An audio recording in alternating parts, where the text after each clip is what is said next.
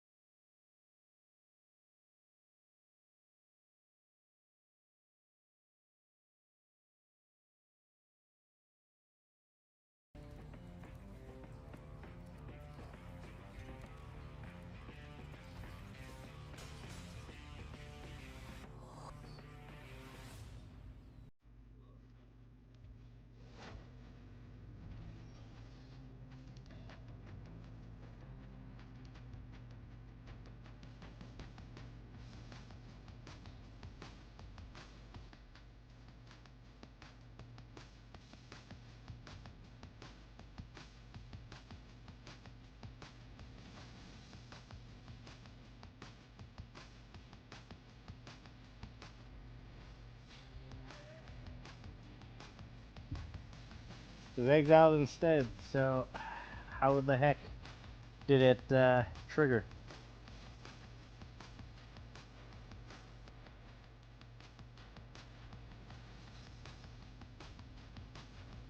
I kill it again. And the opponent quits. Okay.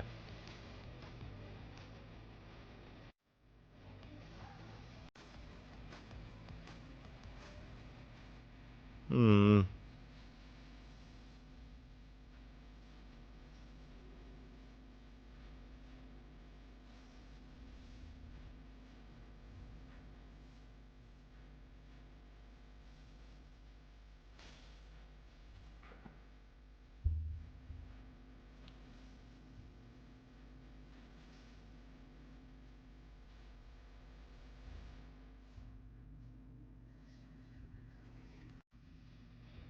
Uh.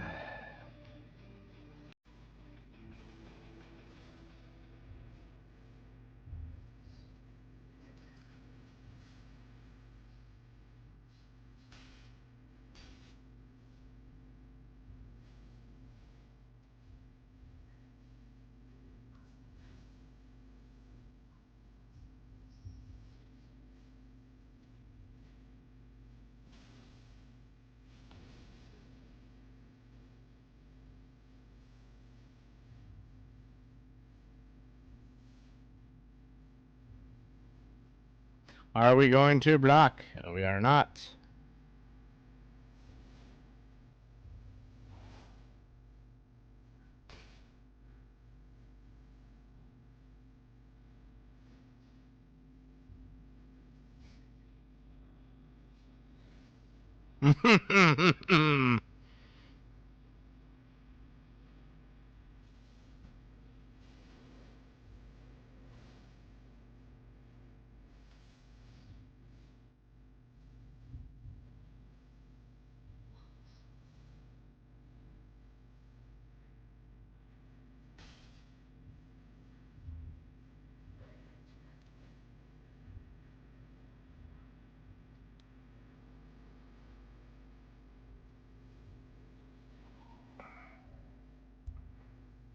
Never know for sure leads to battlefield. Okay, so he's back to life gain.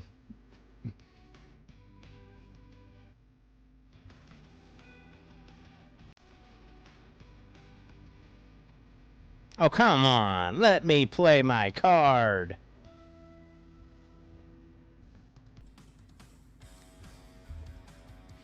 Less removal, but a lot more fun. Yeah, go turn 1, turn 2. That's 3 damage, or turn 1, turn 2. I mean, it kind of levels itself out, I guess. What do you have for me with your mighty swamps there, sire? Is it removal? I bet you it's removal.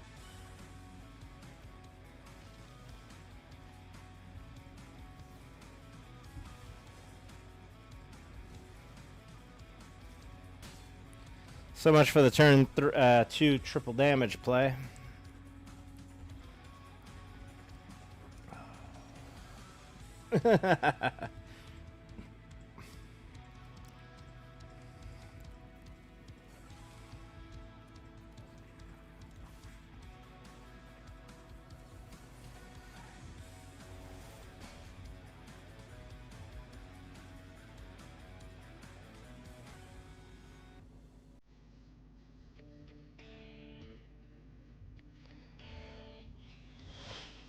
Wow. Wow, wow, wow, wow, wow.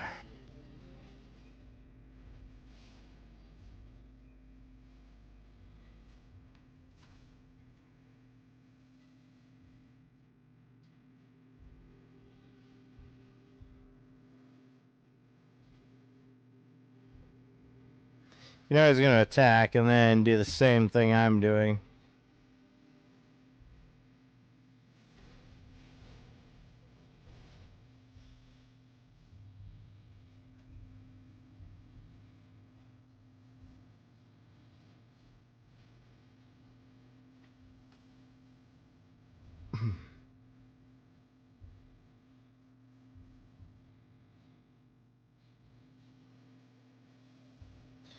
Yeah, that's 2, 4, 6. Yeah, that's 6 damage. That's gonna put me down to 11. And there's no way he doesn't have a spell to buff his guys to protect it.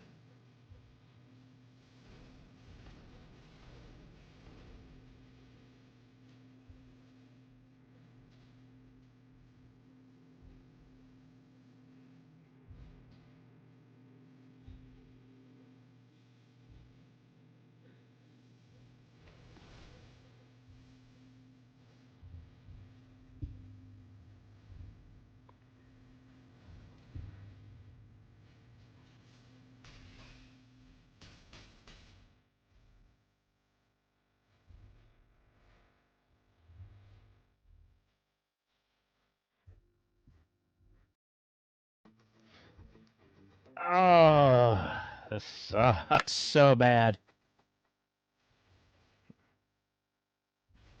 But I can cast these two, and then, yeah, I'm gonna. Actually, that works. Burn him, exile him. All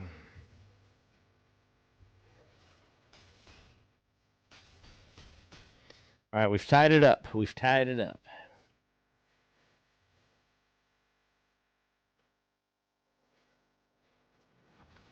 All right, he's creating a bunch of 1/1s.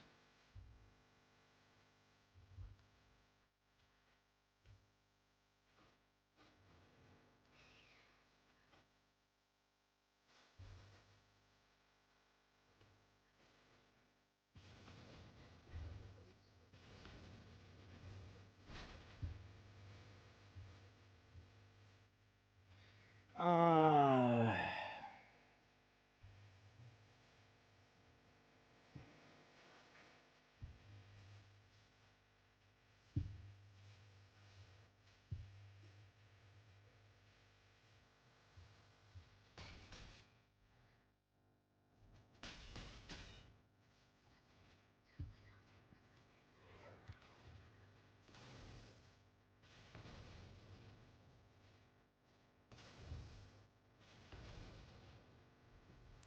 all right.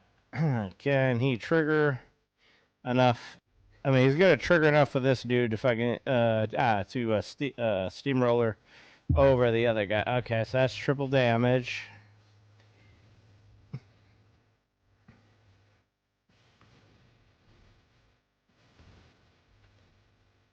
Of course.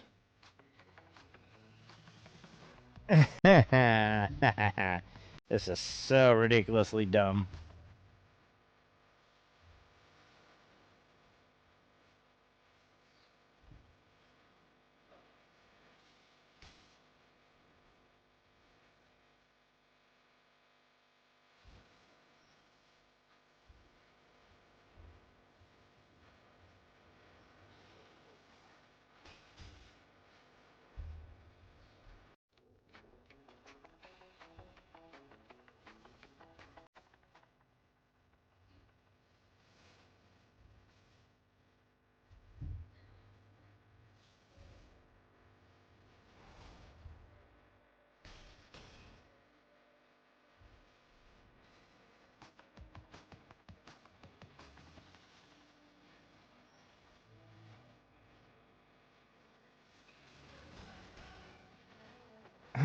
This is ridiculous.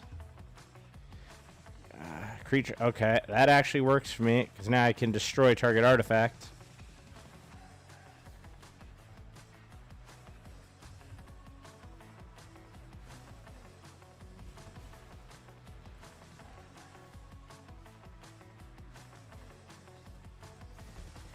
This is hilarious. We're literally just gonna beat them down with 2 1/1s.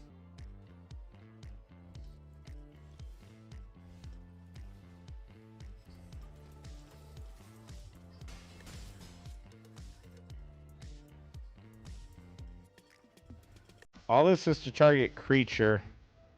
Okay, he's got a 5/5.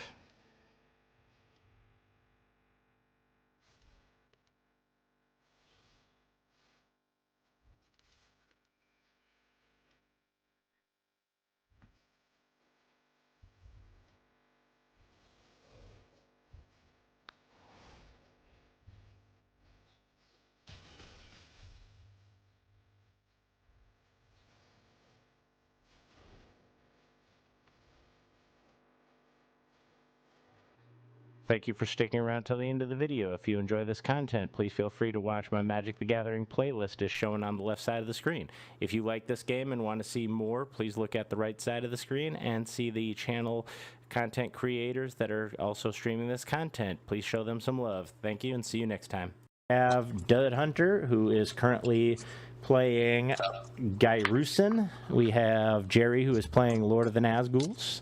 Noctis, that is playing the Micronite? Yeah, Microtyrant. Microtyrant. Okay, Microtyrant, okay.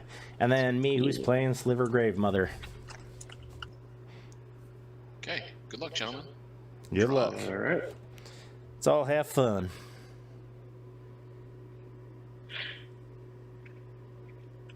I will play a Temple of Epiphany tapped. I'm going to scry 1 and pass.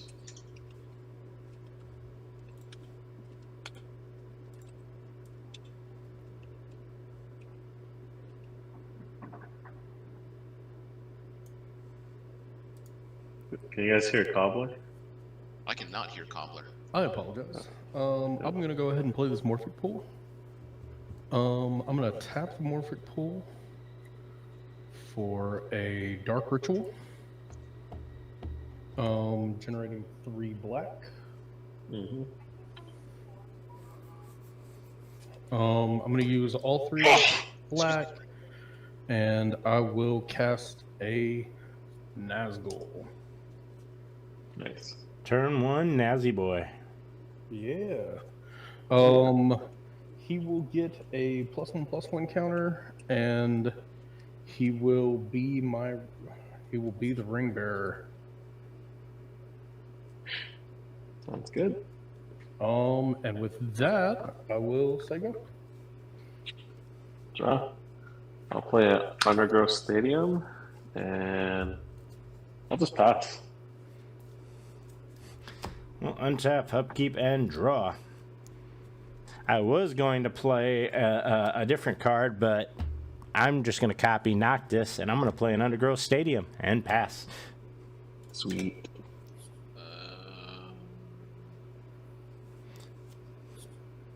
Noctis, I'm copying Yes. I appreciate that very much. I'm going to play a Thundering Falls tapped. I'm going to Surveil 1.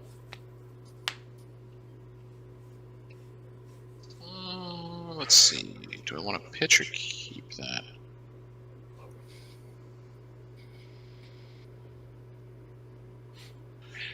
I'm going to go ahead and I'm going to pitch that. I'm going to pitch that mountain to the grave. And I will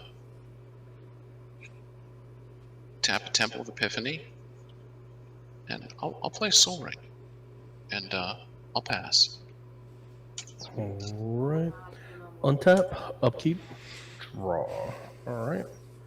I will play this island for turn. I will tap 2. And I will play a Sapphire Medallion. So blue spells cost 1 less. Yep. Fun times. Sicko. Okay, untap, keep draw. It's pretty good. I'll play a forest.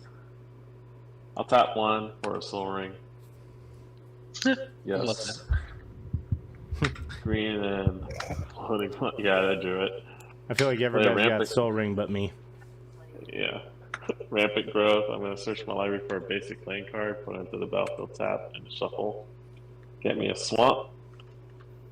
And then I'll pass to Sliver. Alright, I'll untap, upkeep, and draw. I will play a Sliver Hive, which was what I was going to play last turn, but I wanted to copy you instead. That's fair. I'm going to tap 2 mana, and I am going to cast a Felwar Stone. And I am going to pass the turn. Okay. I'm gonna play an island. I'm gonna tap. And I'll play a Thermo Alchemist, and then I'll tap these 2 with that 1 floating soul ring still there, and I'll play Gyrson Star and Kellermorph. Nice. And I'll pass the turn. Alright. I will untap. I'll keep draw. Okay. I will play the swamp for turn. Go ahead and tap for 3. And I will play a Sword of Once and Future. Untap. Upkeep. Draw. Okay. Play a Gyreach Sanitarium. Tap 3. Cast the Myco Tyrant. Alright. That's good. I will tap Soul Ring into Gyreach, so each of us will draw a card, then discard a card. I think everybody wants a card draw. Absolutely. Draw a card. Draw, and then I'll discard. Should I discard? I will discard a delay. I will discard a swamp. Discard a forest. Are we being forced to discard? Yes. Yeah, each player draws a card and discards a card. Oh, well, let me draw. And I guess I'll discard an Island. Alright, gonna end step. I'll make a 1/1 fungus for descending once because I discarded a forest. Manage now 2/2, and I'll pass. Untap, upkeep, and draw.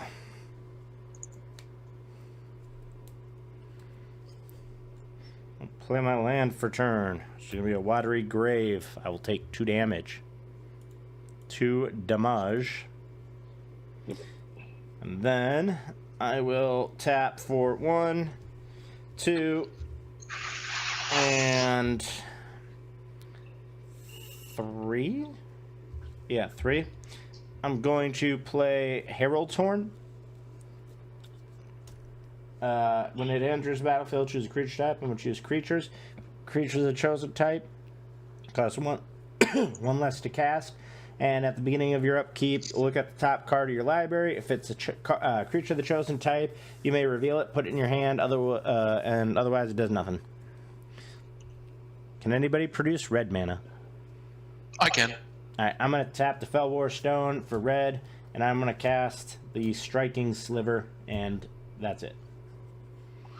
Slivers What I is strike? control have first strike. It's a 1/1. Wow, exciting.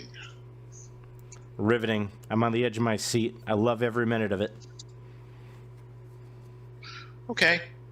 I'm going to play a Volcanic Island for turn.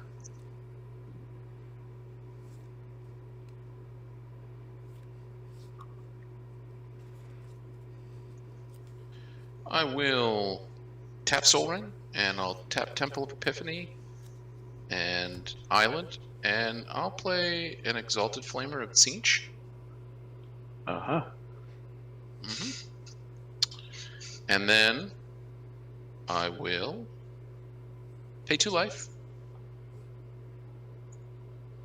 And I'll play Gitaxian Probe. I'd like to look at your hand, VG. Alright. And I will draw a card. Well, cast trigger first. Yeah, cast trigger. And before this resolves, I'll tap Thermo Alchemist, and everybody will take 3. Yeah. And Exalted Flamer of Tzeentch will have everybody take 3 as well when the cast resolves. This untaps when this cast resolves. So, yep, 6, perfect. And then, may I see your hand, please? 1 second. I just want to wait for you to do everything before I block the other 2 so that you can see it. Got it. I'm ready. Alright, so blocked and blocked. Okay. So this is my hand. I have the Galrider Sliver, the Plains, the Necrotic Sliver, and the Windfall.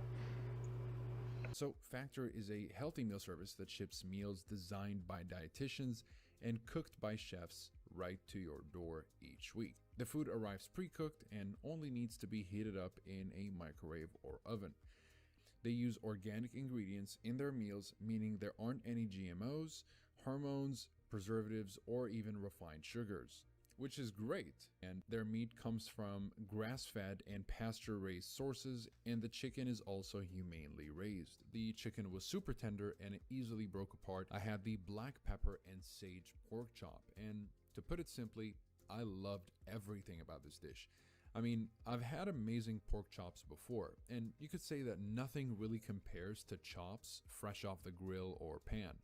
But these chops are actually close seconds to some of the best chops I've had. I actually really like this dish. I would say it's easily a 9 out of 10. Though if you end up trying Factor out, I'd recommend doing so on the website using the link below for a nice discount on your first order. Then you can choose from 5 set meal preferences, which are chef's choice, meaning these are well-balanced meals for any diet, keto, as in low-carb, high-fat meals, Calorie Smart, which includes meals no more than 550 calories, Protein Plus, with meals containing 30 plus grams of protein, or Vegan and Veggie, which is self-explanatory. And it's fantastic for individuals, couples, or even families who want to eat clean and don't have the time to do it, maybe. So if you're looking to have high quality, tasty, ready-to-eat meals that you can eat with minimal effort, then Factor is well worth the price. Okay, so with that knowledge, if I don't want to get...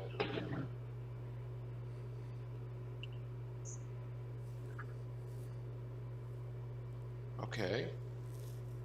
I'm going to have everybody take another 3 from Thermo Alchemist. And then I will tap 2, and I'll play an Isochron Scepter, exiling Playful Shove. Playful Shove deals 1 damage to any target, and I draw a card. But I don't actually cast it, it's just exiled with Isochron Scepter. I'll do this like this so hopefully people can see. I'll move to end step and return Gitaxian Probe. Oh no, that's upkeep, excuse me. That's only on upkeep, yeah. Yep. Cool. So with that, I will go ahead and pass my turn. Place 1 for turn. I'm going to tap for 4, and I will cast Lord of the Nazgul. Very nice. I will move top. I'm going to swing a 2/3 over at you, John. Flying? No, Death Touch. Death Touch, huh? Yeah. I will take 2. All right. And with that, I will say go. Okay, draw. Okay. I'll play a forest. That's land for turn. Black. And 2, I'll cast Eerie Soul Tender. When it enters the battlefield, mill 3 cards. So 3 Tree City, Out of the Tombs, Forest. Send 3. Yeah, I do want to do that. And tap 2. Black. And 1. Yeah. Hold on. Tap this road. There we go. I'm going to cast Squirming Emergence. Return to the battlefield, target non-land permanent card in my graveyard with mana value less than or equal to the number of permanent cards in my grave. So I'm going to return the only one, which is Out of the Tombs. And it says at the beginning of my upkeep, I put 2 Eon counters on Out of the Tombs, then mill cards equal to the number of Eon counters on it. And if I would draw a card, well, my library has no cards in it. Instead, return a creature card from my graveyard to the battlefield. If I can't, I lose the game. Well, go to end step now. I'll make 3 1/1 funguses, adding to the 1 that I have, so I have 4, and my commander's now a 5/5. And I'll pass. Untap. I will upkeep. At the beginning of my upkeep, I will look at the top card of my library. It is not a creature of the chosen type. I will draw for turn. I will play my land for turn, which is going to be a command tower. Going to pay 1 and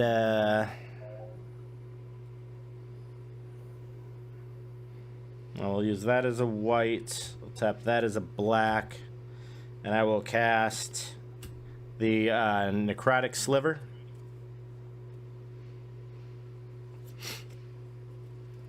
Then I'm gonna tap Underground or Undergrowth Stadium, the Sliver Hive, and the Felwar Stone for 3 to use the Necrotic Sliver's ability to sacrifice the Striking Sliver to destroy the Isochron Scepter. Okay. Oh, And pass. Beginning of my upkeep, I return a sorcery, random instant or sorcery. I only have 1 in there. Draw a card. Okay. Let's tap Thermo Alchemist for 3. yeah. I'm going to pay 2 life to play a Gitaxian Probe. So I'll draw a card. Well, first, this untaps. Everybody takes 3 from Flamer of Tzeentch. And I'll have a look at Jerry's hand and draw a card. Divert your eyes. I mean, I don't care. I'm pretty sure we're all dead at the end of this anyway. Yeah, it might be. Cool. So he deals a total of 6 each time, so he only has to effectively cast 4 spells, and he kills us all. I'll tap Thermo Alchemist for 3. Everybody takes 3. I'm going to pay 1 red. Excuse me. Let's see, how do I want to do this? I'll tap a Soul Ring and an island for a case of the Ransacked Lab. I should have done this all differently. And then I will tap 1 red for End the Festivities. So everybody takes 3 from the end of the festivities. All your creatures take 3. Exalted Flamer of Tzeentch deals 3 to you. So you take 6. Your creatures take 3. Thermo Alchemist untaps.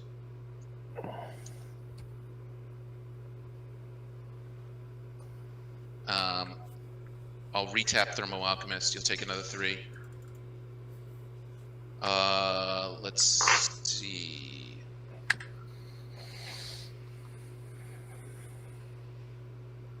Are you at 19, Noctis? Don't worry, relax. I got you. No, I'm just trying to figure out how I want to do this. Him and Jerry should be at the same. I'm 2 under them because I dealt damage to myself with the land. Got it. I'll do a needle drop onto Noctis for 3. Everybody will take 3 from Flamer of Tzeentch. I draw a card.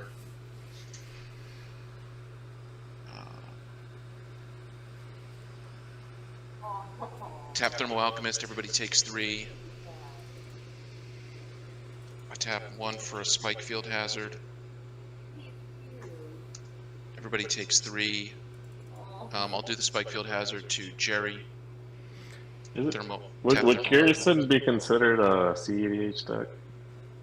Pretty No, much, I I'd just ended say. up. I At just this- ended up with a stacked hand. Yeah, at this point, we're turn 4 and we're all dead. I'm at 2, so Jerry and Noctis should be at 4, and the next one kills us all. Yeah, I just ended up with an insanely.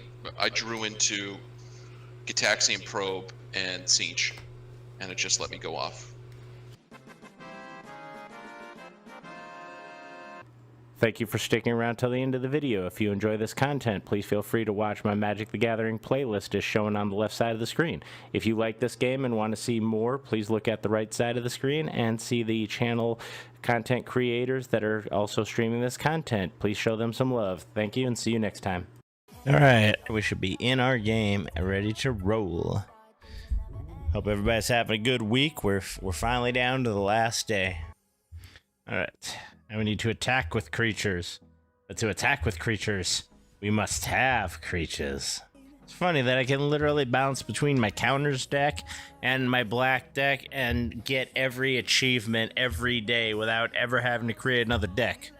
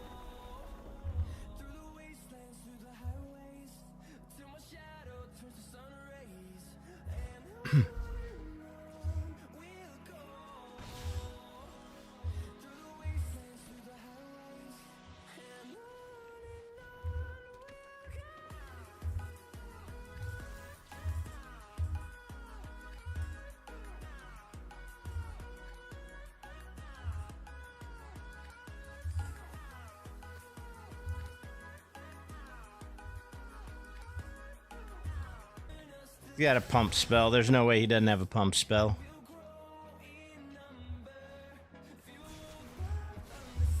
Yep. The land was better because the other one allowed me to play things from exile. So somebody exiles something, you just go, and I play this land. I got all these things. Terrible waste. Have your opponent discard 120 cards over any number of games. Alright, well, I gotta attack with creatures, which means I need a game where they won't keep killing my damn creatures.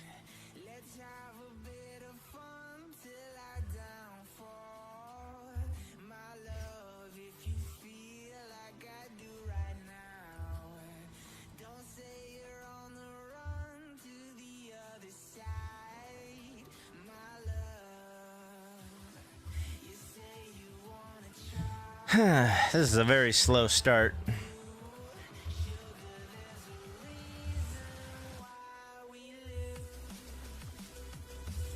It's a very slow start, and it's not getting any better.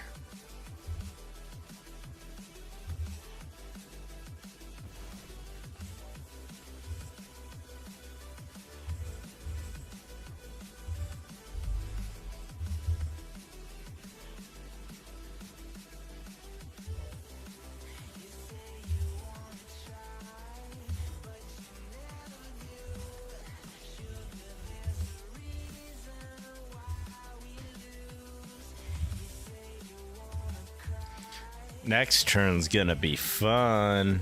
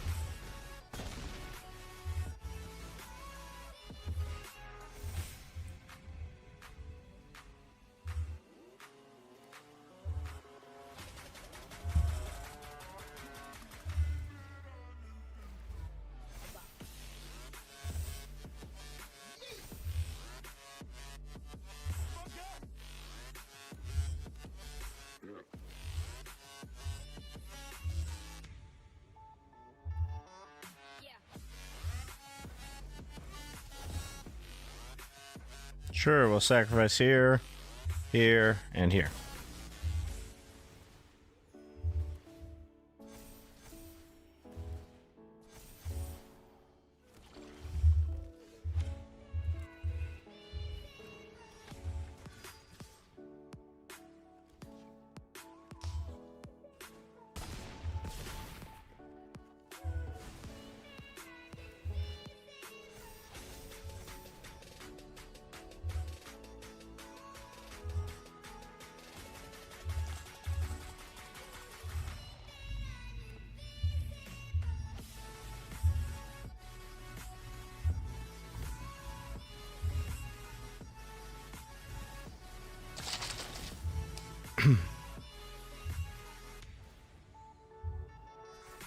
I don't care. I'll take the damage. You can you can do whatever. I'll take the damage.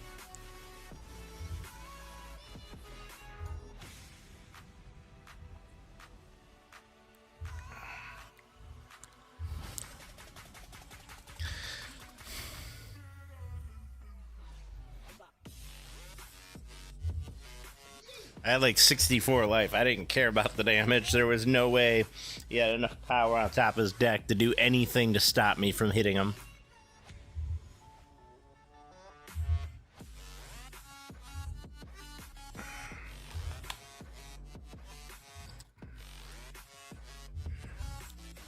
This is a very slow deck, and I don't think it was a good idea to keep, but we'll find out.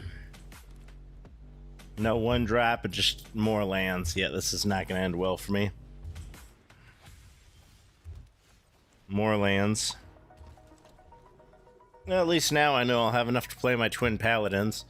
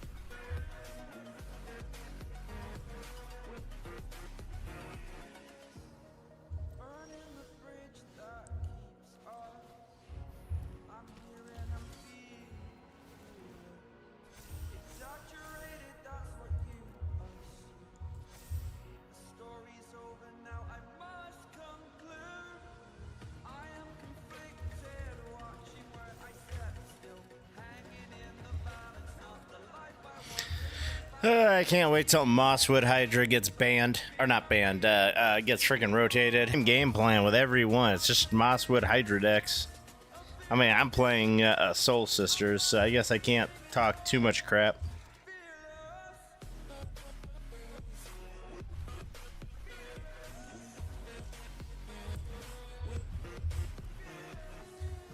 Let's see if he wants to call my bluff.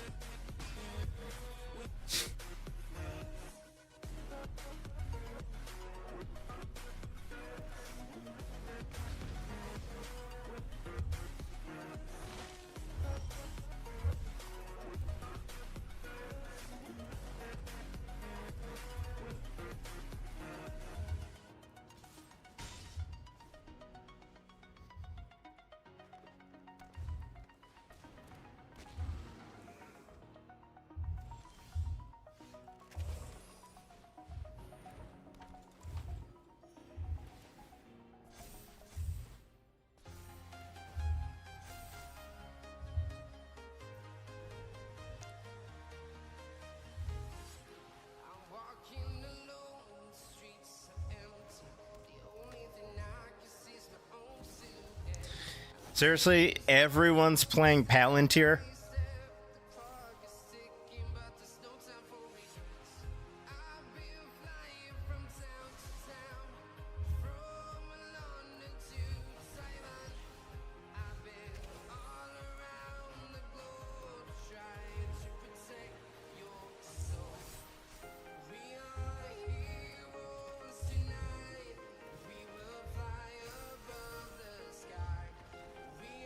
And that's game.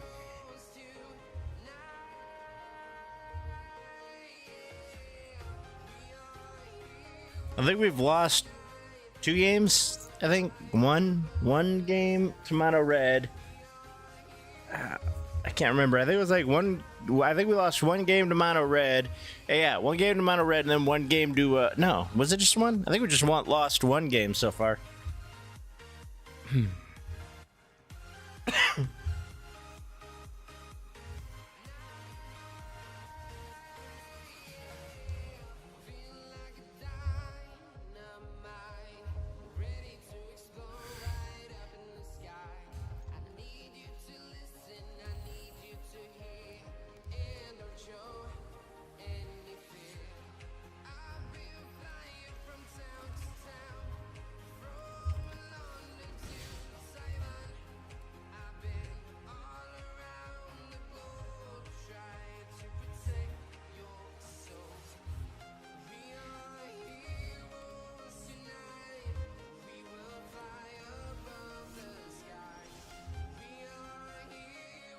Well, that was probably the worst thing that could happen.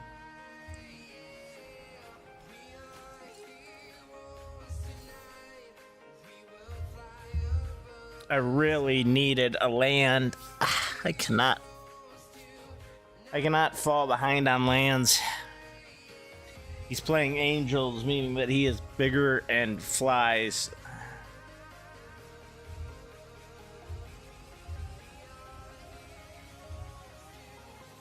Man, I really needed a land.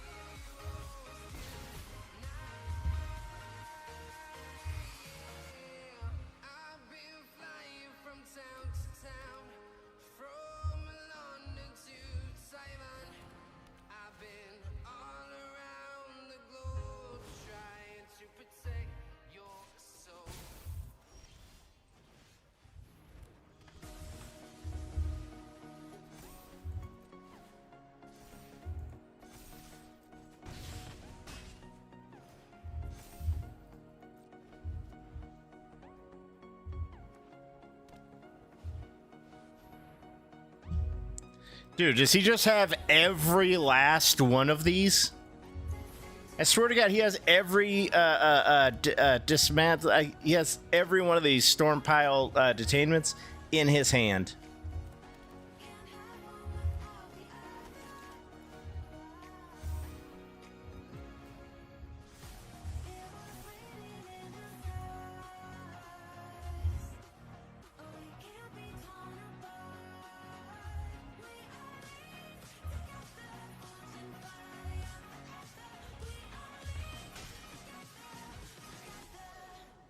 I need one more land, and then I can just make everything fly.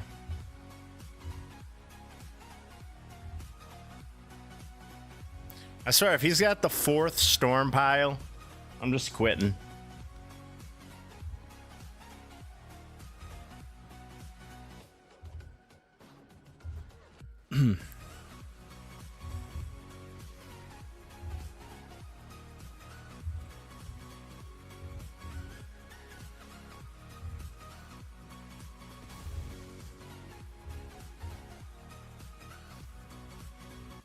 Can I get another land? I can.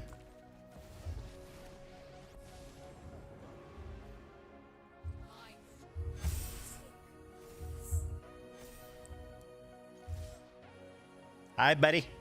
How you doing? That's 12. That's lethal. You block or you die.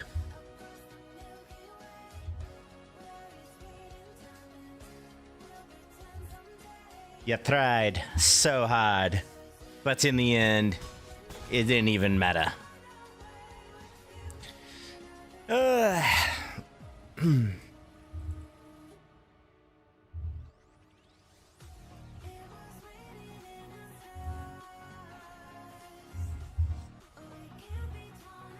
come off too...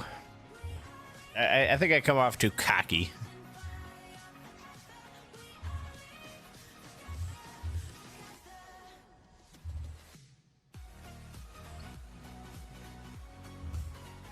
I just love this deck. I think it's fun.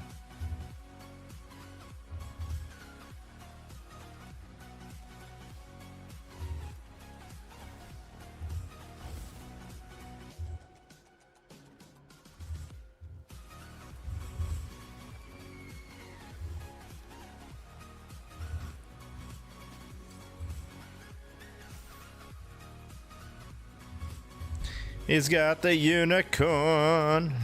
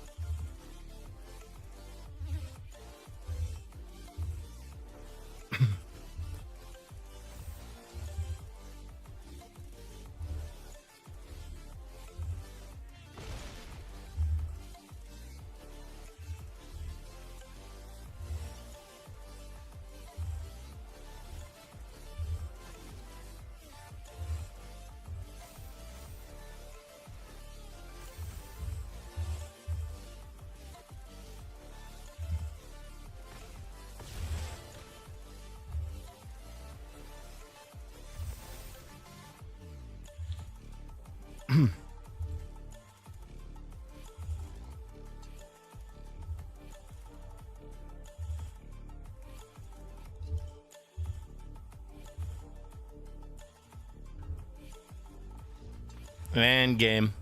Life gain against life gain, but I win. Thank you for sticking around till the end of the video. If you enjoy this content, please feel free to watch my Magic the Gathering playlist as shown on the left side of the screen. If you like this game and want to see more, please look at the right side of the screen and see the channel content creators that are also streaming this content. Please show them some love. Thank you and see you next time. Hello, hello, hello. How we all doing this wonderful hump day? So we were going to do a random stream on a random stream Wednesday. However, I mistook the date and thought that the draft tokens and everything for the draft on Arena was going to fall on Monday. And turns out I was wrong. So instead of just adding an extra stream on Tuesday, we're going to do our drafting of the set today for our random stream. So with that being said, we're going to do some drafting, some cracking of the packs, and go that route to get all that done. So we got 2 draft tokens for the traditional draft. We got some 5 play-in points. We got a sealed token. So we got possibly 3 drafts that we're able to do today. 2 being traditional and 1 being sealed. So we're going to do that. We're also going to work on our dailies, which is going to be casting some spells, killing some opponents' creatures, and running that. So we're going to work on those as well as some other additional challenges. So we will knock those out. And yeah, before we get that done, though, so we don't interrupt our wonderful stream, we are going to take a quick ad break, and we'll get started.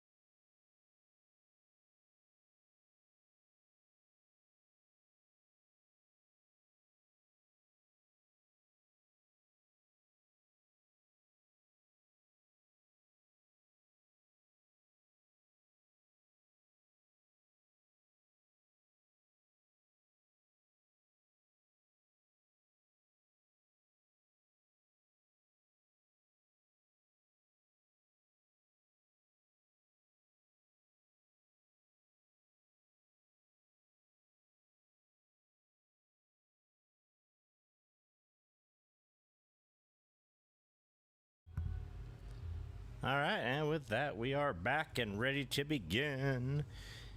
All right, we're going to do some Edge of Eternities. We got some sealed tokens, so we're going to start with the sealed. Hoping for the good packs.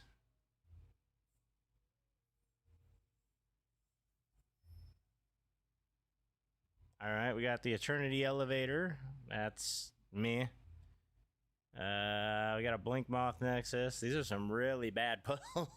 Oh, I hope we got some better things in. I mean, we got some land fun. We got a lot of red.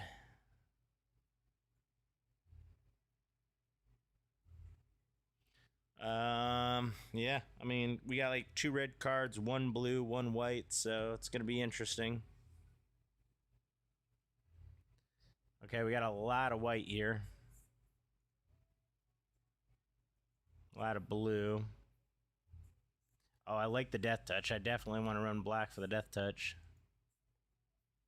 Alright, well, let us start. I like the 1-drop Death Touchers, so we're going to put those 3 in. Lander token's always good. Discard's always good. This is a Flying Lifelink. When it enters, it mills 3. Return a creature. I don't. I really don't want to mill. I don't really have anything for mill. We got removal there.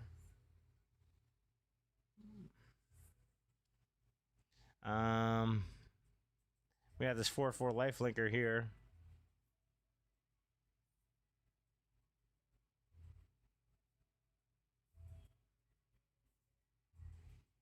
Sure, we'll go with that. We'll go with the exile.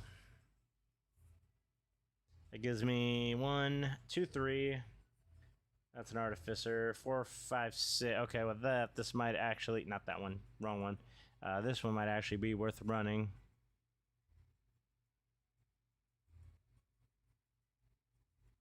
This gives me robots, which will increase the number of artifacts I have. All right. So now do I have anything that cares about artifacts? Is the next question.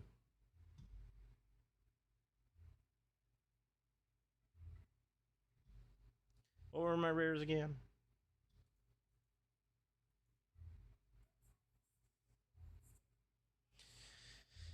Artifact or creature enters, you gain a life at the beginning of your end step. Draw a card if you gain through. Okay, that might actually be good with the synergy I got here. So I guess we're going black-white.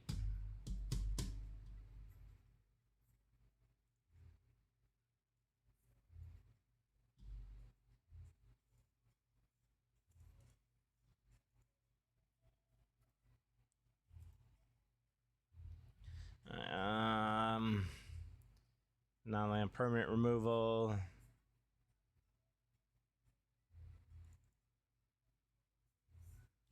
It's about right. Build on the artifact synergies. Balancing is good. Removal is good. Returning is good. Counters is good. I really don't want to mill, but with how much recursion I have, maybe I will go with that.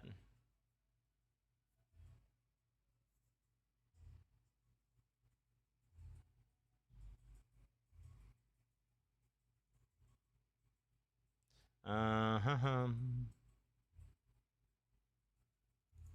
like the life gain.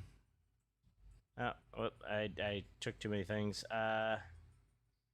How do I go back one? I don't remember what the last... I meant to grab those two, but I forgot. I think that was the one I grabbed. That was accidental. All right, we'll run freaking 17 lands. We're pretty much on the low end. Let's drop one land. We'll run 16. That looks good. I feel like we're not going to do well. There wasn't really a whole lot of synergy in what I drew, so hopefully we can do well here. I got a lot of graveyard recursion and a lot of stuff like that, so maybe. We got Death Touch for their blockers. We got creates a lander tokens. We got a 1, 2, 3, 4, and then a high end. But we have the mana to cast it, so I think we're gonna stick with it.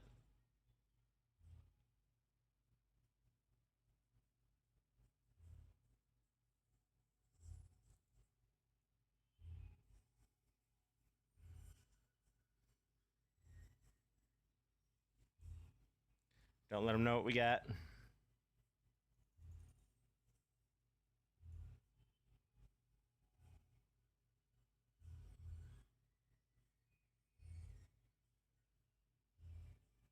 Wow, that just invalidated everything I did.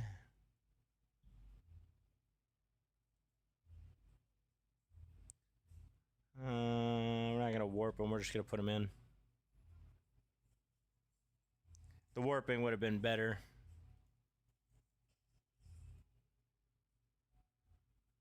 Because if I would have warped them in, I could have put a counter and then did the other thing. But I'm kind of aiming for the lander token. Because I'm going to need 6 to get to this. And right now I got 4, so...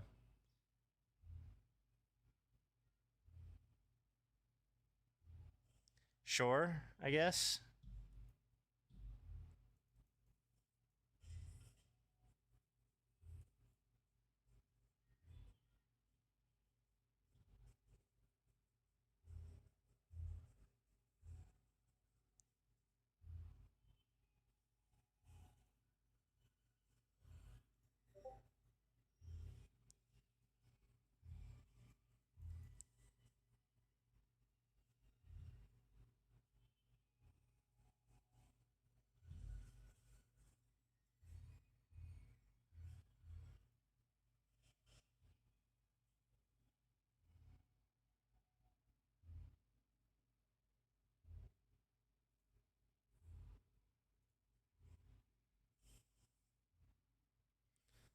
We're gonna go like that.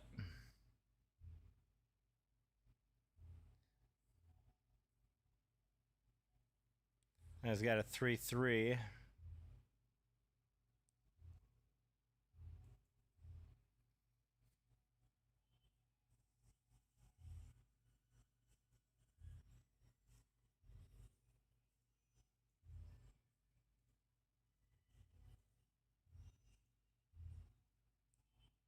We need 20 for that, which I just don't see happening.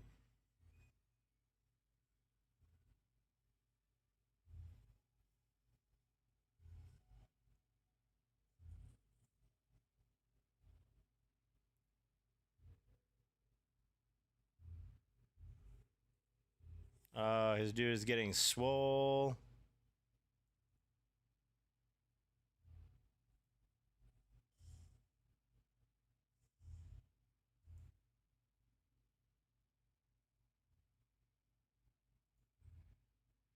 And that's pretty much where my deck ends.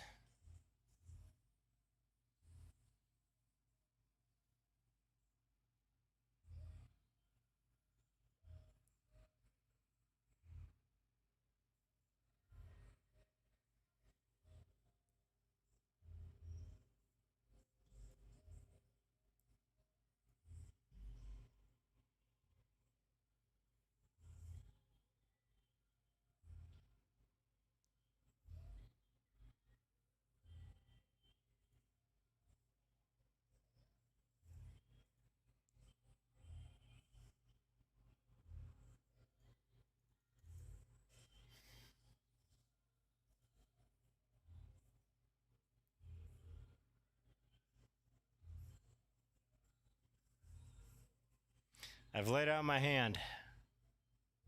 This is all I got. Let's see what he does.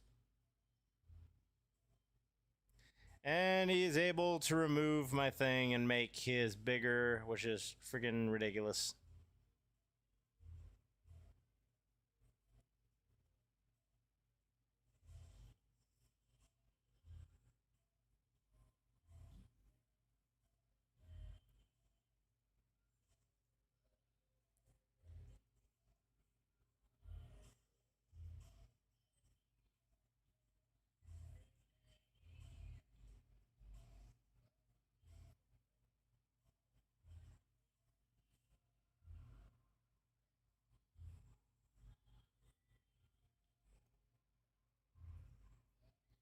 Can we pick him down? Can we pick him down?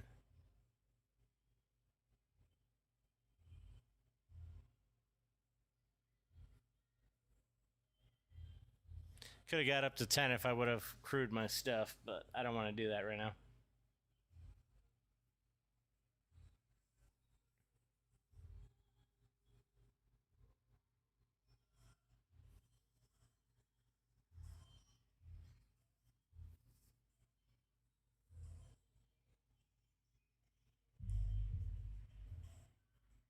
What you got, my buddy? What you got, my buddy? You got a handful of cards. You got something.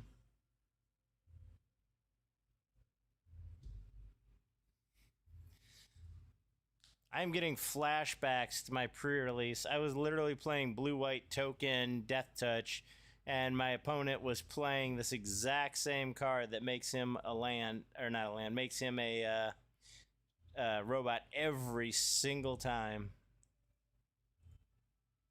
So the question is, does he have life gain, or can I ping him down at 1 damage a turn? Come on, my buddy. Can I beat you at 1 damage a turn?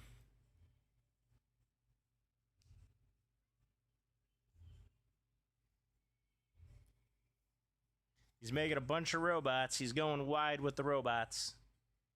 And now he's got a blocker.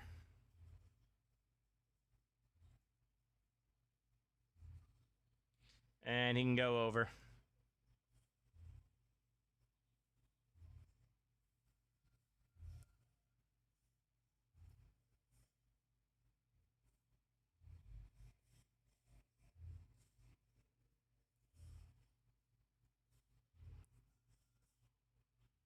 Can I stem the tide of his his dudes?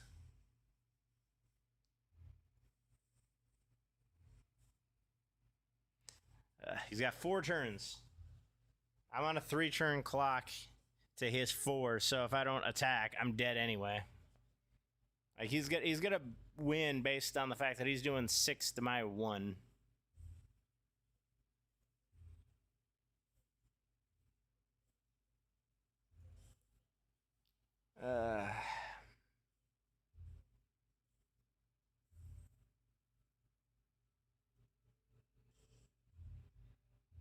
Man, I could block in the... Oh my god, I need removal, man.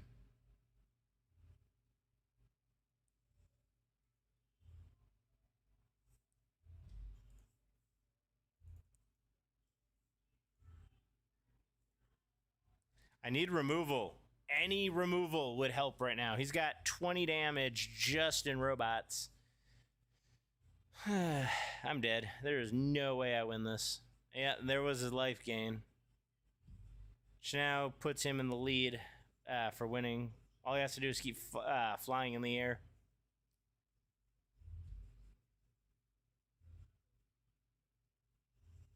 I'm just going to scoop because, yeah, I think he wins. Especially if he attacks all out, which he's been sitting and holding on forever.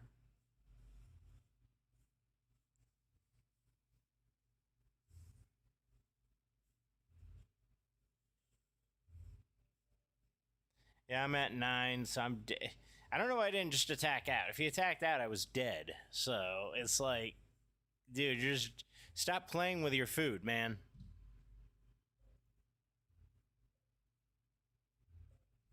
Yeah, we're just calling it. There's no way we win from this. I have so much removal, and I didn't see any of it in that entire game. I had so much. Well, I mean, I guess that's not 100% true. I did have the -3/-3, which didn't even kill it. Well, actually, no, I think I weakened his guy enough to kill him, but it wasn't the guy that needed to die, so.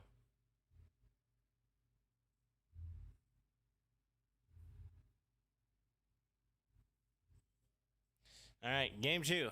Can we do this? I really wish I had better rares that were more synergistic to the strategy that I'm trying to do. I think we would have had that if I had more removal. I just don't understand what happened there with the removal.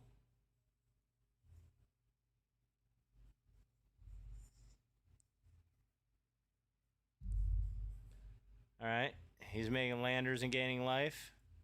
We're going to hide the fact that we're 2-color for now and just attack with little death touchers.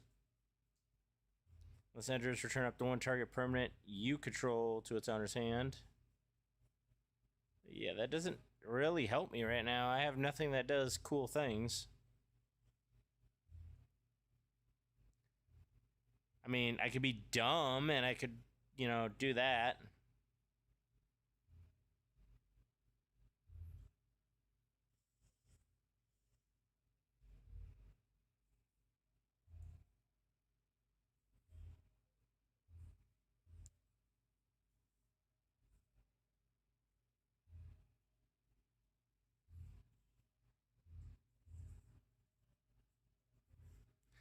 Do I want the Eternity Bridge? Oh, I really don't. I think that's more beneficial for me right now.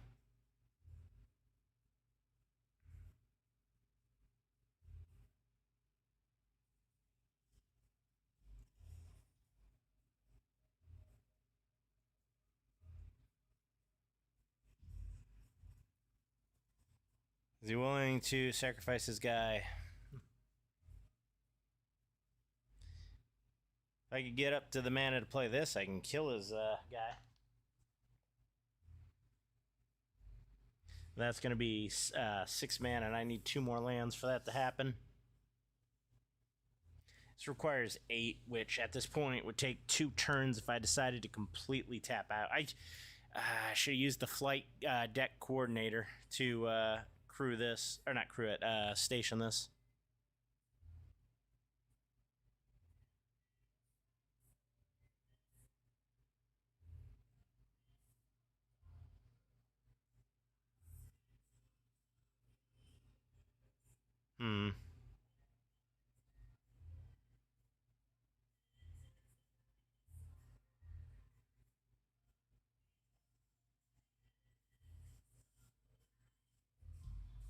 Well, that's unfortunate because now it's too big for me to remove, even if I wanted to. That's 3, that's 2, so I can remove that.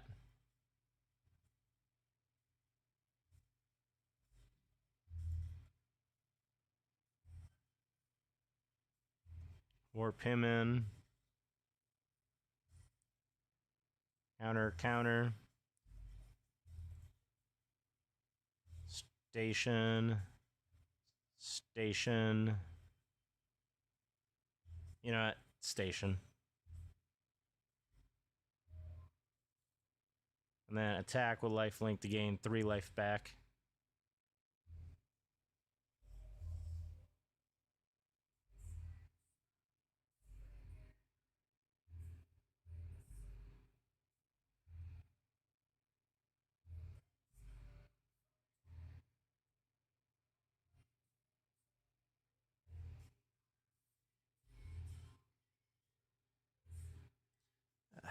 I need more artifacts.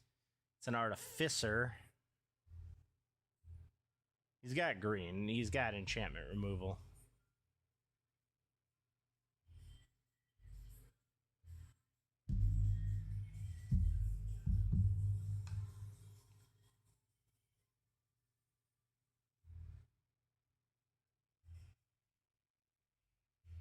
So I do this. I bounce this guy. If I had 6 mana, I could do both and then replay it, but...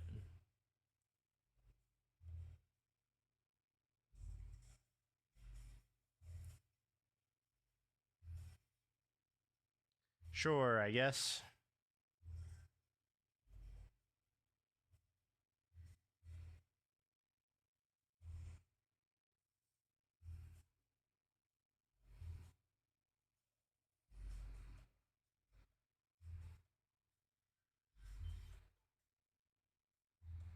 It's 5.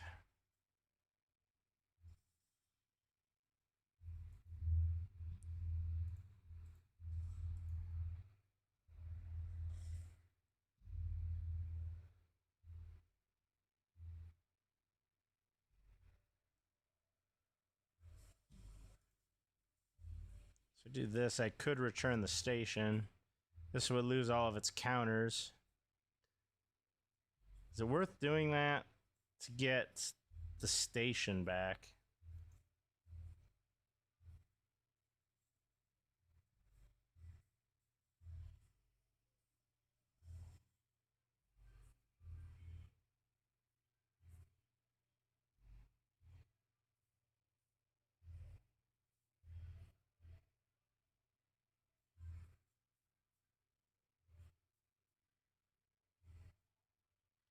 If I replay this, that's 3. Get the station, that requires 5. I would only have 2. Even if I got a land, that would be 3. So this is a 2-turn clock if I'm lucky.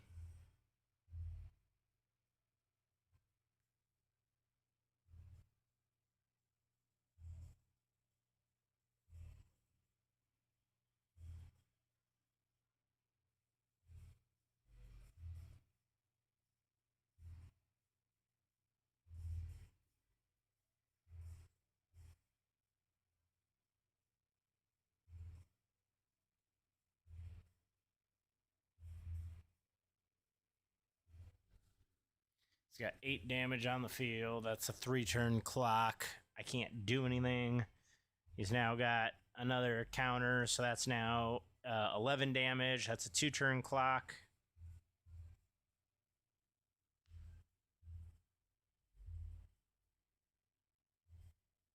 That's a land. Still doesn't help me in what I'm trying to do here.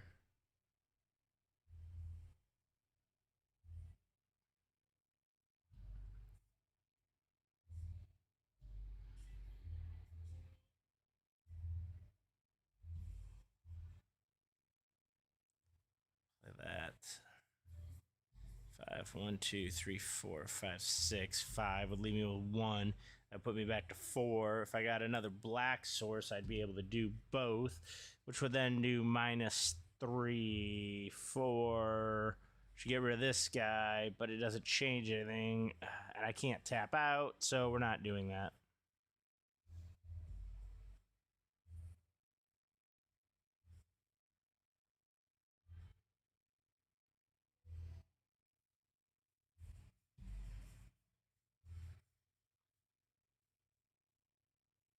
He's got a trample anyway, so that's 3 plus 2. You have to get rid of the trample. That's it. He's got protection spell. I already know that.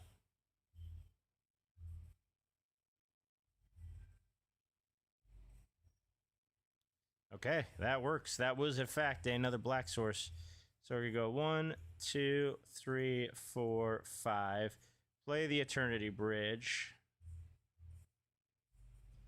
Ah, math sucks.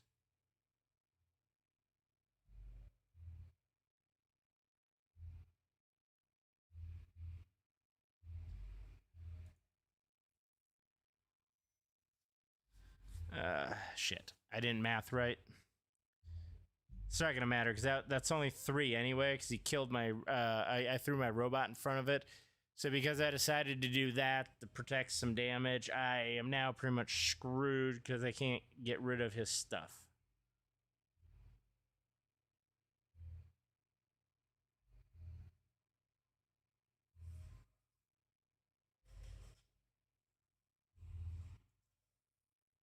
So I do this. I can do +3, -3, plus minus.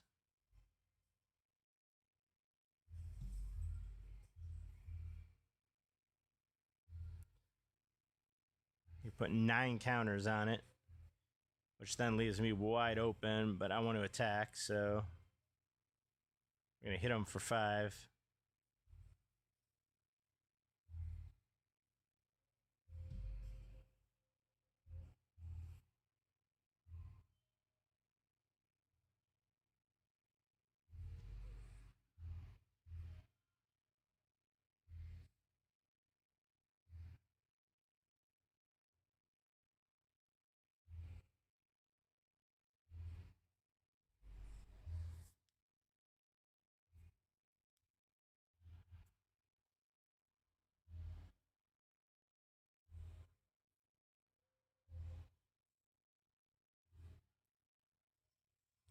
I knew it.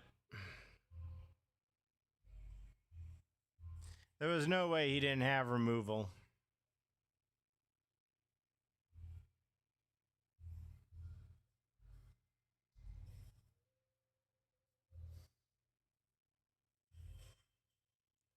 So we're at 9 and 9. Death touch.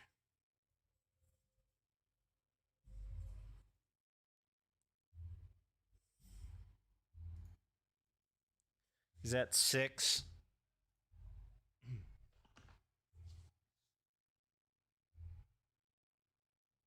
Ah, of course he's got big things.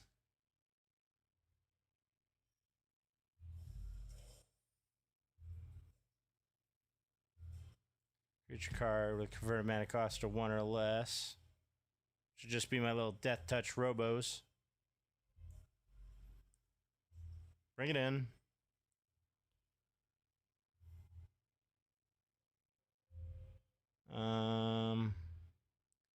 Search your life or a creature. Oh, I played that wrong.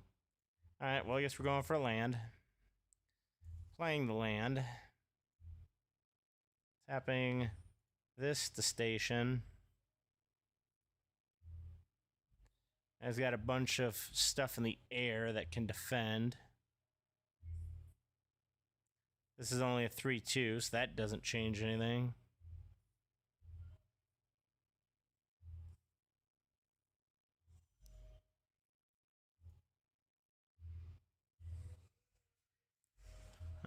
We're going to give it lifelink, and hopefully this works. Should have just kept the dumb flyer.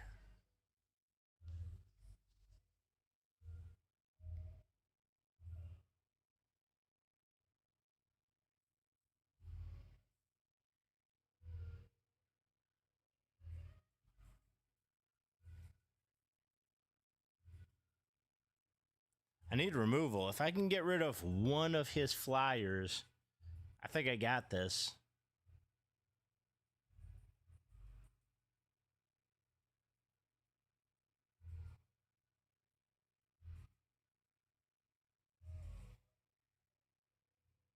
So that's a 3-drop 5 or 4-drop 5/7.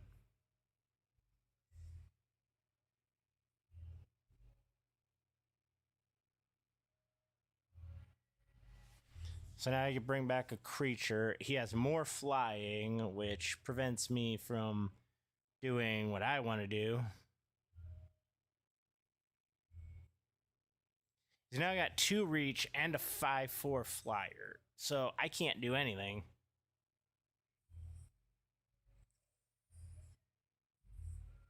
Link Moth doesn't do anything for me.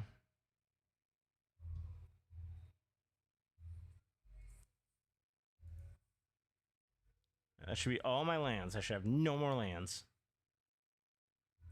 A 20. So if I do this, I'm dead. 3, 6, 10. That leaves me 2 blockers.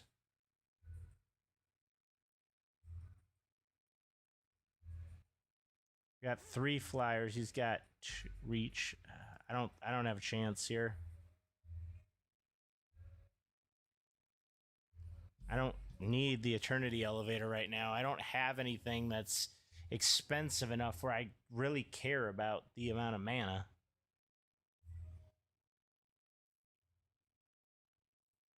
I literally have friggin' 10 lands on the battlefield. So I have all but 5 lands.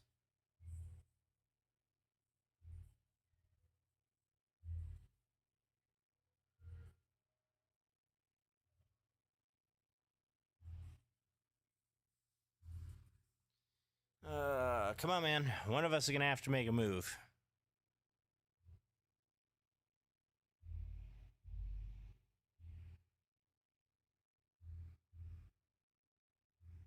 And I'm not making that move because I already know I'm dead on board.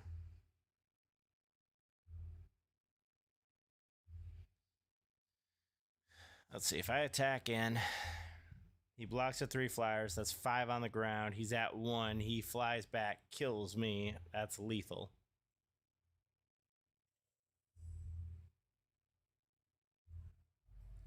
That gives me another flyer.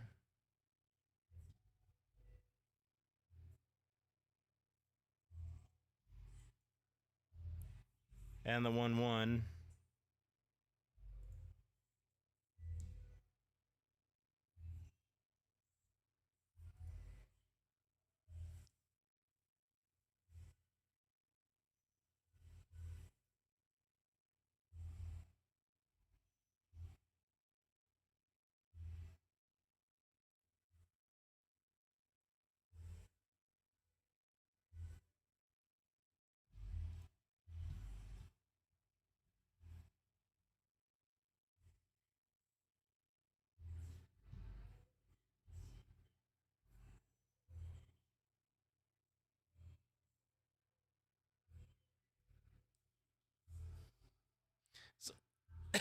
So that's almost like paying 2 to get 1 counter on the station.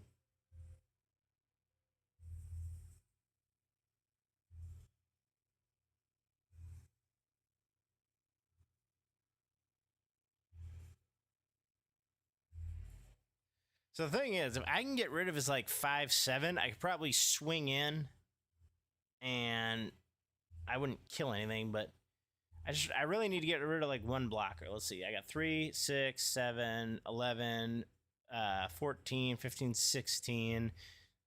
He's got, let's see, I got 3, 6 to his 5. So 1 would get through.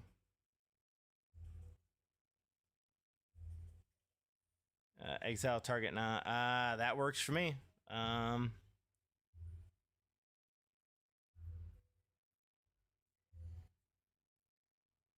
get rid of this guy. And he's got protection.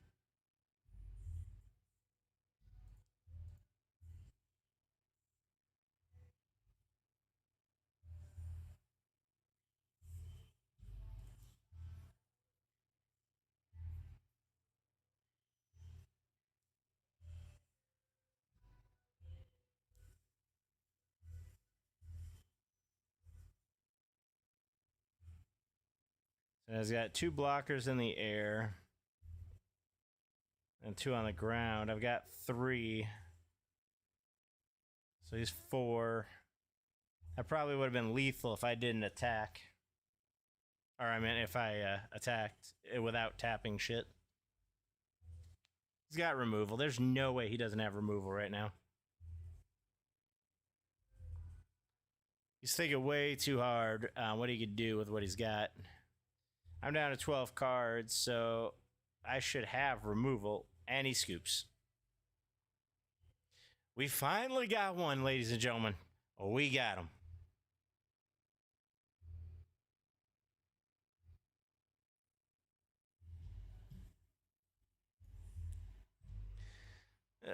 That's 200 gems for that win.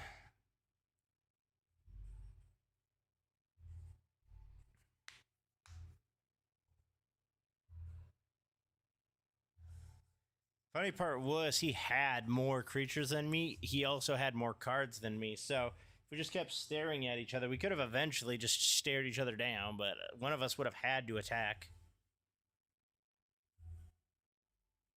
Now, 1 white card.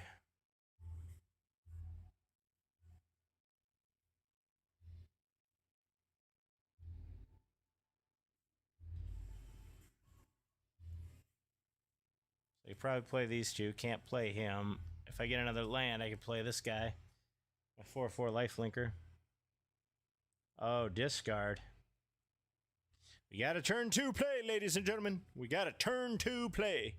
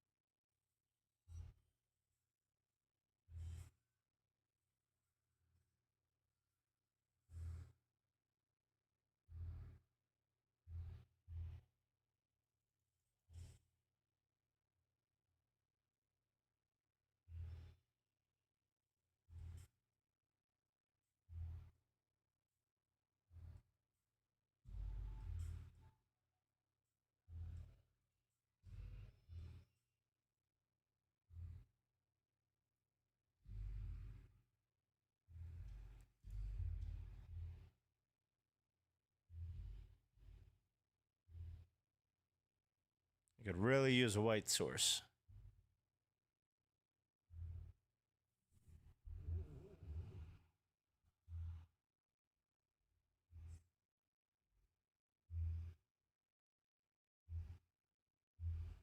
If I could get a white source, I'd be happy. It would allow me to play my Hylia. Really use my Hylia.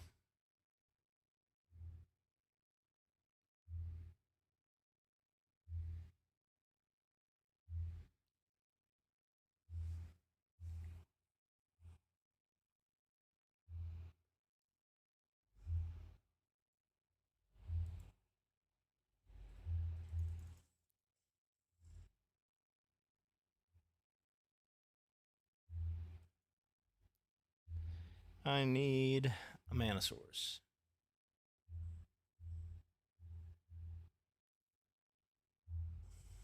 So he's rampant for this dude,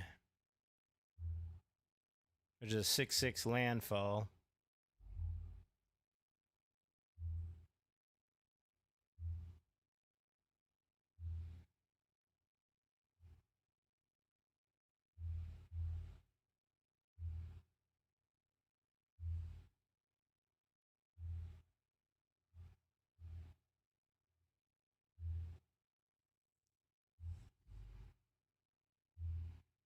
I have no white source, so this is friggin' ridiculous.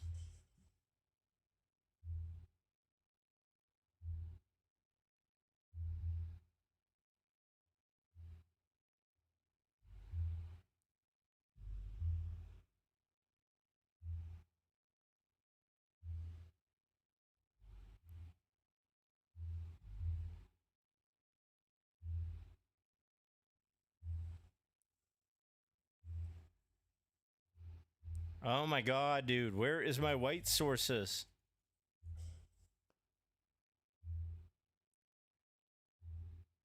At this point, I'd even take a black source just so I would have removal up when he casts this creature.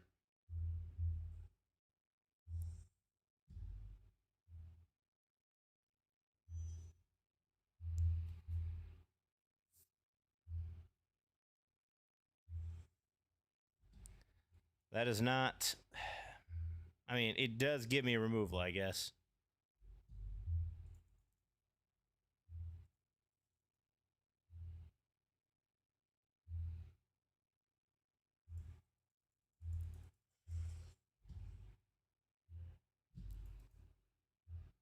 That needs 8 counters, and I'm swinging for 2 a turn. This is hilarious.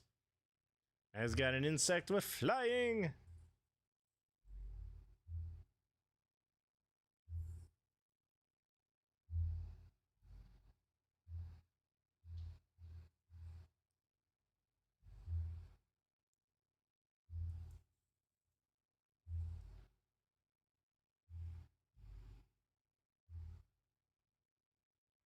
Just gonna exile.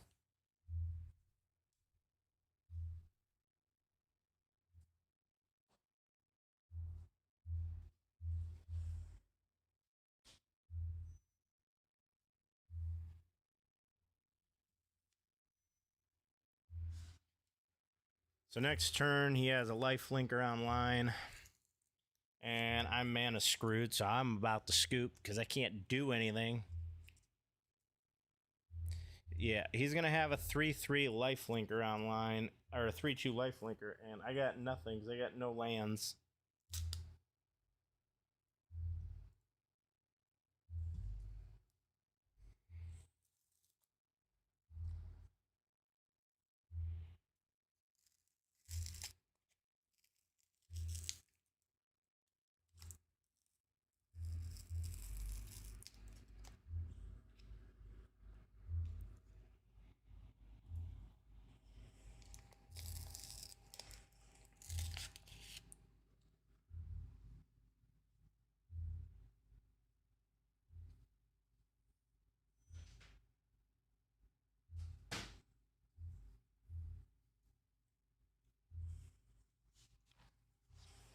Yeah, I'm just scooping.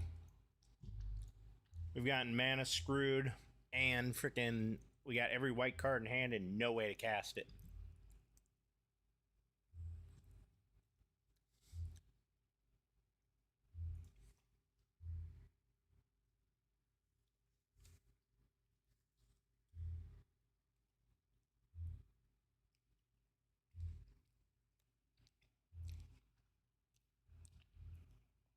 All right.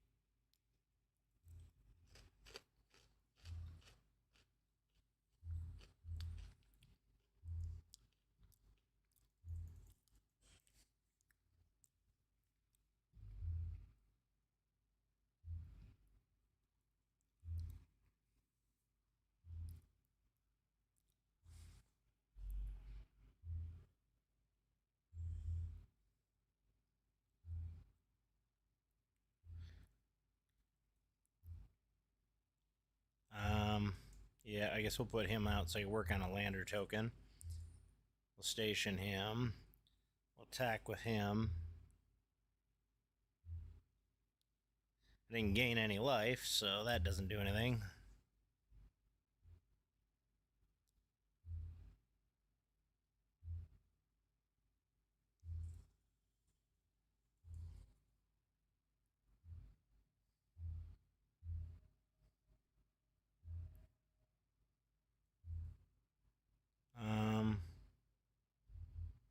Beginning, if you control 2 or more, you gain 2 life. That would kind of work with her. So if I did this, warp this, well, I would need 2 or more tapped creatures, meaning I would have to attack, and he would have to just let it through. Actually, no, I can crew. So yeah, do that. Tap here. Tap here. Tap here. Attack here. Warp here.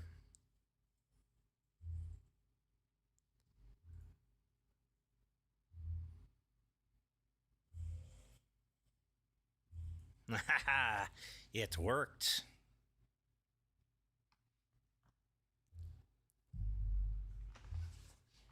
The weird jankiness of what I just did boggles the mind, but it works.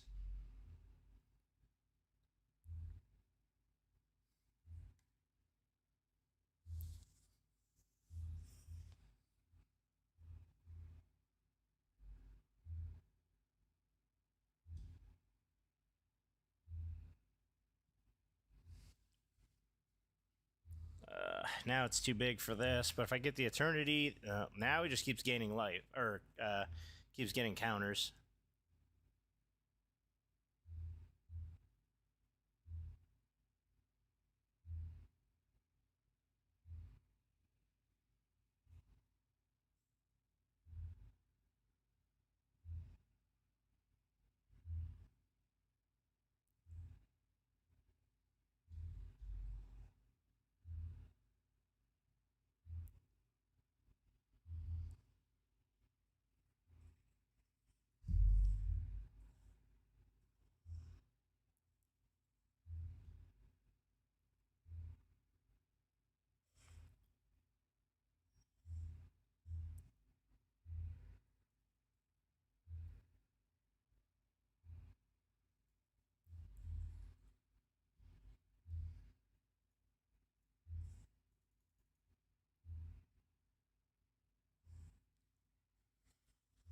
Oh my god, dude.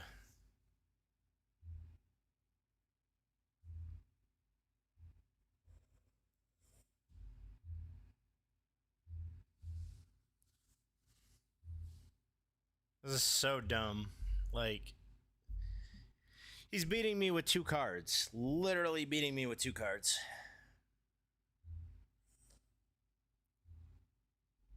This is broken, man.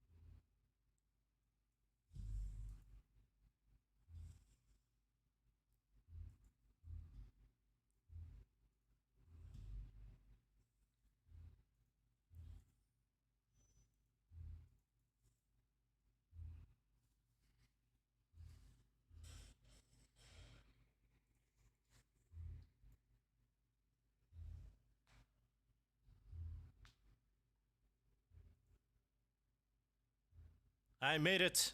I somehow beat the giant broken counters deck with a bunch of 1-1s and 2-2s. Thank you for sticking around till the end of the video. If you enjoy this content, please feel free to watch my Magic the Gathering playlist as shown on the left side of the screen. If you like this game and want to see more, please look at the right side of the screen and see the channel content creators that are also streaming this content. Please show them some love. Thank you and see you next time. I will go to combat, and I will send Anger at Irene. 2/2 on the ground. I will block with a 10-10 flying trample. Woo! Why would you do that? Because at this Hey. point, we're dead to frickin' Sir Conrad bouncing stuff back and forth, so. So we It also is- take one from Conrad again.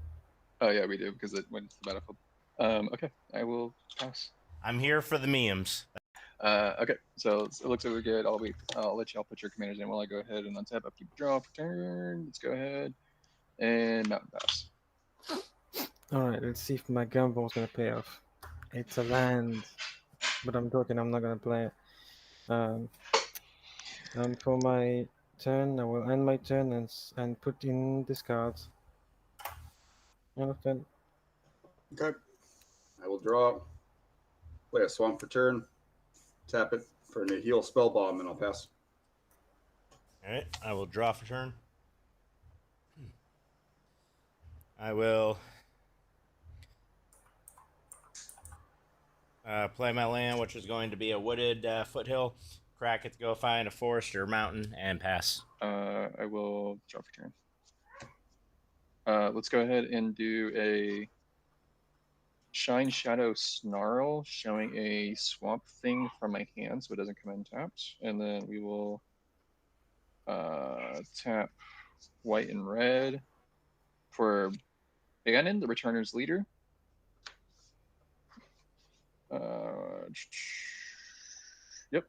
Cast things from my graveyard once per turn and put them on the battlefield. And I will pass.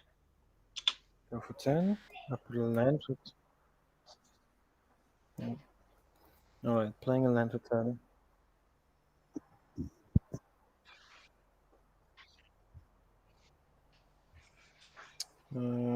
I will tap this for 1 and play Reanimate.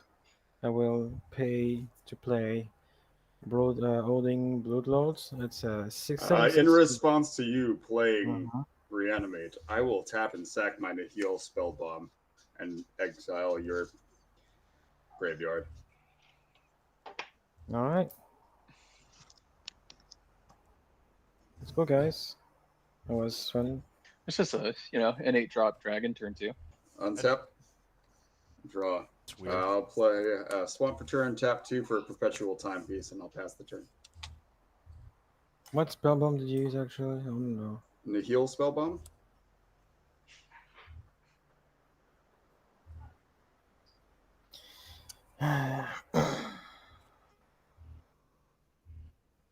Did you want to see the card? No, it's okay. So I fetch the Katori Triome as my mountain. Okay. I'm gonna play a Steam Vents tapped and pass turn. Cool. I will draw for turn. Let's go ahead and do a. This will do it. Desolate Mire. I'm gonna do red, tap white, so I can get white black. I will play Terra. 1, 2, 3, 4, 5, 6. Perfect. I will go to combat and I will mill 2 for Terra's ability. To land and a Palace Jailer. 1 at Conrad. What is it about Conrad decks that just absolutely trigger people? I actually like Sir Conrad. I'm not triggered by it, but I do play out of my graveyard pretty consistently, so I will send 1 to you. Pulling a land for 10, tapping 2 for a no personal oblivion. Okay. Untap draw. God damn it.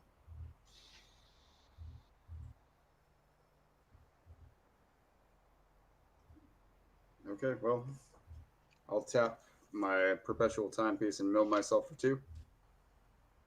And I'll pass. I'll untap, upkeep, and draw. I will play Rockfell Vale, which enters untapped because I control, or this land enters tapped unless you control 2 or more other lands. I have 2 or more other lands, so it's untapped. All right, I'm going to pay for a red, a white, a red, a blue, and a green, and I'm going to play Eshki Teamer's Roar. 2/2 legendary creature. Whenever you cast a creature spell, put a +1/+1 on Eshki. If the spell's power is 4 or greater, draw a card. If that spell's power is 6 or greater, it deals damage equal to the power of to each opponent. And with that, I'll pass. Oh, okay. I will untap and draw. Please don't do that in here. So we're gonna do a land for turn is going to be a Graven Cairns, or however that's supposed to be pronounced. To organize my land like this, and we're going to just go straight into combat. I will mill 2, Meteor Golem, and a Scared Peaks. Terra will gain flying until the end of turn. We will send Terra at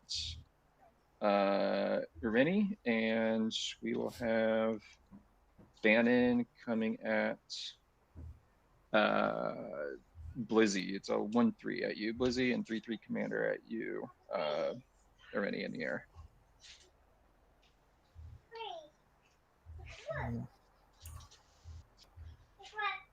Took 1. And then let's play. Yes, I took my 3. Oh, okay. Sorry. I have nothing with flying or reach. I can't block it. No, you're right. I just wasn't paying attention to your life total. I will deal combat damage to a player, so that is going to let me pay 2.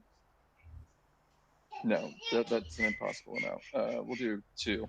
And I will get a creature with toughness or power 3 or less back to the battlefield.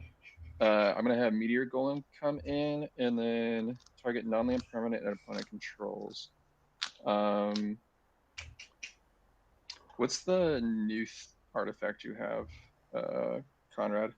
It's just mill. So I can tap it to mill the top 2 from my own library, and then I can tap 2 and exile it to shuffle any number of target cards from my graveyard into my library. I think I'm gonna target the Null Priest. Because it has menace. Let's do the Eshki. So just when Meteor Golem comes in, destroy target non-land permanent and opponent controls. So you're gonna let him shuffle like 15 cards or 40 cards back into his thing? Well, he has what, 2 lands? I have and then a one land, a Bastion of Remembrance, and then a Heal Spellbomb. I don't mean now. I was just thinking that on the end game he's gonna have like 50 cards in his graveyard. It's like, oh, by the way, let me shuffle 40 creatures. Well, this thing can die, right? And then I'm just gonna get it back later. And then there's other things that are gonna accomplish the same. He'll have plenty of time to recur it. Yeah. Okay. I will. What else can I do? Especially with all the sack that I do.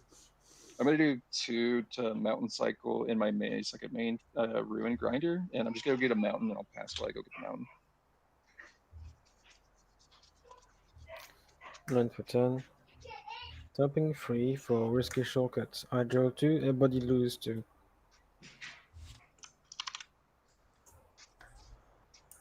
End of turn. Okay. I will untap and draw. Hey, play a swamp for turn. I'll tap 3 for a Crucible of Worlds. And then I will tap my Perpetual Timepiece and mill myself out for 2. A Reassembling Skeleton and a Marauding Blight Priest hit the graveyard. And I will pass the turn. 1, 2, and 3. I'm gonna play Urza's Incubator, naming dragons, Let's go. and I will pass. Untap, upkeep, draw. Let's do a I need basics for that to come out. Let's go ahead and just do a mountain 3 like this for the Warring Triad. It's 5/5 flying trample haste, and then as long as there's fewer than 8 cards in my graveyard, the Warring Triad is not a creature. So I have 4 right now. Ooh, mill a card, target player adds 1 mana of any color. Let's go ahead and do that. I'm going to tap, mill a card, and add red to myself, and I will tap this 2 for white and black, so I'll use the 1 black and red for Lock Treasure Hunter. Can't be blocked by creatures with greater power. It's a 2/3, and then when he attacks, each player mills a card. If a land card is milled this way, I get a treasure token for that until the end of turn. I may cast spells from among those cards. We will go into combat. And combat trigger for Terra, I'm milling Legate Lanius, Caesar's Ace, and then a Rogue's Passage. So let's go ahead and send 3/3 in the air at you, Blizzy, 3/3 on the ground at you, Ferdinand, and then a 1/3 at you, Ureni. And then after that, I will pass the turn. Tapping, putting out a land for 10. I want to tap 2 to play Diabolic Intent. I will sacrifice my creature as a casting cost and look for any cards I want in my deck, put in my hand. It's going to be the end of my turn. Okay, I will untap. I will draw. I will tap for 3. I'll play a Gorging Vulture. When it ETBs, I mill the top 4 cards of my library, and then I gain a life for each creature that is put into my graveyard this way. So, a Gravedigger, a Dustlegion Zealot, a Swamp, and a Bolas Citadel. Great. Play a Swamp for turn, and then I will gain 2 life. And then I will mill myself for 2 more with my Perpetual Timepiece. A Mortuary Mire and a Swamp. And then I'll pass. All right, so I'm going to pay a blue and 3. And I'm going to cast Kaiga, this Tide Star. 5/5 flying. When this creature dies, gain control of target creature. And I will pass. Hell yeah. All right. It's ominous. 1, 2, 3, 4, 5, 6, 7 still. Tap and draw. We will do a Smoldering Marsh. I got 2 basics, so it'll come in untapped. We'll go into combat and do my triggers. Mill 2, Strago and Realm, and Rise of the Dark Realms. That is a cool card. I didn't know that was in the precon. This becomes a creature. I think it comes in with Summoning Sickness. He was already on the battlefield, so it doesn't. Yeah, I just didn't know how it was supposed to interact like that. We are going to declare attacks 3 in the air at you, Ferdinand. We'll do a 3/3. Actually, we'll do Lock 2/3 at Ureni. Can't be blocked by creatures with greater power. And then we'll just send a Meteor Golem 3/3 on the ground at you, Blizzy. I will say I have a 2/2 flyer. It's a 3/3, and I'll have the mana to recast it if it dies. I mean, it's not going to die, but I think you have to make contact to proc, right? Yeah, for that trigger, and then once Bannon will say, I can cast a creature spell from among cards in my graveyard that were put there this turn anyway. What's the other one that attacks? It's fine. I mean, I'm not trying to dissuade you necessarily. I was just letting you know. Yeah, Do we have to exile something? When it attacks, oh yes, Lock's attack trigger. Each player will mill a card. If a land card is milled this way, I create a treasure token. Until end of turn, I may cast a spell from among the cards. So I'm exiling a creature. Swamp. It's a creature. You do create one off of me. If a land, oh no, these are not exile. These are mill. Yeah, I'll get a tap treasure from you. And then would you have Ureni? I have Smuggler Surprise, an instant. Yeah, we'll just continue through attacks. Yep. I'll block your commander. Okay. And then Irene took the 2, and then Blizzy at 3. And we will cast only these 2. Target opponent exiles cards on top of the library until they exile instant sorcerer each card. We're gonna do what is it? 1 for 2 and a red. And we're gonna cast Strago and Realm. I could tap him, paying 2 and a red to have the target opponent exile until they exile it from their library a instant, sorcery, or creature card, and I get to cast that without paying its mana cost. If it's a creature, it gains haste, and at the beginning of the end step, sacrifice the creature, and I can only activate that as a sorcery. So I'll keep everything else as is, and then I'll just pass the turn. Draw for turn. I'll play on my land, I'll play Nyctos. Then I will tap over 5 for a Throne of Eldrin. As he enters, I choose black. I will then hopefully tap this, get 4 black mana, and play Cryptcast. It's a 2/2 that whenever I tap a swamp, it gives me 2 black mana instead of 1. Untap and draw. I'll play a swamp for turn. You ready? Yes. Do you want to take control of something on Bong Ripper's board? I mean, I don't think it's gonna change anything. I could take his Triad, but that's about it. You could take his You could take his commander. That is true. I think that's what's allowing him to do all the shenanigans. Yep. It absolutely is. Okay. Well, here we go. Because the Triad won't even be a creature on your board, so you'll just have to mill and add a color. I'm gonna tap for 3, and I'm gonna play a Plague Crafter. No. I'm going to sacrifice my only creature and take control of your commander. I will sack my Plague Crafter.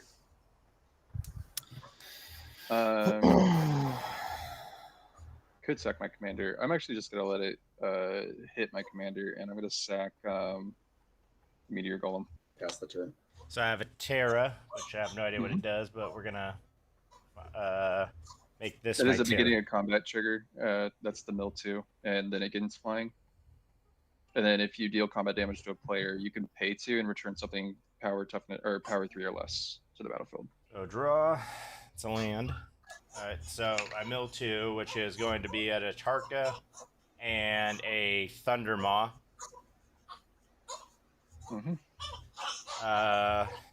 So go to combat. Yes, 420. Since you said you did everything with reach. That is correct. I'll take 3 of my own commander damage. And then I can return something 3 or less. Yeah, power 3 or less. The other thing I have power 3 or less is the Eshki. And then I will pay 1, 2, 3, 4, and I'm gonna cast Savage Ventmaw. Savage Ventmaw has whenever it attacks, I add 3 red and 3 green until end of turn. I don't lose it during my steps. When I cast a creature spell, that will trigger my Eshki, which will get a +1/+1 counter. If the spell, or if that spell's power is 4 or greater, it is, I will draw a card. So I'll draw a card, she'll get a counter. And that will be my turn. Sounds good. Untap. Draw. Let's do a Clifftop Retreats. Let's do 3 for a Commander Sphere.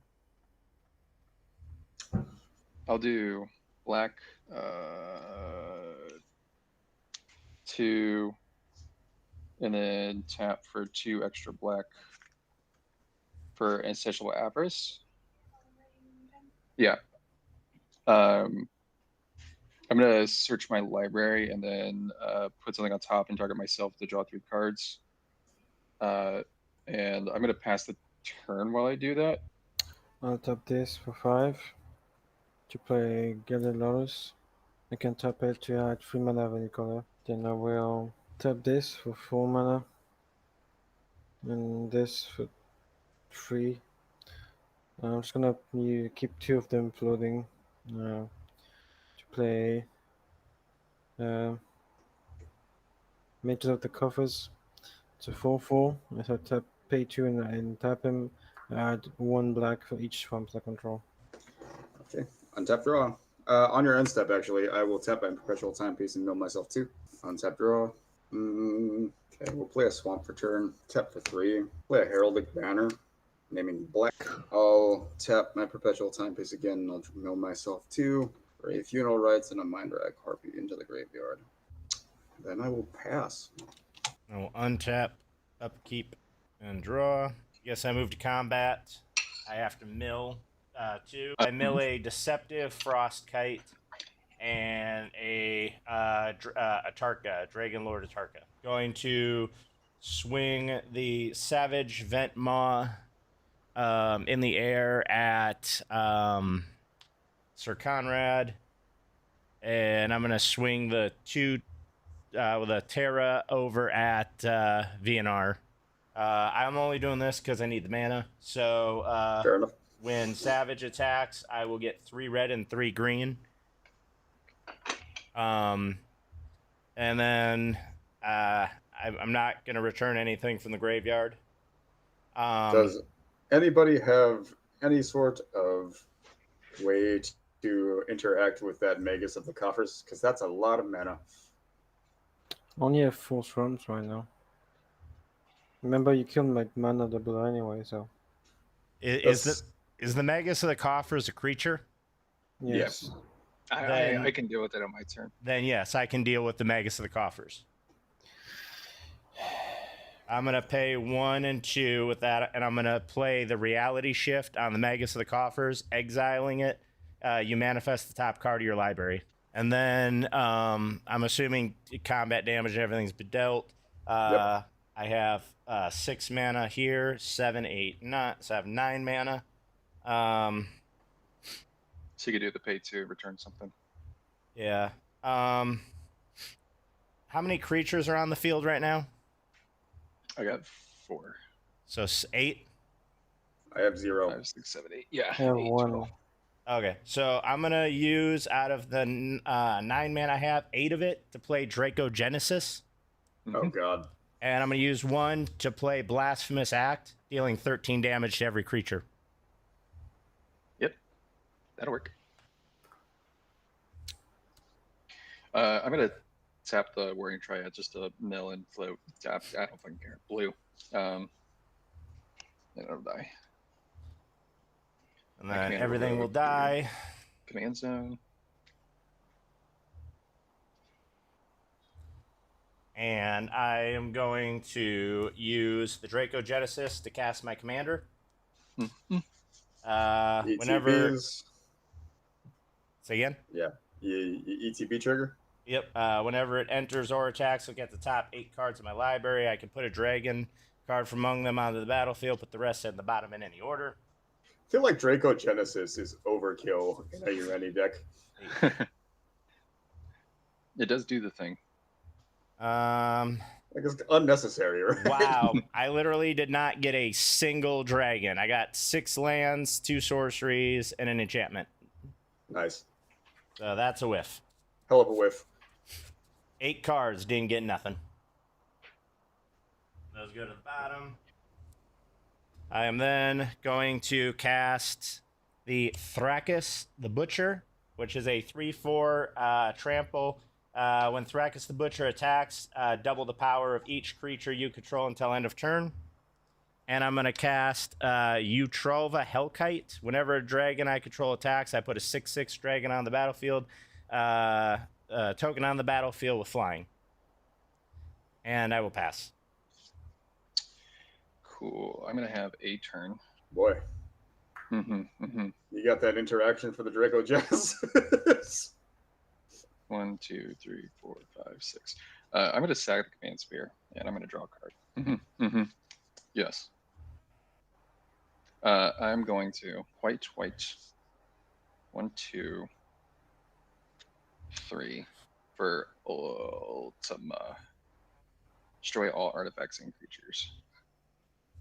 Said destroy all artifacts and what? all artifacts and creatures, and then end the turn. You're gonna blow up all of my artifacts? Yep, and that does in fact end the turn. Hey, he's open. Go get him. I'll pass. Go get him. There's nothing on the field. Yeah. Go get him. Exile the more mana Except for the rocks, more mana creature. Draco-Genesis. Yeah, the Draco Genesis is Yeah, yeah, go get it now. I have no mana left. Tapping 3. Mirror Bento. Tapping 2 for Veto. Everybody takes 1, I gain 1. And you know what? Everybody takes 1 extra. So we all take 1? Yeah, end of Yeah, turn. Urani takes 2.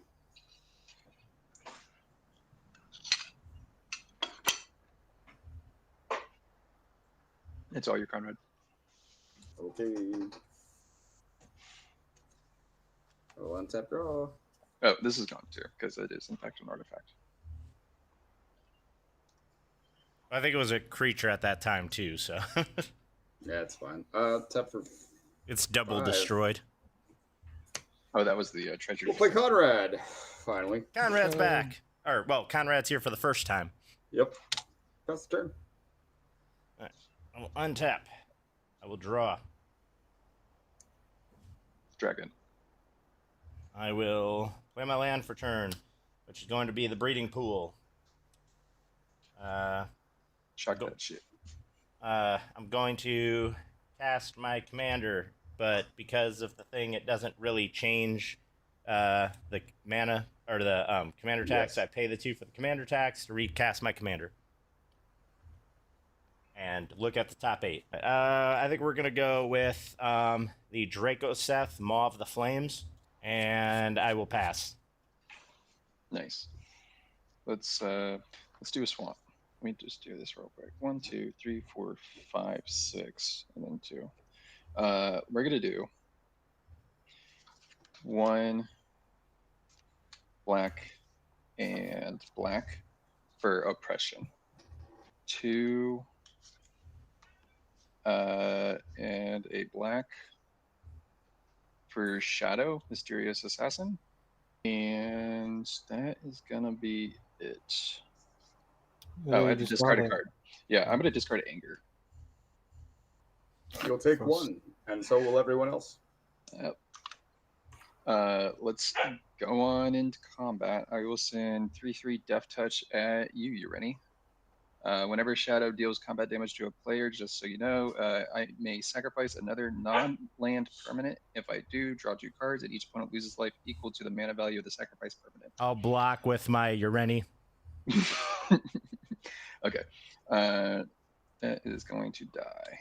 Both of them die. Everybody takes another 2. Yep. I will pass the turn. Wow, guys, look. Cabal coffers. We will exile my land this time. Yeah, I'm not gonna play anything. My turn. Okay, we'll untap and draw. Yeah, we'll do that. I will play a Witch's Cottage for turn. Comes in untapped because I control more than 3 swamps. And I will return a Migrak Harpy to the top of my graveyard, from my graveyard to the top of my library. Which would trigger. Everybody takes 1. And then tap for 4. Play a Grave Pact. And then I will tap for 2. Are you discarding each time you cast a spell? Yeah. Oh, I'm not. Discard. So I've cast 1 spell, so I'll discard a Crypt Rats, and everybody takes another 1. I'll tap for the 2, and I will return a Reassembling Skeleton from my graveyard to the battlefield. I don't believe that everybody takes another 1. I will tap for 1, and then I'll Spark Harvest the Dragon. Okay. And as an additional cost, I will sacrifice my Reassembling Skeleton. And when you And discard a cast the card. spell, you have to discard. Okay. We'll discard a Foot Bottom Feast. Actually, no, we'll discard a Mute. Don't look at me. This is freaking 420's card, not mine. Yeah, we'll pitch a Foot Bottom Feast. But that will conclude my turn. I can't have you pinging my commander, man. I do that. I discard that, and I do that. Okay. Probably not the way I want to go with this, but so I'm going to use Dracogenesis's ability and I am going to cast Hammerhead Tyrant. Doing that, I'm going to discard the Earthquake. I screwed that order up. Damn it. Can I change up the order? Yeah, man. That's fine.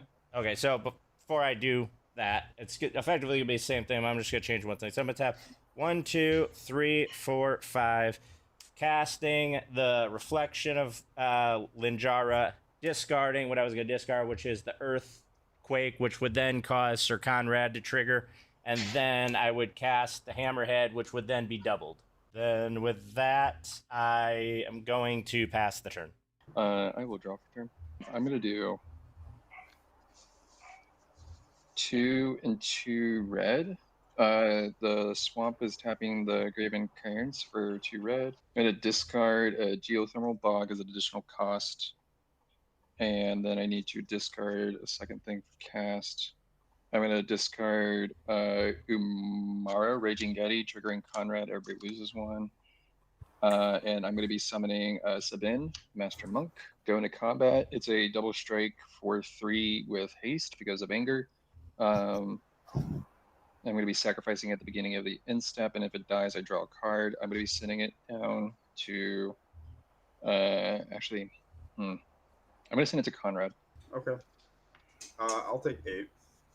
Okay. That is going to be it. I will go into my end step. It's going to just be sacrificed and die. It doesn't even exile itself. That's crazy. And draw a card. And everybody takes more and more. Yep.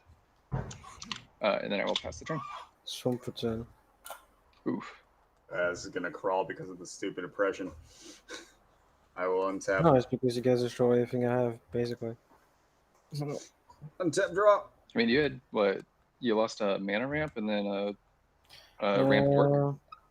I lost 2 mana roms, the 3 mana roms, and 1 tutor and 1 mana dog ramp. Gonna tap for 4. Gonna play a Mind Rack Harpy, discarding a Mutilate, and then I will move to combat. Mind Rack Harpy will trigger, and everyone mills 3. I'm gonna have 1 creature, Abyssal Harvester, go into the graveyard. I have 2 lands and 1 creature.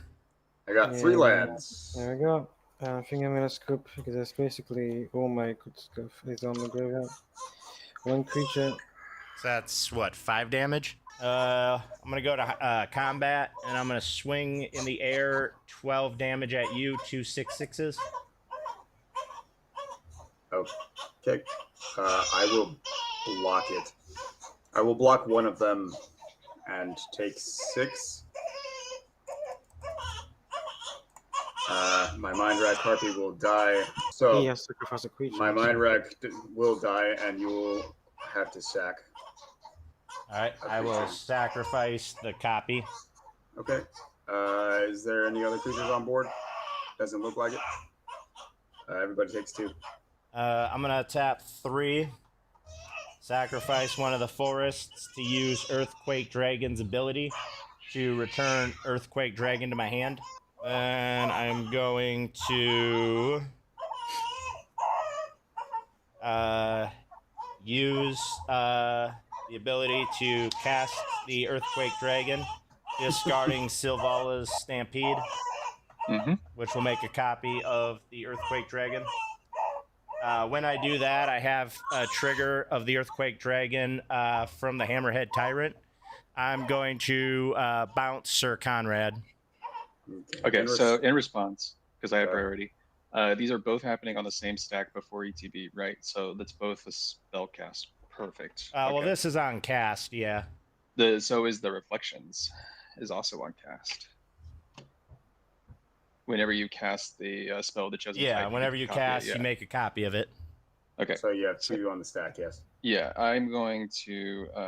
I'm just doing it where the Tyrant goes first, and then the Reflection after, because the cast is just, or the Reflection is just a copy, so it doesn't double trigger. That's why I'm doing the bounce thing before the copy thing. Yep. I'm gonna do 2 and 2 red for Return the Favor. I am going to be changing the ability of Hammerhead Tyrant to the reflections. It's opponent, so you wouldn't be able to. Because it says to a target non-land permanent and opponent controls. You can't change back to me because I'm not an opponent of myself. Okay, so I'm doing both of these because I paid 2 and 2 red. So let's copy the target ability. So I'm getting a copy of it, and I'm choosing a new target for that. And I will choose the reflections. And then I'm going to change the target to, is it just a non-land permanent? Let's do the enchantment instead that Sir Conrad has. Great picks. Yeah. Okay. So that gets bounced, and then the reflections will get bounced with my copy of it. So I'm gonna copy the bounce the Dragon Genesis. That's a good idea. And then Okay, I'm gonna Draco change the Genesis, target. not the reflection. Got it. Yeah, and because it's not gonna change anything else. And then I'm gonna change the target from Sir Conrad to the enchantment instead. To this. So way. Sir Conrad will To stay my on the great field. Yeah, that goes to your hand. All right, I'm passing. Draw for turn. I'm gonna do Exotic Orchard. I'm gonna do 1, 2, 3,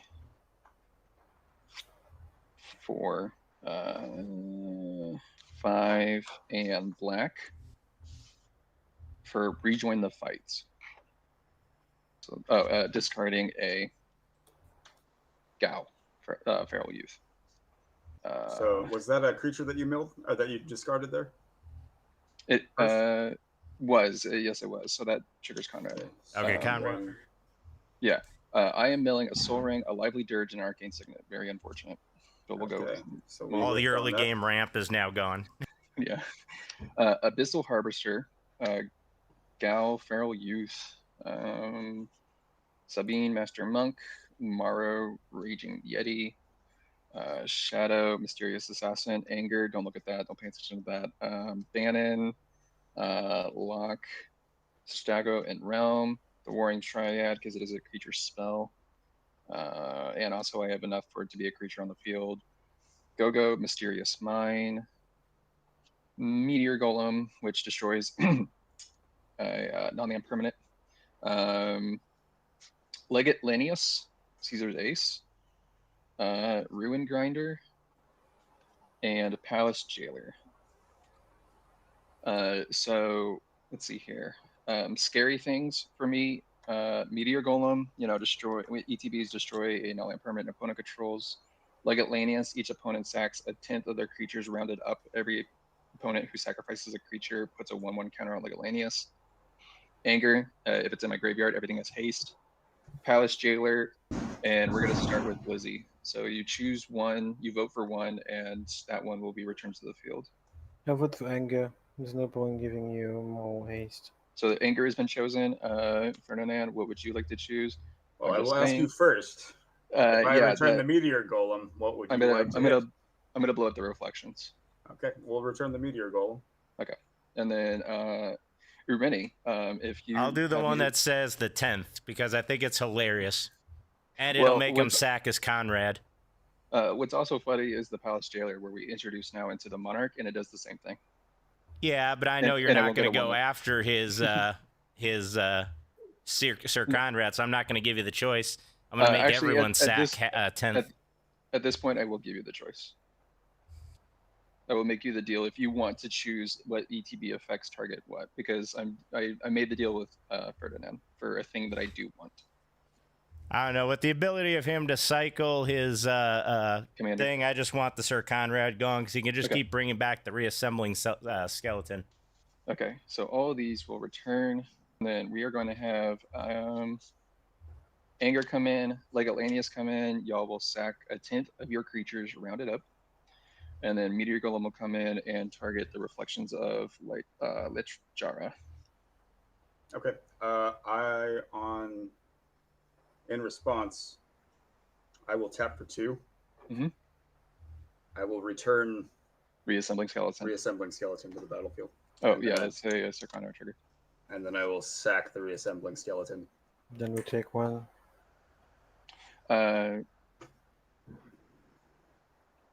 And then for the sack, Rennie, you'll also have to sack something. I sacked a copy of the Earthquake. Okay. You take one.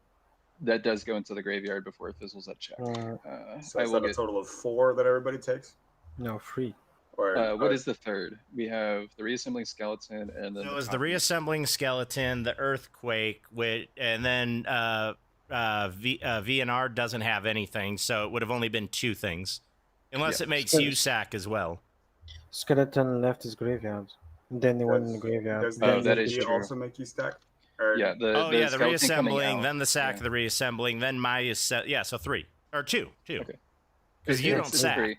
Is I don't Oh sack. yeah, but yeah, his 3 skeleton because can it come out. leaves and then goes Okay, back, yeah, so it and was then only mine. 2. Yeah, 3. Gotcha. Oh yeah, okay. 3. Yeah. I will go to combat, and I will send anger at Irene. 2/2 on the ground. I will block with a 10-10 flying trample. Woo! Why would you do that? Because at this Alright. point, we're dead to frickin' Sir Conrad bouncing stuff back and forth, so. So we It also is- take 1 from Conrad again. Oh yeah, we do because it went to the battlefield. Okay, I will pass.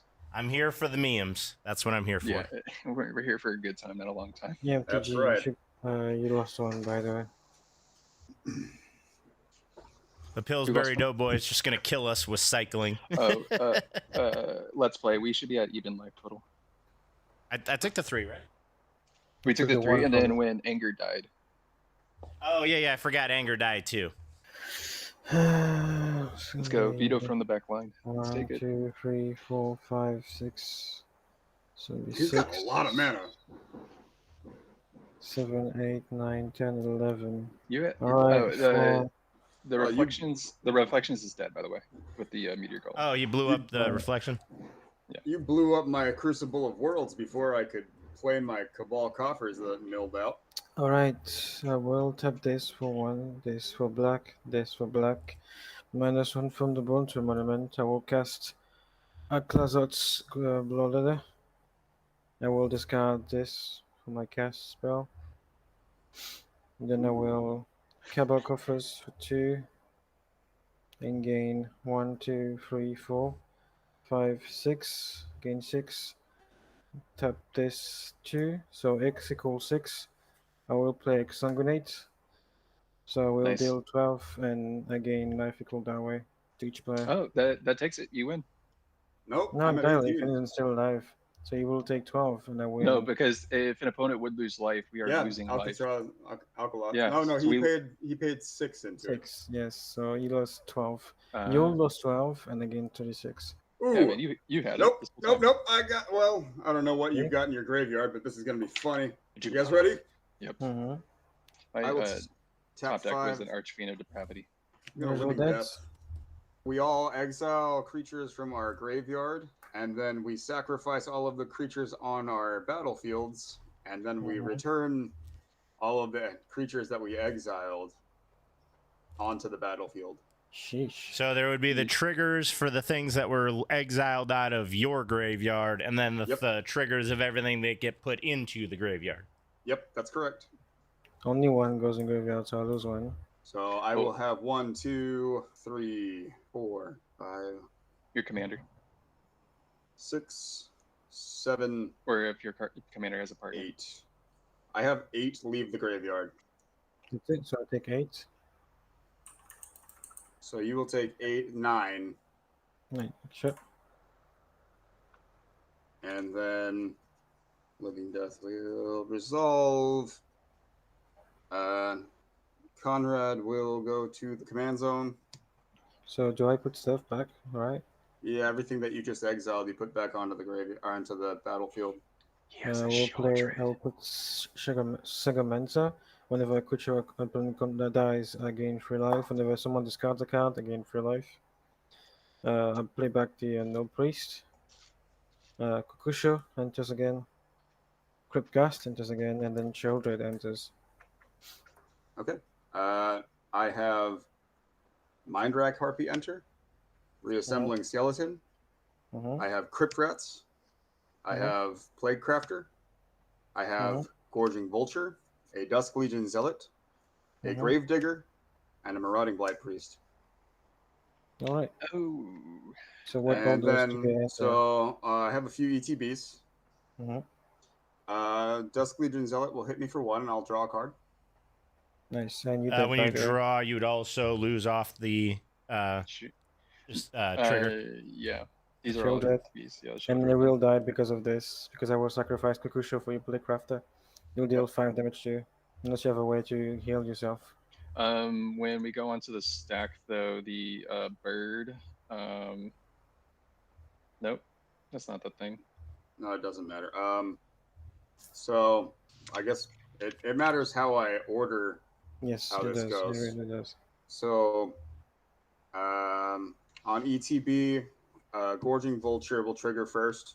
I'll mill myself for 4 and whiff. Yay. Damn, that sucks. And then Plague Crafter ETBs. Sure. I will sack Plague Crafter. So which I have sacrifice a creature, right? Because you sacrifice a creature. I will sacrifice a Kukusho, deals 5 damage to every opponent. That's what I mean. And, yep. That's fine. it's over. I'm cool with that. That was fun. Well, it lasted. Thank you for sticking around till the end of the video. If you enjoy this content, please feel free to watch my Magic the Gathering playlist as shown on the left side of the screen. If you like this game and want to see more, please look at the right side of the screen and see the channel content creators that are also streaming this content. Please show them some love. Thank you and see you next time. Hey, how's everybody doing this weekend? It is Saturday. We are going to play some arena, work on getting some more wins, knocking out some more achievements, getting some more packs, and continuing to build our achievements as well as building our coin base and everything so that we can go and get some more packs and play some better decks. Decks are important, kids, especially when you have the cards to play them. I think we're going to start with Soul Warden. Then we'll go Consulate, and we'll go with the Excalibur.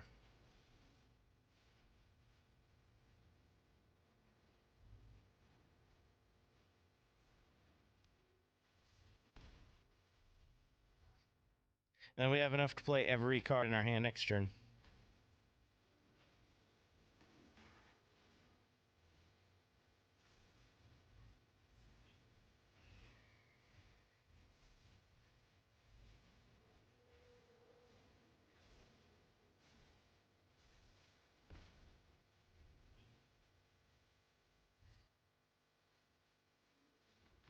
And that's game. That's all it took.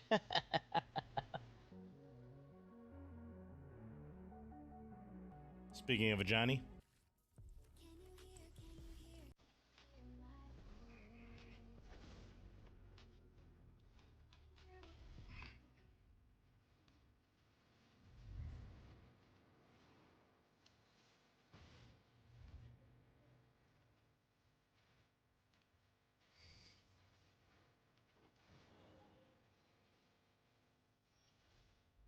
Really could have used a land there.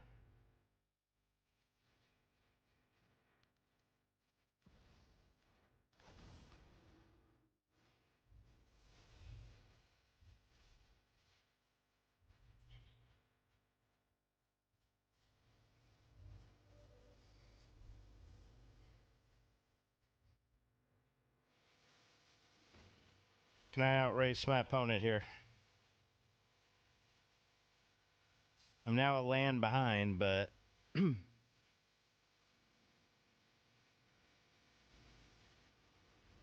don't like that he's ramping.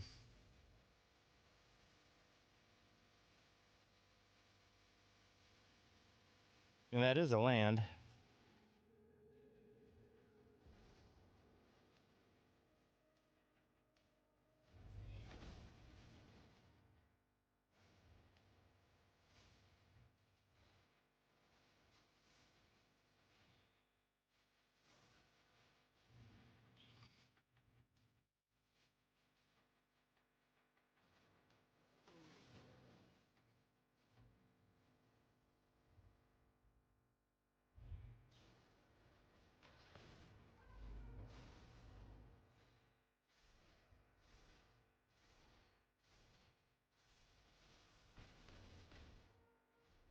I'm fine with this. You can try and take him out.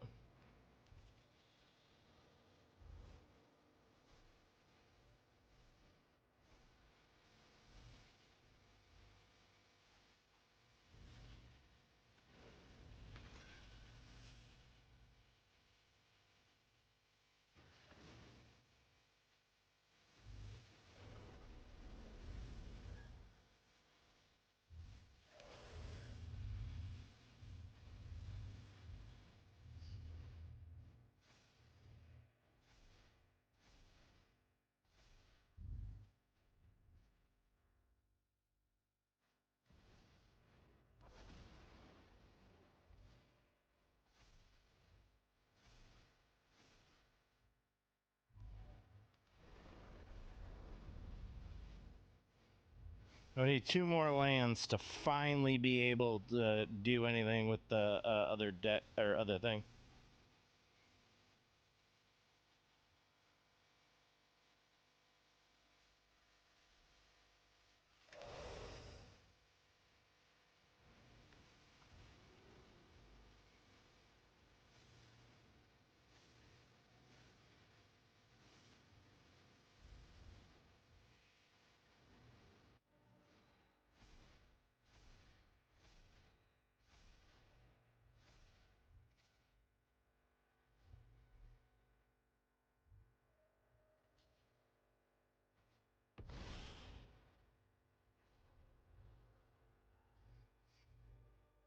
I just need 1 more land next turn, and I can one-shot him.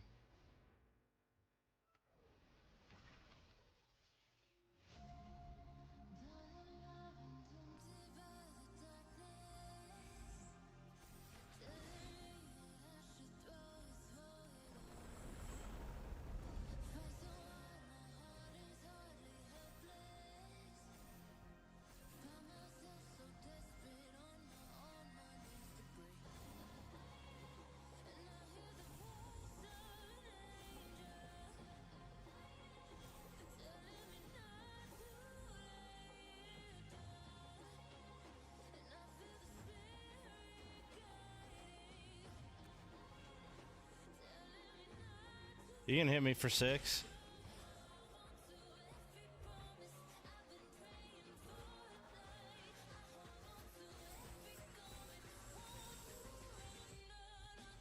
And yes!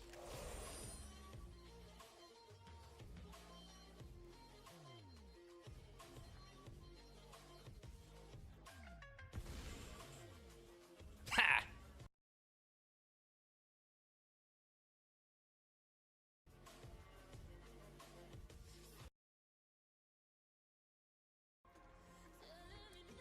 This is not a good hand.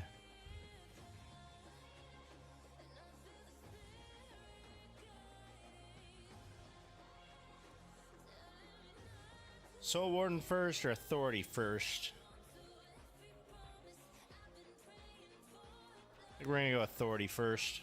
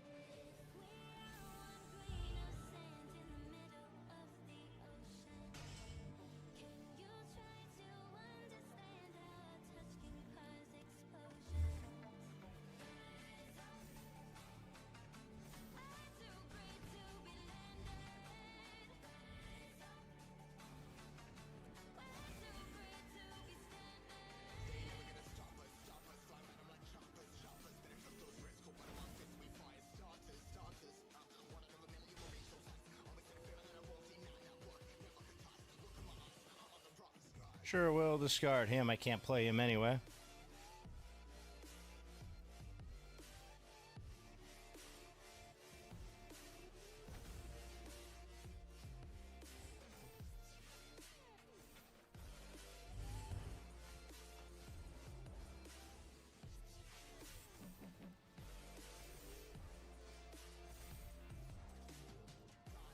Come on, buddy.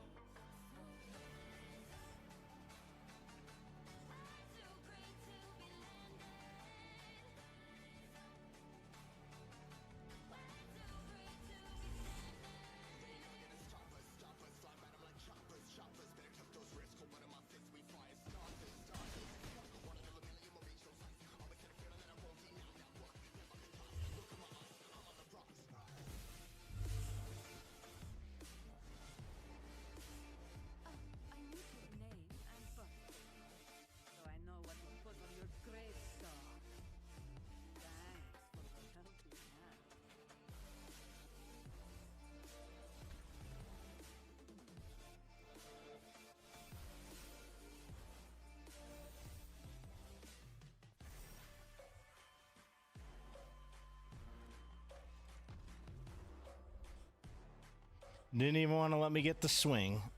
We now move on to the next objective, which is the mono red deck for 30 red spells.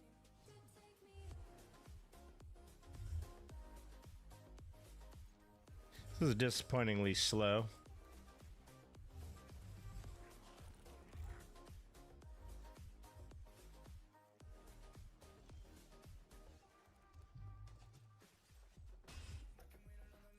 Is this mono red v mono red?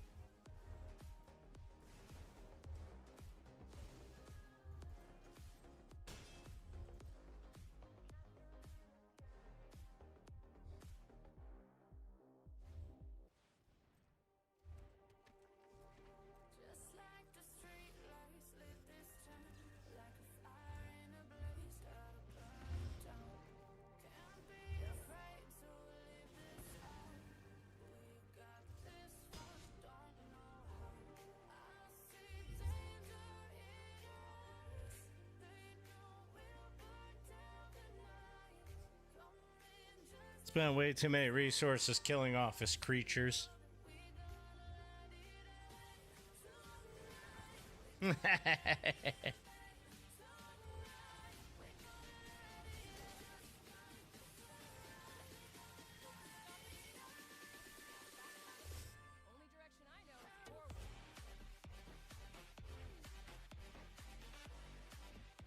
What else you got, buddy?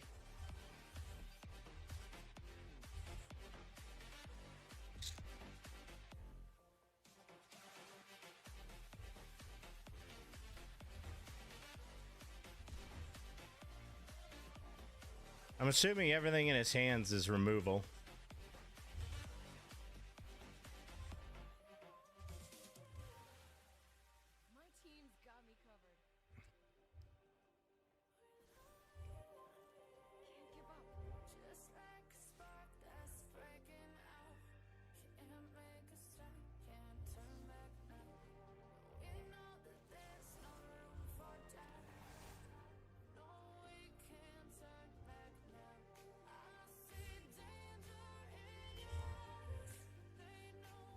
Good game.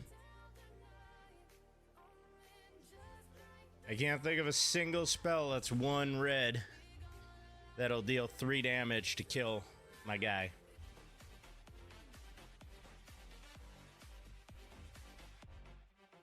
Yeah, a little bit of removal, a little bit of aggro.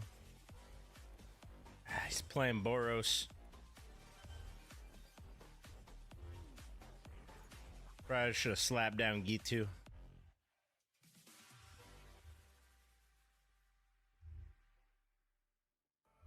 Wouldn't surprise me if he got removal. I mean, I don't see why why he'd be looking at it if he didn't.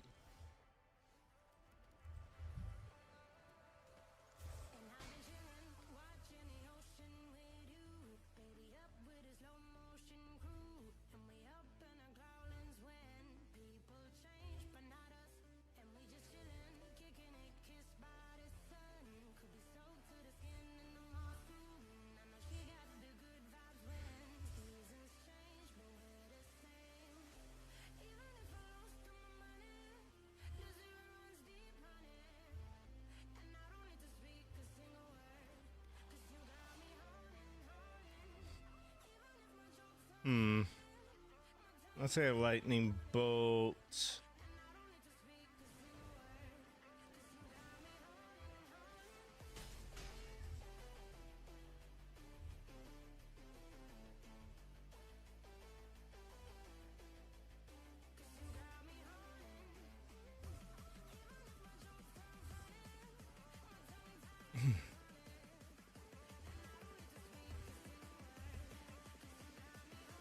I feel like he's an equipment deck, so if I keep his creatures off the field, his equipments aren't going to do anything.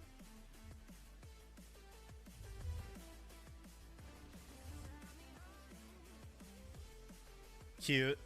I love everything about it. That is an artifact.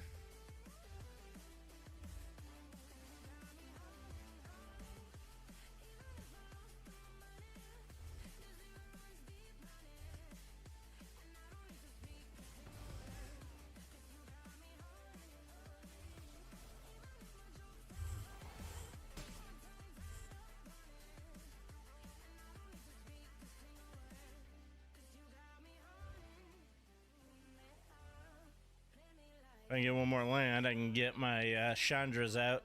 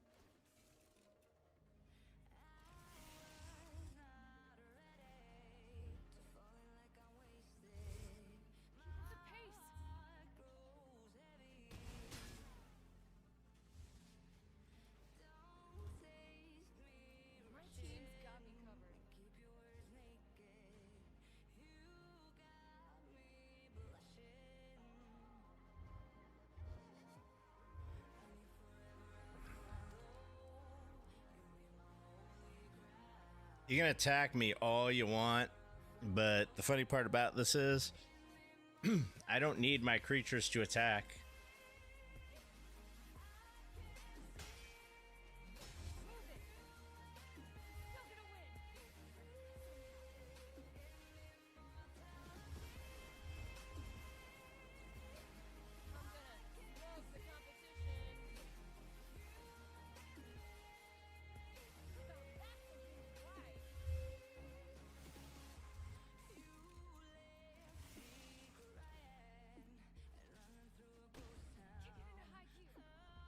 Oh, I messed that up.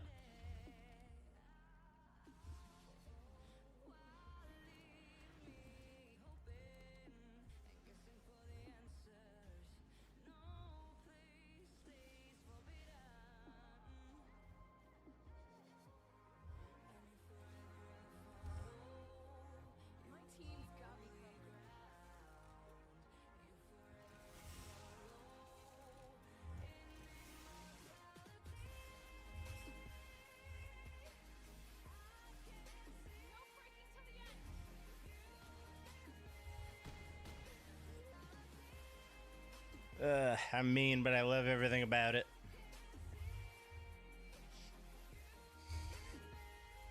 Alright, 12 more spells to cast.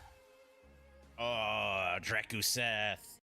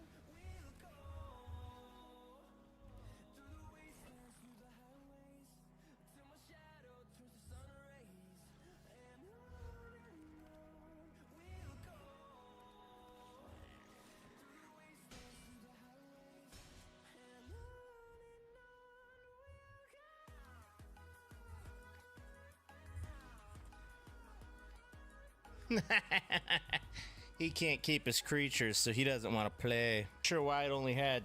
We haven't played Arena in what, 2-3 days. I'm not sure why it only gave me 2 challenges instead of the normal 3.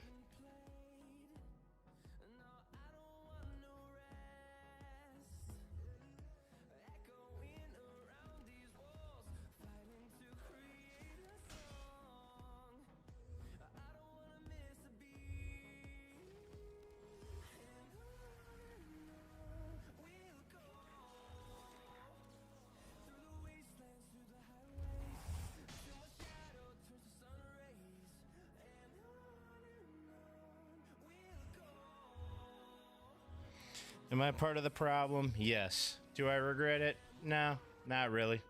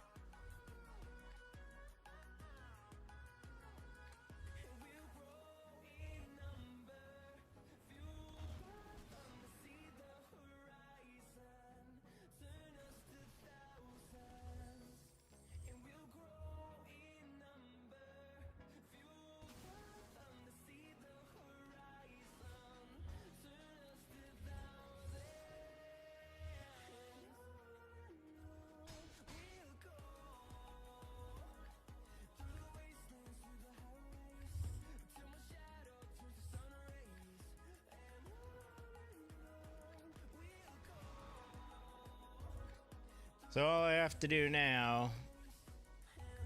now he's weakening my stuff. What a little wussy.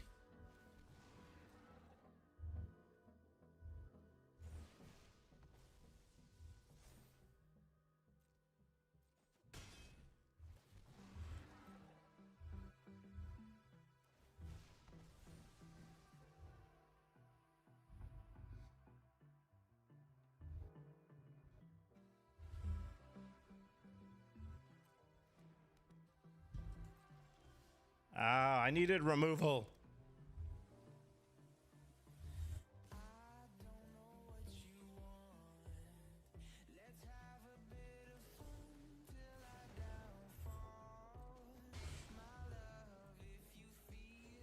Can I get... Even if I get a 3-drop removal, won't do anything.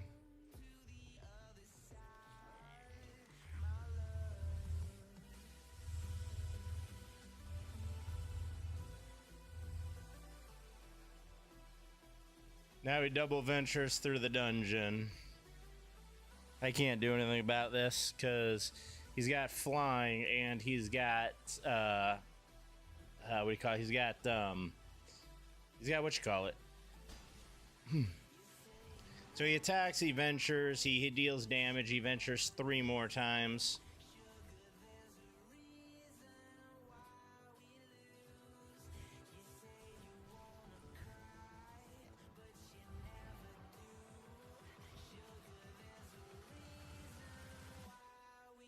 All I need to do is get... he's got counters, but there's no way he doesn't have counter spells at this point. So even if I tried to lightning bolt at this point, I would still not be able to kill him.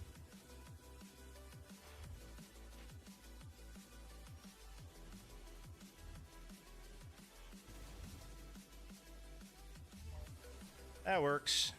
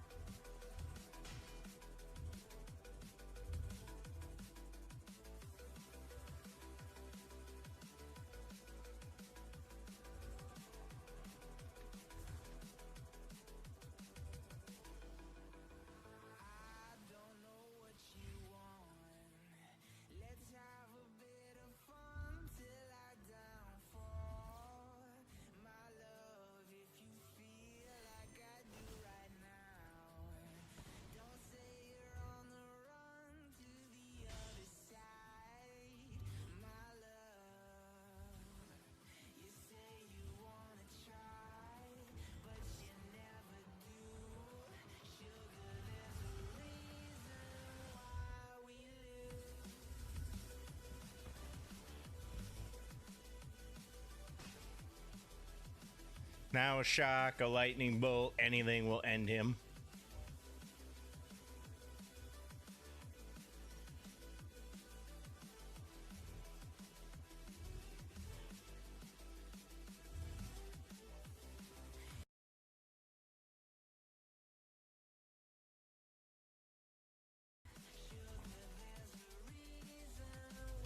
All right, we did it, and we got a pack.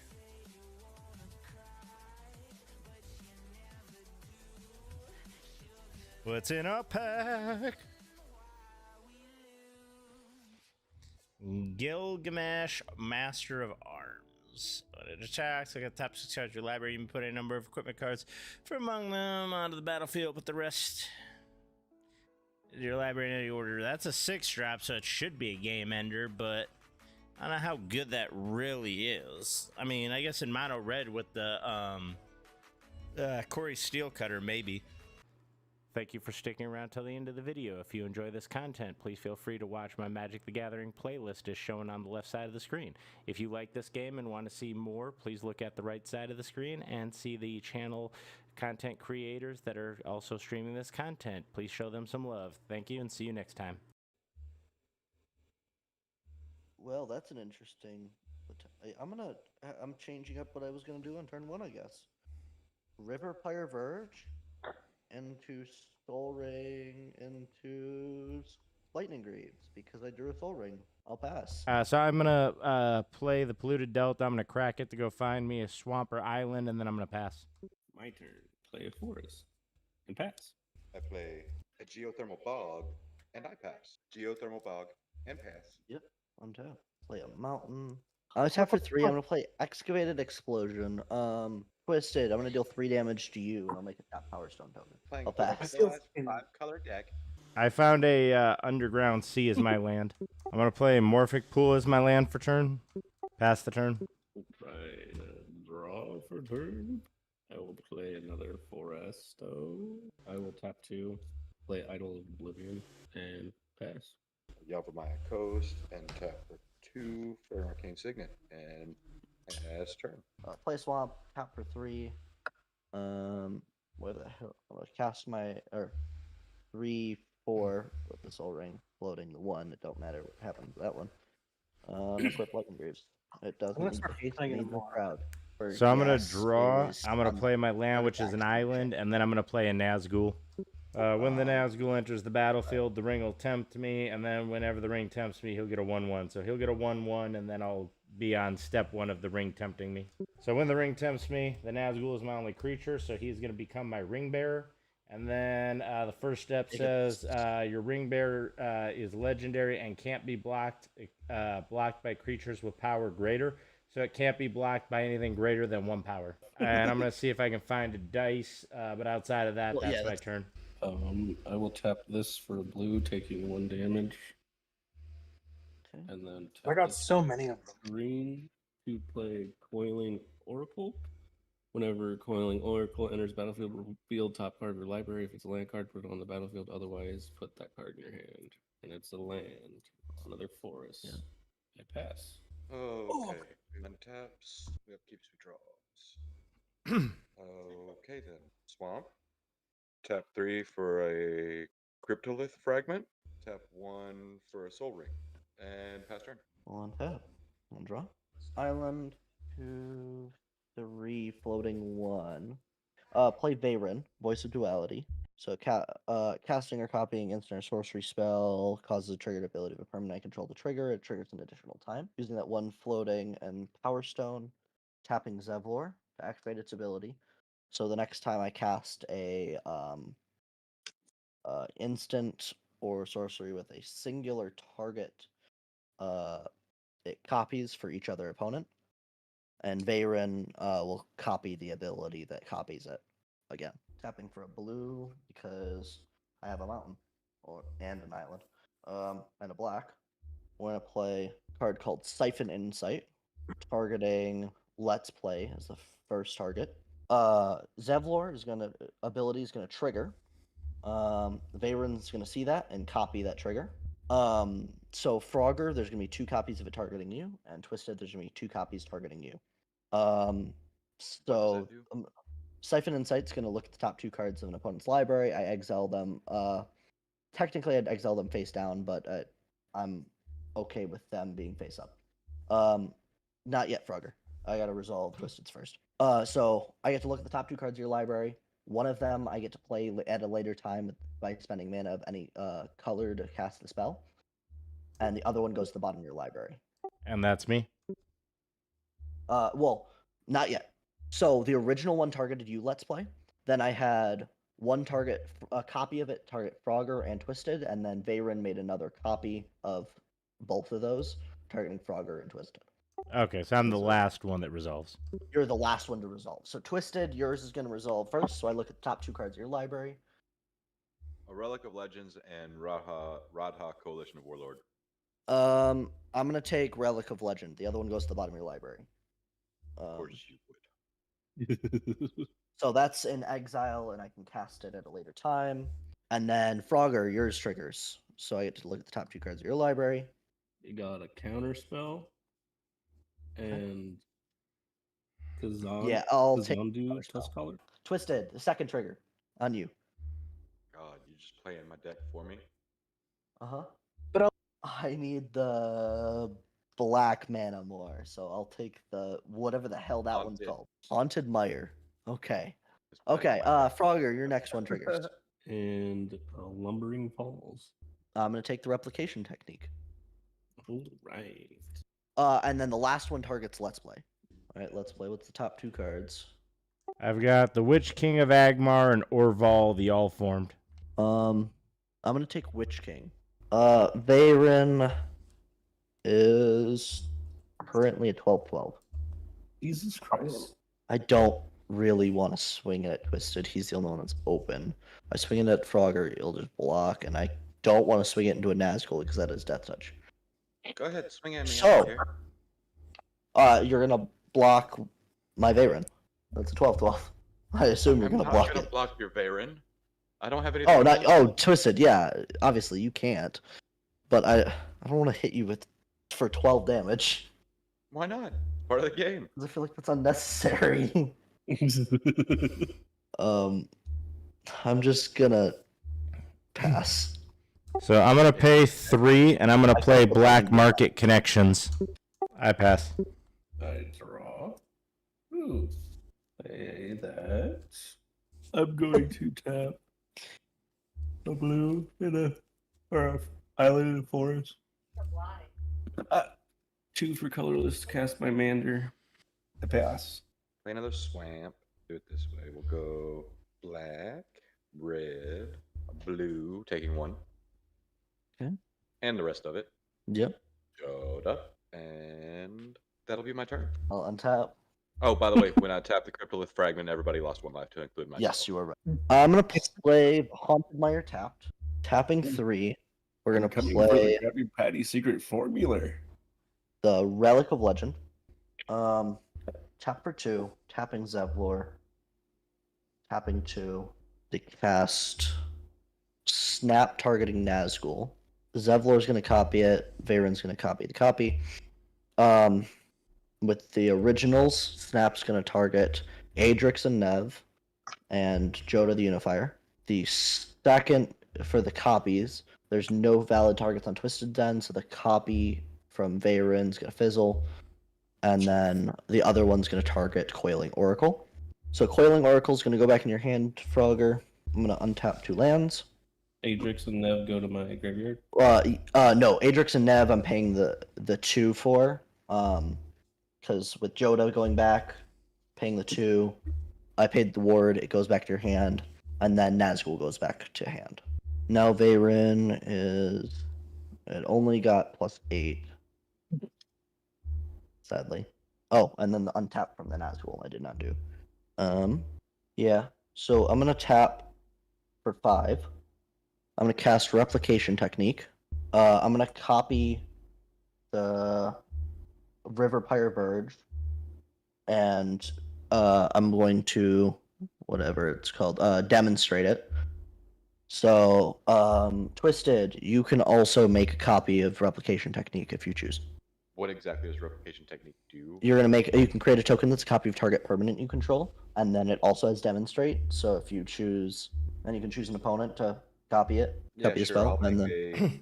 I'll do it. Oh wait, never mind.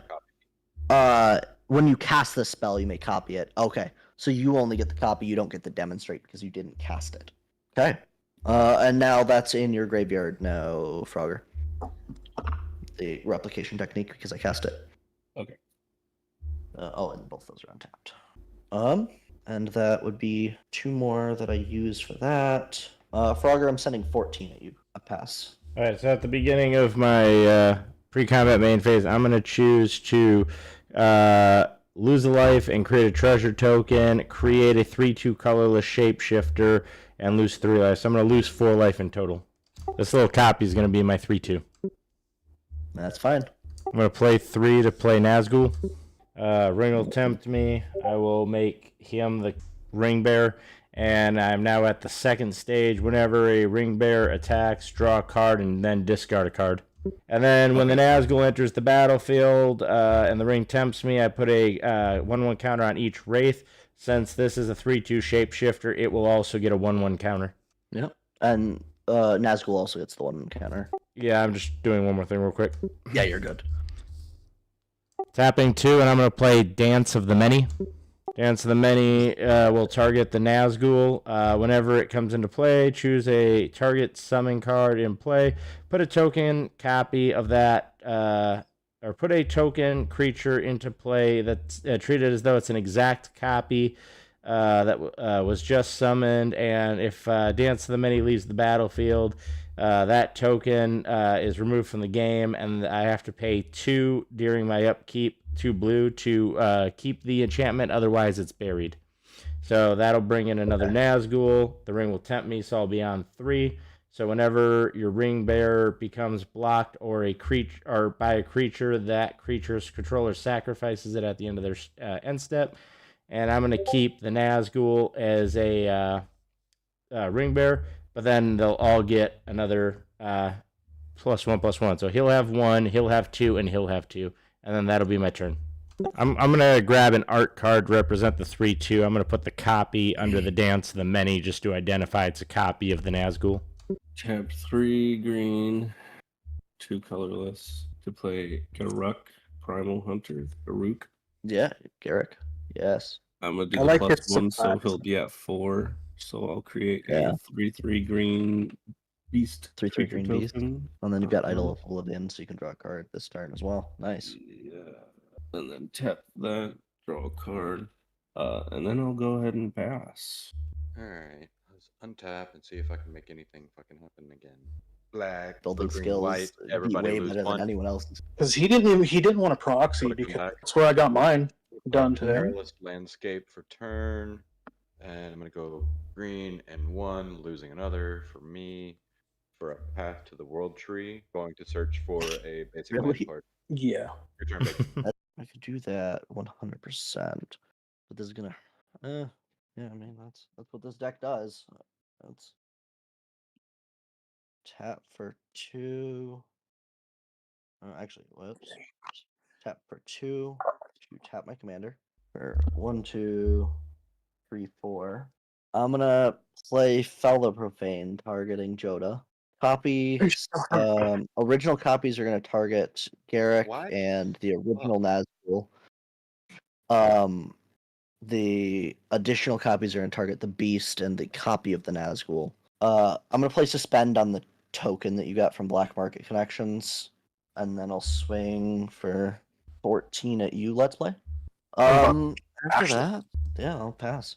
Alright, I'm gonna get another treasure token and make another 3/2. I'm just gonna pay 2 for Animate Dead to bring the Nazgul back from the graveyard.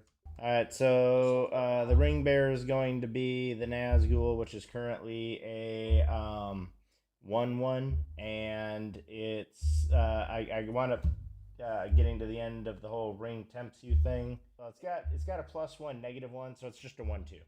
And then I've got pretty much my ring bearer is legendary and can't be blocked by creatures with greater power. Whenever your ring bearer attacks, draw a card and discard a card. Whenever your ring bearer becomes blocked by a creature, that creature's controller sacrifices it at the end of their combat. And whenever your ring bearer deals combat damage to a player, each opponent loses 3 life.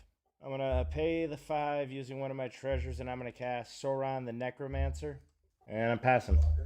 And your Nazgul's a 1/3 because Animate did some -1, -0. I got the old version of it that just says put it into play with a -1 on it. It does. Oh, it says I guess it's original power, so it would just be a 1/3. Sorry, I didn't see that. Tap 2 to place Cynic Signet. I will tap play Coiling Oracle. Draw 1, 2, 3, 4, 5, 6, 7, and I pass. Okay. Normal foil. Alright, untap. Draw. For land for turn. The 1 white TCG. and 1 for Earnest Fellowship. Each Earnest creature has Fellowship. protection from its colors. So all creatures have That's- protections from their own colors. Now I will try this again. 1, Hooray! 2, Yeah. 3, 4, 5, and 2 for Joda. I'm gonna pop the Perilous Landscape and pass turn. Draw 2, 3, 4. Play Dissipation Field. Whenever a permanent deals damage to me, it returns back to their hand. Tapping for 4. Tapping Vayrund. Untap the Relic of Legend. Tapping it again. I'm going to play Witch King of Angmar. So now whenever one or more creatures deal combat damage to me, each opponent sacrifices a creature that dealt damage to me this turn. And the ring tempts me, and I can also discard cards to tap to give it indestructible and tap it. This thing is so fucking nuts. I pass. I'm gonna untap, upkeep, draw, take 4. I'm gonna pay 5 for a Vampiric Tutor. Alright, we're gonna put that on top of my library. I'm gonna move to combat, and I'm gonna swing a 1/3 over at Baconator, and on the attack, it can't be blocked by anything with power greater than 1. When it attacks, I have to draw and discard. If you do block it, you would sacrifice that creature, and if it deals damage, everyone will take 3. So I'm going to draw and discard first. Blocked. It can't be blocked by anything with power. It's when it deals damage to me. Both of these trigger. So it's either you sack it or I have you bounce it back to your hand. That's fine. And that's my choice. Okay, I'm making sure you know that both of those are there. So I'll take the 1. And so then I'm going to take the discard 3 the from Phantasmal Image. So you'll take the 1. Everyone will take 3. And then that will get bounced to my hand. No, I'm gonna have you sack it instead. So I layer. Oh, it you choose Dissipation the Field ability. first. Okay. Yep. Yeah, I'm gonna layer Dissipation Field first and Witch King on top of it. So you'll sack it, and then the ring tempts me. Was it black? It doesn't matter. It's each opponent sacrifices a creature that dealt combat damage to me this turn, and then this is return it to its owner's hand. This isn't targeting either. All right, so it's destroyed, and then I'm going to pay 7 to overload Cyclonic Rift, attempting to try to stop the infinite destruction from Baconator while we're all dying. Yeah, I mean, I got nothing against that. Oh, actually, wait a minute, I do. You don't have mana open. I have 1 mana left for the treasure. Okay. Oh, I mean, if you got I might as well just do it anyway, just in case. I'm gonna attempt to counter it. That counterspell that I stole from Frogger. That's fine. I have no counterspell, so that's pretty much game. All right, let's see. What can little Froggy do? What can you do? Draw 1, play an island. I'll tap a green and a blue for colorless. Play Rampant Growth. Play that tap. I'm gonna do this just for the card draw. So play Golden Ratio. Draw a card for each different power among creatures you control. I only have 1 creature, so I draw 1 card, and I will pass. I can't Red, hurt your red, creatures right now, to be honest. White, and 2. We're going to play Aurelia the War Leader, and I'm going to Legendary Fall for something 5 or less. And Duriel Narsil Reforged. That's a pretty good one. Oh, I need to shuffle my library from Rampant Growth. And I will shuffle. So I'm going to go blue and green, taking 1. Actually, you know what? Fuck that. I'm going to use my Cryptolith Fragment for green. Deal 1 damage to all Everybody players. lose 1. Got it. And I'm going to play Ivy, Gleeful Spell Thief. And I do Got not have any legendaries for 1 cost in here. Do you still want me to go through my entire deck? You reshuffle. You fail to find. Okay. So I'll just shuffle and pass turn. Well, tap upkeep draw. Just tap for 3 there, and I'll use. I'm gonna flashback Siphon Insight. I'm gonna do this again. I'm targeting the original Let's Play. Frogger's gonna get 2 of them. Twist's gonna get 2 of them. That's crazy. Yeah, the fact that Siphon Insight has flashback is, it definitely is a little. Original one, Twisted, the top 2, or not original one. Sorry, Johnny, the top of the stack. Mentor of Heroes, and an Idyllic Beachfront. Okay, I'll take a Johnny. The next one's Frogger. It looks to the top 2. You got Opal Palace. Opal Palace. Or Return of Return. the Wild. I'll take Return. Okay. Then Twisted again. Grow from the Ashes, or a Scoured Barrens. Okay, so I'll take the land. What's the land one? What's the land called? Scoured Barrens. Enters tapped. Whenever it enters, you gain 1 life, and it taps for white and black. And then next one's Frogger again. You got Doubling Season. Or Biomathematician. What the hell is Biomathematician? I'm just gonna take Doubling Season. And then the last one's on Let's Play. Sublime's good, but it really doesn't help much. I'll take the island. I will take more blue mana. Playing that island for turn. Because I can use mana of any color to cast these. 1, 2. Return of the Wild Speaker is what I'm going to cast. That will cast on Varen again.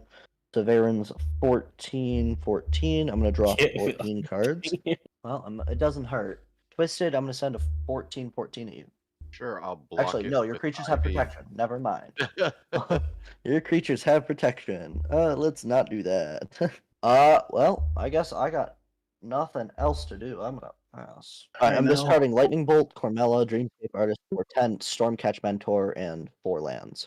I am going to draw for turn, and then I am going to take 6 damage. All right, so I play the Command Tower as my land for turn. I'm going to pay 2 to play Call of the Ring. It's an enchantment that says at the beginning of your upkeep, the ring tempts you. All right, I'm going to move to combat, and I am going to swing Sauron the Necromancer, which is a 4/4 with Menace over at Beacon. When it attacks, I'm going to exile the Nazgul For my graveyard, it comes back as a 3/3 Wraith, tapped and attacking. Oh, and you can't block the Manache. I mean, I can. I got 2 blockers, but You can't. It has protection from black. oh, you're right. Witch King. Yeah. So it's a copy of Nazgul. Yes. So there's a 3/3. Okay, and then Oh well, actually, I guess when it enters, yeah, I was it's about to say, trigger. you got your. Yep, you got your trigger. That's what I was making sure. So it would be a 3/3, which would make it a 4/4, and then these 3. This gets a second counter, and then I got 2 that have 1 counter on them, and that's all I'm doing there. And then yeah, so Sauron. Oh, and then obviously the Nazgul copies a 4/4 as well. So that's Yeah, the Nazgul comes in as a copy, which is a 3/3, but then when it enters, then I guess when it enters, the ring tempts me. Yep. And then you got the counter on Nazgul as well. Yeah, so the Nazgul So- will get a counter, and then I Sau- guess when the Sauron ring does not. tempts me, that's going to when the ring tempts me. I'm gonna make the Sauron the ring bear, and then whenever the ring tempts me, I can pay 2 life, which I'm going to do to draw a card. Yeah, and now that token won't disappear if you choose. But because of both of these, so I'm gonna take a total of 8 and then an additional 3. And then when the ring bear does the Okay. damage, everybody takes 3. Yep, and that's what that additional 3 was from. And then obviously Witch King will make you sack, and then the other thing you don't sack, Dissipation Field, will bounce back to your hand. So I assume you're sacking the token, and then the Witch King goes to your hand. Yes. And then the Nazgul in your graveyard's exiled. And because of that, the ring tempts me again. So now the Witch King has the second. And I'm gonna play 5 to recast Sauron the Necromancer, and then I'm gonna pass. I'm gonna draw 1. Yeah. 1, 2, 3, 4, 5, 6, 7. So if I pay 1. Okay, so I'm pay 1 to tap this, tap everything else, pay 8 to sacrifice it and create a 10/10 colorless Eldrazi creature token. Alright, I'll find it, but that's a 10/10. And then I'll swing yeah. and then I'll swing 1 at you. You should have attacked me with the damn Coiling Oracle. I did. That's what he did. It's a 1. It's a 1. Oh, I thought it was 2. No. No. And then I'll pass after that. All right, untap upkeep draws. All right, we're gonna go red and 2 for Burgi. Good old God of Storytelling. Yep. We go for something 2 or less. Carter would have been fun right about now. That's fair. That's very fair. Come on, I know you're in here somewhere. No, it would have been Horn of the Mark. And everything goes on the bottom in any order, which means I'm just going to shuffle the entire fucking thing. So whenever 2 or more creatures I control attack a player, look at the top 5 cards in my library, reveal a creature card from among them, put it into my hand, put the rest on the bottom in a random order. We will 1 blue, 1 green, Doc Urlock. I do not have a 1 cost, so shuffle again. Because failure, it's a thing. Yeah. First thing we will do is actually I could just kill you with the Cryptolith fragment. I need to equip. Yeah, sure. We'll tap the Cryptolith, knock you off that way. Yeah, I'll Everybody lose the lose 1 1 life as well. Yep. And I will attach Enduriel onto Joda. All right. So he's gone. The Witch King is now gone. So you have no flyer. We're going to move to combat. All right. So this is what we're gonna do. We're gonna swing Joda down at Frogger and Aurelia at Bacon. So everything's gonna get 2+1/+1 counters on it. But Joda is currently a 5, 6, 7, 8, 9, 10, 11, 12. He's gonna be at 12/12 after the 2+1/+1 counters on it. Sucks. So even if I block with my You can't block it. You have a colorless. But yeah, I mean you could block. Fuck it, I'll just take it. And Aurelia's 10. Aurelia 3, 4, 5, 6, 7, 8, 9, 10. Yes. I will take the 10 going down to 11. And Aurelia goes back into your hand. Yep, and I will still untap because it is when. It was on attack trigger. Yep. So I will come back here and second And combat then- phase, Yep. I will swing Ivy at Frogger and Joda at Bacon. Unblockable. Yeah. Because it has protection. That's let's see. 5, 6, 7, 8, 9, 10, 11, 12, 13. Yeah, because the only thing I can do is just ping you, which doesn't do anything. I can blow up an artifact, which again doesn't do anything. That sucks. I don't have a way to blow up an enchantment. You got me. Thank you for sticking around till the end of the video. If you enjoy this content, please feel free to watch my Magic the Gathering playlist as shown on the left side of the screen. If you like this game and want to see more, please look at the right side of the screen and see the channel content creators that are also streaming this content. Please show them some love. Thank you and see you next time. Okay, there we go. We're up and running. Nice. So I'm going to draw. I'm going to play a snow-covered mountain. Tap that for a Ragavan. And then I will pass.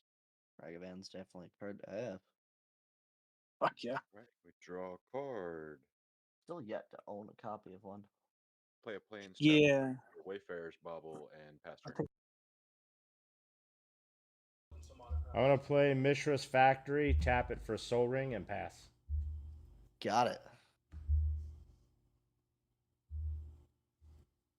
Draw. Play a forest into a Finborn Elves. Pass. Untap. Upkeep. Draw. Play a command beacon. I'll tap for 2 colorless for a ruby medallion. Drew, do you have any creatures out right now? I can't tell with my phone. No. Okay. Ragavan's coming to you. 2/1. Cool. When it deals damage, create a treasure token, and exile the top card of that player's library until the end of turn. I can cast that card. It's a Plains. I will pass turn. Right, I will untap, I will draw. I will play another Plains, and I will use that 2 to pop the Wayfarer's Bauble. Pass turn. Go give me a swamp.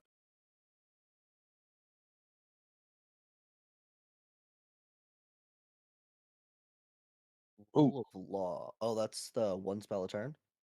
Staxy. Yeah. Untap. Draw. Pay 1. Wild Growth. Pass because I can't do nothing else. Untap. Upkeep, draw. For 1 red, I'm going to cast a Goblin Instigator. Create a 1/1 goblin. Okay, 2/1 coming to you, VG. Sorry, I had my mic muted. You said 2-1 coming at me? Yep. All right. Furious Guardianship. Unfortunate that I can't cast it because of Rule of Law. Well, you wouldn't be able to cast it this turn anyway. Yeah, there's no No. target for you to counter. No, that's what I mean. No matter what, I'm just it's Yeah. fucking just on. Yep. Okay. I guess I pass the turn. Right, untap, upkeeps, draws. Swamp, tap 4. Vermass, pass. Well, untap. We're going to play Manamo at Water's Edge. And I'm going to tap the Soul Ring and the Mishra's Factory to cast Metalworker. Pretty good. And then I will pass the turn. All right. Well, let's hope for a land. I don't think my Well, I deck's got gonna keep up with this. Oh, no, you're fine. Tap for 3. Reclamation Sage. I'm going to blow it up. The Rule of Law. Ooh. Boreal Druid. Pass. Untap. Told you you're fine. Draw. I'm gonna play a Magus of the Wheel. Twisted. This time it's coming to you. What is it? It's a 2/1. Ragavan. Okay, I'll block it with my 3/4 commander. Oh, I didn't realize you had your commander out. I'm sorry. Fuck. Oh well. I'll pass.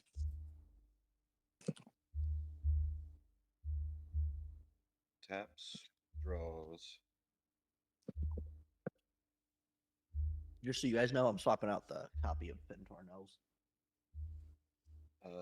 Temple of Silence, and I will scry. Isn't Metalworker when it's in foil like over $1,000? Yes, this is the one that specifically. That one is the Tap 2 and Knight's That's Whisper, specifically both the your cards only for 2. technical reprinting of it because it's the gold border championship version. It's also signed. Well, yeah, it's because of the championship version. Those are always signed.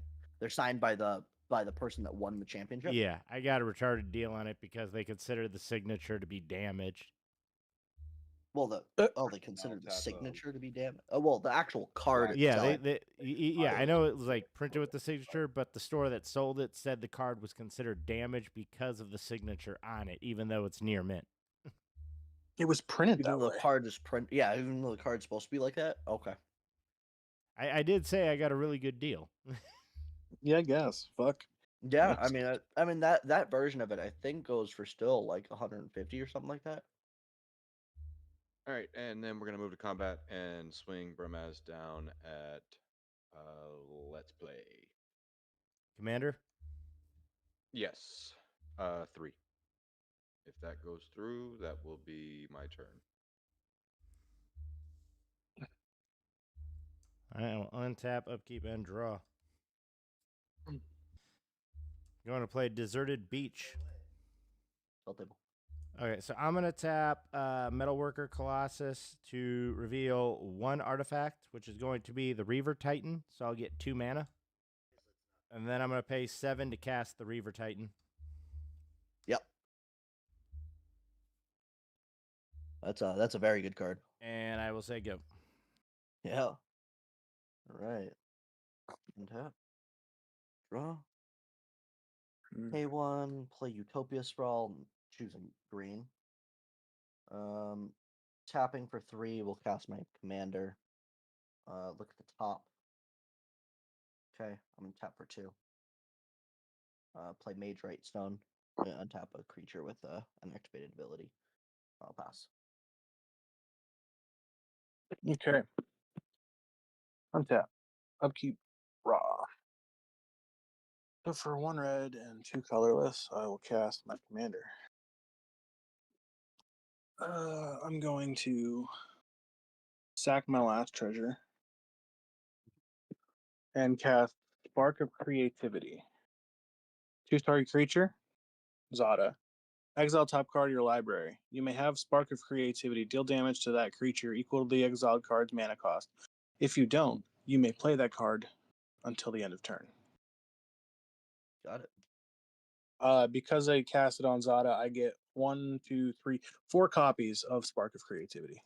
Yeah, pretty good. So, top card, Might of the Meek. We'll just have a little pile here. It's all of these are not going to do damage to Zada. Basalt Monolith, Ancestral Anger. I whiffed so hard I can't believe it. I didn't draw a land out of that. That really hurts. Those just go away. Well, these are all exiled. Well, I guess I'll just fucking pass turn. Untap, upkeep, draws. That really hurt. Damn. We will play another swamp. And let's help everybody out a little bit. We'll pay 2 and 1 for Gix, Yawgmoth Praetor. So whenever a creature deals combat damage to one of my opponents, its controller may pay 1 life. If they do, they can draw a card. And I will incubate 3. So now you want more cards, you just have to deal damage to one of my opponents. Does it say damage or combat damage? Deals combat damage. It has to be combat damage. So if I deal damage to 2 of your opponents, I can pay 2 life and draw 2 cards? If you deal combat damage to Bacon and Let's Play, you can pay 2 life, draw 2 cards. Ooh, 2 separate triggers. Yes. Nice. All right. Bacon, you got a 3/3 and a Reclamation Sage. Yes, I've got a 3/3 and a 2/1. I think we're just gonna actually sit back and pass turn. So I'm gonna cast the Hollow Fountain as my land for turn. I'm gonna tap the Snow-Covered Plains and the Minami and the Soul Ring to cast my commander with 1 floating.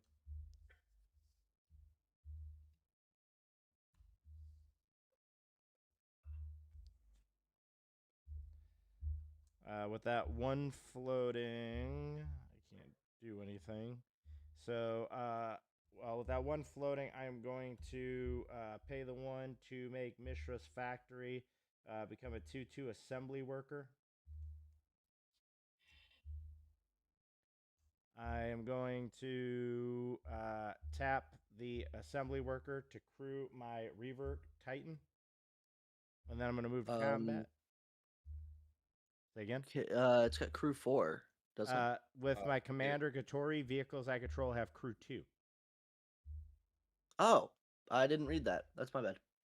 So I'm going to crew the Reaver Titan, go to combat, use my commander's ability.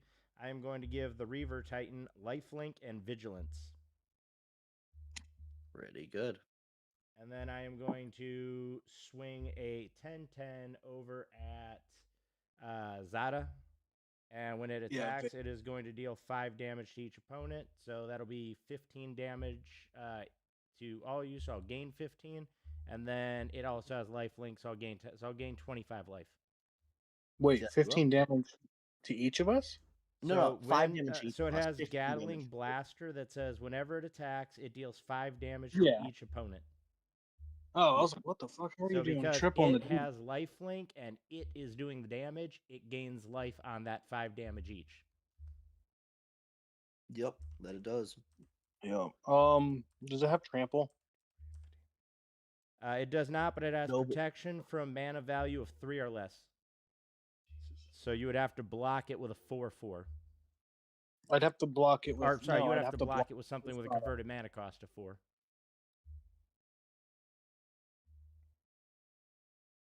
I fucking eat that shit to the face. I will move to end step. It will go back to being a vehicle, and my land will go back to being a land, and I will pass the turn. All right, I'll untap. I think I'm draw. It's gonna eat face if I storm off too quick. Paying 1, tapping Eladamri, to tap both of these, and put Gulta Stampede Tyrant onto the board. So with Gulta Stampede Tyrant entering, I get to put these 2 onto the board as well. Regal Force and Kolgla Titanape. Kolgla is going to ETB fighting Katori.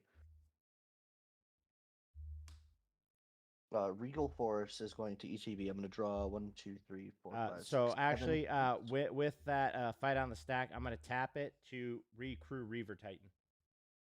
Got it. 1, 2, 3, 4, 5, 6, 7. Yep. I'll draw 7 cards off of Regal Force. Playing the Great Henge. Because now it costs 12 less. With that green and 2 more, gaining the 2 life. I'm going to play Circle of Dreams Druid. And tap for mana for each creature I control. Tapping a forest, tap Mage Right Stone. Untap Eladamri. Tapping Thinhorn Elves. Tapping Eladamri. Sorry, I'm going to look at the top. Yeah, that's actually what I want. And then I'm going to have that tap both of these for Eladamri's ability. I'm going to play the top card of my library with Eladamri. It's a Terastodon.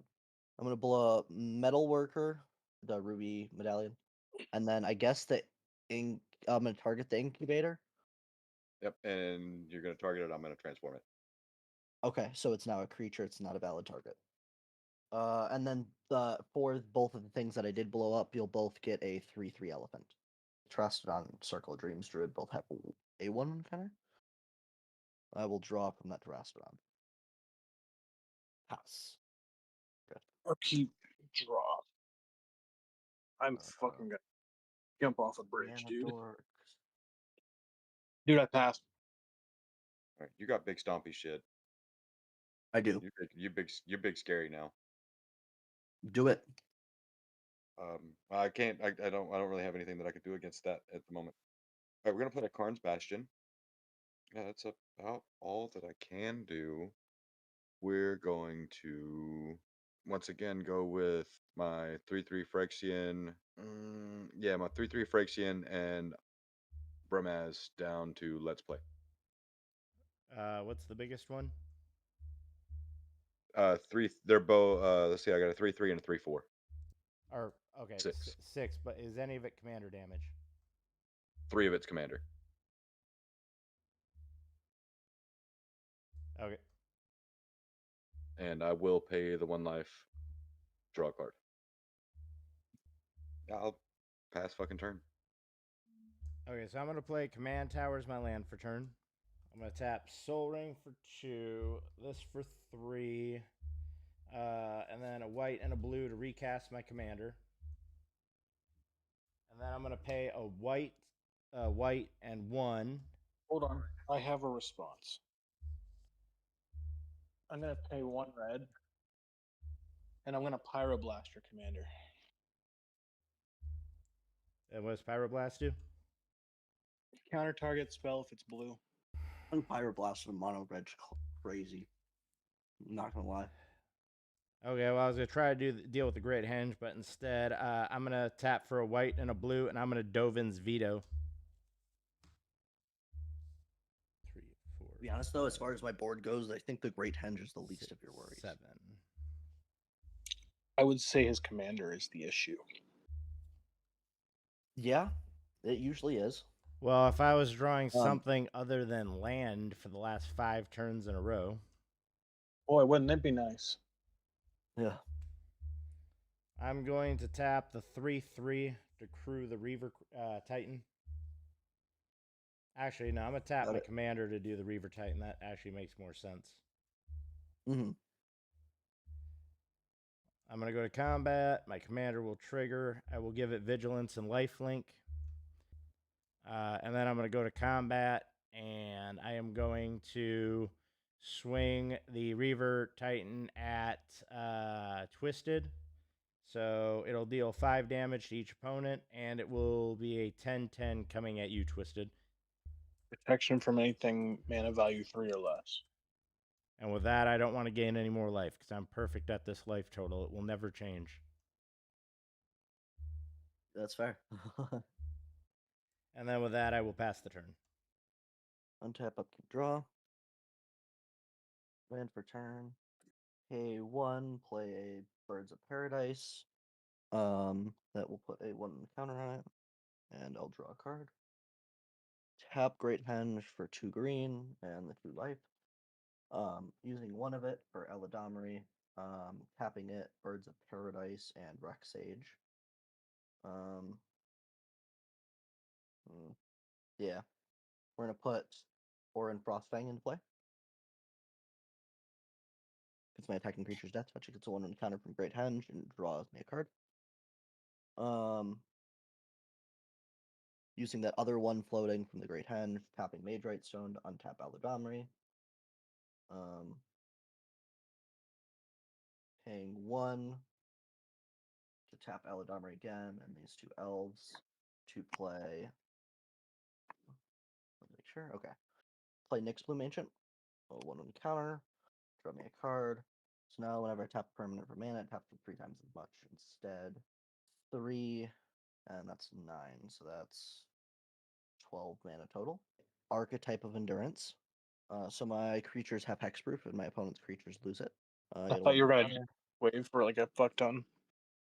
What was that? Oh no, I don't actually. So this is a Primal Surge deck. So it runs 3 non-permanent spells in the entire deck.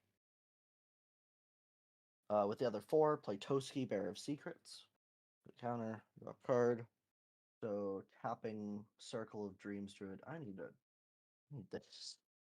So if it's got 14 creatures, that's going to be 42 mana.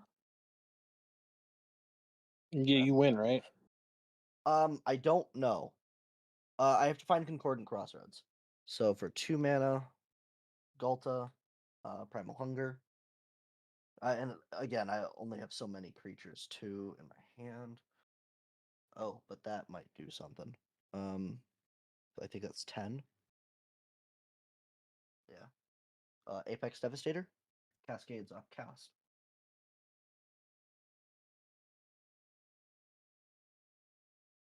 Going on the same land.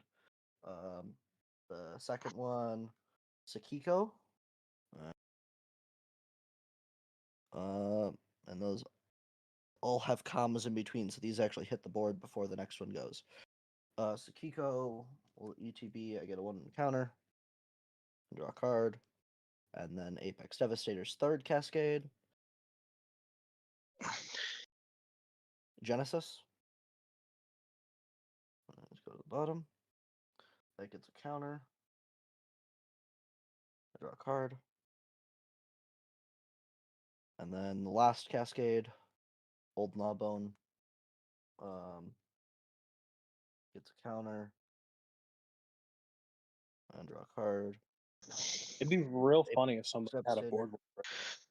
Oh, that would be really funny. Not gonna lie. I'll draw a card from that. Go down 1, 2, 3 mana. Play Beastmaster's Ascension. Going down 2 more to play Swiftfoot Boots. 1 more. I'm gonna equip the Swiftfoot to, I guess, realistically, the Galta Primal Hunger. No, what? Okay, I can't really do anything else. So I guess this 24 mana disappears. That's disappointing. Kolgla, I have to swing at Let's Play so I can destroy the Reaver Titan. Send the other 2 Galtas that way as well. I'm gonna send Terastodon. I'm gonna send Terastodon at U Dalton, and then Regal Force over at Twisted. They all have Death Touch. How big is the Terastodon? 10/10. It doesn't have Trample? Oh. Nope. Yeah. So, Kolgla, Galta, and other Galta are all swinging at you. On attack, Kolgla is gonna blow up the Reaver Titan. I'm assuming they all have trample. Kolgla does not. I will block The Kogla other with a 2 Galta 3/3. do. Okay. All right, what is coming at me now? 5/5 with Death Touch. Which one? Regal Force. Okay, well, I'll block it with my 2/3 Death Touch. Got it. Hey, Trey. Dalton, you blocked the 10/10, and then Let's Play. How much of you blocked just the 7/6? So you're taking what is that? 25. And then because I did combat damage with 2 creatures, I will draw 4 cards. I will make 25 treasure tokens, and I also will have 25 green mana that doesn't empty this turn. I actually don't think it's worth doing anything with it right now because I feel like a board wipe is going to happen pretty soon. I'm going to go to end step, and I'm going to discard 1, 2, 3, 4, 5, 6 forests. I'll pass. Untap. Upkeep. Draw. I'm gonna cast Accelerate on Zada. Target creature gains haste. They all have haste. I draw 4 cards. Oh, fuck yeah. There. Finally. Land for turn. I'm gonna cast Titan Strength on Zada. Each creature now gets +3/+1 until end of turn, and then I'll scry 1 4 times. Everything is +3/+1 right now. I'll pass because that doesn't help me. Untap, upkeep, draws. We're gonna swing out at Let's Play. 3, 6, 9 total. 3, Commander. Yes, because I am absolutely the problem.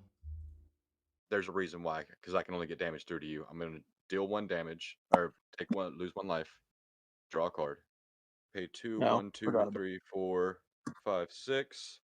White Sun's Twilight for X is 6, so I will gain 6 life. I will create 6 1/1 colorless Phyrexian Might artifact creature tokens, and with Toxic 1, and this creature can't block. If X is 5 or more, I will destroy all other creatures. I'm just seeing if there's anything I can do because I don't have a human to bounce. So, yeah, nothing I can do about that. Toski is the only creature I control that will live because it does have indestructible. And I will create 6 1/1 Mights with Toxic 1 that cannot block. The mirrors are going to be the Mights. And I do just want to make sure people know Genesis is now in my graveyard. And that'll be my turn. Alright, well, I don't think there was enough destruction, so I'm going to add to it. Pay 7 and play Farewell, exiling all artifacts, enchantments, creatures, and graveyards. Got it.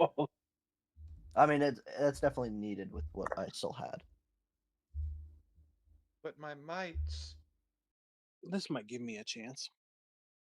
Yeah, I mean, a full rebuild is definitely, I think, what you were looking for, to be honest. Untap, I'll draw. Play a Forest. Soul Ring. Arbor Elf. O'Hare Kozlem. Deepest Growth. I'll pass. Untap. Keep draw. Braid of Fire. Pass. And 1, 2, 3, 4, 5, 6. Burmass. Pass turn. I'll tap the Soul Ring for 2, and then the Command Tower and the Tundra for a white and a blue, and I'm going to cast Shorikai Genesis Engine. I'm then going to pay a white, and 1. And I'm going to cast Aura of Silence, and then I'm going to sacrifice it to destroy your Soul Ring, Baconator. Got you. And then I'm going to pay 2 to play the Azorius Signet. Pass. Play a Forest. Tap for 5. Play Unnatural Growth. Beginning combat, my O'Hare doubles its power and toughness, so it is a 12-10. Let's play. I'm going to send a 12-10 at you with trample. You took the damage, yeah? Yes, I took the damage. Okay. 1, 2, 3, 4, 5, 6, 7, 8, 9, 10, 11, 12. And I get to put a creature and a land from among these onto the battlefield. So Nissa, 1,000-year elixir. That's what that is. Fanatics, Pandrel. I got 3 options for creatures. So I think this is just the right choice. Pandrel, and the Forest. So beginning of each combat, double the power and toughness of each creature you control until end of turn. So I've got 2 effects that do the same ability. That's disgusting. Yeah. Pretty good, though. I will pass. Upkeep. I add 1 mana to my mana pool. Cavern of Skulls. Naming goblins. Bergi, God of Storytelling. Pass. Play a Vault of the Archangel. From Pass castles. turn. Can't do shit. Your turn. Let's play. I'm going to play the Underdark, because I'm back to just drawing nothing but lands. Cast 7 to replay my commander. Let's see. Baconator, what do you have over there? So beginning of combat, a 4/4 and a, what the hell would that be? 16 24 with reach. Alright, so I'm gonna tap my Katori to crew my Shorikai, move to combat, and I'm gonna give my Shorikai Vigilance and Lifelink until end of turn. And I am going to swing a 8/8 over at Drew. I'll take it. I'll take the 8. I'm then gonna pay 1 to tap the Shorikai to draw 2 cards and discard 1 and create a pilot. I'm gonna discard an island, and then I'm gonna tap the Deserted Beach to tap the Minamo at Water or School's Edge to untap the Shorikai. Okay. And then I'm gonna pay 1 to tap the Shorikai to draw 2 and discard. Seriously, that was 4 lands. Discard of planes and pass. All right, so at the beginning of your main phase 1, Bacon. Yep. I am going to go white and black, and we're going to despark the one that's doubling. Wait, is that the creature that's doubling? They both double at the beginning of combat. There's just an enchantment version and a creature version that can give indestructible. Can give it indestructible. Yeah, we'll take out the creature one. Exiling it? Yep. Got it. Fair enough. Play land for turn. I'll go to combat. I'm gonna send the 12-10 again at you. Let's play. I'll block with a 1/1. Got it. It does have trample. Cool story, bro. Okay.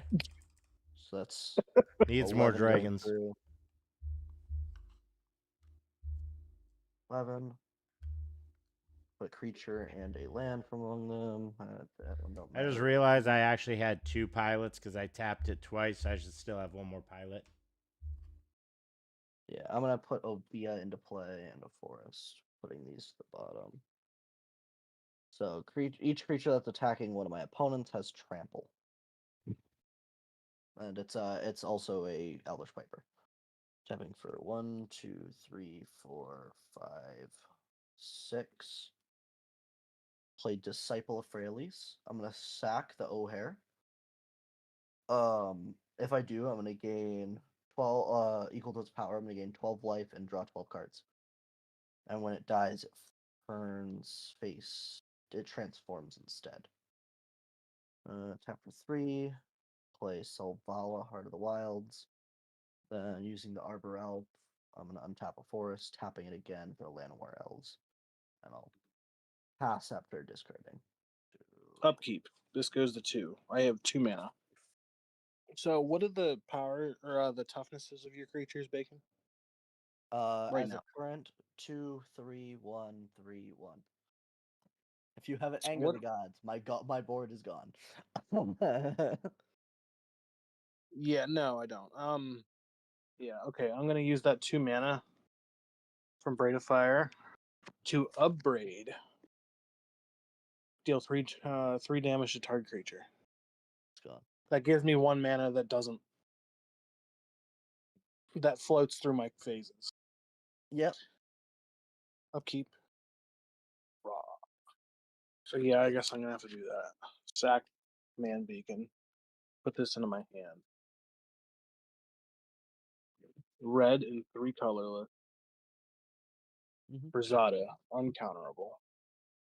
Pass. What are your toughnesses over there, Bacon? 2, 1, 3, and 1. On combat, they all double. If you're in Toxic Deluge, yes, 3 is the way to go. 5 Massacre Worm. Oh, okay. Massacre Worm also works. And then But whenever a it's creature an double. opponent controls dies, that player loses 2 life.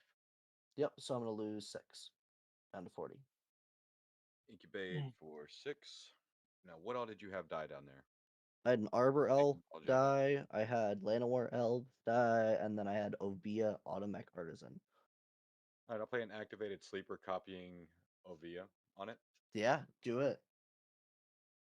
Incubate 3. Bacon swinging Burmaz down towards you. How much? It's a 3/4. Take 3. Commander. And pass turn. I'm gonna untap everything. I'm gonna upkeep and I'm gonna draw. I'm gonna play an Urza Saga for my land. I'll tap 1 and a white. And I'm gonna cast Grand Arbiter. Or sorry, not Grand Arbiter. Leonin Arbiter. I'm sorry. So you can't cast your library, or you can't search your library, but you may pay 2 if you would like to skip that. I'm going to tap the Arbiter to crew my Shorikai. I'm going to move to combat. When I move to combat, I'm going to give the Shorikai Vigilance and Lifelink, and I'm going to swing an 8/8 over at Baconator. Take 8. Is that card still out where I can choose to pay 2 life and get a card? No, it Nope. is not. Okay, well then I'm going to pay 1 using the Urza Saga to tap the Shorikai, and then I'm going to tap a blue with the Tundra to tap the Minamo to untap it and retap it. So I'm going to draw a card and discard, and then a card and discard, and I'm going to get 2 pilots. I'm going to discard Mana Confluence because I can't stop drawing lands. And then I'm going to discard Flooded Strand because I got more lands. I'm going to tap the Mishra's Factory, and I am going to... I'm going to cast Meek Stone. I'm then going to cast Mox Opal. And then I'm going to tap the 3 lands, the Soul Ring to tap the Azorius Signet that have 3, so effectively 6. And I'm going to cast the Consecrated Sphinx. Yeah, pretty good. And I will also gain my 8 life. And then I'm going to move to end step. And this goes back to being an artifact. And I will pass the turn. I'll draw. When you draw, I draw 2. Jesus 5, Christ. 6, 7. Play Virtue of Strength. Whenever I tap a basic for mana, tap for 3 times as much instead. Tapping this one for 3, I'm going to flip the Temple. O'Hare's back. Tapping a Forest, floating 1, I'm going to play Lightning Greaves. Equipping O'Hare with the Lightning Greaves. I'm going to let that 1 fizzle. I'm going to go to combat. I'm actually going to have a response to you equipping. Oh, okay. Well, then that changes things. Never mind. I'm going to pay 3. Okay. And I'm going to cast Boiling Blood on that. Target creature attacks this turn if able. Draw a card. That was the plan. Oh, but you're drawing the card. Okay. Yeah. I will draw 2. Got it. Let's play. I'm going to send a 12 pen at you. Yeah. It does have trample. Take 12. Take all 12. 1, 2, 3, 4, 5, 6, 7, 8, 9, 10, 11, 12. I think Sirach and Goreclaw is just the best option. Sure. My other creatures have trample. And whenever a non-token creature enters the battlefield under my control, it gets 1 counter. And it gains haste until end of turn. I'm going to tap for 6.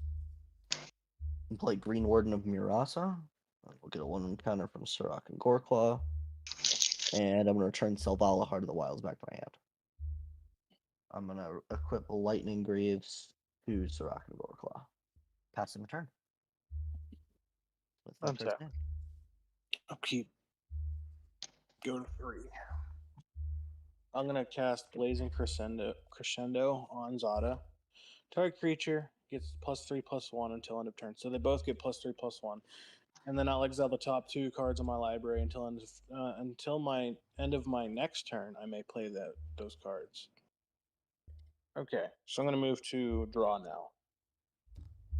I will draw 2. Yep. So I'll play that land. Lotus Petal. So I have 1 red mana in my mana pool. 2 red mana in my mana pool. I will crack this and cast Krenko. So I go down. So I have 1 red mana now. Went down 2, went up 1. So I'm going to play for 4. I'm going to play Empty the Warrens. Put 2 1/1 red goblin creatures into play. Storm count is 2 right now. And then I get 1. And then I get 1 red mana from Bergie again. I'm going to cast Twin Flame, targeting Zada. So I create a copy of every creature on the board. Unfortunately, that means the legend 3 of them immediately die. Yeah, to legend rule, but other than that, you're still getting 6 1/1s. You're also going to lose 6 life for those 3 dying. Yeah, because of Massacre Woman. That fucking sucks. Yeah. But you get 1 red back again, yes? Yeah, but I can't do anything with it, and that was a bad play. I'm gonna scoop. Yeah? Yep, it was a bad You were- play. I was gonna say, you looked like you were coming back pretty strong there. You just, obviously, if you ran out of stuff you could do there, not much. Well, I had dumped all of my draw spells into trying to get lands. Oh, that makes sense. End of turn, I'm going to Land. make 6 6 strikes. Yeah, I was just saying, like, your land's got to be all together then. Draw. When you draw, I'm going to draw 2. Anything with a power 3 or greater does not untap. 3 or greater, okay. So what all are we doing over there, Twisted? I don't even know if I could fucking get through with anything right now. Yeah, because all my creatures, again, still double. I'll go with a black and 1 for a Wishclaw Talisman. And I think I'm just going to pass it down to Let's Play. My Urza Saga is now on number 2. I'm going to play my land for turn, which is the Mycosynth Gardens. I'm going to play Chrome Mox, exiling the Mystic Remora, so it can tap for blue. Yep. Just out of curiosity, how big is the biggest thing you have when it all doubles? 12, 10. I've got 3 of those when they double, only 2 of them untapped. And the one, when it dies, I can exile it to return target card from my graveyard to my hand.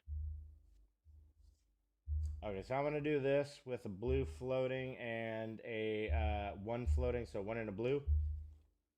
I am going to cast Tempered Steel. Artifact creatures I control get +2/+2. Yes, that's not a big deal.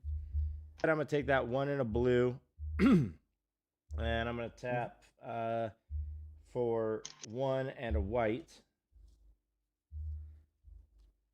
I'm going to cast Smothering Tithe. Yeah. All right, so I got 9 mana. I'm going to tap the Mishra's Factory and my Tundra for a blue. I am going to cast the Copy Artifact. I'm going to make copy a Soul Ring. All right, I'm going to tap the Soul Ring, and I'm going to tap the Command Tower for blue, and I'm going to Windfall.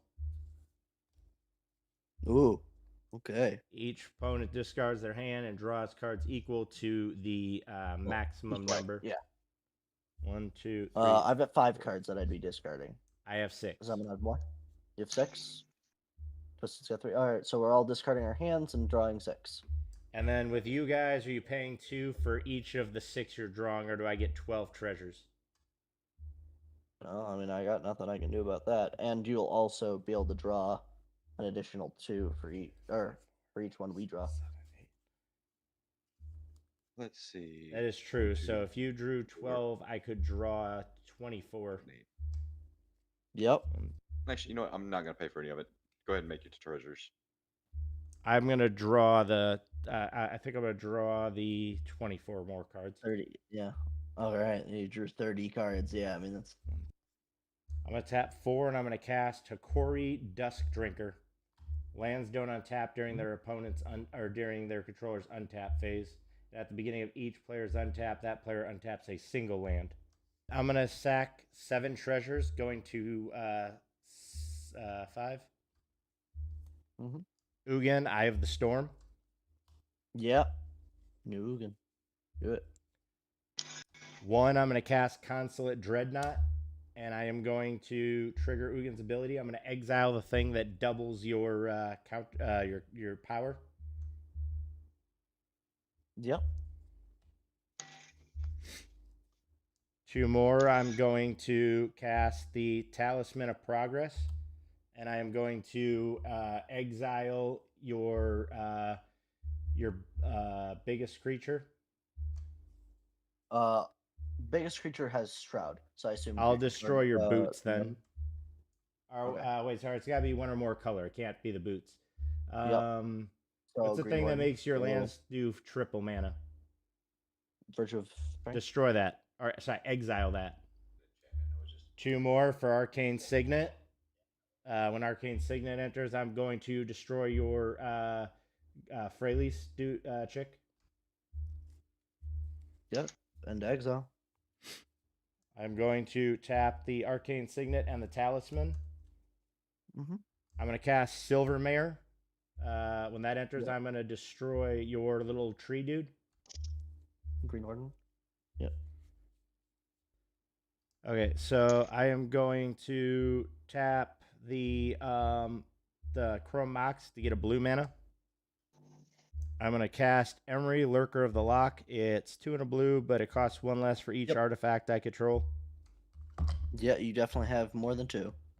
And it lets you play artifacts from your graveyard. Yep. Yep. When it enters the battlefield, put the top 4 cards of your library into your graveyard, and I can tap it to choose a target artifact in my graveyard. Yep. With a deck around it.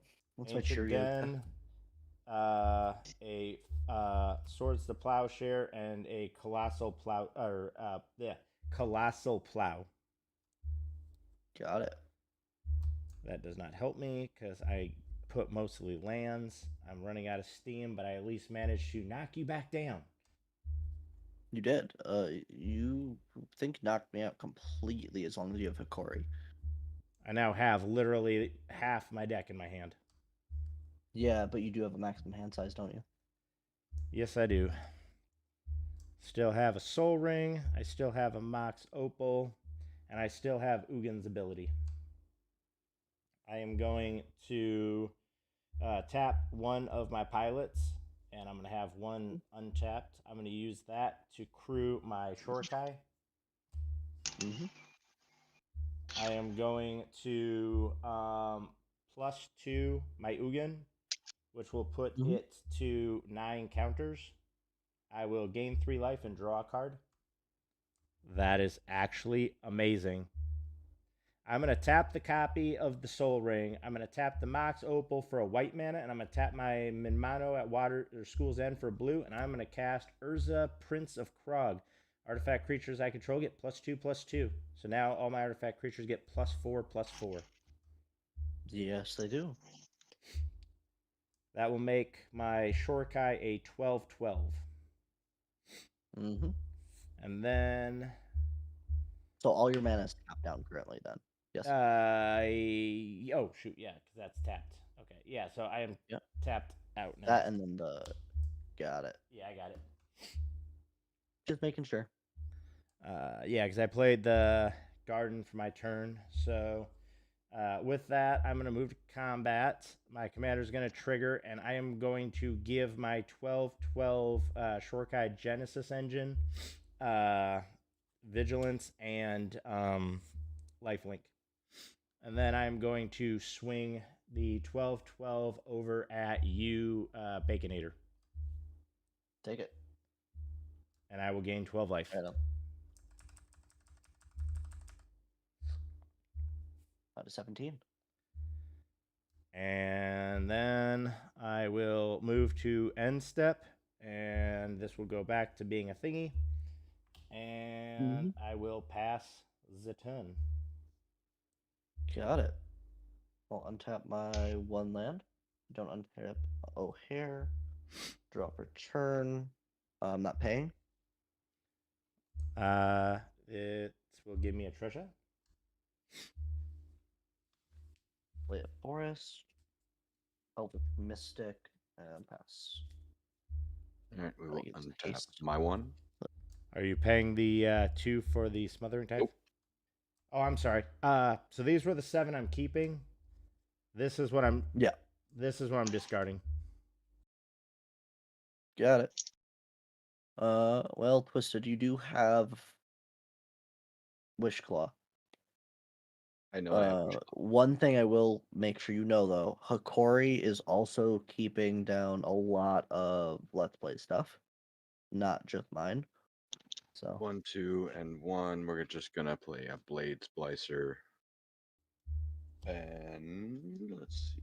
What do you got down there? You got some big tits. I have a 1/1 untapped, a 4/6, a 2/4, a 2/2, a 1/1 that gets +4/+4, a 1/2, a 2/2, a 2/3, and then I also have a 8/8 and or 8/8 that's a 12/12, and then a 11/15 if I wanted to crew them. All right, fuck it. 1, 2. I'll pay the extra 2. I'll remove the thing from Wish Claw. Bacon. I'm gonna pass the Wish Claw off to you. I'm gonna go and grab Blasphemous Edict. So each player sacks 6 creatures. Is that what that one was? 13. 13 creatures. Oh yeah, that's a lot more. Are you casting that? Yes. Okay. In response, Oh. how much does that cost? It costs 5. I am going to use the 2 blue treasures to cast Mana Drain. Okay, I'll tap the 1 mana that it cost me to cast it, and yep, that's turn. All right, so those all untap. I only have 1 land that'll untap, so I'm going to untap the Mamaro, and then and I draw my card for turn, and then at the beginning of my first main phase, I get the 5 neutral mana from countering that 1 spell. Your Urza Saga is also on its 3rd chapter. That is right. That is right. So I got to go find me a 0 or 1 mana artifact. Are you gonna pay the 2 to be able to do that? Actually, no, I'm not. Uh, I'm does pretty sure affect you. after drawing like 40 cards, I think I have all the 0 and 1 drop artifacts in my deck. That's fair. I'm going to play Inventor's Fair. Oh, I also have to untap my 1 land. I did that with the Mamaro. I'm going to play Inventor's Fair as my land for turn. I'm going to use 2 of the mana from the 5 to play Reckoner Bankbuster, and I'm going to destroy or exile the Wishclaw Talisman. I'm going to use 2 more of that, and I'm going to tap the Arcane Signet for a white, and I am going to cast Light of Promise, and when it enters, I'm going to have it target the Consecrated Sphinx. Yeah. What's that one do? I'm not familiar. It's an enchantment that says whenever an enchanted creature has, whenever you gain life, put that many +1/+1 counters on this creature. Got it. That will leave me 1 more neutral mana from the Mana Drain. I am going to tap the Talisman of Progress, taking 1 damage for a blue. And I'm going to tap the Soul Ring for 2, using 1 of it to put into Arcane Signet. So I'll have 1 floating from the Soul Ring and 1 white floating from the Azorius Signet.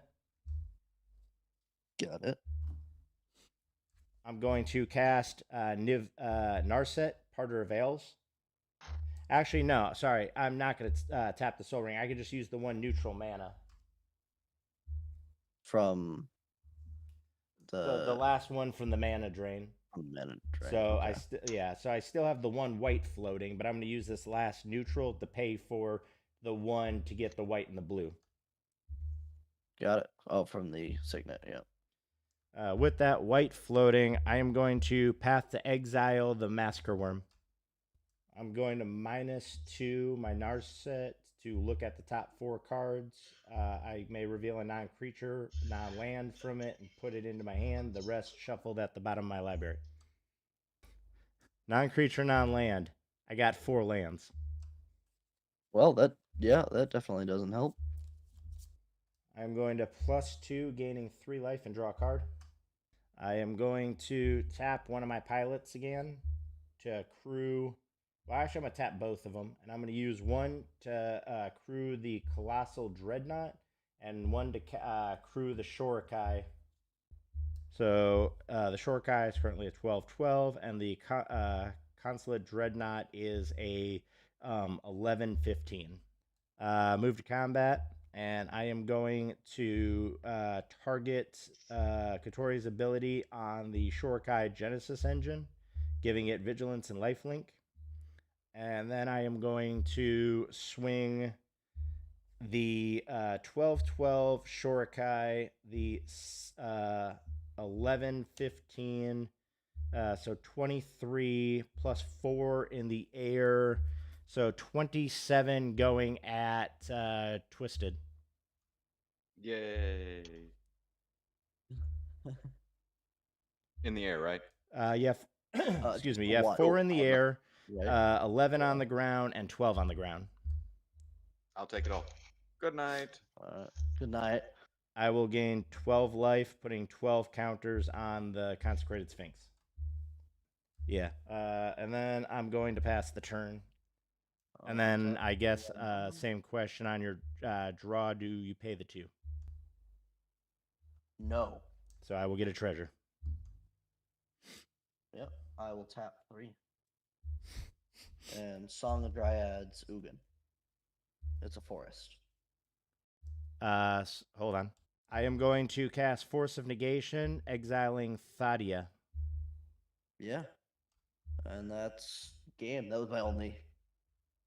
Funny enough, that I just top decked, and that was like the only card that would actually save me, because I needed to get rid of Ugin first, and then I could deal with everything. But getting that countered sucks. Yeah, at this point, I after I mean, drawing that's like definitely game. I mean, you got me down completely. There's nothing I can do. Thank you for sticking around till the end of the video. If you enjoy this content, please feel free to watch my Magic the Gathering playlist as shown on the left side of the screen. If you like this game and want to see more, please look at the right side of the screen and see the channel content creators that are also streaming this content. Please show them some love. Thank you and see you next time.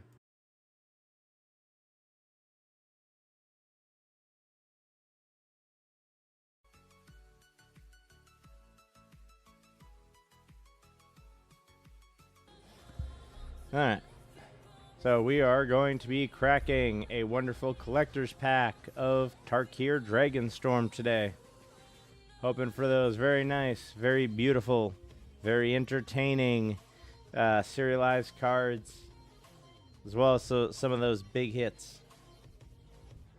I'm sure we'll never hit the big hits, but if we go over and look at our channel over here and look at the higher hits, you're going to be looking at, we'll get all these boxes and seal product that way. You're going to be looking at the Halo foil cards, which I'm probably never going to see.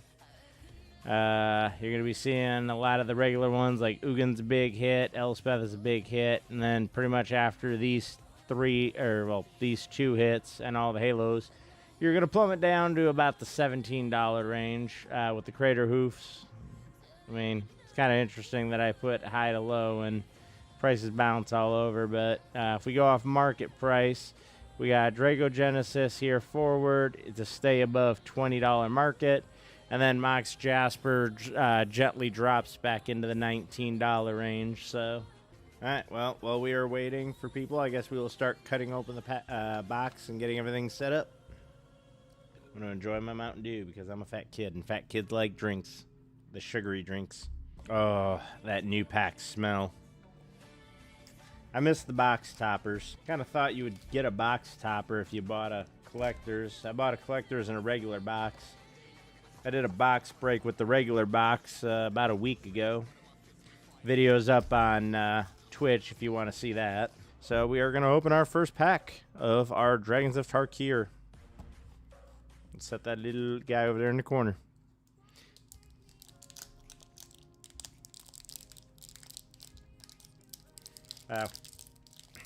Fight these packs. Fight them. There we go. Should have brought the scissors over here. Holy crap. Well, that just dumped all over.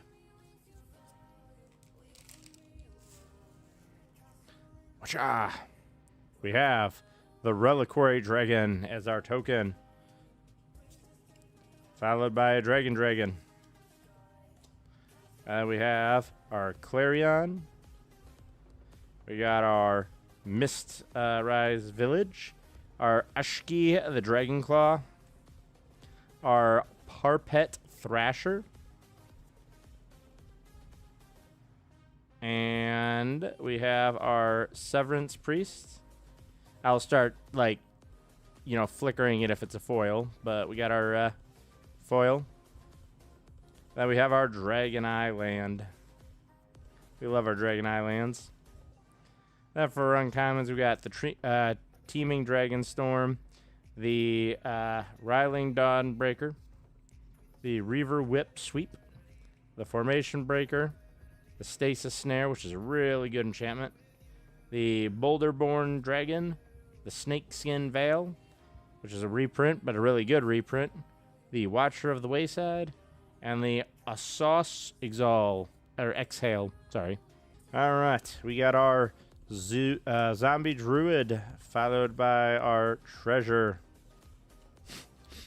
And then we have our Corey Steel Cutter, our equipment, a Scavenger Regent, our Sirach the Elusive Hunter. Not so elusive, he's been found so many times. We got our Wailing, or Will of the Abzan. I can read, I promise. Put our little full arts here. Then we got our Dragonback Assault. When the enchantment enters, it deals 3 damage to each creature and each planeswalker. And then Landfall. When a land enters under your control, you create a 4/4 red dragon with flying. Really great. I want to put this in my dragon deck. It's a dragon token deck, so anything that makes dragon tokens, whether it's good or bad, I put it in there. So Dragonback Assault, foil, that's going in. And then I got another island. First island was foil, this is a non-foil. And I got that beautiful showcase art, Encroaching Dragonstorm in foil, followed by the Roiling Dragonstorm in foil, or in non-foil, I'm sorry. And then we got the Mammoth Elephant, the Armament Dragon, the Teeming Dragonstorm, the Sultai Devotee, the Underfoot Underdogs, the Tempest Hawk in foil, used to be a $5 card, and the Riverwalk Technique. So far we have the one elusive dragon, Tempest Hawk. He's an honorary dragon because everybody wants him because you can have any number of him in your deck.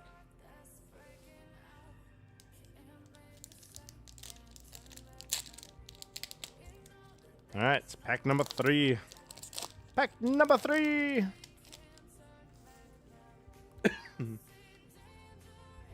All right, we have our soldier token. It's a nice shiny soldier with a soldier on the other side. So it's a soldier. It's a 1 and a 2 soldier. But y'all don't care about the tokens. We got a Arani, the Song Unending. The 5-drop Spirit Dragon. Which is really funny because I just spent $17 buying this card. I got the full art though. This is kind of the showcase, but it's in foil. Then we got All Out Assault in non-foil. We got the Dragon Fire Blade in the beautiful etched showcase art. And then we have the Deceptive Frost Kite Dragon. I have, out of everything I've opened, I have never actually seen this card. So this is kind of a nice new one. And then we have the Anafenza Unyielding Lineage in a foil. And then we have our Dragoneye Forest. Then we have a Segu Wilding and a Boulderborn Dragon. Followed by a Defibrillating Current, a Sultai Monument, a Sandstep Citadel, Dragonstorm Orb or Globe, Seize the Opportunity, Sibsig Appraiser, and a Delta Bloodfly. We got our own little mini game going on here. How many of these Tempest Hawks can you have in your deck? It used to be $5. Now they're down to like 50 cents. Curious enough though, how much is it if you have the foil? Got our Tempest Hawk. We got it in foil. It's about $1.16, so it's still holding some of its value. Not as good as it used to be though. Sorry, we already had a pack we were drawing. Yeah, like I said, this is pretty much our big hit pile right here, and pretty much if we want to stay above that wonderful $20 mark we had on that page. Once we get to over here, everything kind of goes downhill. So this is kind of our main page to stay above that $20 mark. and with each pack costing about 25 bucks, you're either going to have to get one of these higher end ones, or you're going to have to get multiple of these little lower tier ones over here. Man, I keep knocking this box over. Look, y'all can play your own mini game. How many times am I going to knock the box over? All right. We got our copy token with a monk. And then we have a Baron Step Siege in full art foil. My finger's in front of the camera. That doesn't help. We've got the Ambering Shell Turtle in non-foil. We got the Recover the Way in non-foil. We got Aligned Heart in full art non-foil. And then we have the Flame Held Grappler in foil. Followed by a Dragon Eye Mountain. And then another card I haven't seen. I've seen the Rune Scale Stormbrood, but I haven't seen it in this beautiful red art with this dragon face on it, which I absolutely love. It is a red-blue, very nice dragon, and I like the art. And I also like the fact that it is a foil version of it as well. Then we also have the Railing Dawnbreaker. And then we got the Rune Scale Stormlord in foil. We got the Frontier Riverbeck in foil. And then we got the Constrictor, Trade, Sunskitter, Ashin, and the Durgurd. I mean, for the most part, most of them are foil. I don't know if y'all want me to break down like which ones are foil. All right, we are 4 packs in. We got 8 packs left. All right.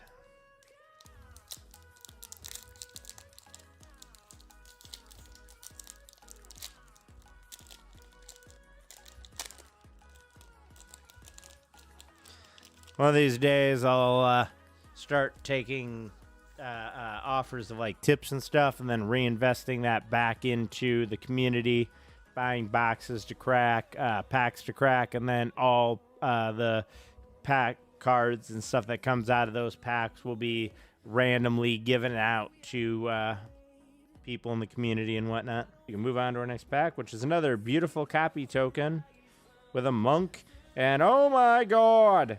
It is a Draco Genesis and a very beautiful foiling. I think this actually might be the Halo foiling. I believe this might actually be the Halo foiling Draco Genesis art. Let us find out. It is card 412. It is card 412, the Draco Genesis big hit. It is the Halo foil at $84. We got the Halo foil Draco Genesis art. And in foil, it is $172 market value. That is a hit. That is a hit, ladies and gentlemen. I did not plan for that. My hands are sweaty sweaties. I'm going to go get a pack. We pulled the Halo foil Draco. Let me get a sleeve for that. There we go. There we go. Yes, we pulled the big hit. Well, not the big hit, but we pulled a beautiful $151 Draco Genesis. I would like to double sleeve it, but for now, we're just going to gently put that in there. And then we're going to top load that puppy. There we go, ladies and gentlemen. Pack 5 luck. The Draco Genesis Hollow foil. Those of you that are here, I want to hear some hype in the chat for that pull. That is probably the biggest hit I've pulled in a pack. That is amazing hits. We're going to keep that puppy right here. Actually, no. We're going to put that little puppy right up here, up in the front for everyone to see. That is some hype right there. Whew, that was a beautiful hit. Did not expect that.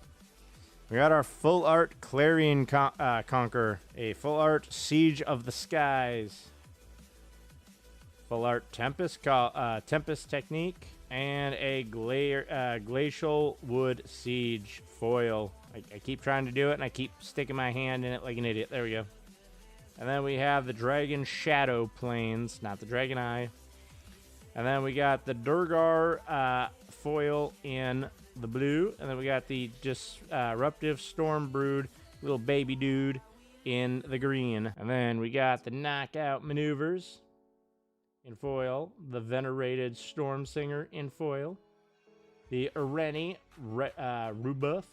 Trust me, man, I would scream, hoot, and holler, but the problem is I got neighbors. I live in an apartment now. I don't want to piss them off after only being here a week. Bearer of Glory, Ring and Strike Mystery, and a Caustic Exhale. We're just going to have that little guy.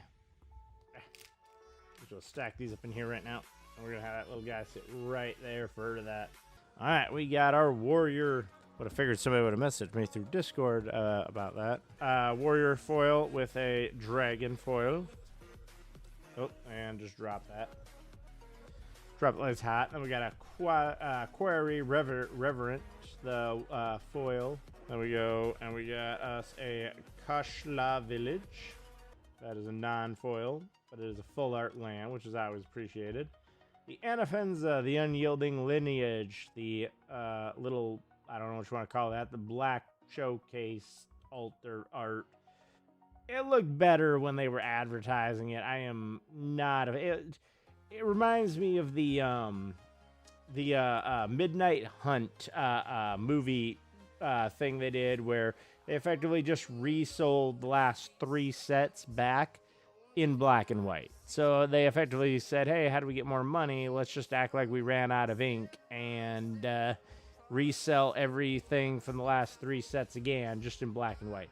I feel like they just wanted to save money, so they left the card black and only printed the art and the text.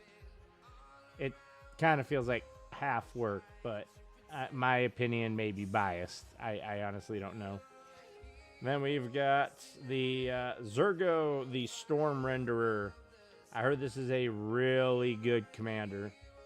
You got your mobilize ability, so you're attacking Red Warrior, or whenever this attacks, you create a tapped and attacking 1/1 Red Warrior, and you sacrifice it at the beginning of your next end step, and whenever a creature token you control leaves the battlefield, you draw a card if it was attacking. Otherwise, each opponent loses a life. Then we have the Dragon Fire Blade, and it is a foil regular art. We had the showcase regular art earlier. And then we have the Plains foil land. And then we have the Boulder-born Dragon in foil. And then we have the Segu Wildling Sega. I'm going to get copyrighted on this crap. He said Sega copyright. Oh my god. Rainveil Rejuvenator, the 100 Battle Veteran, the Bewildered Blizzard, the Narset's Rebuke, the Segu Pummeler, the Wind Scarred Craig, and then the Fortress Kin Guard. All right, our next pack, we have a foil Spirit with a 2/2 Spirit on the other side. Then we have the Lasad Prowler. It is a Snake Ranger. Little 5/5 black dude. When this creature enters, you mill cards equal to the number of lands you control. So he's a foily boy. He's a foily little snake. And then we have the Inevitable Defeat. Looks like a giant monkey throwing, or I guess you would say it's more of a baboon throwing a net. It is a 1 red, white, and black instant. Not really a fan. It's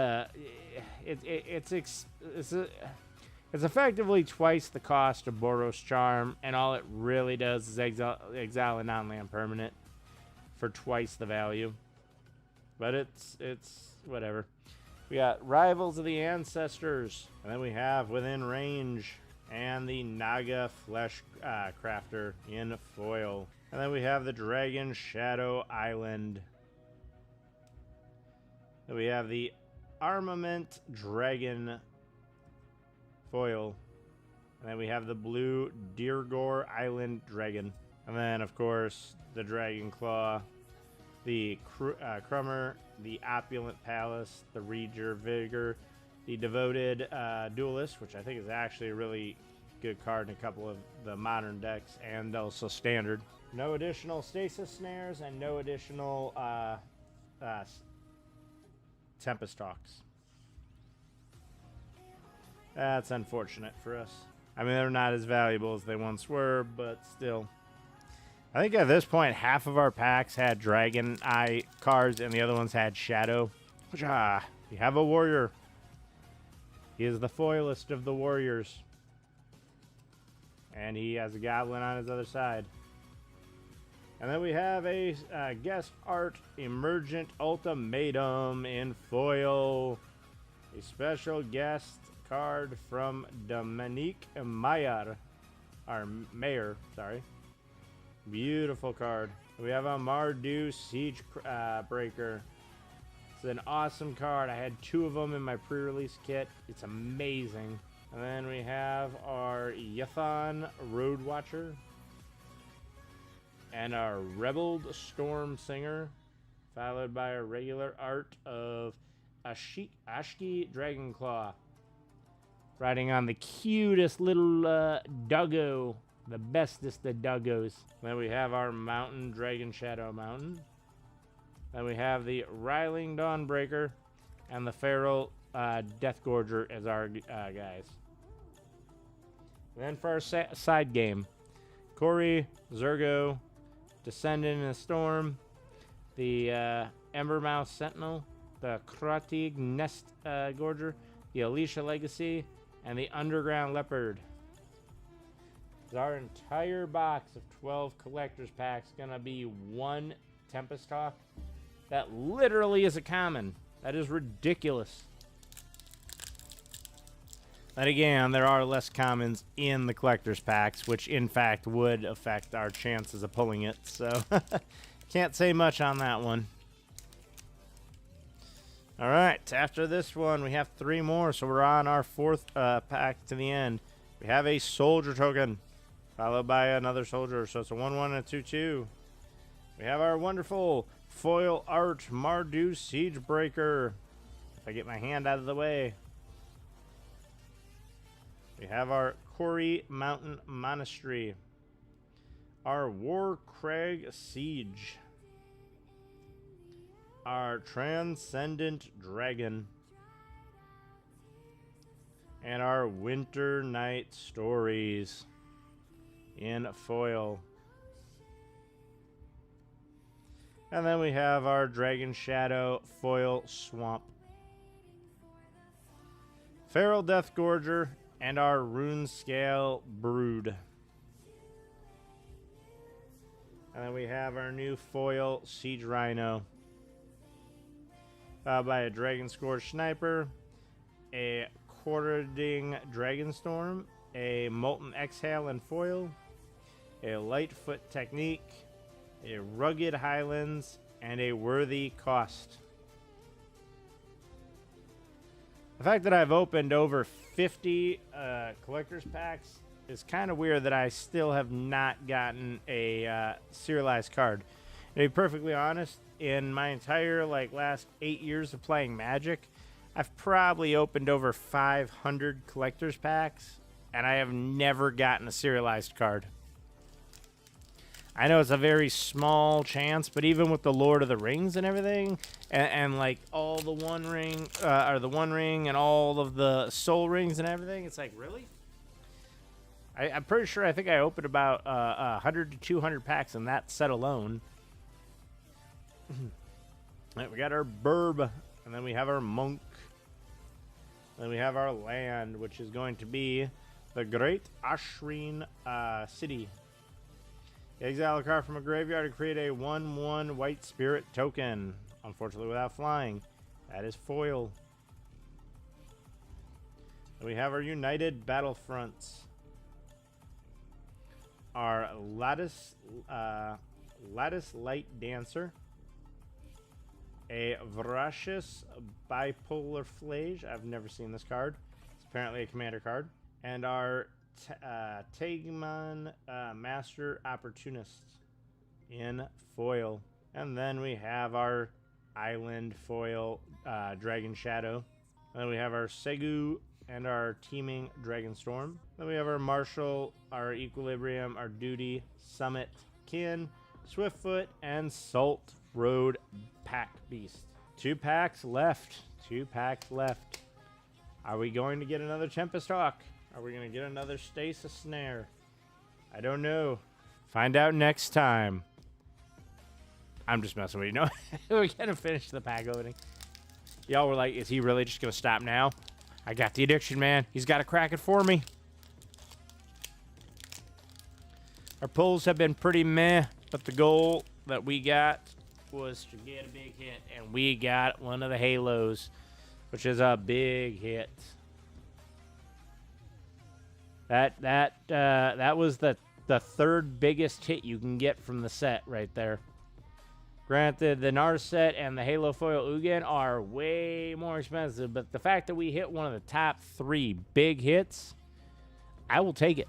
I will take it. I will love it, and I will do everything I can to thank that pack for that pull. That is an amazing pull for what we got. I think that's probably the biggest hit I have ever hit in a pack.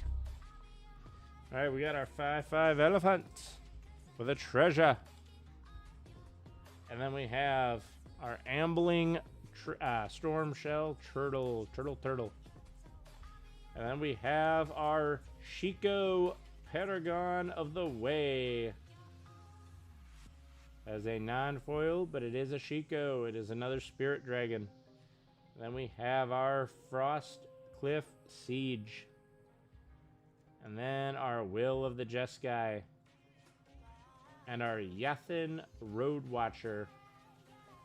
And then a Swamp Foil Dragon Shadow. And then we have the Whirlming Stormbrood and a Storm Shriek Feral.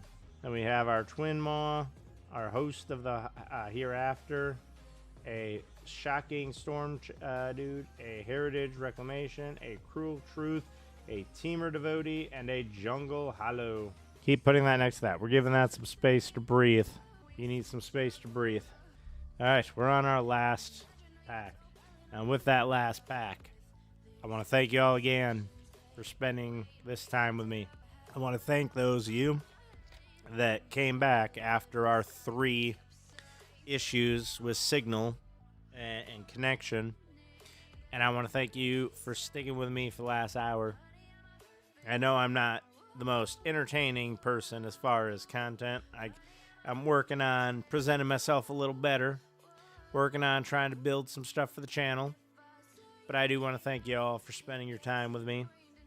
And I'm trying to get back into this again. I've been really busy. I moved on the 9th, so my internet's been down since the end of March. I just got in on the 10th. Then I had to wait for everything to show up. Then my stuff showed up on the 14th. Then I had to start unpacking. And now I'm back to work, so I'm working 12 to 15-hour days. So we're going to get back into the swing of this. And I want to thank you all for your patience and the time that you're spending with me. And I would like to ask that you like, subscribe, follow my content. If you'd like to join our Discord to get notifications of when I'm streaming, because sometimes I will stream random games in the middle of the night, you are welcome to join, and it will give you immediate notifications of when I'm streaming. I am in several Discords with some other streamers, and we stream our games, so you're welcome to join. And as our community is built, we will find more people, and we will start playing games together. So with that being said, you are also welcome to come and like, subscribe, and follow me on YouTube. Our YouTube Let's Play VG channel streams not only Magic the Gathering, but also Pale World, Destiny 2, Commander, Arena, and in-person Commander, as well as others. And yeah, so you are welcome to follow me on that. I want to know how y'all are doing tonight. The chat's been very quiet. Very quiet tonight. It's a weekend. Y'all gotta be happy. Y'all had Good Friday off, and now we got Easter coming up on Sunday, which gives y'all a 4-day this weekend. It's a great time. It's a great time. All right. I know what y'all here for. It's not to hear about me. It's not to chat. It's because y'all want to see this pack. Can we get a foil? At this point, I think this box is maybe worth $180 at best.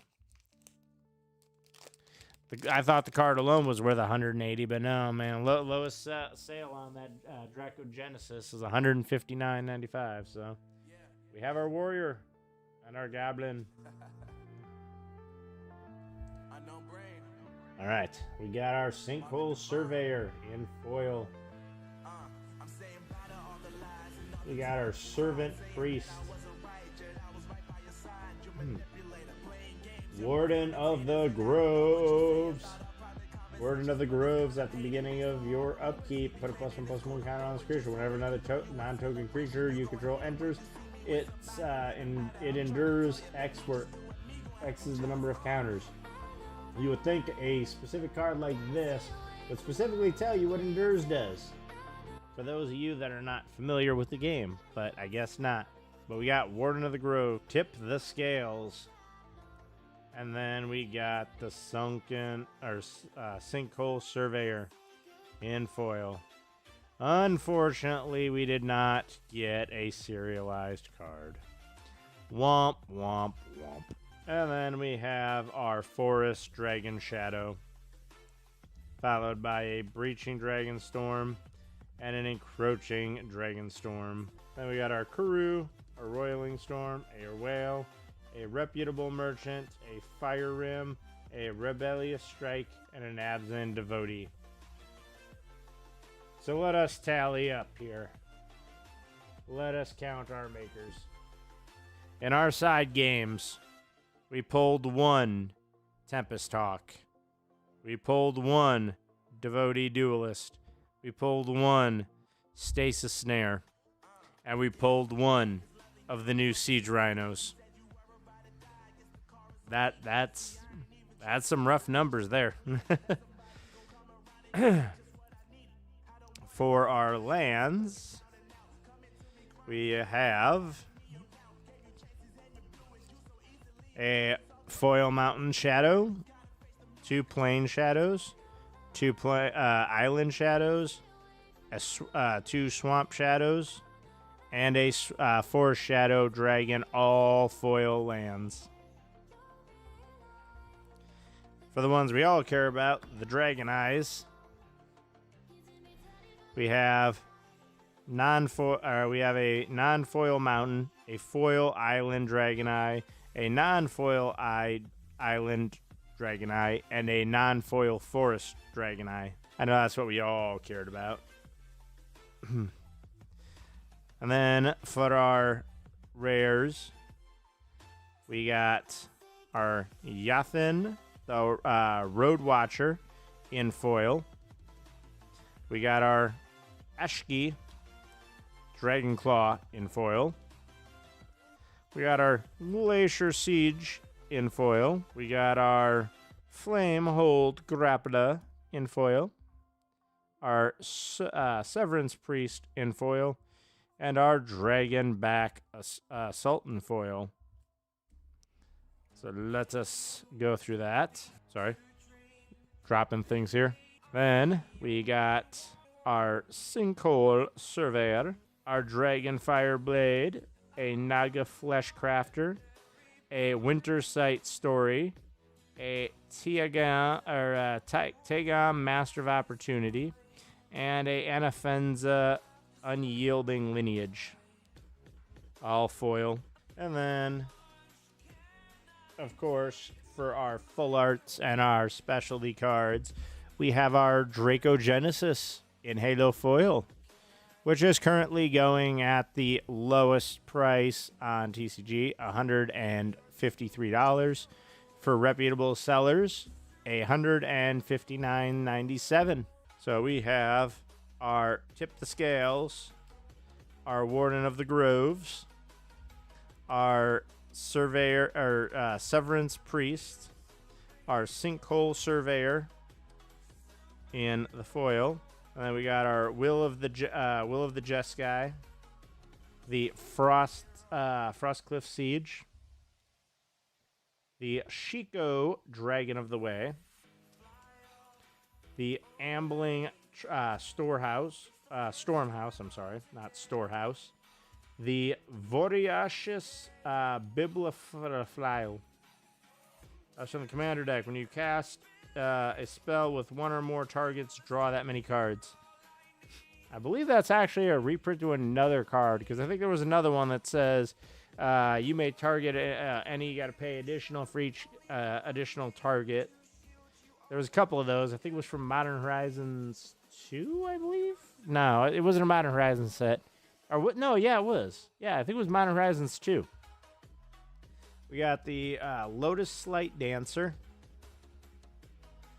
the United Battlefront, the Great Ashran City, the Transcendent Dragon, which looks amazing. That is another one from a commander deck. It is a 6-drop, 4/3 flash and flying. When this creature enters, if you cast it, counter target spell. If that spell is countered this way, exile it instead of them putting it in their graveyard, and then you may cast it without paying its mana cost. We have our Warcrag Siege, our Kori Mountain Monastery, our Mardu Siegebreaker. I can't tell you how much I love this card. I find it hilarious that they made it one color shy where you couldn't put it into Deadpool. Because trust me, if it didn't have the white in there, everyone would be putting this card in Deadpool. We got the Rotobulos Stormsinger. All right, we got the Yashan Road Warrior, the Mardu Siege Warrior again. That one's in non-foil. The beautiful and not forgotten Emergent Ultimatum in foil. The the Within Range. The Revival of the Ancestors. The Inevitable Defeat, which I'm just not a fan of this art because it's all black down here. It's all black up here. The net pretty much makes it black over here. So the only actual art you get is this little dude over here in the corner. Then we have the wonderful Listlid Prowler. The Zergo Storm Render, which is an amazing card. The Anafenza Unyielding. The Kashla Village. The Quashri Revenant. Is that why nobody joined me tonight? Is that because I can't pronounce names of cards? Is that why we all don't want to be here? Tempest Techniques. We got Sage of the Skies. Flareon Conqueror. The Prophet Thrashot. Flying. Whenever one or more dragons you control deal combat damage to an opponent, choose one that has not been chosen this turn. Destroy target artifact an opponent controls. This creature deals 4 damage to each other opponent and exile the top card of your library. You may play that card this turn.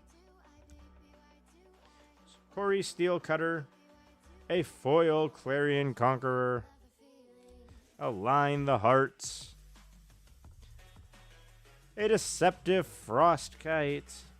Whenever you may have this creature enter as a copy of a creature you control with a power of 4 or greater, except it's a dragon in addition to its other types and has flying.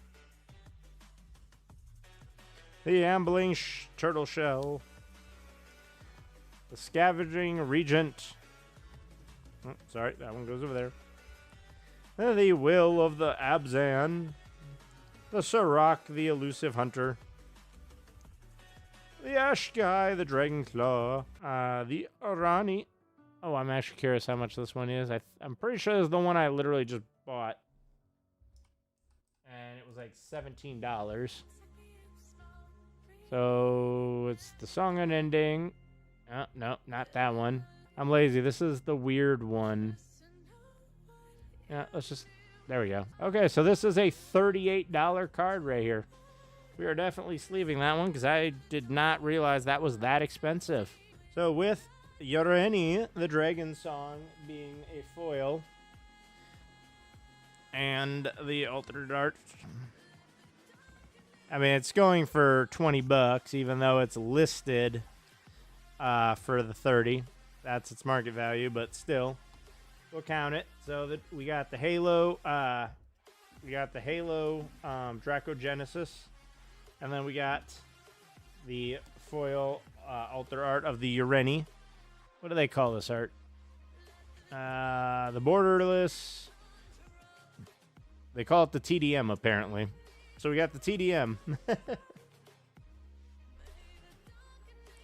All right, we got the all-out assault, the Baron Siege, the Rediscover the Way, the Showcase Dragon Fire Forge, and the Mystery Fire. You know what I think is hilarious about this? I believe, if I am not mistaken, that we actually have every land except for the white one. This box. Got red, blue, black, and green. Yeah. So we pulled 4 out of the 5 lands. We just did not get the white one, which, based on what I heard, it's debatably argumentative that the actual white one is probably the worst one. But with that being said, I hope y'all are having a good weekend. I hope y'all are having a good holiday. And with that, we had a good night. We had some fun. We opened a box. But for now, I'm going to let y'all go.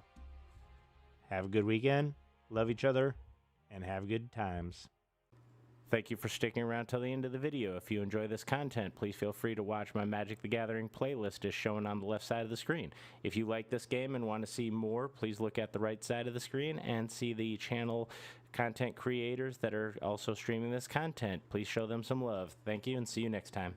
All right, we are got Oliver with Joda. Let's play with the Hada, Jack the Free Win with the Jolly Balloon Man, and Beef Fallacy with the Wise Mothman. Keep that. I'm just going to play land and pass. I will untap, upkeep, and draw. I am going to play a Reliquary Tower and say go. Draw.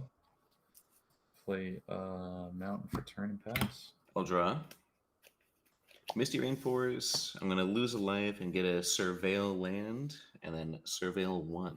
I will play a Plains, and then I will tap those 2 for a Noble Heritage. Commander creatures you own have when this creature ETBs, and at the beginning of my upkeep, each player may put 2 +1/+1 counters on a creature they control. For each opponent who does, you gain protection from that player until your next turn. I'm going to untap, upkeep, draw. I'm going to play a Swamp. I'm going to tap 2, and I'm going to cast the Night's Whisper. I draw 2 cards and lose 2 life. And then I will pass. Plains for turn, and I'll tap 2 for Intangible Virtue. I'll pass. Untap. Upkeep, draw. I surveilled a land into the yard, by the way. I'm going to play a Verdant Catacombs, and it was so good the first time, I'm going to get another surveil land, and then pass. We'll play a Yavimaya Coast. I'll tap those 3 for a Commander Sphere. So I'll tap red, blue, green, 1, 2 for a Surak Dragonclaw. He can't be countered. Actually. Surak has flash and can't be countered. I'm going to make myself the enemy. 1, black, and 1. Shieldred, if you draw a card, you lose 2 life. If I draw a card, I gain 2 life. And I will pass. Untap. Draw. And I'll lose 2. I can get rid of Shieldred, but I will, because I'm a nice guy. I'll pay 4 for Eowyn Fearless Knight. I'm going to exile Shieldred. Thing's just too good. I'm just going to pass. I think we are not milling enough at all, quite frankly. I like to put the Mothman onto the stack, and then I will pass. I'm going to draw and not take 2 life. Oh, no, but you will mill. So which one is worse? So I will just mill my 1, and it's a non-land. Woo! I will very happy 1. That's gone. And I'm going to play a Mountain. I know what that thing can do. A mountain? It taps for red. Oh, really? I thought it was white. Shit. Never mind. For Joda. Yeah. With that, when this creature enters, does anyone want to put 2 +1/+1 counters on a creature they control? I would love to put 2 +1/+1 counters on Eowyn. Go ahead. Shucks, it is tempting. Imagine and I will. Your first creature. I put 2 counters on as well. Hell yeah, brother. You know what? Sure. Yeah, I do. No. I'm gonna swing a 8/8 Serac Dragonclaw over at Jack. Over at me. Yeah, good choice. Excellent choice. Yeah. I'll take that 8, but I will remember that. I will remember you remembering that. On that note, I'll pass. We'll draw. I'm gonna play a Ganjo. I'm gonna tap for a red, and 4. What? Atali Primal Storm. You know what? That's fine. Oh, did you do your red counter? Oh, I did not. So I exile the top, which is a creature, which means I lose the red counter, right? Yes. And 2 health. Is it 1 2? I health. thought it was 1. 1? Oh. And I actually have a blocker finally. Oh yeah, I don't have a red counter anymore. We dealt with that. That's all I got. Draw. I Well, you will could do it and still show us. mill. Yeah. It is a circuit mender. No. And I'll take 1. I think I can do this. Okay. I'm going to tap a Plains and Mr. Balloon Man to create a balloon copy of Awen. When it enters, I get to exile target creature with greater power, and then I'm just going to have to sacrifice it right away. I'm going to exile that Sorak. You sir. And then that instantly gets sacked. I told you.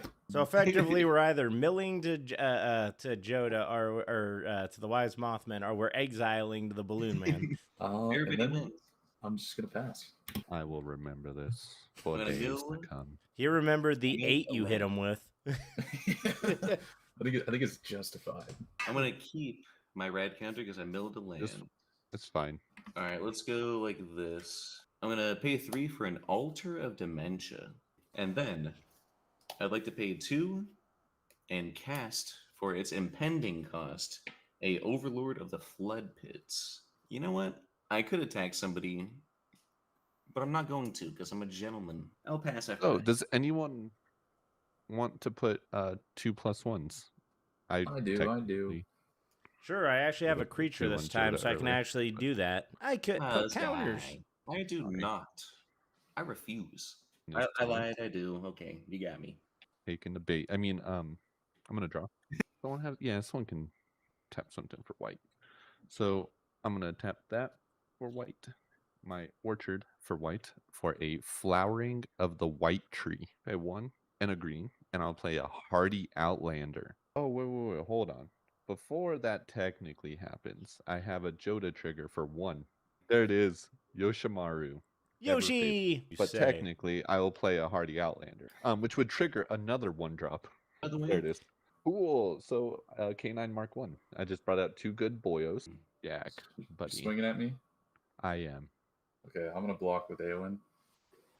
Yeah. So it is a 9, 10, 11, 12, 13. It's a 14, 13. That's aight. All right, in response, before damage, I'm going to tap 1 and 2 for the ward cost. And I'm going to play Smite to destroy target block creature. And I'm gonna Fierce Guardianship. All right, Awen will die. I'm gonna pass. I'm gonna untap. I'm gonna play the mountain. 1 Send red, black, and white. I'm going to cast my commander. I'm going to +2, which will put it to 7. I've only got 3 manas. I'm going to tap for 1, a black, and 1, and I am going to attempt to mortify Jihad, destroying target creature. Oh wait, can't do that. I don't look at the cards behind the thing. Well, wait, I can destroy his thing because that's an enchantment, right? The little tree, but I don't think hold that on. does anything. Don't be too hasty now. That one thing also is very concerning. Which one thing? This? Not that thing. This? K9. That thing. This? No, yeah, my commander. Is that an enchantment? Okay, I'm gonna blow that up then. Which one? The green one. That one. Oh, that's Good. fair. I'm going to move to combat, and I'm going to, because I can't attack Trolliver, but I can still do things. I'm going to attack with an 8/8 lifelink vigilance indestructible towards Fallacy. On the attack, everyone's going to exile the top card of their library until they reveal a permanent, or they're just going to exile the top card of their library, then I may cast any number of them. I'm sorry. I got an island. Got a mountain. I got a brushland. All right. So all those I can't play because I already played a land. I have a Soul Ring, so I'm going to play the Soul Ring. Wow, look at you. How about this? If I don't kill it, will you send it at It's somebody else's indestructible. turn? Oh, okay, all right. Well, It has lifelink, vigilance, and indestructible until my next turn. I want to block it with my boy, who happens to be a 10-10. That's fine. I only attacked you because I didn't want to attack Jack because he's like really low, and I just needed the trigger, which effectively gave me a Soul Ring, which is very disappointing. I can't do anything with that, so I will pass. What's the biggest creature on the board right now? It's Mothman? either Mothman or Joda. I don't know. It's Joda. Yeah, it's Joda. Joda's a 14-13. Okay, I'm gonna tap for Toxic Deluge. 1, 2. No, can't do that. In red and white. Oh my god. Cheaters. I'm gonna tap for 3, play a Brightmare. When it enters, I get to tap target creature and gain life equal to its power. I'm gonna tap the Mothman. All right, I will tap a mountain. Very good choice. To create, in Mr. Balloony, to create a copy of the Brightmare. And I'm gonna tap the Mothman again, get another 10. Move to combat. I will swing the 2/2 because of Intangible Virtue at Mr. Trolliver. Yeah. Okay, I have protection from you. Oh yeah. Well, it's just coming. It's a message. I'm sending a message. I'm just gonna sack it. I don't want everyone to have as much life to deal with this ungodly board state. And then I'll pass turn. I'll draw and then mill 1 for my rad counter. It is a land, so I once again keep the rad counter. So I'm gonna pay 1. I'm gonna cast an Altar of the Brood. I'm gonna pay 3 for a Crucible of the Worlds. That will trigger this. So each opponent, each opponent mills 1. Sorry, I'll get 1 counter from my graveyard. I'm gonna play a Fabled Passage that will mill you each for 1. And then to shortcut this, I'm gonna crack it and get a basic land, which will mill you for another 1. Hey, look, you could get 2 more counters on my upkeep. If only it wasn't 1 or more. I'm gonna pay 2. I'm gonna attempt to cast an Animate Dead, targeting the Kodama of the Eastern Tree. But after that, I am not gonna swing because it's very much danger, so I'll pass. Danger Will Robinson. Cool. Does anyone want to put 2 +1/+1 counters on a creature they control? No! I do. No! I'm not going to put counters. 1, 2, 3, 4. Oh my god, he's counting! We're going to play a On Sarah's Wings. What are you targeting? Rule 0. Joda. So I have a Joda trigger for a total of 3. A Hajar Loyal Bodyguard. I will get another +1 on Yoshimaru. I will pay a black and a green. I will have to take 1 life. Oof. And I will play a Vraska Joins Up. Yoshimaru will get 1 from Hajar and 1 from Vraska. I am going to go to combat. So I am going to swing Yoshimaru and a Joda at you, Mothman. Does Joda have trample? No, but he has a Vigilance, Lifelink, Flying, Death Touch. Go on.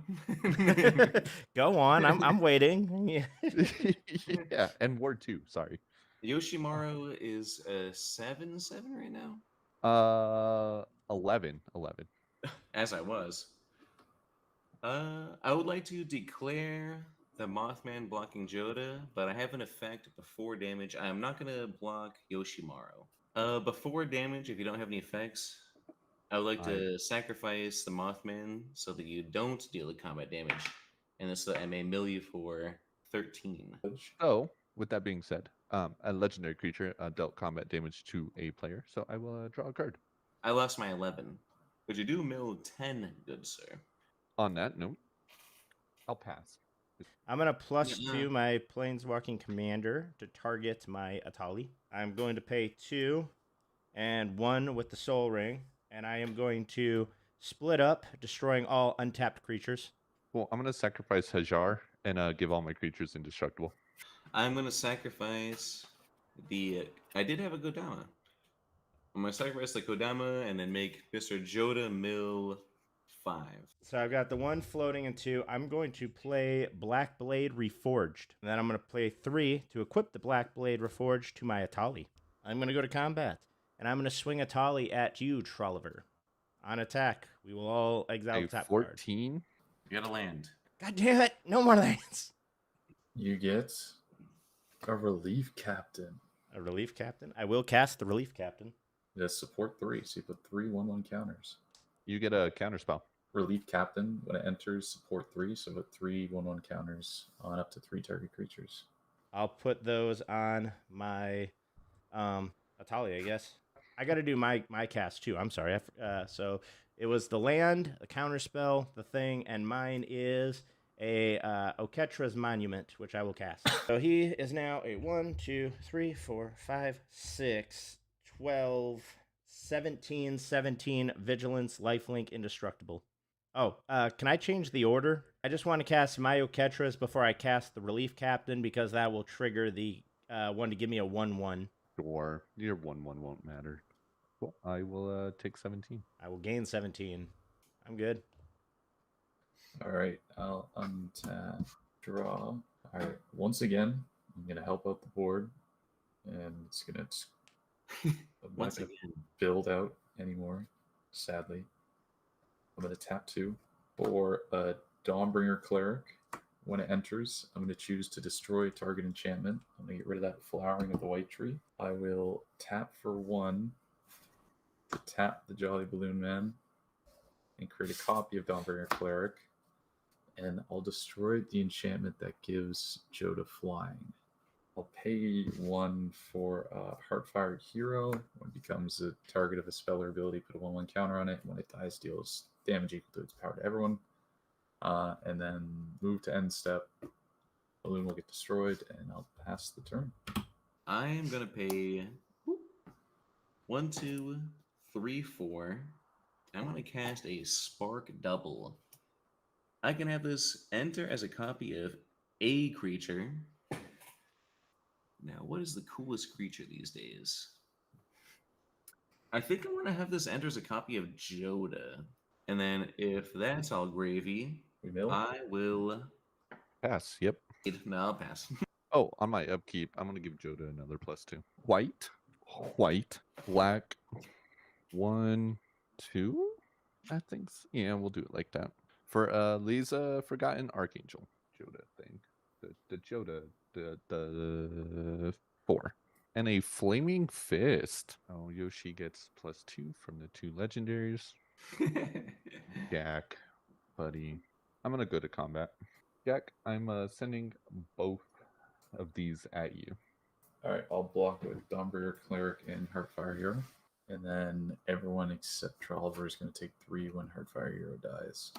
I dealt no combat damage. The creatures that died are exiled. Oh, actually, hold on. Can I do something else on that combat? Yeah, go ahead. Instead, I'm going to pay 1 in a blue. I'm going to tap K9 and make Joda unblockable. Oh, that is significant. So I'm dead? Yes. The legendary creature dealt combat damage. 2 of them. I will draw 2 cards. And I will pass. I will untap, upkeep, and I will draw. I'm going to +2 my commander. I'm going to target a Ajani. Or not, sorry, Atali. I don't have an Ajani. I don't know why I said that. Okay, we're going to go 2, a black, and a white. And we're going to cast the Arva the Cursed. So play him. That is a white creature spell. Or, well, I guess it counts as any creature spell. So he will get a +1, or not +1. I will make a second warrior. That's what I meant to say. I currently have 2 warriors, only 1 that can attack. I'll tap for 1. If I did that, it's not going to work. 1 in a red. I am going to cast the Thrill of Possibilities. As an additional cost to cast this, I have to discard a card. I'm going to choose to discard this Ambitions cost. I am going to pay a white, and I'm going to cast Yoshi. So I'm going to go to combat. So that is a 19 Vigilance, Lifelink, Indestructible Atali. He is going to be going at Trolliver. It also has Death Touch. On the attack, we will all reveal the top card. Arcane Fragment. You got an Archaeomancer. I will cast the Arcanomancer, and I will cast the Arcane Signet. And then the Arcane thing says I can do a instant R sorcery. Oh ho ho! We're gonna have some fun. We're gonna return that split up. I'll block it, Lisa. So your Mesa will die, and then I will gain 19 life. I will gain 8. Which will put me up to 81. And that is all I've got. Well, actually, I might have one more thing. I do. I am going to tap that wonderful Arcane Signet you gave me for a black, and 1. And I am also going to cast Drana Liberated of Malakir. And then that is going to trigger Yoshimaru. Hey, you know what? You're not looking so scary these days. Yeah, I know. I had to get rid of Balloon Man, who couldn't understand that. I'm gonna pay 3 for a Bruvac.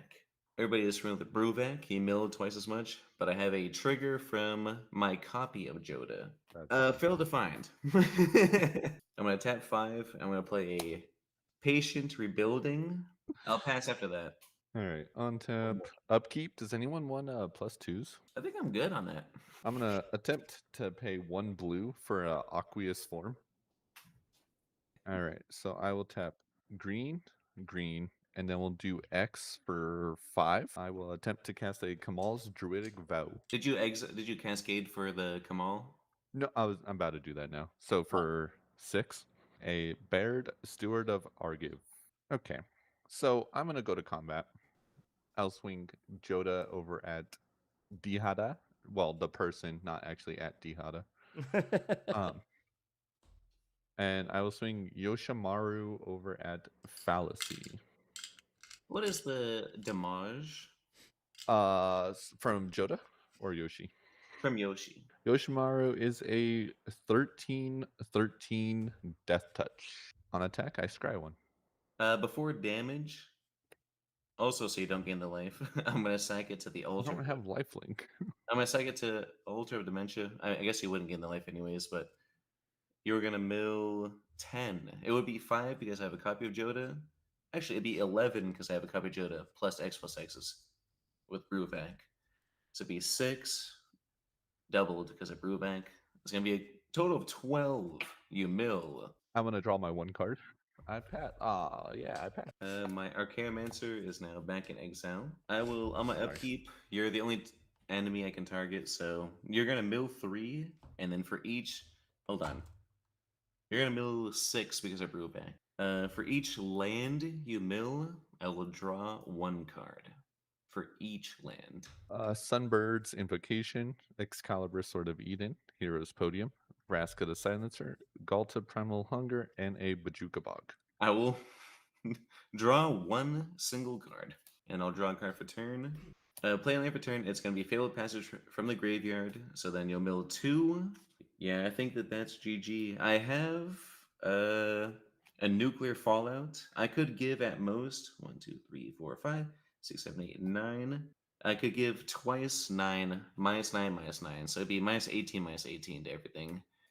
Damn. But unless you have 18 cards in your graveyard, then it'd be GG. Or 18 cards in your library, sorry. Because you're going to get 9. You would get 18 to every creature, and then 18 to your 18 rad counters. I have 22. What a darn shame. Yeah, I think that's GG. Cool. In response, I'm just going to sack my command tower and make it 21 in my library. 21 cards. I could actually sacrifice my Bruvac to the Altar of Dimension, making me 3, which would bring it down to 18. That's fine. And then you get 18 rad counters. Which wouldn't save you because remember the rads happen after, so he would draw. still draw and They then happen- have his turn. Oh, to yeah, no, you still have your turn. Yep, no, you're right. What am I, fucking stupid? Thank you for sticking around till the end of the video. If you enjoy this content, please feel free to watch my Magic the Gathering playlist as shown on the left side of the screen. If you like this game and want to see more, please look at the right side of the screen and see the channel content creators that are also streaming this content. Please show them some love. Thank you and see you next time. I will draw. I will play a swamp for turn. I will tap the swamp to play the card I just drew. I have a turn 1 play, the Crypt Breaker. The Crypt Breaker is a 1-drop 1/1 that says I can pay 1 and a black to discard a card and put a 2/2 zombie black token on the battlefield. Or I could tap 3 untapped zombies I control, and I draw a card and lose a life. Godless Shard. Pass. Okay. I'll play Verdant Catacombs, and I will try on. Pass. That Verdant Catacombs got them all choked up. And I'll tap 1 for a Grafdigger's Cage and pass. Untap, upkeep, and draw. Third land, never punished. I'll play Command Tower as my land for turn. I'm going to tap the Command Tower for a blue and the Swamp for a black. And I'm going to play the Psychic Frog. And that's turn. Island, I'll pay 2 for a Felwar Stone and pass. I will just play tap Temple Mystery Scry. I put that on bottom and I pass. I'll tap 3 for a Deep Muck Desperado. Pass. Untap. Upkeep and draw. I will play the island. I guess I will go and tap this for a white and the swamp to play my commander. Might as well. I'm going to move to combat. Bop Crypt Breaker against Pleasure. And Elite, I'm going to bop you for 1 with Psychic Frog. And then when Psychic Frog deals the damage, I draw a card. And that's all I got. I'll go 1, 2, 3 for a Black Market Connections, and I'll pass. I'll play Communal Brewing. I'll give everyone a card. And then it has 4 counters. Whenever a creature enters, it gets 4 counters. Does everyone draw a card from this? Oh, everyone draws one? I would draw. Yeah, I give everyone a Okay, I'll draw. Yep. And then I'll pass. Island. Tap 3 for Mind Skinner and pass. Right, I'm going to untap, upkeep, and draw. I'm going to play my land for turn, which is going to be a Cavern of Souls. And I'm going to name zombies. I'm going to choose to use Psychic Frog's ability. And I'm going to discard a card to put a 1/1 counter on it. I'm going to discard this Nezelhal. And when I discard, I'm going to use my commander's ability. Paying 1, 2, and 3 with a blue to make a copy of it, except it's black zombie that 4/4. Nezelhal. It's a 4/4. And then this guy gets a counter. I'm going to pass the turn. Why you got all that card? You're gonna like microchip in Nezelhal on a 4/4. He's saying right as a whole bigger. Oh, write it bigger? Oh, Yeah. I mean, you don't have to, but it seems wasteful, you know. I'm gonna go Black Market Connections. I'm gonna lose 3 life. I'm gonna do the first 2. So I'm going to get a treasure token and draw a card. 1, 2, 3, and 4. I am going to play Smothering Tide. When you cast Smothering Tide, it'll trigger my Nezelhal, so I'll draw a card. And whenever I pass the turn, I pass the turn. I got to discard, I think. 1, 2, 3, 4, 5, 6, 7, 8. Yeah, I got to discard. I'm going to discard this Hakon. I will draw and not pay. I'll channel Pathway. We'll go 4 mana. My commander. When it enters, it gets 4 counters. Okay, pass. Play a Myriad Landscape tap. Were you paying for the Smothering Tithe? No. I will move to combat. I'll swing Mind Skinner at Pleaser. Each opponent mills 10. So we mill 10 cards? Yep. Talisman of Progress, land, a Swords to Plowshares, another land, a Deadly Rollick, a Windfall, a Change of Plans, another land, a Anointed Procession, and a Dismember. Tap 3 for a Brass Squire. He's a mere 1/3. I can tap to attach an equipment to a creature I control and pass. I will not be paying for your Smothering Tithe. I will play the Vault of Champions.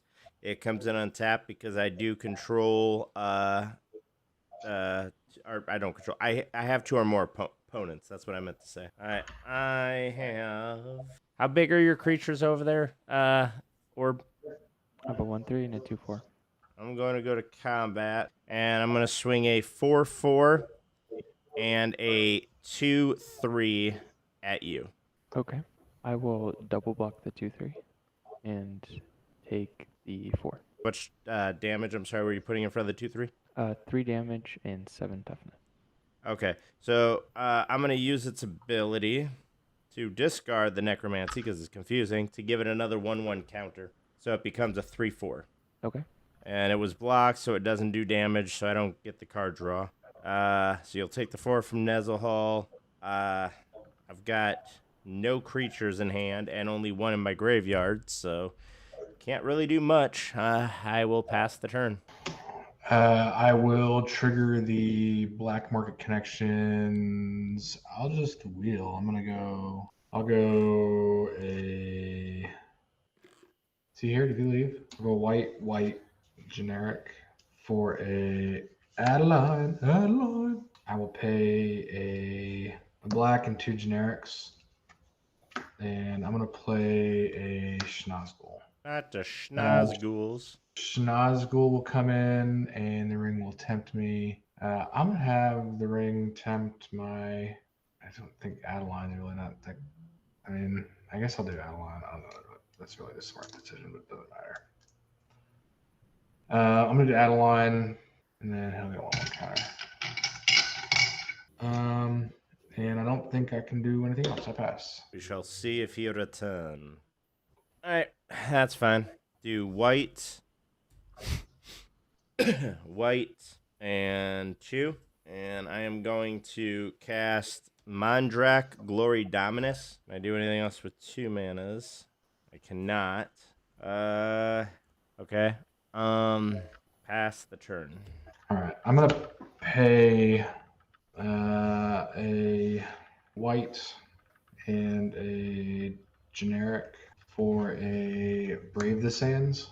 Creatures I control have vigilance. Each creature I control can block an additional creature. Well, with that still on the stack, that would trigger Nezahal, so I'll draw. And then because I control my commander, I'm going to cast Furious Guardianship without paying its mana cost to counter target non-creature spell. Attempting to counter the Brazing Sands. Of course. Yeah, that'll get countered. I will pay a black and 2 generics for a Nazgul. The ring will tempt me. So go to 2. This guy will go +2 counters, and this guy will go +2 counters. I'll move to combat, and I will swing.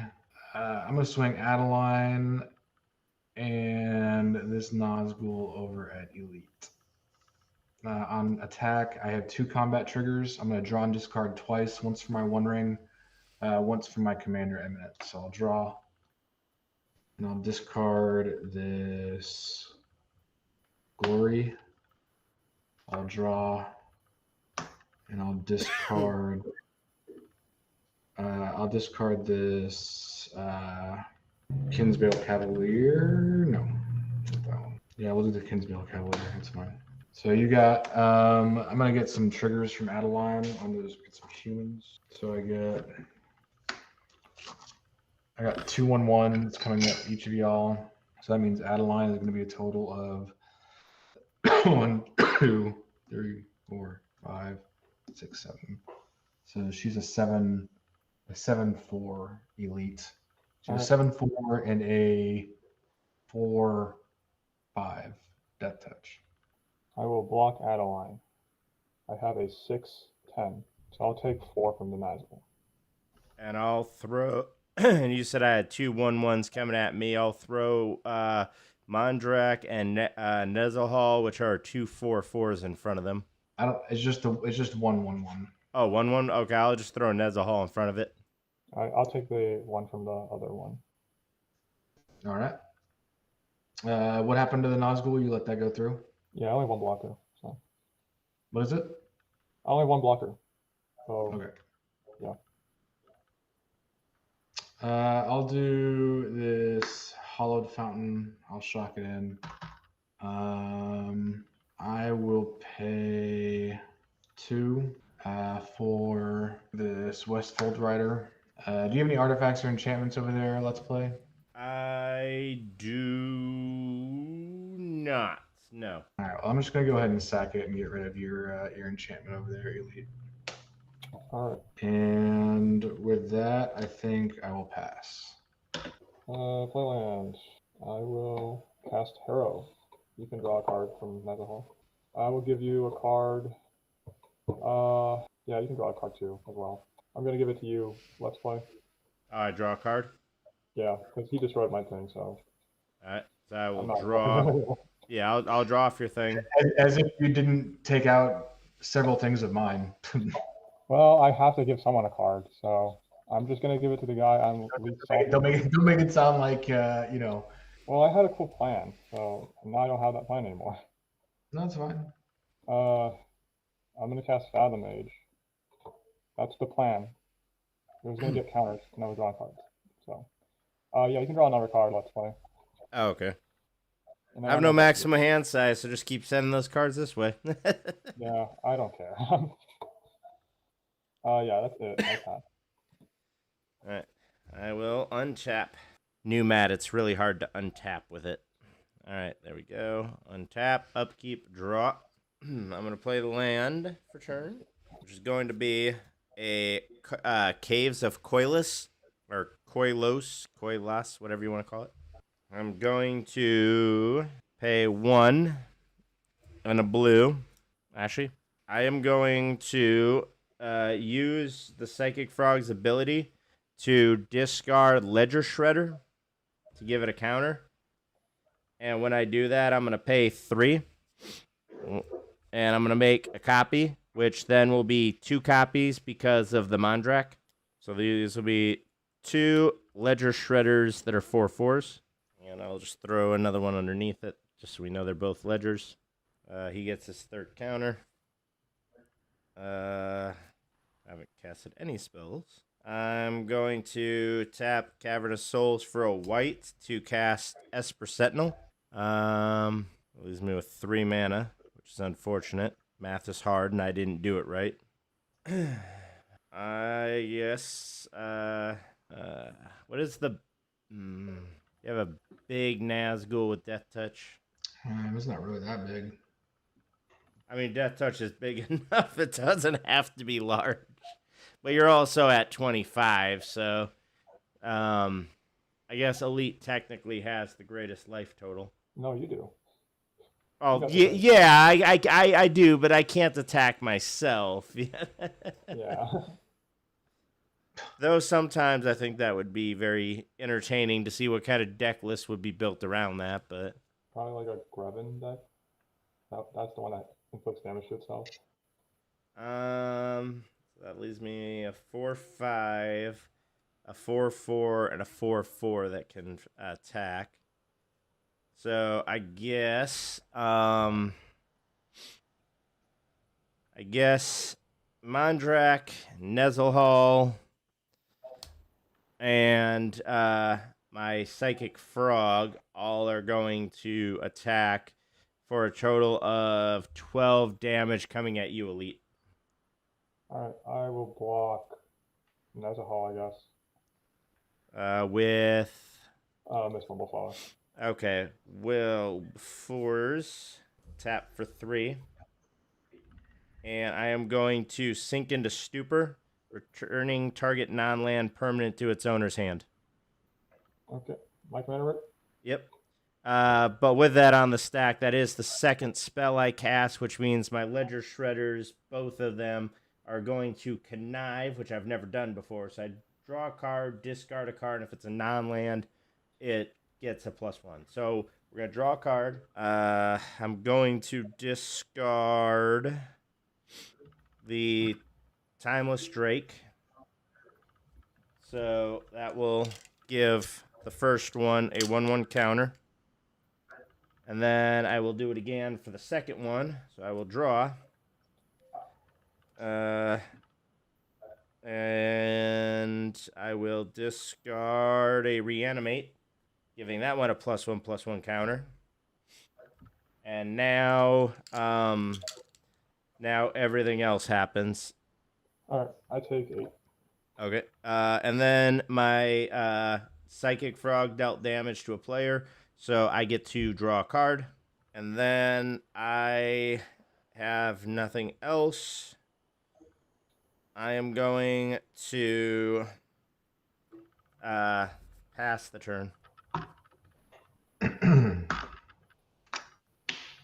I will pay 3 life. Treasure. Draw a card. Okay, I'll do a Verdant Catacombs as my land for turn. I'm going to pay life, crack it. Go find a swamp. Then I'll just do all that for an actual swamp. Get a shuffle. I'm gonna pay 2 for a pair of Lightning Greaves. Do you pay the 1 for the Esper Sentinel? Yes. All right, and then I draw off the Nezel Hall trigger. Sure. I will pay 1, 2, 3, 4, and cast my commander. On your commander trigger, that will trigger my 2 Ledger Shredders because that is your second spell. So I will connive. Sure. I will discard a Raffian for the first one, giving it a counter. Draw for the second connive. Makes it really hard to discard non-lands when all I'm drawing is lands. I'm going to discard a Frantic Search, and that's going to give my other one another counter, and then you can carry on. Okay. I'm going to go ahead and move to attach the Greaves to my commander. And then I'm going to... You have any Reachers over there, let's play, or no? I have 2 6/6 flyers. The Ledger Shredders that were copied over here. Oh, that's right. Well, I didn't want to swing at you, Noodle, but I think I have to just to get my Sidar trigger, but... Can you really swing one guy? What is it? Yeah, I'm not going to swing the... Alright, I'm I not gonna can't swing do the anything, magic. so, yeah. What is it? I can't do anything, so just do it. I don't want to, but like I said, I have to get the trigger. I'm going to swing, however... So I'm gonna move to combat. I'm going to swing... I'm going to swing... Sidar over at you, Elite, and then I'm going to swing... So, okay, I'm going to... Yeah, that's what I'll do. I'm going to try and go for a big swing here, Elite. Maybe you can help do the rest of the damage. I'm going to swing... Oh my God. What is it? No. Oh. Hear me out. Yeah, I'm not through here yet. Not on you either. Calm down. Just Sidar over at you. And I'm going to swing both the Nazguls. I guess it's not as big as I thought. In my head, I thought it was bigger. Both the Nazguls are going to Let's Play. And that's... So I do have the first. I do have a draw and a discard from the Eminence. So I'll draw and I'll discard. Well, I'll discard this Nazgul. The first strike damage will go through on this Sidar. So when that first, so you take 4. Whenever you take that first strike damage, I'm gonna grab this Kinsvale Cavalier. So knights I control have double strike. So Sidar will come in and he will have double strike. So he's gonna get to pull another knight back from my graveyard on the second round of damage. I'll take another 4 then? So you'll take another 4, correct. And then Let's Play, you have Currently, they're not double striking; they're just regular striking. But you have a 4/5 and a 3 for a death touch. So 7 damage. I take 7. There you go.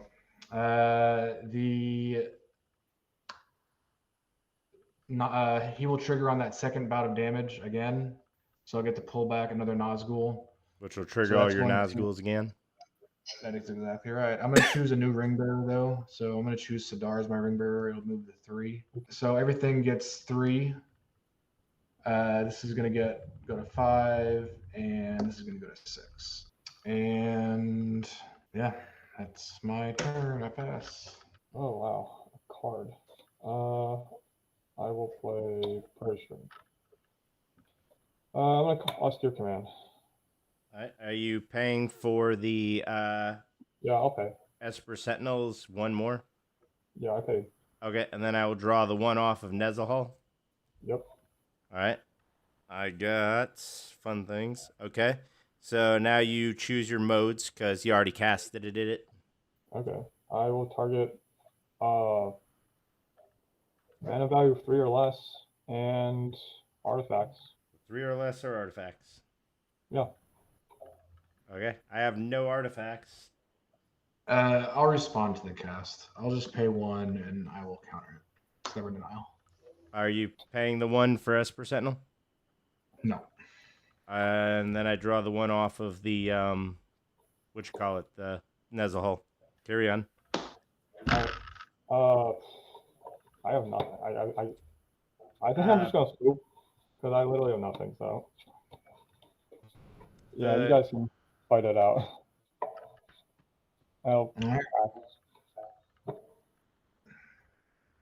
So technically, you each only casted 1 spell, so that wouldn't trigger the connive thing. All right. I guess I will untap, upkeep, and draw. Land. That's all I'm getting. Oh, I have land. There we go. All right.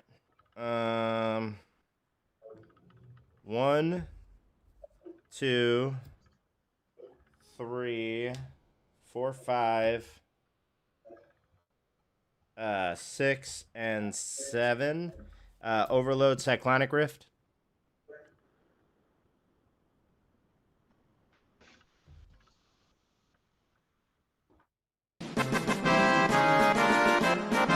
Thank you for sticking around till the end of the video. If you enjoy this content, please feel free to watch my Magic the Gathering playlist as shown on the left side of the screen.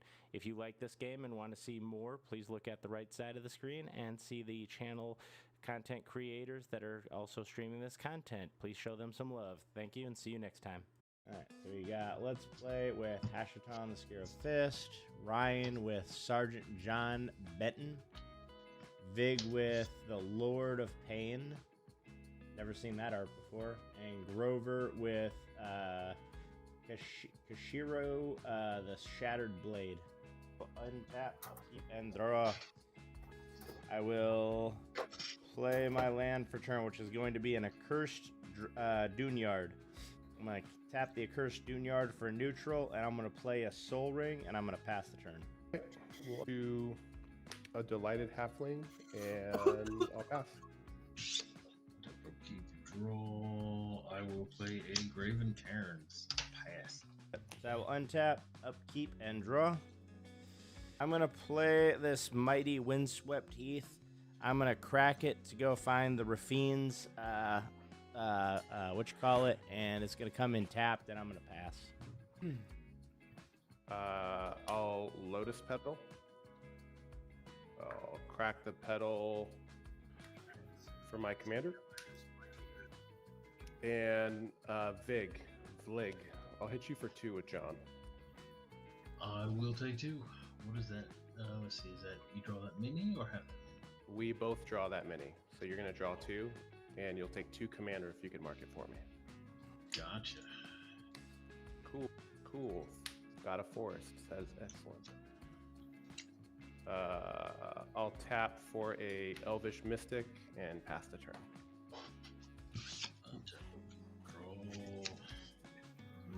Mountain. We'll pay 2 Yeah, let's go ahead and grab the prize. I'm going to discard another land, so it's not going to deal damage to everybody, but I will draw 2 cards. I do have to discard. I will be discarding another mountain. I am also passing as I'm discarding. I got one more thing to discard. Untap, upkeep, draw. We'll drop a forest. Yeah, we'll do another mountain. 1. Yeah, 1 for Generous Visitor. And I will be passing. Untap, upkeep, and draw. I'm gonna play my land for turn, which is the Sea of Clouds. I'm gonna pay 2 with Soul Ring, and then the Sea of Clouds and the Rafine's Tower to cast a Mondrak Glory Dominus, and that'll be it. Okay. Let's see. I let Vig draw cards last time. Grover, we'll swing him over at you this time. I'll hit you for 2. For sure. Are you gonna block? I will not. Okay, I'll go ahead and give him +3/+3, so you'll take 5. All right, 5 commander on you and draw 5 cards. There's currently 10 in hand. Let's go 1 for a burgeoning. I'll tap 1, 2. I'm gonna have John fight Mondrak. All right. And I'll pass turn. I'll pitch in Angel's Grace. I'll play a Witch's Clinic as land for turn. I will pay 3 for Florian Voldaren Scion. And that is it, pass. End step, I'm gonna go ahead and force a vigor both of those Sol Rings. Pitching Primal Bellow. Alright. Untap, upkeep, draw. Drop a forest for turn. I'll play Retreat to Kazandu. That's an enchantment. I'll put a 1/1 counter. Landfall, put a 1/1 counter on target creature or gain 2 life. I will just go to my end step and start to discard. I am pitching Tanuki Transplanter and Gratuitous Violence. Alright. I'll untap, upkeep, and draw. I'll play my land, which is a Morphic Pool. It'll come in untapped because I have 2 or more opponents. I'm going to tap it for a black, and I am going to reanimate, targeting my Mondrak, losing 4 life. And then I'm going to pay 1 and a black, so a white and a black, to play my commander. And that'll be turn. I'll draw. Move to combat. And DG is promised I'll swing 2 at you. Alright, I'll take 2, draw. I'll respond to no blockers. We'll give John +4/+4. So taking 6. And 6. Let's go. Let's make it 6, 7, 8, 9. We'll make it 9. Sheesh. That's John Benton. And you can draw 9. Hayava Maya. I think I am good to pass, but I do have a big cleanup step. I gotta get down to 7. I'll play a Birds of Paradise, so I don't have to pitch it. Yeah, I'll pitch a Dawn's Truth, Beast Within, Corrosive Grip, and Nature's Claim. I'll play Command Tower as my land for turn. I'm gonna pay Command Tower, and I'm gonna play Tortured Existence. Yeah. I'm gonna pay 1 and 2. I'm gonna play the Talisman of Progress. I'm going to move to my end step, and I am going to have to discard. And then I gotta do this before you go to clean up. I'm just gonna Noxious Revival, paying 1 green to put the Embiggen back on top of my library. We're going to move to discard, and we are going to discard the following cards. We are going to discard a Exotic Orchard, a Underground River, a Verdant Catacombs, a Misty Rainforest, and a Undertaker. And when I discard the Undertaker, I'm going to pay 3 to use my commander's ability, which will then create me 2 Undertaker tokens.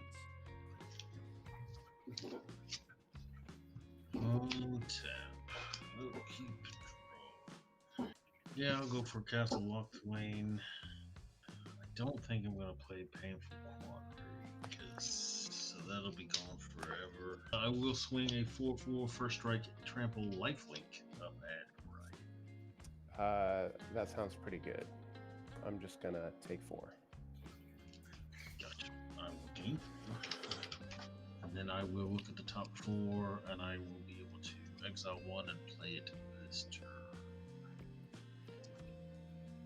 I will pay 2 for. I should just bring out the Lord Pain. Hell yeah. Yeah, I'll just bring out the Lord Pain.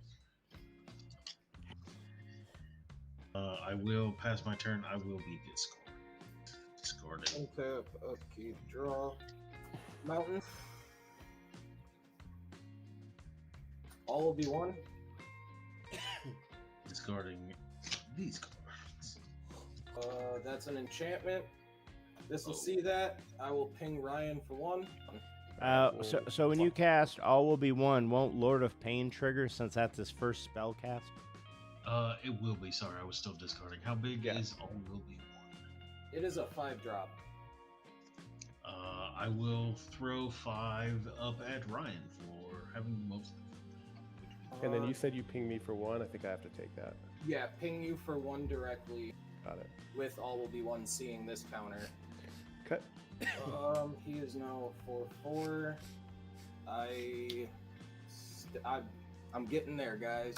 I'm gonna have to pass. Untap. On your upkeep, Fiji. Yep. I'm just gonna go ahead and Orm's chant you. We'll have a Lord of Pain trigger. How much does that cost? 1. I will ping Grover for 1 point of Lord of Pain damage. Good. Alright, we're gonna see how this works. I'm gonna tap for 1 and a black. I have 2 legendaries, and I'm gonna channel the the Takenuma Abandoned Mire. Yep. I'm gonna discard it, mill 3, and then return a creature or planeswalker from my graveyard to my hand. I don't have any planeswalkers, so we're going to hopefully get creatures. We got a Grave Titan, a Champion of Wits, and a Anointed Procession. Oh shit. Okay. I'm going to choose to return the Grave Titan to my hand. Mm-hmm. I am then going to pay a black, and I am going to use Tortured Existence's ability, and I am going to choose to discard Grave Titan, returning the Champion of Wits. And when I do that, I'm going to pay the 3 to get 2 copies of Grave Titan, which will create me 4. It'll create 2 Grave Titans, which will enter, which will then create 2 tokens each, which will be 8 2/2 tokens. You got it. So yeah, that'll be my turn since I have no combat and I can't cast spells. So that's gonna be my turn. That was spicy. Yeah, it was spicy. Okay, well I don't know if I don't need to give you cards now. You did your thing. I'm a zombie player. I like that. Oh yeah, no, it was. As a player, I enjoy watching it. As the opponent on the other side of the board, I don't enjoy it. I have options. I think I'm just gonna go to combat, and I'm just gonna make it an easy 5 damage over at Grover. I'll take the 5. Okay. Take 5. Let's both draw 5. Okay. I'm gonna Enlighten Tutor. As you Enlighten Tutor, that is a what? A 3? Or, no, it's a 1. Another single 1 point of damage to Grover. I'll put a giggling skitter spike on the top of my library. I will tap 2, double forest. I'll play Nostalgic Dreams. On cast, I'm going to discard an amount of cards, and I'm going to return that many cards from my graveyard to my hand. I'll discard 1, 2, 3, 4, 5. Let's see, what 5 cards would I want? 1, 2, 3. We'll go 4 and 5. Yeah, we'll go 5. I'll put 5 cards to my hand. And then this is exiled. I will Nature's Claim the All Will Be One. You can gain 4 life. I'm gonna Swords to Plowshare that Hashiton. And that's good for me there. I'll pass turn. Draw.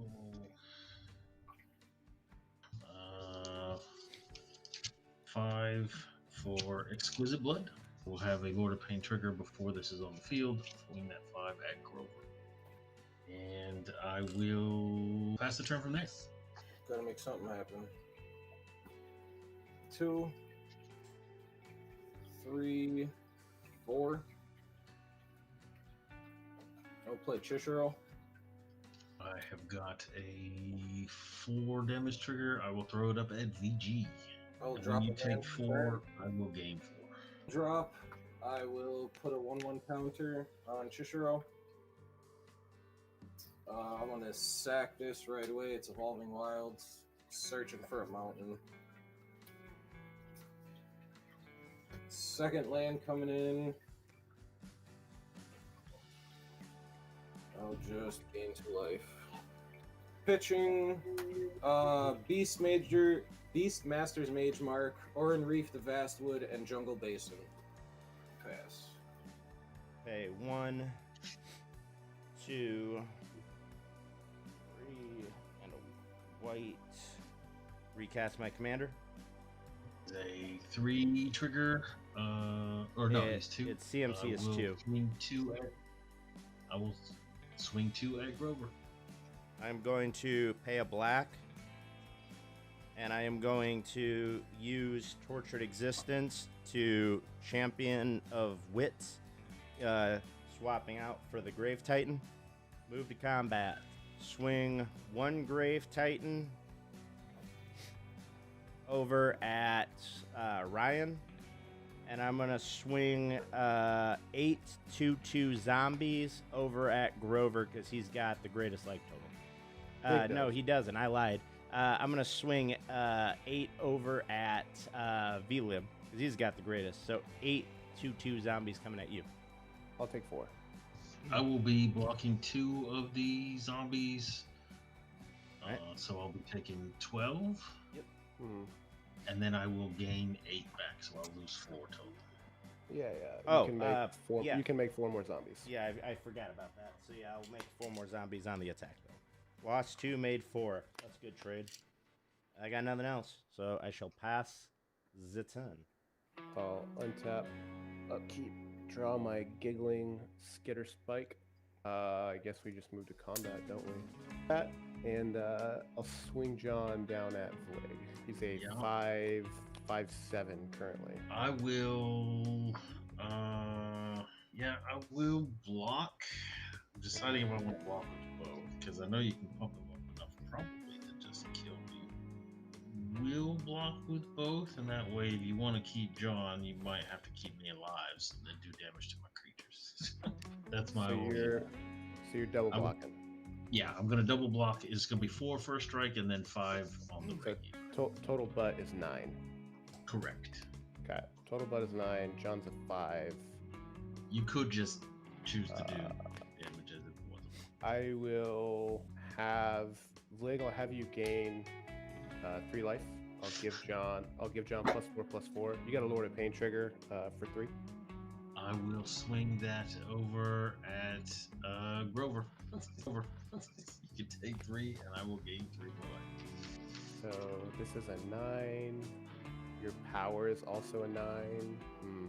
I like how he took 12 and he's back up to 40. How He much was gained that? more I'm life sorry. than the damage I did. It was 3.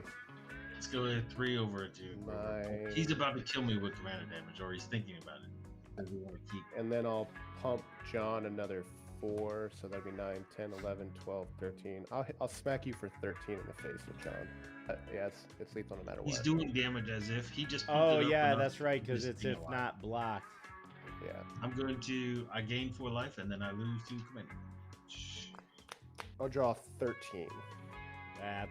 We'll go Reliquary Tower. I'll tap it for a green. Play an Exploration. I'll play a Windswept Heath, second land for turn. I'll play a Giggling Skitter Spike. It's a 4-mana spell, yeah. I'm going to counter that because I don't want you buffing it. So I'm going to cast Mana Drain on it. How much fact mana that do you have tapped? No mana? Say what? I'll reprieve that. What's in your hand? Alright. I'm good there. I'll pass turn. I've got 4, 8, 12, 16, plus 20, 36, 40. We've got 41 damage on the field right now. Let's do 2, 3. Bloated Contaminator. 2 Ordeal of Nalea on Bloated. Trigger and trigger. Put a 1/1 counter on Bloated from Generous. I'll create a 2/2 Spirit with Menace. He came in. He was greater than 3. I draw a card. He comes in. He was less than 3. He gets 2 1/1 counters. Move to combat. I'll swing Shishiro and Generous over at Ryan. It's a 6/6 and a 5/5, both on the ground. No other keywords. I'll take 11. Move to my end step. Everyone will get a counter, and I will pass. Untap. And tell me when you're good to pass priority in your upkeep, and I'll throw down my Orms chant. Alright, I move to upkeep. We'll I'm do a going white to counter the Orms chant. and a white. Orms chant is countered with Mana Drain. You bounced it back, remember? bounced it back. Okay. In response to the mana drain on the stack, I will cast a silence. In response to that, sink into stupor. That can resolve. I will cast a silence. Yeah, but you're countering my first one, and this doesn't get rid of your combat, which is big sad. I got nothing else. All right, so we'll resolve this silence. You can counter my Orms chant, and I'm good to continue. Okay. I'm going to tap for black.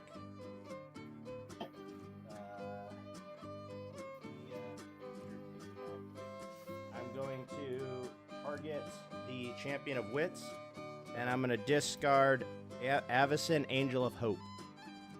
And I'm going to pay 3 to use my commander's ability to make a copy of Avacyn. I'm going to go to combat, and Okay. I'm going to swing 10 2 2s at you, and 2 4/4s, and we'll say 2 more 4/4s. So 4, 8, 12, 16, 16 plus. I'm gonna cast an Obscuring Haze. You don't have to count. I'll fog it. 36, and then I'll make 2, which would be 4, which would be 8 more tokens. Use that. I never played my land this turn. We'll play Godless Shrine. Technically, I would have made 2 copies of Avacyn, but because it's a legendary, one would technically be sacrificed. That is my turn. I'll draw. Untap, upkeep, draw. First land drop, City of Brass. Second land drop, Wooded Bastion. I will tap 5. I'm gonna make Giggling Skitter Spike monstrous. I'll give it 5 +1/+1 counters. That's good. I'm gonna move to combat. We're gonna swing John at VG, and we're gonna swing the Giggling Skitter Spike at Grover. I will Swords to Plowshare, your commander. Gonna Swords John. 2, 3, 4, 5. I will. You have another counter spell. No, I only have the one. I don't have no more counter magic in this deck. But I will hard cast a Flare of Fortitude. It's just going to give my permanents hexproof and indestructible. All right, so we'll move on. So Giggling Skitterspite attacked, which means it deals 6 damage to each opponent. So you guys take 6. I'll pay 2 life. I'm gonna give my Skitterspite +2/+2, but because it was targeted, you guys are gonna take another 6. So you're just gonna keep targeting it, and it's gonna become more and more. So the next time it's gonna be 8, and then it's gonna be bigger and bigger and bigger. And I have about, I think, 46 points of damage is the math I did real quick. That's fine. Yeah. Yep. That's game. GG. Thank you for sticking around till the end of the video. If you enjoy this content, please feel free to watch my Magic the Gathering playlist as shown on the left side of the screen.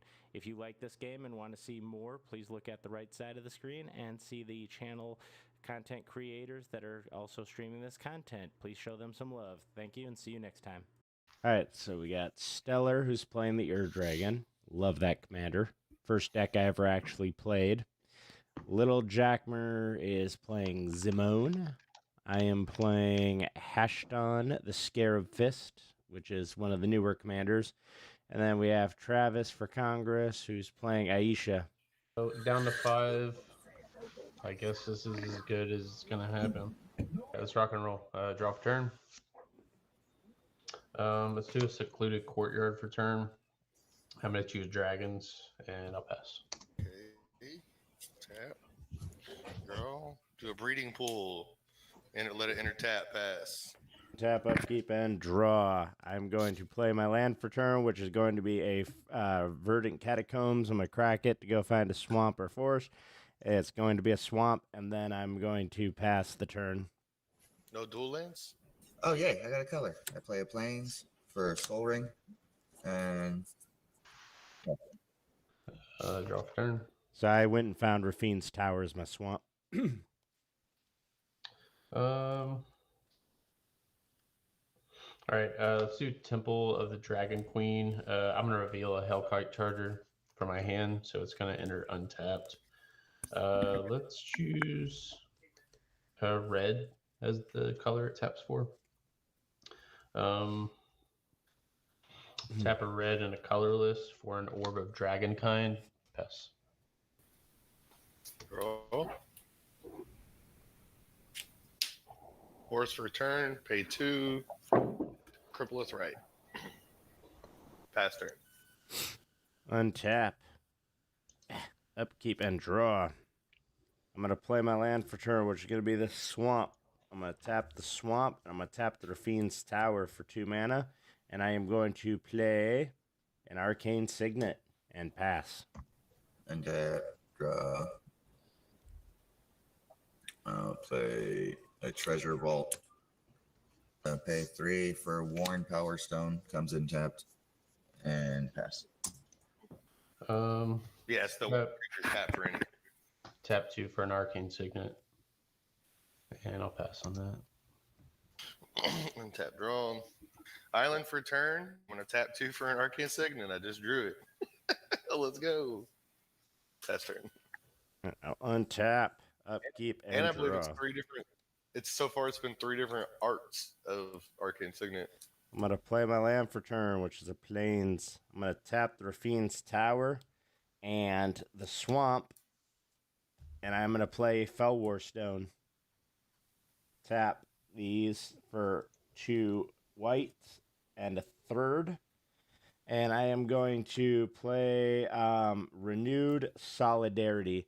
Renewed Solidarity is 2 and a white. As it enters, choose a creature type. I'm going to choose Zombie.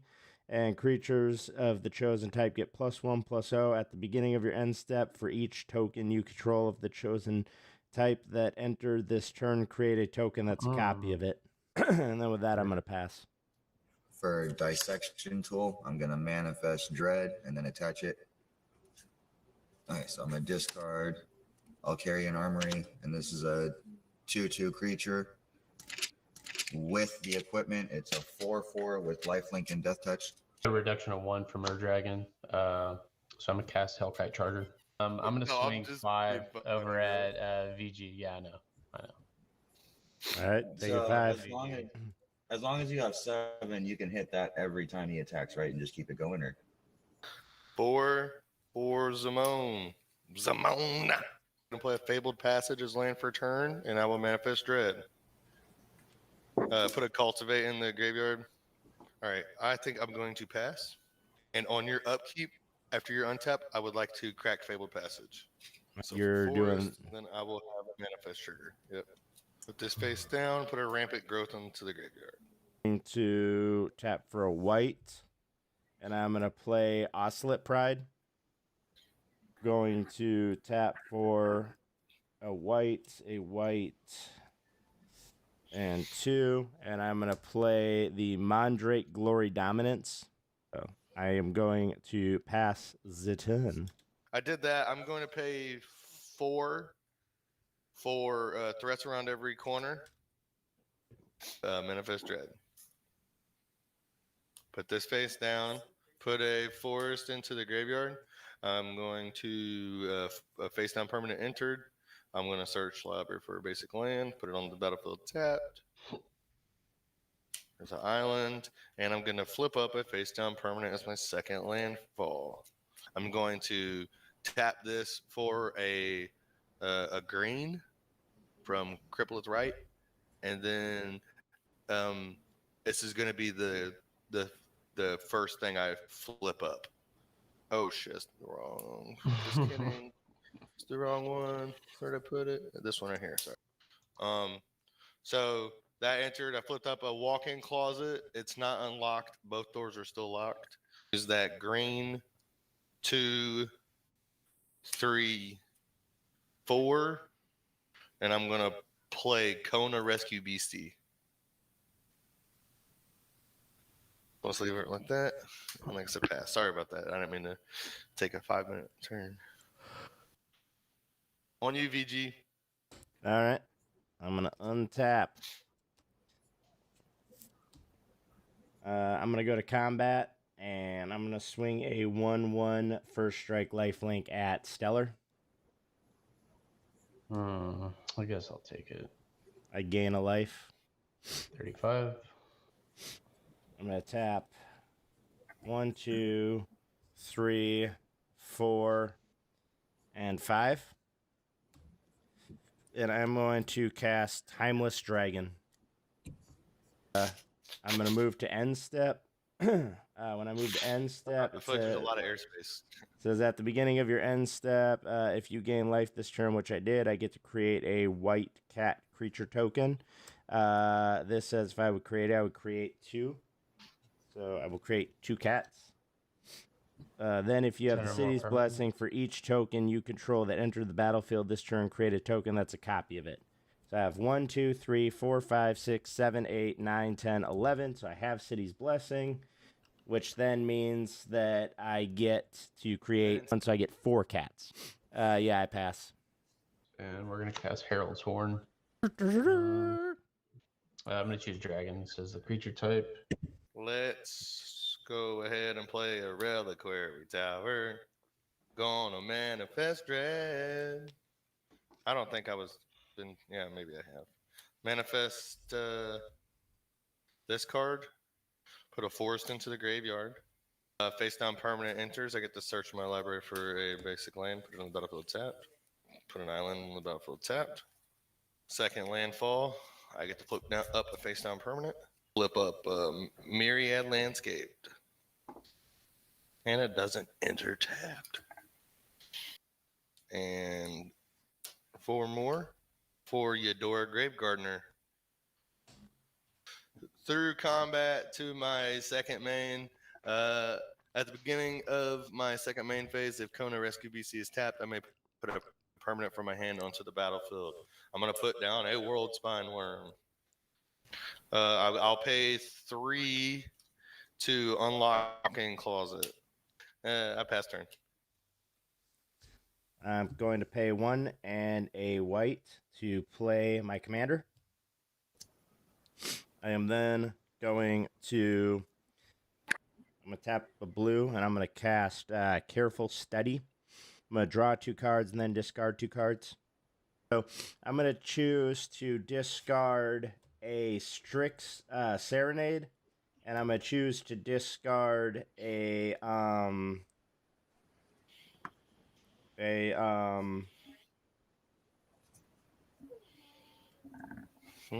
going to discard a Nezelhal. When I discard Nezelhal, I am going to pay 1, 2, and 3 to create a token copy of Nezelhal as a 4/4 zombie. Same. I flipped up Shigeki, Jukai Visionary. When those triggers go on stack, I'm going to respond to that as well. And I'm going to pay the 2 green, and tap Shigeki. And I'm going to look at the top 4 cards in my library, and I can put a land from among them onto the battlefield. I'm going to return Shigeki to hand. And then I would move to combat, and I'm going to swing the Ocelot Pride. It's a 1/1 at Travis for 1 damage. All right, well, hold on. Before you do this real quick. So whenever I did the Shigeki thing, I did get a land. So I will manifest dread from that. And then it's going to cause another trigger from threats around every corner. But whenever I did that, I did put Seaboard Muse, Obscuring Haze, and Reality Shift in my graveyard. I will manifest dread. I'm going to put this face down and put Terramorphic Expanse in the graveyard. A face down creature entered. I get to search my library for land, put it on the battlefield, tap. Forest, enters tap. I get a 2nd landfall ability. And I will flip up a face down permanent. I will flip up Sereth Viper's Fang. At 8. I will gain 1 life. He blocks with his face. I'm going to move to end step. When I move to end step, I gain life. So I'm going to create a cat, which is going to create another cat, which is going to create actually 2 more cats. So I have 8 cats. But then I also, because I do have the renewed trigger, it would create another copy of the Nezelhal. And then I would keep the one that's already here. So the second one would effectively die. And then that would create a 3rd one because of Mondrak, which would also die. And then Ocelot would trigger, and it would create a token for the 5 Nezelhals that were created this turn, and they would all die. So I literally could have just done 20 damage with all just the legendary Nezelhals dying from all the duplicate. Yeah. This is why I don't play. With death triggers come out, we got to be very. I don't have anything in here that deals with death triggers. I got nothing else. Well, I guess technically my zombie would be a 5/4 because it gets +1/+0 from that. But anyway, so yeah, that's all I got. I got to do something with the new commander that was fun. 5, 6, 3 forest. No, I paid 3, and then exiled 6 is the additional cost. Abhorrent Oculus. I will pay 2 and play Shigeki. Pay 2, crack Myriad Landscape, and search for 2 basic lands. 2 landfall triggers. So I will manifest dread. I will put this face down and Trail of Mystery into the graveyard. Face down permanent enters. I search for a library for a basic land, put it on the battlefield tapped. So I still have 1 more land trigger to resolve. This will be 2 land triggers to resolve. So now I get to flip up 2 face down permanents. I will flip up Loot, Exuberant Explorer, and I will flip up this land. Then I will play my land for turn, which will be Myriad Landscape from the graveyard because of Walk-in Closet. And I'm going to flip up this forest from Myriad. 1, 2, 3, 4, 5. I'm going to unlock Forgotten Cellar. And then I'm going to pay 4. And you didn't exile it, right? You just killed it? Yeah, it's just dealing damage to it, so it would destroy. I'm gonna pay 4, and I'm gonna return 6. Dios mío. And I will pass turn. On your upkeep, I will manifest dread. Untap upkeep. I'll put this face down, put Azuri's Predation into the graveyard. Face down permanent enters. I get to search for a library for a land. You're on the battlefield tapped. I get a landfall trigger. Oh my god. I will manifest Another dread from fetch land. field. Oh, while you're doing that, I'm gonna play this, crack this to go get a land. Since I control my commander, Deadly Rawlook, exiling that. Okay. Now, what's the greatest power on the battlefield? I think I'm 5 or 6/6. 6/6. Mine would be. Mine's a 5/7, but it has hexproof. So, all right, Travis, I'm gonna swing a 1/1 at you. I'm gonna gain 1. I guess I'm passing.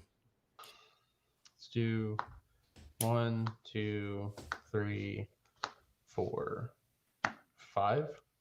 I got a reduction of 1 colorless from Herald's Horn and from Ur-Dragon.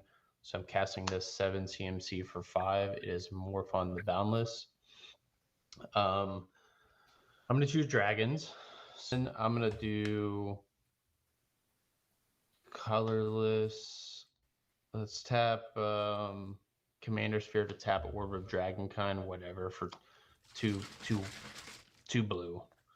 So I'm floating 2 blue and a colorless. I got Wooburg reduction and 1 colorless reduction. So for 3 mana, I'm going to cast Ur-Dragon. I'm going to attach Greaves to Ur-Dragon. Okay, so Morphon's going to give all dragons +1/+1. So Ur-Dragon is an 11/11. Hellkite is a 6/6. Morphon is a 6/6 on the ground. All right, let's go to combat. I will swing Ur-Dragon over at Travis, and we will swing we're going to swing the Hellkite Charger over at UVG for 6 in the air. So I have attack triggers on Ur-Dragon. Permanent goes on the battlefield. We're going to put Bloodletter of Acolytes on the battlefield. So if an opponent would lose life during my turn, they lose twice that much life. Okay, and then with that, overload Cyclonic Rift. Pay 4 for Zimone. 4 for or is it? Do I need one more? No, it's a 4 drop. 4 for threats around every corner.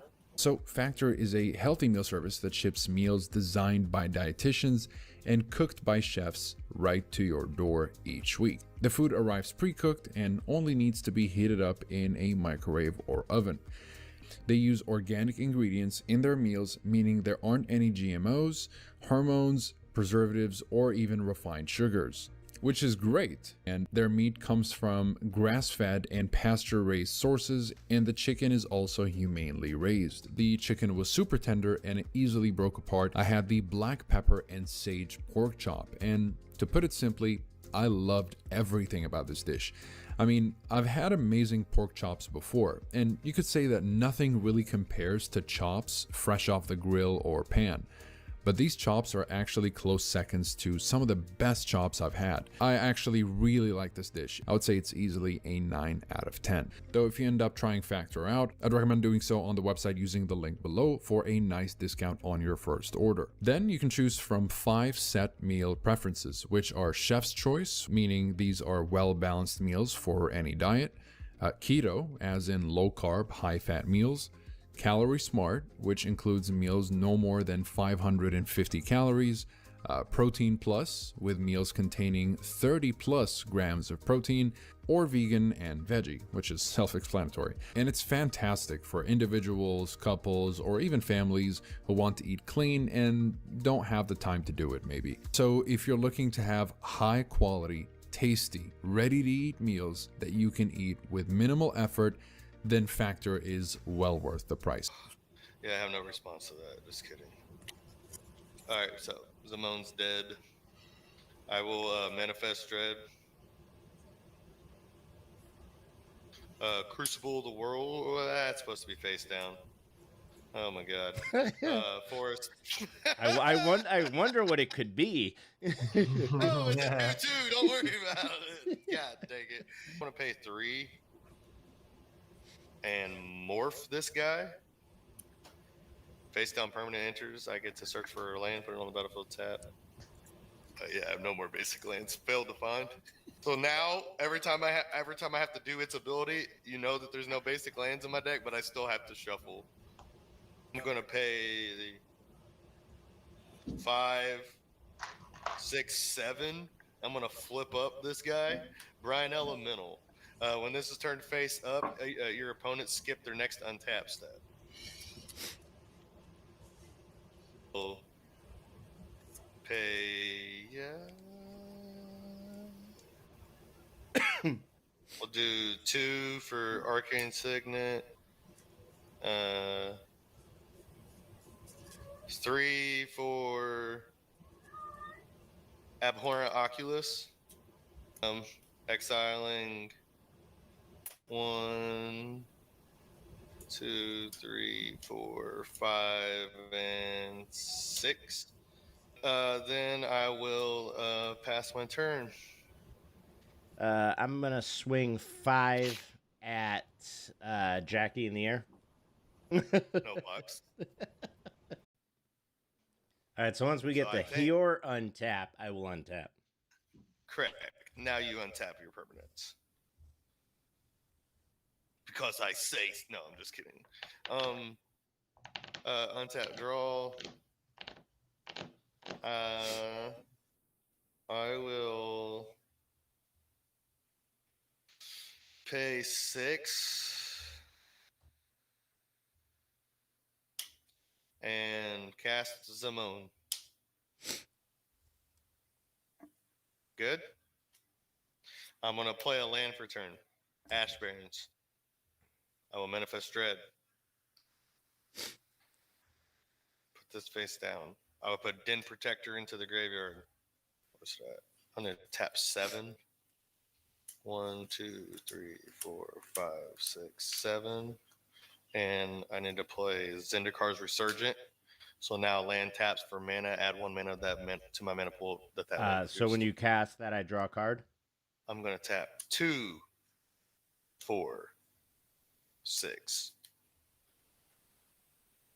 And I'm gonna play Cage Sun.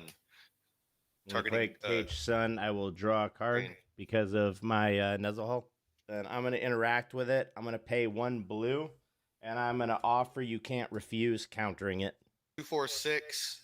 I'm going to flip up Karu's Spell Snatcher. Whenever it is turned face up, counter target spell. If that spell is countered this way, exile it instead. Putting it into instead of putting it into the owner's graveyard, I may cast that spell without paying its mana cost for as long as the spell remains exiled. I have an offer you can't refuse now. 3 for loot. 1, 2, 3 for Scroll of Fate. Scroll of Fate, I will draw because it's a non-creature. Tap this to manifest this. I have to shuffle. And I'm going to full swing at Travis. How much? And 16 and 5 of it's flying. That'll be my turn. I'll put this face down and put a Shriekwood Devourer into the graveyard.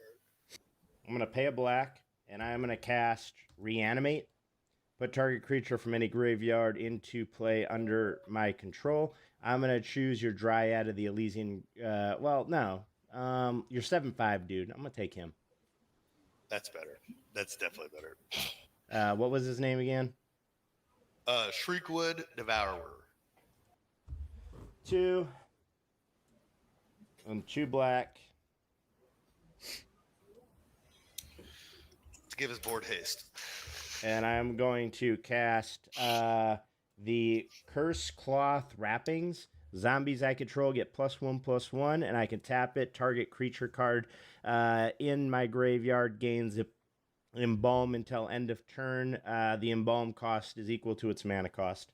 I'm going to swing a 1/1 Ocelot Pride at Travis, and I'm going to swing 12 1/1 cats at Jackie. I'll block 1, 2, 3, 4, 5 of them. You'll take 7. I'll take 6, 7. I have 12. If you're blocking 5, that would be 7. Yeah, I take 7. Correct. So 7. And then Travis would 15. take 1. I would gain 1. And then I'm going to pay 1, 2, 3, 4, 5. And I am going to play Harvest of Misery. Wait, I forgot. I have an offer you can't refuse. That's for non-creatures. Is it? Yeah. So all my cats will die.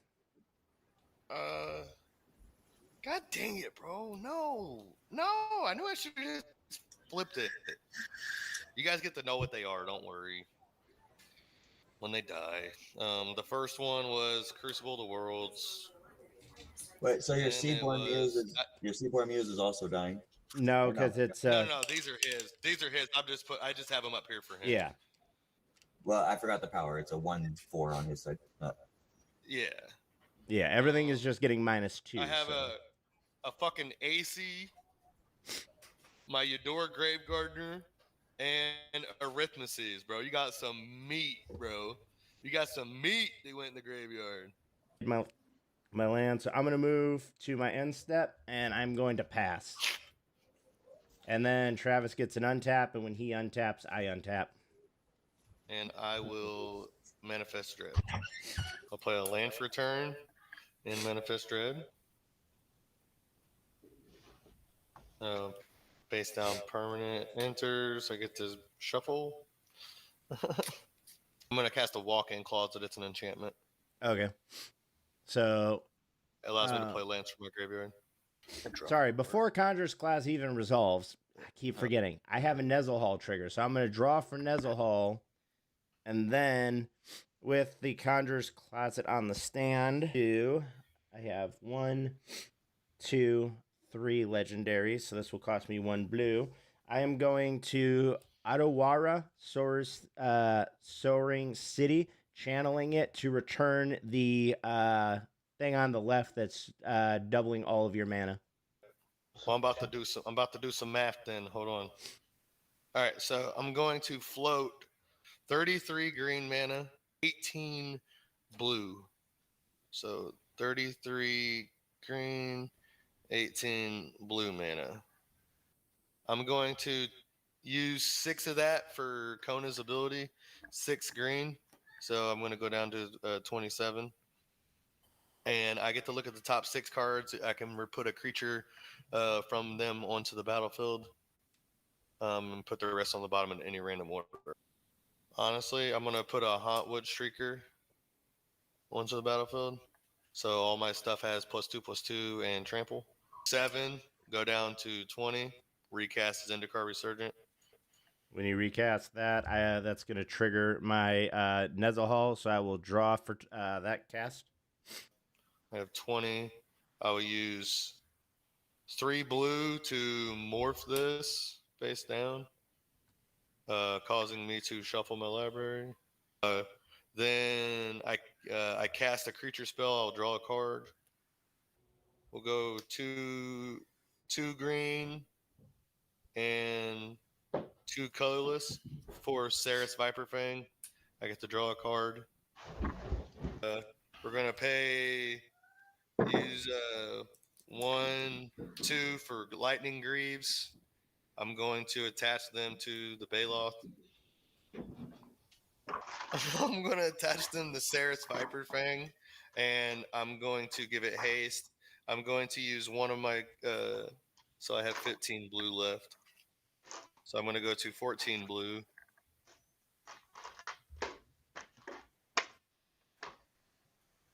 14 blue, 20 green. I'm going to tap Sereth and untap Loot. And then I'm going to use 6 green again and go to 14. And use Loot's ability again. Looks like you got maybe 2 more abilities left in there. Put a Hydra Omnivore onto the battlefield, 8/8. Whenever it deals damage to opponent, it deals that much damage to each other opponent. Oh, I'm sorry. It's actually it gets a +1 from Cage Sun and a +2/+2 from Thunderfoot Balos. So So 11. it's actually 11/11. I'm so sorry. And then what's So- coming at Travis is going to be 19 is coming at Travis. No, I took the 11, so. All Or right, not I'm the, gonna- the 19, so. Okay, I'm gonna take 11, declare no blocks, go down 10. Okay, and I'll pass turn. So before you move to your end step, on the end of your second main, I'm gonna flash in Jin-Gitaxias Core Augur. I have to discard my hand. I was supposed to take 11, right? Yeah. All right, so I'm down to 20. All right, I've been holding on to this since the beginning of the game. So I'm gonna swing 5 in the air at you, Jackie. Okay. No blocks. And then I'm gonna pay 1, 2, 3, 4, 5, 6, 7, 8, 9, and I am going to cast Rise of the Dark Realm. Put all creature cards from all graveyards onto the battlefield under my control. That pretty much sealed me from being able to kill him. Pretty sure. Get a Den Protector, a Dryad of the Elysian Grove, Kona Beastie Rescue. You get a Merc Fiend Liege, Shigeki, a Scoot Swarm, an Arithmeses, a Eudora, an AC, a Tatyova. This is disgusting. You get 10 creatures from me, bro. All right. One of them has a landfall. Merc Fiend Liege gives all green and blue creatures you control +1/+1, and they all untap at the beginning of each other player's untap. My Hellkite has haste that you're getting, so you can kill Travis and put him out of his misery. I wish I was him. Wait, what are we? Okay. You know what? I'm down to give it to him. You know what? Let's just say instead of that, I didn't realize you didn't have a. Well, you do have a blocker. I'll just deal with it. So I'll do this at the beginning of before combat, and then I will still swing the 5 at Jackie because the only thing, and then I'm gonna also swing a 5/4, a 5/4, a 5/4, 10 at Stellar, and I guess a 4/4 at Travis. All right, yeah, good shit. That No way, you box, two are I'm done. All this stuff untaps anyway, and then Jackie, you're at 9, and I have your entire board state. I don't have the Hellkite Charger anymore. All this untaps. Turn. I'll manifest Dread. Put this face down. Put a counter spell in the graveyard. I'm gonna pay 5 to flip a Shia. 5, 6, 7 with the blue floating. Oh yeah, on your turn everything untapped. I'm gonna tap Loot. Look at the top 6. 1, 2, 3, 5, 6. I'm looking for a certain card, and I will win if I get this certain card. I just want you to know that I have the ability to do Loot twice. 6, 7, 8, 9, 10, 11, 12, 13, 14, 15, 16, 17, 18, 19, 20, 21, 22, 23, 24, 25, 26, 27, 28, 29, 30, 31, 32, 33, 34, 35, 36, 37, 38, 39. I have 40-01 plants.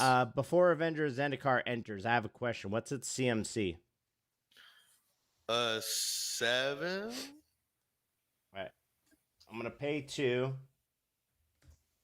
And I'm going to attempt to mana drain it. Counter target spell at the beginning. Hey, I'm now going to use that offer you can't refuse. Force a Furious Guardianship, countering it. No! No! I also draw off of the cast of the offer you can't refuse. Yep. I have drawn so many cards to include counter spells this entire time. I have a floating blue. I'm gonna tap Seraph and untap loot. With the untap, I'm going to pay a white and path loot, exiling it. And this is exile. Yep. You get to find a basic land. No, I don't. We know it's not in there. I get to shuffle my library. I'm going to put a Lightning Greaves on a Shia, and I'm going to full swing. So I have 84 damage coming at you with trample. Okay. First question I have for you. What's giving it trample? Thunderfoot Baloth is giving it trample. Okay. Swords to Plowshare that. Okay. I'm going to declare blockers. Your biggest ones. GG. GG's. Thank you for sticking around till the end of the video. If you enjoy this content, please feel free to watch my Magic the Gathering playlist as shown on the left side of the screen. If you like this game and want to see more, please look at the right side of the screen and see the channel content creators that are also streaming this content. Please show them some love. Thank you and see you next time. Simodus with Leoner. I've never seen that, Commander, so that'll be interesting. Tabletop's got Tiamat. Love that card. I love dragons. I'm playing Zer the Enchanter, and Singing Bird is playing Omnath Locust Creation. Great cards. Yep, I'll start us off. I'll draw. I will play a Path of Ancestry tap and pass the turn. Sorry, I'm muted. I'll No, draw, and I will play. I'll give away no information, and I'll play Temple of the Dragon Queen, and I'll say green. Alright, my turn, and my little Mikey dude is not moving. That's a land. I do like that. We're going to start this off early, because I think everybody could use the help. I'm going to play Urborg, Tomb of Yawgmoth. Everyone has a swamps. That doesn't help me. It's the only color I don't. And I will pass the turn. Helps with fetch lands, though, especially for Omnath. I'm gonna go, Arid Mesa. I'll go Gits. I guess I could get anything, right? Anything that's a plains or a mountain. Oh, no, never mind. I'm gonna get a Steam Vents. I'll pass. It's also swamp. Also swamp. It's a plains on the stack. It's a swamp when it resolves. I'll tap my Path of Ancestry. You mean your swamp? I'll play my fast mana. Is that a Soul Ring? Yes, that is a Soul Ring. It's pretty Soul Ring. I'll follow it up by playing a Selesnya Sanctuary, bouncing back the Path of Ancestry. See, at least they're coming in tap, boys. Pass. Alright. Untap, upkeep, draw. Ooh, I will shock myself for this breeding pool. Tap it for a blue, this for a green, and I'll cast Kiora's Follower. And pass the turn. I will draw. That is sadness. I'm going to play a swamp, which is also a swamp, and I will pass the turn. Alright, I'm just gonna bounce. I'm gonna play this Selesnya Sanctuary, bouncing the Steam Vents. I like that play. And then I'm gonna move to instep, discarding a Royal Element. He's discarding. How dare you? Yeah, I'm not gonna be able to play that for a while, so. Untap, upkeep. Oh, sorry, I didn't hit the button. He Boys, forgot. how would you like to have Forest also? Oh, that's awesome. I'd be happier with I a only have to worry plains, about but 3 I'll colors. take, whatever. This nice. White, green, and 2 colorless, and then I will cast Lenore. I will move to combat. Lenore will trigger her +1/+1 counter onto herself. And then she doesn't get the Coven, so I will pass after that. Untap, upkeep, draw this card. I'm gonna play Planar Nexus, which is also a Bayou. That's so fun to say. I'm gonna pay 4 mana, and I'm going to cast Oracle of Old. You are a monster. I'm going to reveal the top card of my library if it's resolved. And it's a Balaged Recovery. We'll play an additional land from my hand, and it shall be Heapgate. And pass the turn. I'm going to play my land for turn, which is going to be an island, also referred to as a bayou. Not a bayou, that's a triumph. Yeah, I have a triumph in here. All right, I can't do anything, but I'm going to try to buy me some time without getting waffle stomped. So I am going to pay 3 and play a propaganda. That's pretty good. And I'm going to pass. I'm gonna play Forest. I'll top for top for 3. Play Spelunky. Which is an awesome card. Great. Draw a card, and then I may put a land onto the battlefield. Is it a cave? Is it a cave? It's not a cave. Is it a cave? I think it would be a cave. It might be a cave. I've done that one time. I fixed the mouth. It's moving now. And then I will tap for 2, 3, 4, 5. I will play a Sigarda, Heron's Grace. Give me and humans I control hexproof. And then if that is good, I will go ahead and move to combat. And then I will put a +1/+1 counter onto the Sigarda. I won't attack. And then I will pass him. I'm gonna play Urza's Cave, which is a bayou.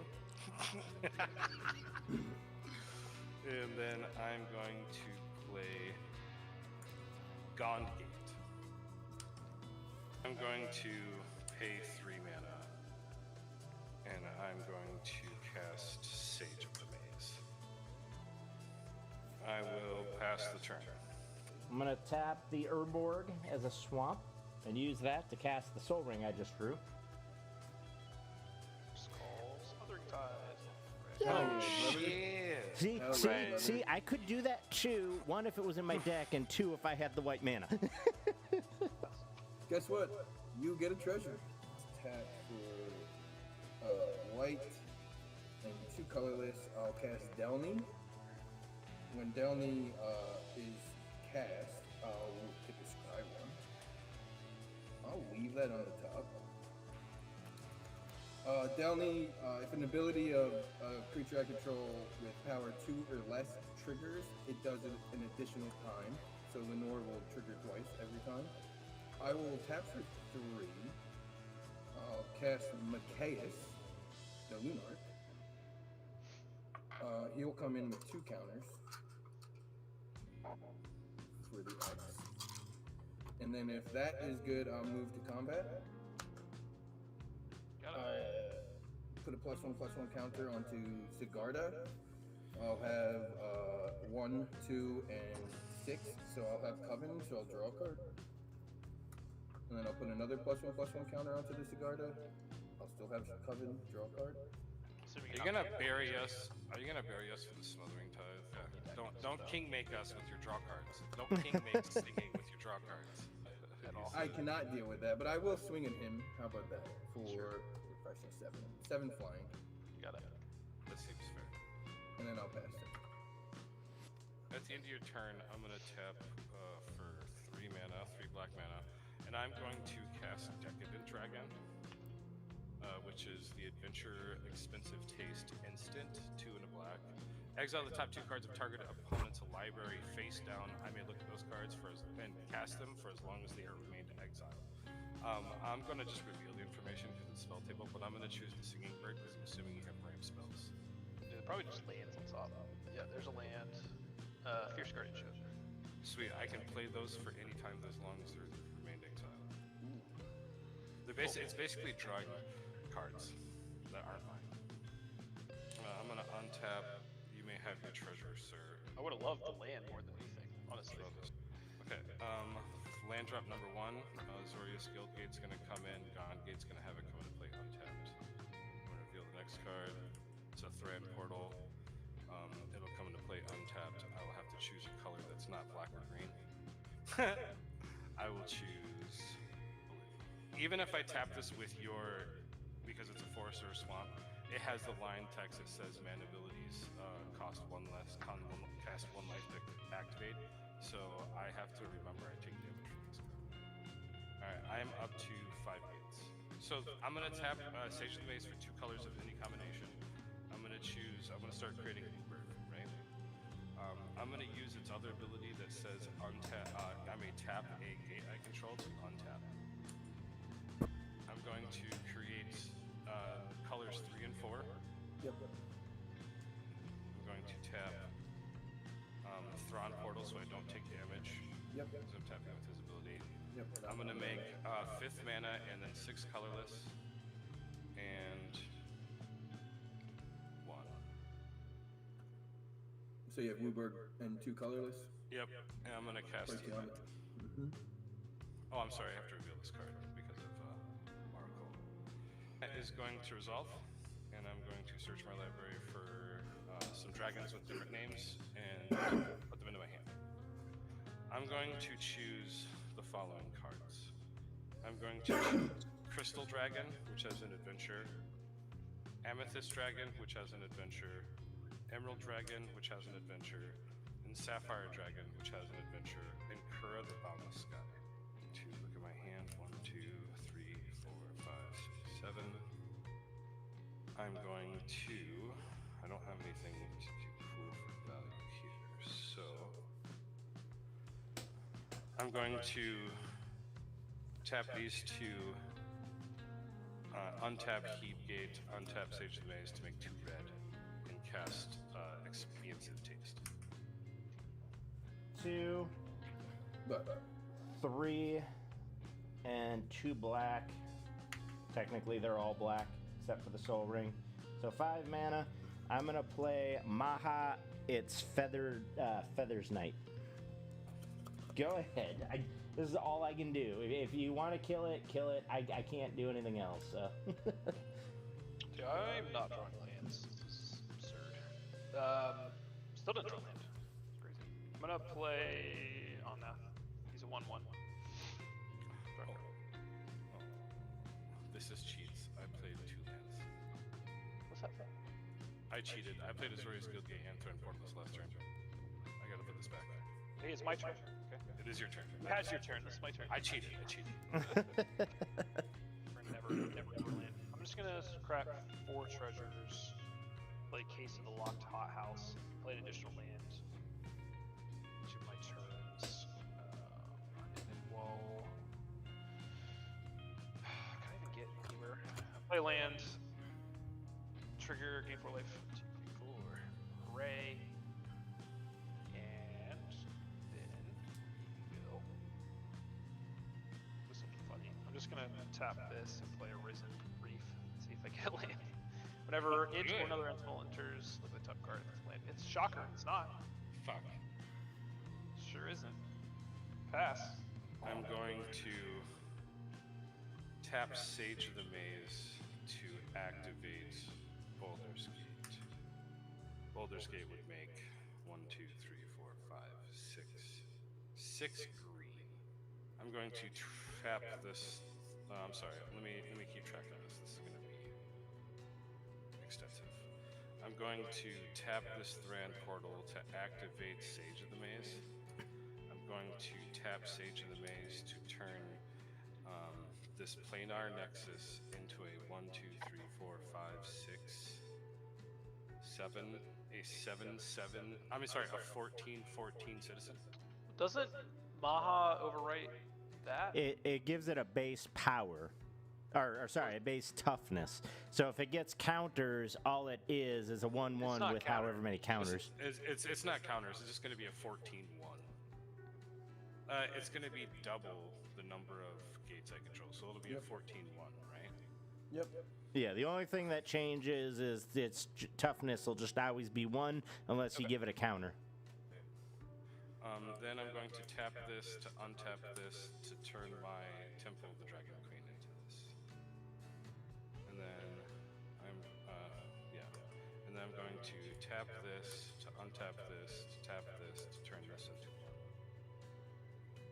I'm going to tap this to untap this to tap this to turn this into 1.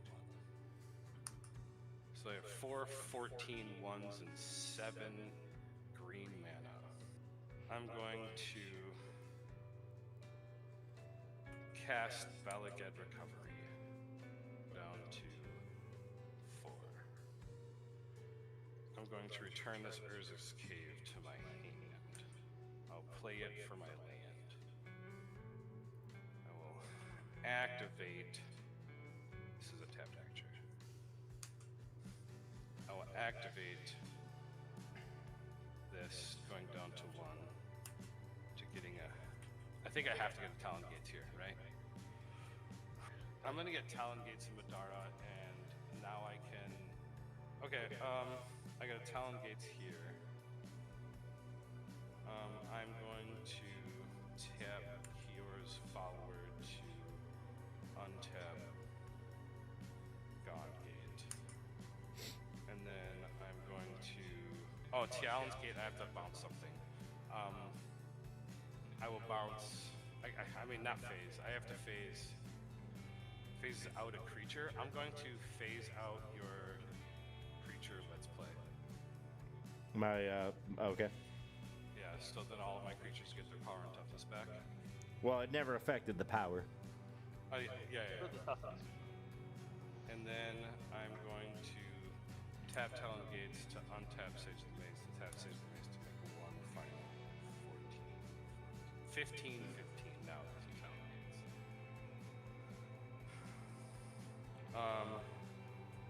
Move to combat. Your life total can change, right, Samotsu? Yep. I want you to Die. have no creatures. I'm going to attack you with all of the 15/15s. This is going to float away, and then I'm going to fly over Singing Bird for 11. At me? 11 at Singing Bird and 60 at Samotsu on the ground. I will block 1 on each. I assume I'll be taking 16, but before damage, before I move out of blockers, I will cast a flawless maneuver. Oh, yeah, 2 combat tricks. I did. 2 But wait. combat tricks. But wait, there's more. So my creatures won't die, and I will take 16 damage, right? 16? Yes. I don't have any attacking triggers. I lied. I create a treasure. Should have set the flyer there too. I create a treasure. Oh, wait a second. Hold on a second. Go back to Flawless Maneuver on the stack. I have an attack trigger. I create a treasure. Correct? Okay. So that's prior. Yep. Oh, so yeah, you can counter it right now, right? Yeah. I'm going to untap the Sage of the Maze, tap it for 2 blue, crack this treasure, and then Sapphire Dragon counterspell your Flawless Maneuver. Yep. That'll work. I will pass the turn. I'm the bully at a 13-minute turn. Sorry. So, Factor is a healthy meal service that ships meals designed by dietitians and cooked by chefs right to your door each week. The food arrives pre-cooked and only needs to be heated up in a microwave or oven. They use organic ingredients in their meals, meaning there aren't any GMOs, hormones, preservatives, or even refined sugars, which is great. And their meat comes from grass-fed and pasture-raised sources, and the chicken is also humanely raised. The chicken was super tender and it easily broke apart. I had the black pepper and sage pork chop, and to put it simply, I loved everything about this dish. I mean, I've had amazing pork chops before, and you could say that nothing really compares to chops fresh off the grill or pan.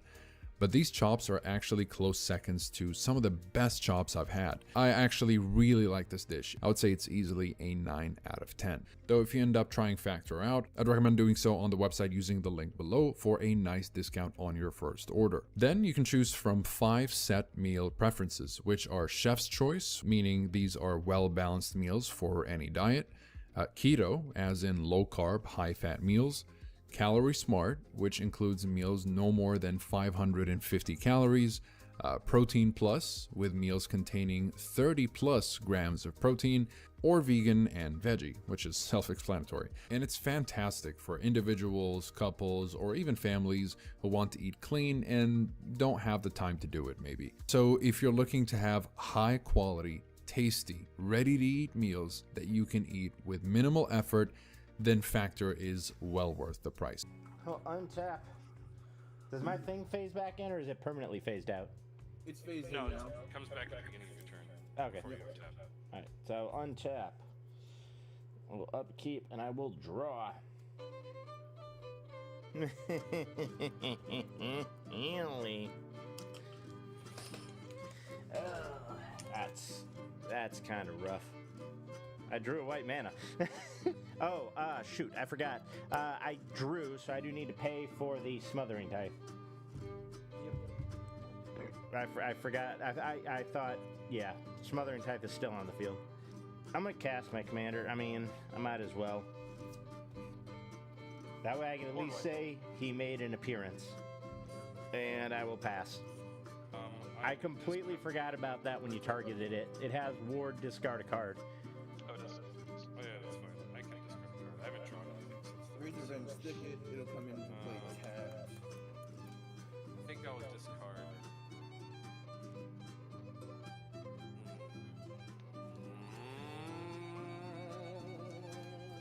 This Emerald Dragon. I would say, I mean, we could just skip it. I mean, that was my fault for not paying attention to the trigger. No, it has to happen. Tap for 2.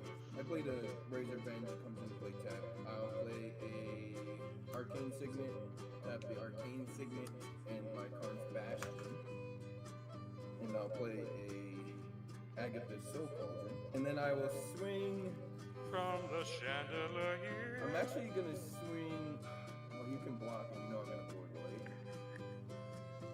There, I would swing it at you just to get the life totals more even, but I will swing it at tabletop. I mean, if you're gonna swing it at me, that's fine. You just gotta pay the 2. That's also something I don't have to. Is it flyers, right? How much is a card? Is that gonna be for 11, dude? 9. Oh, for 9. Okay. Good, it's 1. Then I will pay to float. I'll go to the second main. Pay to float a green because I have to use 2 white. Then I will vanquish them. Once all those creatures die, I will remove that creature that does that gate trick out of your deck or out of your graveyard into exile. Got it. Yeah, I can do it as Agatha's on it. Yeah, card I broken. had 1 green floating, but Yeah. nothing you can do. Card's Pass it. I'm gonna draw. Open the gates. No, you don't have to see anything. Be paying for blue. Sure. I'll pay with smothering. I'll pay for smothering. Good for you. Good for you. You're an adult. Pay my taxes. I'll tap these 2 bayous. 2, 3, 4, 5, 6, 7. I will tap Boulder's Gate for 7. 7 blue. I will cast Sapphire Dragon. Nope, I will not. I will cast Sword Ghost Serpent. Then 1, 2, 3, 4, 5. I want to do that. I did not play land yet this turn, did I? No, I did not. Punt! Punt all of these things. Punt, punt, punt, punt, punt. All of these things are forests, so it doesn't care. I'm going to tap this Tropical Island. Will you lose a life for that? For what? Tapping that for a mana? Oh, I will actually. It's the first time I actually tapped it for mana. That I've been is the tapping first time you tapped it for mana. Actually, it's the second. I'm gonna cast Open the Gates. I'm gonna search my library for a gate card and put it in my hand. I'm going to get the card called Escalus Gate. Put this land into play. I'm going to tap 5 mana, and I'm going to cast Kura the Boundless Sky. And pass it to them. Untap, upkeep. I'm almost out of gas here, boys. I use all my. Oh no, not like this. Gaia's Cradle. Not now. Not now. Guess we do green. 2 colorless. I'll play a Somber Walled Sage. So I'll tap 6. This Leslie Sanctuary is for 2, so I will cast Lenore. She did have 1 thing on her. I will move to combat. I'll put a +1/+1 counter onto Lenore, and then I will reluctantly pass it. I will untap, upkeep. and I will draw. That's just insult to injury. I'm running out of cards here. I gotta cast T-Max. 6, 7, 8 mana. Paying for you to draw this turn. Sorry. No, well, yeah, that's what I'm trying to figure out right now. I'm trying to math. I don't think I'm gonna pay for it.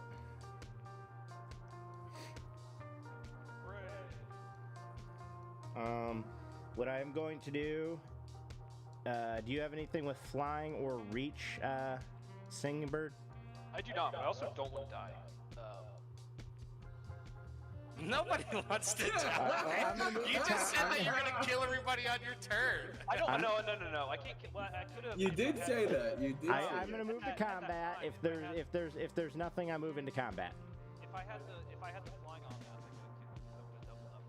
that, I could Oh yeah, true. I don't have that anymore, so. Okay. Most I Well, can do is like 4 damage. if there's no interaction before combat, I move into combat. Okay, you got it. Nope.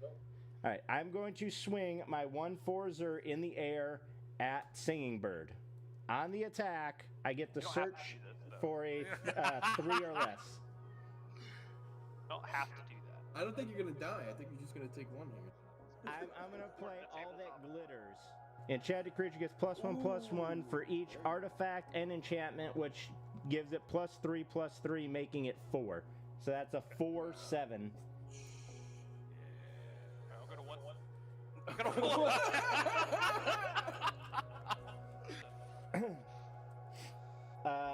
Before, hold on. Damage. No. Damage is still gonna happen.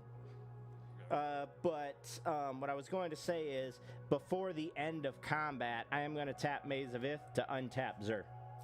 Okay, here it is. With the new rules, players don't make any decisions about assigning combat damage during declare blocker step.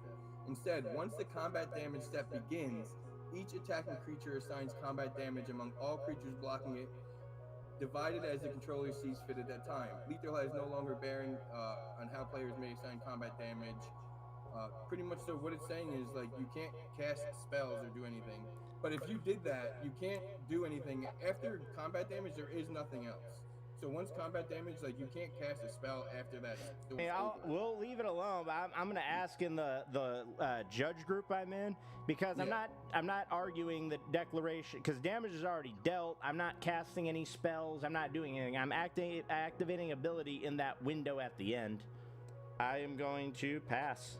At the end of your turn, I'll tap Agatha's Soul Cauldron. I'll remove Sigarda from my graveyard. I'll put a +1/+1 counter onto the Somberwald Sage. I'll tap my Gaia's Cradle since I have Sigarda removed with the Agatha's Soul Cauldron. I'll exile a card from my graveyard, and I'll get a 1/1 white human, and then I'll move to my turn.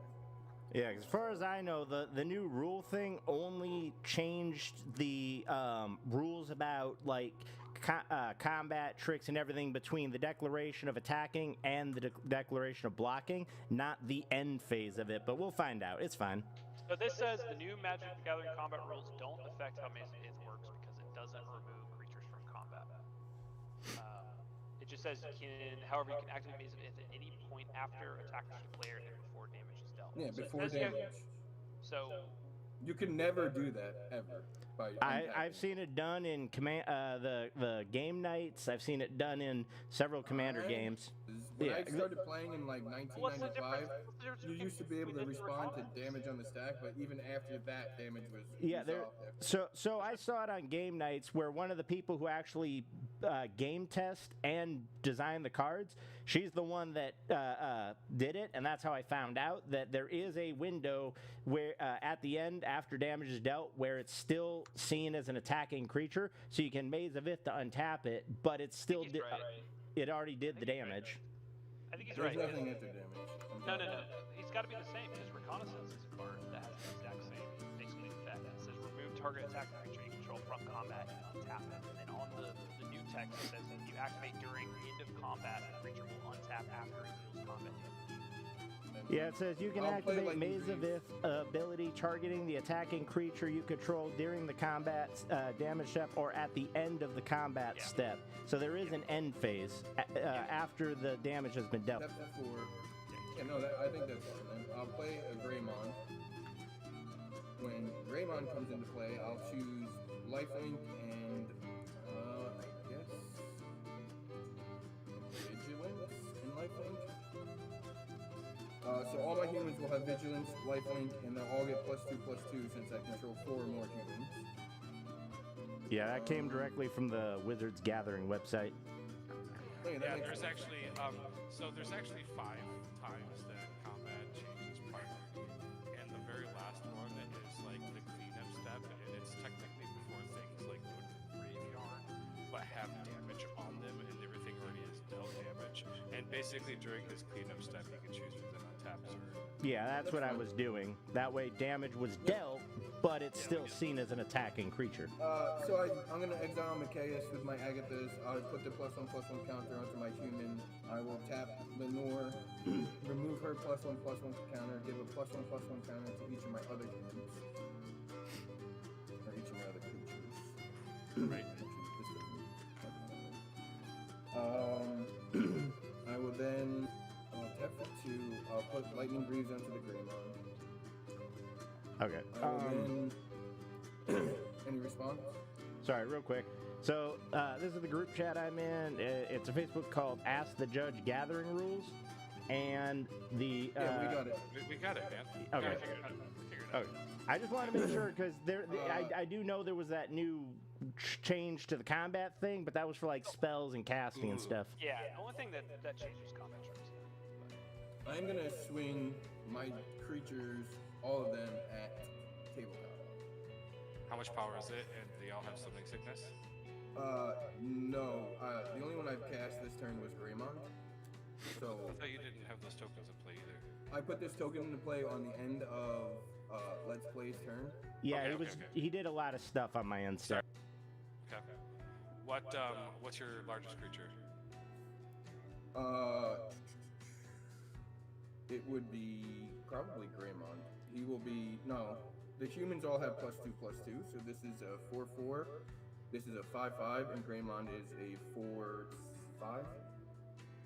So I can block your 5/5 and go to 1. Yep, and then I will gain 4, 9, 10, 11, 12, 13.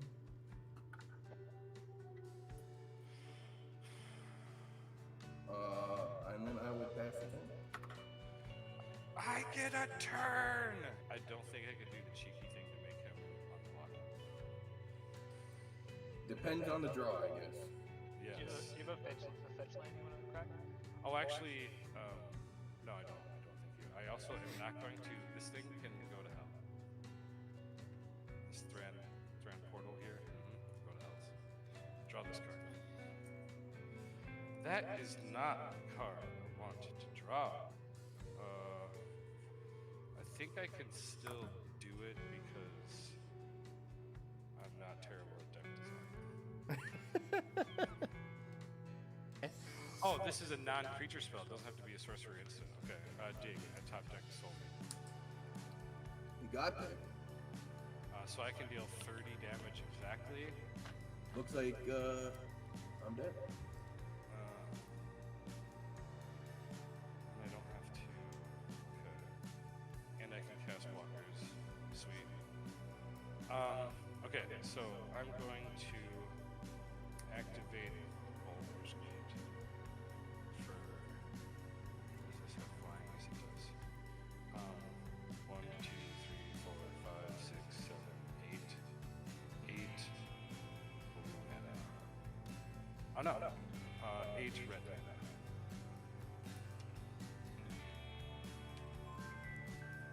Oh, I thought that was my phone ringing again. I was flipping out. I'm going to use 6 of it, going down to 3. I'm going to cast Amethyst Dragon, 4/4 with haste. I'm going to activate. I'm going to use these 3 mana and this 1, and I'm going to activate Basilisk Gate. Both of these basilisks targeting my Circle Ascendant, making him unblockable because I cast Soul Ring. 1, 2, 3, 4, 5, 6, 7, 8, 9, Unblockable 26, 26.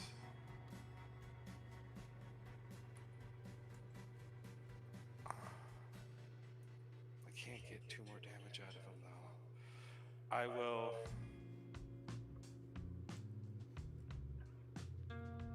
I mean, I'm tapped out. Don't worry, Zero cleaned it up for you, like he did on me. I'm going to attack Samotsu for 30 again. And that's it. But I think you died as Zerg here. We'll see. And I still have an untap thing. I'm gonna untap. I'm gonna tap 6 mana, white, and white. And I'll cast Crystal Dragon from my hand. And then I will pass the turn. I will untap my 1 land. I will upkeep. I will draw. That is mana. I will pay 2 and a blue and cast Steel of the God Hand. If your creature is white, it gets +1/+1 in lifelink, and if it's blue, it's unblockable and gets +1/+1. Okay. I'm going to go to combat and attack you, and then the trigger happens. Then I have Doesn't to. matter. I'm dead. I know it's just it's an on attack trigger, so I would have to look for it. Sure, you can win more if you'd like. I mean, if you're willing, you if can you're also willing- just fail to find and then just win the game. I was gonna say if you're willing to say it's dead, it's fine, but it's an on attack. So I can't block. You got it. okay, I didn't know if you had a combat trick or anything. That's why. I wish I did. Thank you for sticking around till the end of the video. If you enjoy this content, please feel free to watch my Magic the Gathering playlist as shown on the left side of the screen. If you like this game and want to see more, please look at the right side of the screen and see the channel content creators that are also streaming this content. Please show them some love. Thank you and see you next time. So we got Exotic with Edgar Markov. I got Let's Play with Lord of the Nazgul, SRK with Loot, and Underachiever. I'm guessing that's supposed to be underachiever, just underachiever with Hackball the Surging. This is a spicy lobby. I can tell you that much. Peak, right, I will play a Marsh Flats, pay 1 life, search for a thingy, and pass while I do that. I'm gonna draw for turn. That's good. That's a 3rd land. I'm gonna play Volrath's Stronghold as my land for turn and pass. I will draw for turn. So Volrath's Stronghold, I can tap it to add a colorless mana, or pay 1 and a black to put target creature card from my graveyard on top of my library. Forest, and I'm going to tap for a Wild Growth, and I pass. Alrighty, draw. I will play Command Tower and pass. Alright, I'm gonna untap, upkeep, and draw. That does not help me.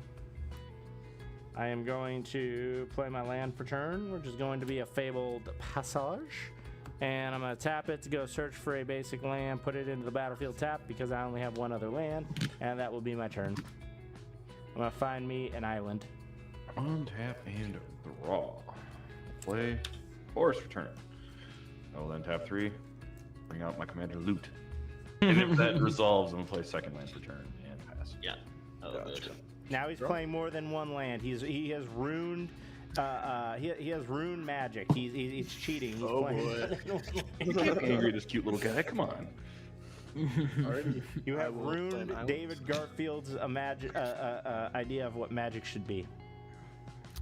And I will tap 2 to play a Coral Home Commander, and I will pass my turn. Garfield's Magic also involves land destruction, so. It involves everything that does not involve just endless counterspell decks. True. Terramorphic Expanse. Sack it. Searching for a land, and I'll pass while I search another land. I will untap, upkeep, and draw. Have the Black Gates enter tap because I'm not paying 3 life. I'm going to tap this for a Soul Ring. I'm going to tap the Soul Ring to play an Arcane Signet. Okay, he's ramping. Kill him, guys. I'm going to tap this for a blue and this for a black, and I am going to Demonic Tutor to search my library for card, put it on top, and shuffle. And that will be my turn. be funny if I searched for a land, wouldn't it? So, I'm gonna tap for 3 to play a Mossborn Hydra. Oh, okay. That's a 1/1. I'm going to play a land for turn. 2/2 at the moment. And then I'm going to tap 2 and I'm going to Nature's Lure. I'm going to go search for a forest and put it on the battlefield. There's that. And this will now go to 4. With that, I will pass turn. Alrighty. Untap, upkeep, draw. Oh boy. Alright, I will play an island for turn, and I'll tap 3, play a Cold-Eyed Selkie. It's island walk, and whenever it deals combat damage, I may draw that many cards. And I will swing 2 at VG. Or take 2. And on that, I will pass my turn. Cool. I will draw. Oh, fuck off. Tap 4 for an Edgar. Got Charmed Groom. Other vampires I control get +1 and +1. When Edgar dies, return it to the battlefield transformed. So I shuffled. This card right here was the one I searched for and was going on top and going to be the one I draw. Yep. I'm going to pay 2, 3, and 4. I'm going to play Roaming Throne, and I'm going to choose Nazgul as my creature type. Uh-oh. Damn. Let's, if I'm not already the problem, let's become the problem even more. Uh-oh. I'm going to play Traverse the Outlands. I'm going to go search for 4 land. Put them on the battlefield. Ooh. If anyone has a response. No responses. 1, 2, 3, 4. They're all under attack. 1, 2. Alright. This will be a. After the 4 landfall triggers. Right, dice out.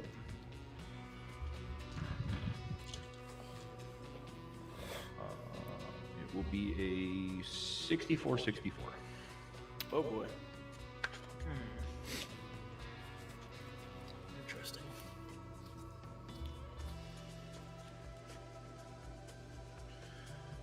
Play an island and tap 4 and bring out my commander Hawkball. And I will move to combat and explore for each merfolk I control, starting with Korahom Commander. I'll reveal. It is a Deep-Root Pilgrimage. I'm going to discard it and get a 1/1. Reveal for Cold-Eyed Selkie. It is a Overwhelming Stampede. I'll leave that on top, and each merfolk that would have explored will get a 1/1 counter. Lightly. Alrighty, VG, do not take this personally, but I am going to swing you for... I mean, if you want to hit me, I'll let it hit me. For real? Yes. I do. I'll swing the 2 at you then. Okay. He feels And- bad that he's got a 64 turn 3. Because of I the like effect, how I I'm the can draw 2. threat when he's got a 64-64. I feel loved. I really do.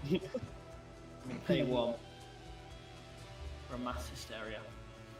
It's a black one. No, I pay for a Vampire of the Dire Moon. That has Death Touch. And Lifelink, actually. It's pretty good, isn't it? It's nice. SRK, don't take it personally. I would highly like it if you block it. If I block it, I'll block be it? happy. Yeah, if you block it, I'll be happy. Doesn't If have it death does. touch or anything? No, if it dies, I'll be happy. Okay, I will block it. Cool. That's fine. It's the one that turns into the coffin or whatever.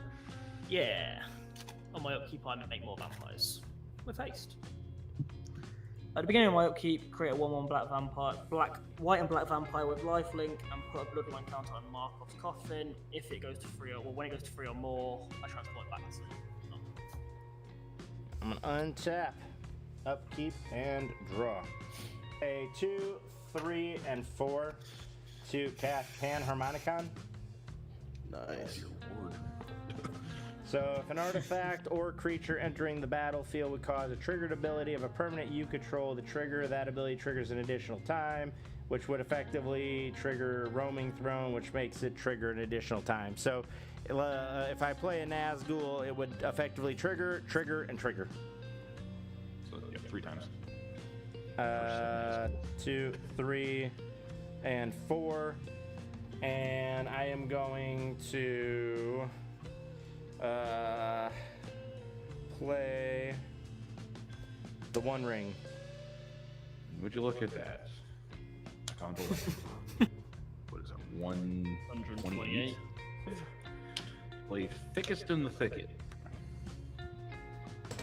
I can double the counters on a creature, and then at the end step, if I have a creature with the greatest power or tied for the greatest power, I draw 2 cards. So I make don't this think you're ever going to be challenged on that aspect. I don't think so. I'm going to turn this to a 256. Wow. The show of dominance on your end step. I'm going to tap to draw a card. Yeah. What now? Oh, yeah.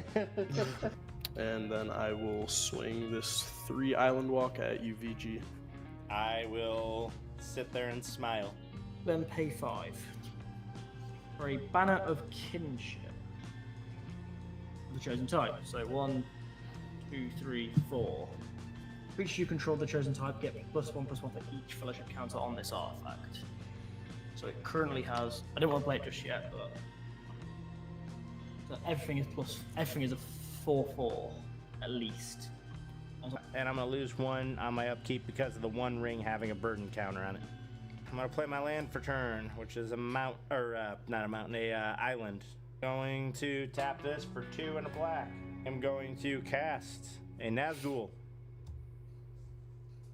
There's one of them. So when it enters It's the happened. battlefield, the ring tempts me, which means it'll tempt me a second and a third time. So I'm going to make this my ring bearer. And I get tempted 3 times, which means this gets 3 +1/+1 counters. And I am on the 3rd, which means the ring bearer is legendary and can't be blocked by creatures with greater power. Whenever your ring bearer attacks, draw a card and discard a card. And whenever your ring bearer becomes blocked by a creature, that creature's controller sacrifices it at its end step. I'm gonna swing a 4/4 roaming throne at USRK. I'll just block with a 1/1. Alright. I want to play a land for turn, which doubles it to 5/12. Yep. And then We're just rolling. play another land for turn, Rolling. Keep rolling. which So that's at turns it 1,024. into 1,024. Jesus. So, Factor is a healthy meal service that ships meals designed by dietitians and cooked by chefs right to your door each week. The food arrives pre-cooked and only needs to be heated up in a microwave or oven. They use organic ingredients in their meals, meaning there aren't any GMOs, hormones, preservatives, or even refined sugars, which is great. And their meat comes from grass-fed and pasture-raised sources, and the chicken is also humanely raised. The chicken was super tender and it easily broke apart. I had the black pepper and sage pork chop, and to put it simply, I loved everything about this dish. I mean, I've had amazing pork chops before, and you could say that nothing really compares to chops fresh off the grill or pan. But these chops are actually close seconds to some of the best chops I've had. I actually really like this dish. I would say it's easily a 9 out of 10. Though if you end up trying Factor out, I'd recommend doing so on the website using the link below for a nice discount on your first order. Then you can choose from 5 set meal preferences, which are chef's choice, meaning these are well-balanced meals for any diet, keto, as in low-carb, high-fat meals, Calorie Smart, which includes meals no more than 550 calories, Protein Plus, with meals containing 30 plus grams of protein, or Vegan and Veggie, which is self-explanatory. And it's fantastic for individuals, couples, or even families who want to eat clean and don't have the time to do it maybe. So if you're looking to have high quality, tasty, ready-to-eat meals that you can eat with minimal effort, then Factor is well worth the price. Look at that. Look at that. Oh man. It's okay. We're gonna tap 6, tap loot. I'm gonna look at the top 6. Well, you're doing that because you got a lot of things going. I'm going to tap for a black, and I'm going to cast Vampiric Tutor to search my library for a card and put it shuffle and then put it on top. Sounds good.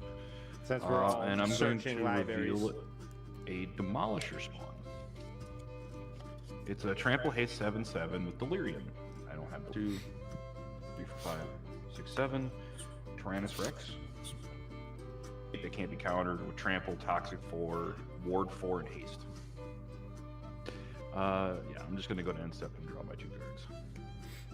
I'm gonna put that one on top. I am going to pay 4 manas, and I am going to pay or cast Isildur's Fatal Strike. Destroy target creature its controller, or if its controller has. Well, that's if it has more than 4 cards in hand. Damn it! So it's just destroyed. Yeah, just destroyed. Gotcha. I thought it said if it had 4 or more. I'm an idiot. And then I'm gonna tap this to draw 2 cards and get 2 burden counters. And then I'm gonna move to my untap. 2, a black, a blue, and 3. Yeah, play my commander. So race I control have protection from ring bears, which apparently is only an issue for myself. Whenever you cast an instant or sorcery, you create a 3/3 wraith. I am going to, in fact, pay 3. And I am going to cast Quasi-Duplicate to make a copy of the Nazgul. And it will trigger, giving me a 3/3 wraith. Yep. And my then I'll get the Nazgul, which will then enter and give me 3 it'll give me 3 temps, but I will get 6 counters on all of them, which means this will go to 9, this will go to 6. Actually, I'm gonna switch my ring bearer from my roaming throne on the trigger. I'm gonna change my ring bearer to my Lord of the Nazgul. Don't have anything I can really do. So this is a 10-11, and this is a 7-8. But this one just came in, and these all came in. All creatures have haste right now. Oh, that's right. Oh, yeah, because of the whatchamacallit. Mass hysteria.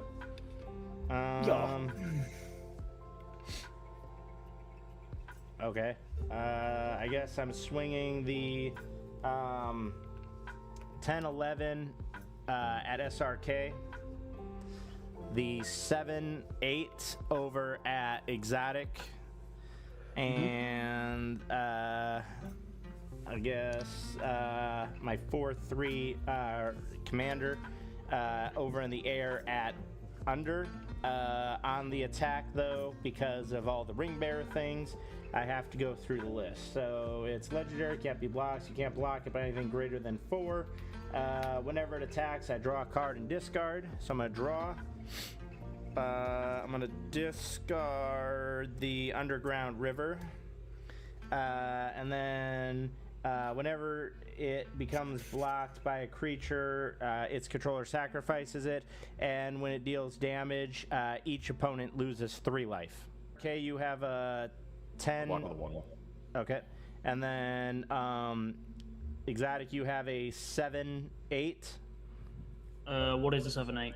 It's a 7-8 Death Touch. It's just a copy of the Nazgul. I'll just block it with one of the vampires. Okay. And then the Under, you have a 4/3 in the air coming at you. Got you. I will take. All right, and then when you take that, because you were dealt damage by the ring bear, all of you will take 3 additional damage. And then I pass. So I understand that Panharmonicon doesn't do anything, because that's if a creature or artifact entering would trigger it. But Roaming Throne, because it's Wraith, that means that when I cast Instant Sorcery, I would create 2 Wraiths for the Lord of the Nazgul, because it's a Wraith, right? Yeah, it's a triggered ability from a Wraith. Okay, so then I would get 4. I would get 2 for the first one and 2 for the second. Okay. Sorry, I just realized it was a Wraith, and I was like, wait a minute. Yeah, I think I'm just gonna do it. 1, 2, 3, 4, 5, 6, 7, 8, 9, 10, 11. I am Oh, going to boy. cast into Ulamog. Going to target the Panharmonicon and the Lord of the Nazgul. Okay, so you're targeting these two? Yes. Okay. So, alright, so those will die. Or, well, they would get exiled, right? Destroyed. Or destroyed. Okay, so that would be destroyed, and he would be destroyed, and then it enters. Mm-hmm. Alright. Where's my dice? Okay. You're good. Carry on. Alrighty. Untap. Upkeep. I have to pick a color. You do. Alrighty. I'm gonna pick blue and pray I get a blue. That's awesome. Well, mana rocks don't get affected by it. It's only land. Okay. Alright, swag.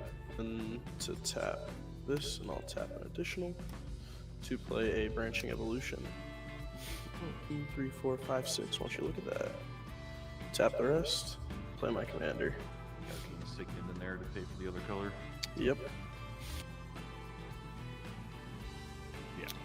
Alrighty, then I will swing a 7/7 Island Walk at you, VG. Alright, I take 7. Is that your commander? Nope, this is a Island Walk Cold-Eyed Selkie, and I may draw 7 cards, and I will choose to do so. 1, 2, 3, 4, 5, 6, 7. Alrighty, and on that, I will pass my turn. All lands to Black. All All black. I'm going to swing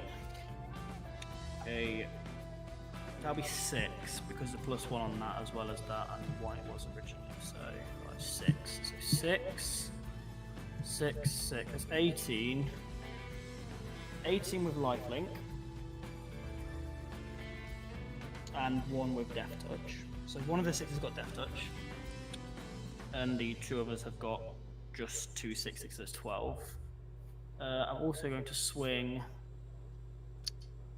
Edgar, who's an 8/8. They're going to go towards SRK. All of them? No, not all. Don't let him 8 convince you. No.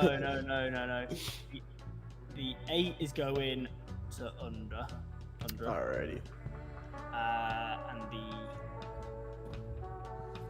other 18 is going to SRK. I declare no blockers. One's I got will Death Touch, block. the other 2. I'll block the Death Stress with the 10/10 indestructible. Yep. I'll block one of the other ones with my other 8/8, and then I'll just take 8. Yep, that's fine. I gain 18 through that. Nice. 18, it doesn't read. On my second main, I shall. Toxic Deluge. Yar. I will pay 3. Toxic Deluge for. What did you say everyone's power toughness was? I think you'd have to do it for at least 11 to kill everything. Yeah, so that's the plan. I'll do it for 12 just to be safe. Alright, I'm gonna shuffle my graveyard into my my library. Because Ulamog went into the grave. Edgar gets transformed back in past turn. 3 and 4.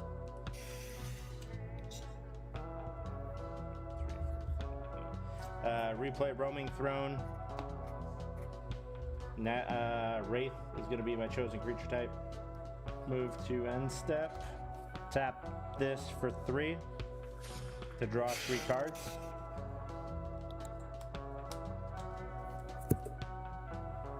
And with that, I will. That's turn. Tap this for 3. I'm going to Reclamation Sage. Nice. I'm going to hit the Banner of Kinship. We'll then tap for 5 Rolling about time. to bring out Green Sleeves Marrow Oh, Sorcerer. Jesus Christ. Uh-oh. Pretty good card. Well, especially when I'm about to do this. I'm going to tap 4 to attempt to cast Scapeshift. Sack all your lands and bring them all back. Yeah, Sack that's any great. number of lands and bring that many out of my library. Yeah. it, and then you can recurse one from your graveyard at a later date if another card. Yep. Oh, Yeah. All right, so we'll just do 1, 2, 3, 4, 5, 6, 7, 8, 9, 10, 11, 12. We'll do 12. Second, I'll just float the 3 green. And I'll go get 12 lands on my deck. Get 12 3/3s, which is 36 damage. Yep. Meaning he can pretty much, with the haste, kill. With his one creature is 36. He can kill me and under, and then Exotic's dead next turn. And then I have 52 damage on board, but I can only kill one person. Just not killing anybody.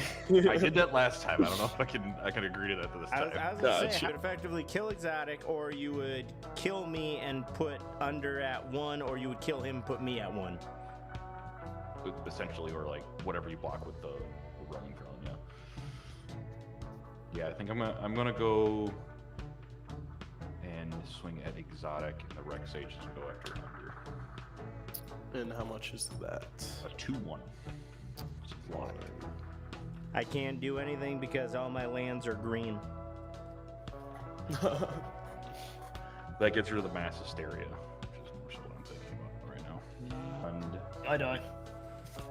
on end step, I'll draw 2 cards off of Thickest Nothing. Upkeep, I will choose blue and draw. Alright, I'll tap 1, play a Benthic Biomancer. Definitely should get a Skull Clump thing on that order one right now. Real quick. Whoa. Under. Yes. With that on the stack, can we agree who the enemy is? I mean, like, isn't it kind of obvious? I mean, you chose the magical color, and I have 7 lands. So with that on the stack, I am going to overload Cyclonic Rift. Oh boy. Yeah. Alright. That gets rid of Hall. It helps. Alright, so it bounces everything? It bounces all non-land permanents. That's with your creature on the stack, so your creature still resolves. Oh my god. That's why I said I could let you play out your turn and then bounce it all, or we can work together and I won't screw you. 2, 3, 4, 5, 6. So that'll be a blue.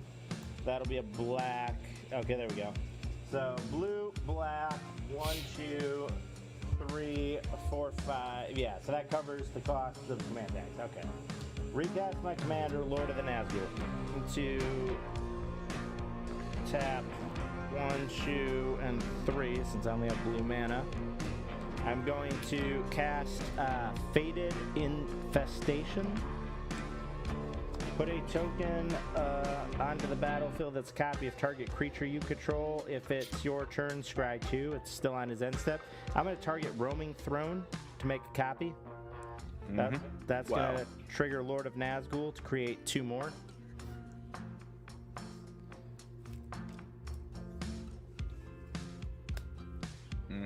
So I'm going to untap.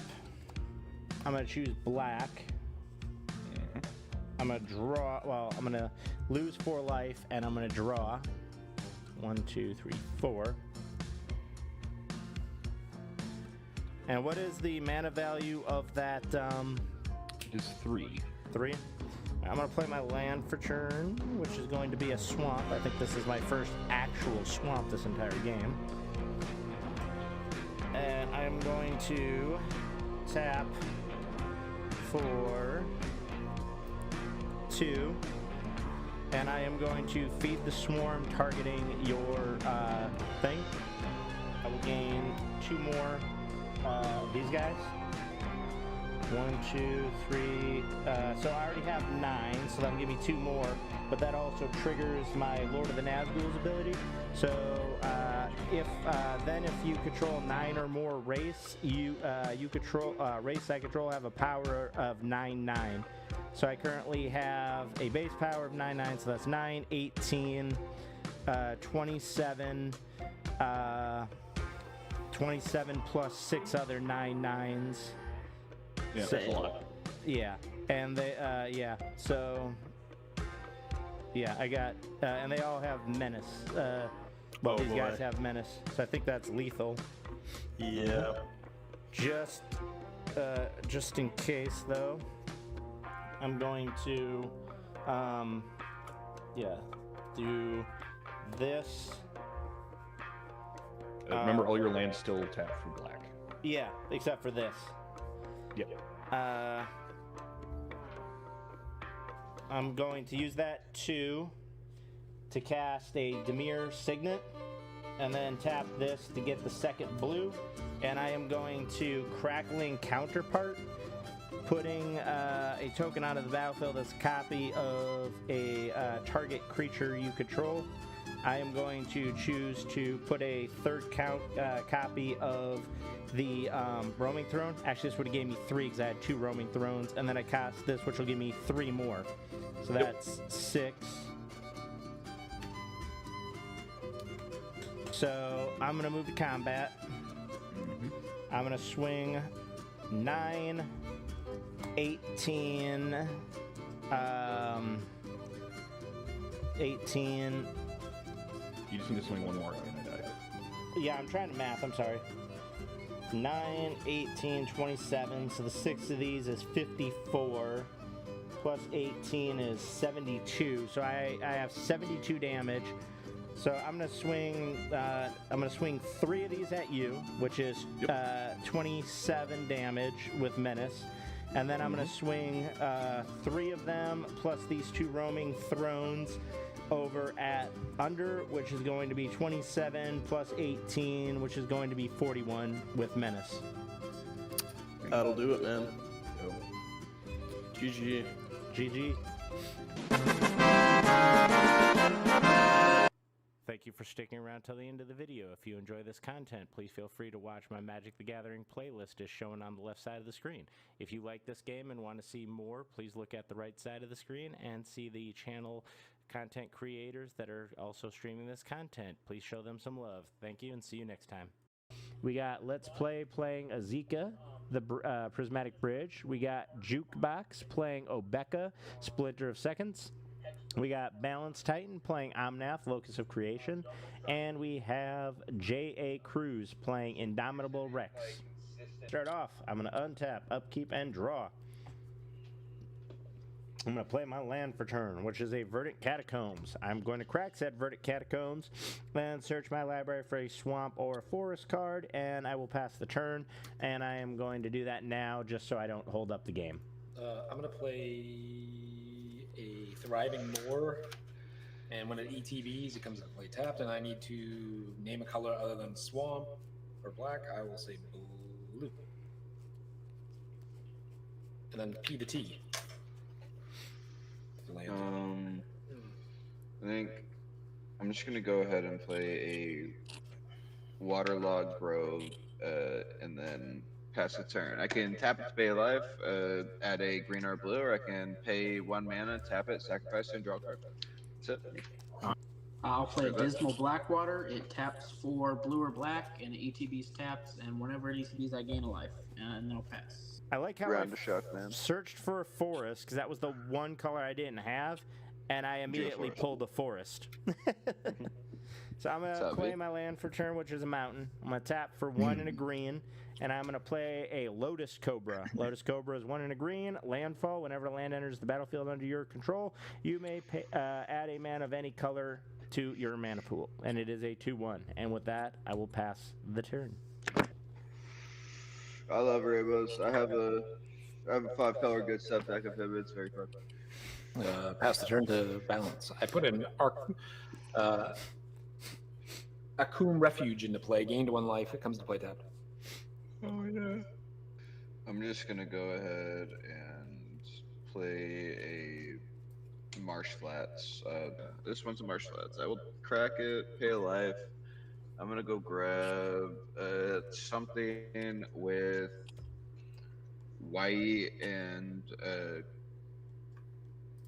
green on it, probably. And I'll pass. Untap. I will draw. I'll play a Twilight Mire. It is a black and green filter land. and I will tap the Dismal Blackwater to activate it. It doesn't matter. I'll play an Arcane Signet, and then I will pass. It's rampant. Alright, so I play an island as my land for turn. When that enters, that is going to trigger Lotus Cobra. Lotus Cobra is going to generate me a white mana. I'm going to pay a red, a green, a white, and a blue to play the Omnath, Locus of Creation. When it enters the battlefield, I draw a card. Untap, upkeep, draw. You get your own Omnath. Hands off my commander. Play a Reliquary Tower. This entire deck is landfall, big, dumb, stupid creatures. That's basically this deck, I mean. I'm gonna tap a blue and a colorless and play a Fog Bank. Play a what? Ooh. A Fog Bank. Yeah. What does that do? It's flying. Fog Bank deals does not deal or receive combat damage. It's 0/2. Oh. It's just Best a big blocker. wall that buffs, or not buffs, blocks everything. I'll play a mountain tap 3 for Giora, Leatherite Captain. It's a 3/3 legendary creature, human artificer. Whenever you draw or whenever you cast a exort spell, draw a card. We'll untap, draw, And I will need to take a damage for tapping that blue. What is the Omnath? That's your Lucas.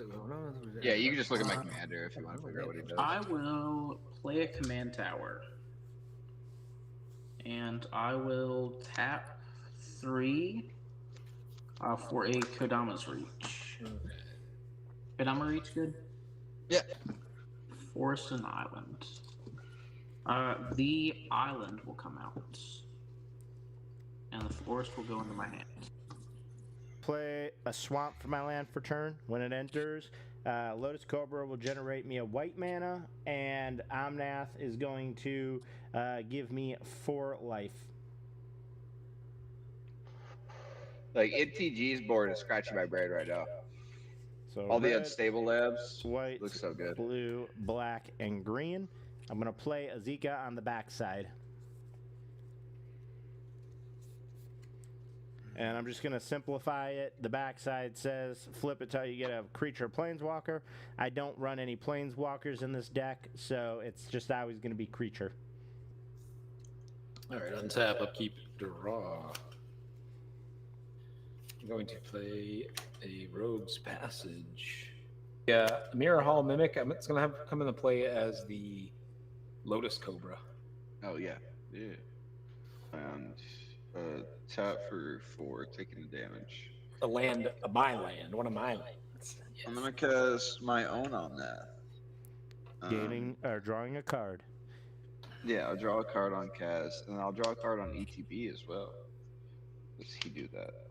Yeah, that's all I got. Can I poke anyone for 3? I'll take it.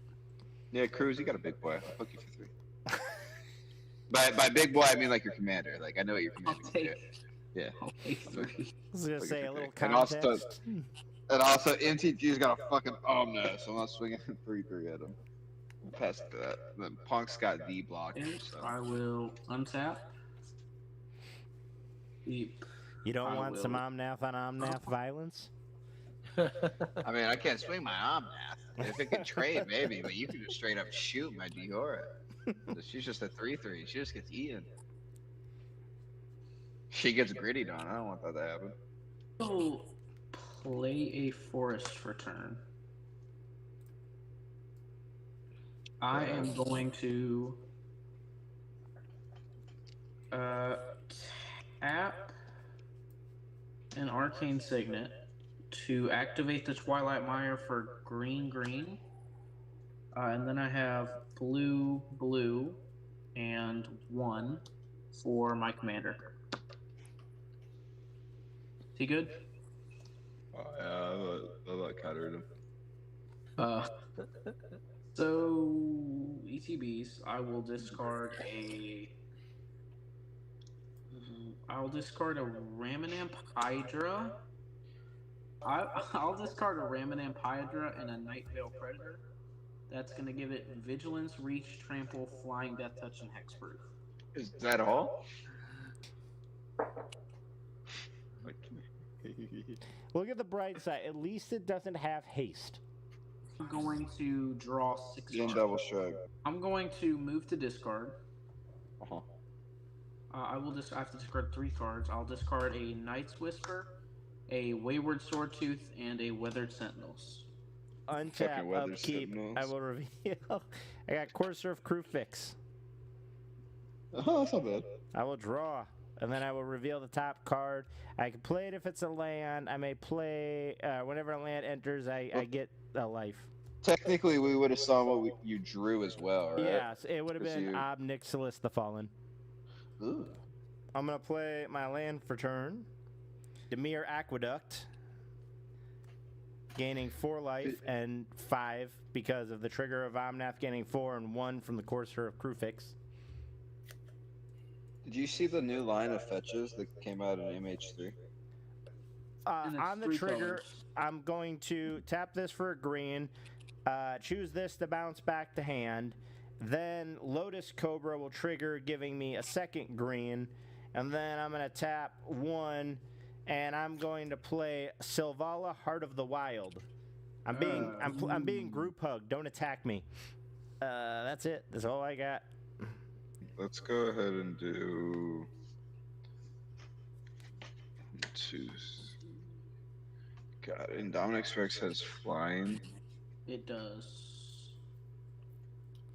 And Hex. If I play a proof, and Planeswalker, you Tranquil. want to like promise not to attack it. I promise you, it's not like super. It's really not that scary. It's just kind of like a value Planeswalker for me. Politicking game. Are we Don't hurt me.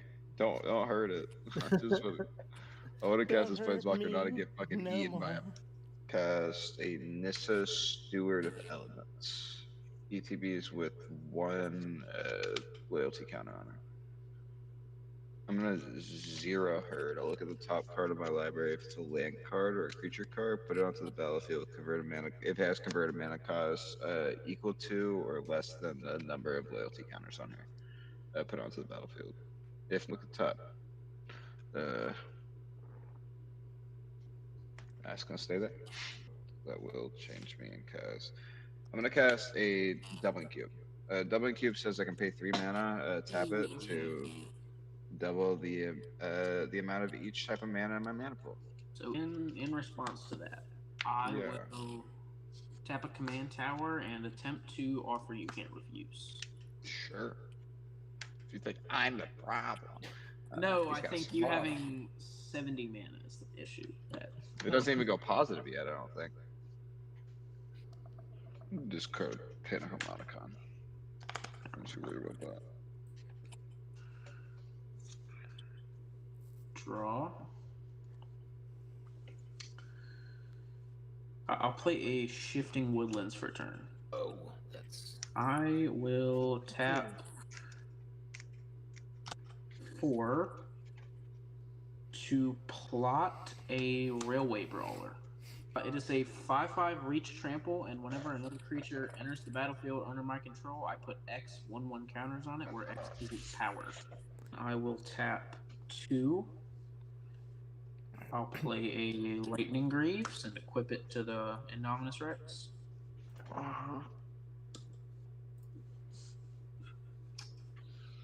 I will swing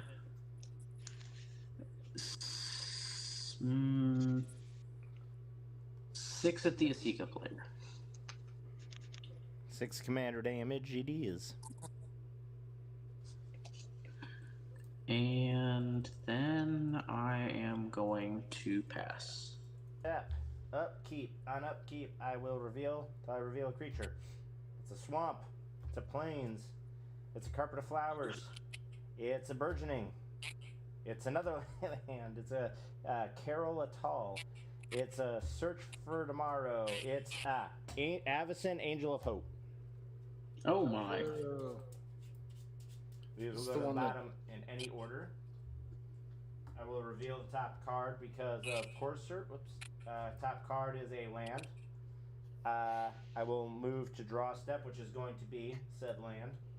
Oh, that's a Cycrist on the top. I am going to pay 2, 3, 4, 5. I'm going to play Ob Nixilis the Fallen. Isn't that the biggest creature though? Doesn't that make you draw a card? Oh, the 8/8. Wait, is 8/8 biggest creature? I think it's bigger than his dinosaur. Mine's a 6/6. Oh, well then that would have been the land I would have drawn off it when it entered. It's when it enters, right? Or is it when it casts? I guess it's when it I enters. think- So yeah, I guess I would draw the Psych Rift. Yes, yes, I have someone that you draw just like, yeah. Alright, well We're then I'll cooked. reveal the top, which was the Prismatic Omen. I'm gonna play my forest, which is my land per turn. I'm gonna gain 4 life, and when it enters, Obnixilis is gonna trigger. And Juke, you have the highest life total, so you're gonna take 3 damage, and I'm gonna put 3 counters. When the land enters, I gain the 4 off of this. I am going to tap this for a green. I'm going to tap Sylvala, Heart of the Wild, since I do control an 8/8 for 8 mana. Oh, hold on. Actually, not going to do that. I just thought about something. When the land enters, Lotus Cobra triggers, so I'm going to get a red mana off that, so I don't have to tap this. And I'm just going to Blasphemous Act, dealing 13 damage to every creature on the battlefield. I'm cool with the Psych Rift if you want to cast a Psych Rift. You know, So I'm 1, cool 2, with the 3, Psych. 4, 5, 6, 7, 8. Yeah, there's enough for the 8. Where's that offer now? I mean, you were. It's in the graveyard. I'm going to joking. Psych Rift, so I kept my word. You should have Psych Rift. And I'm going to repay J.A. Cruz attack I on hit me you for 6. for 8 damage. Okay, that's not bad. I'll get a 30. And with Is that Commander? No, it's not Commander. My bad, I forgot. You're playing Asika. I pass the turn. I'm gonna disturb. I'm gonna disturb my Mirror Hall Mimic. Why is it disturbed? I don't know. It's gonna come back as an enchantment aura. Enchant creature at the beginning of my upkeep. Create a token that's a copy of enchanted creature, except it's the spirit in addition to its other types. I'll have it on your Addison. You. So I'll get an Addison on my upkeep. In response to that, I'm going you to casting it, or is pay. it I'm casting out of my graveyard. So. Yeah. Well, You no, cast when you're out of going your to declare graveyard? targets for your thing, I'm going to tap Does for it have green hexproof? to get 3 white, and I'm going to Teferi's Protection, which will phase everything out. Oh, okay. So you can't target it now. That's all I had for. Tap to keep and draw. Oh no, there's a Psych Rift there. 1, 2, 3, 4, 5, 6, 7. Bet. Okay. Play Mountain. Let's scry 2 by plussing Nissa by 2. I think. Do I? Yeah, I'll keep these. Okay. This one goes to the bottom. This one's gonna stay on top.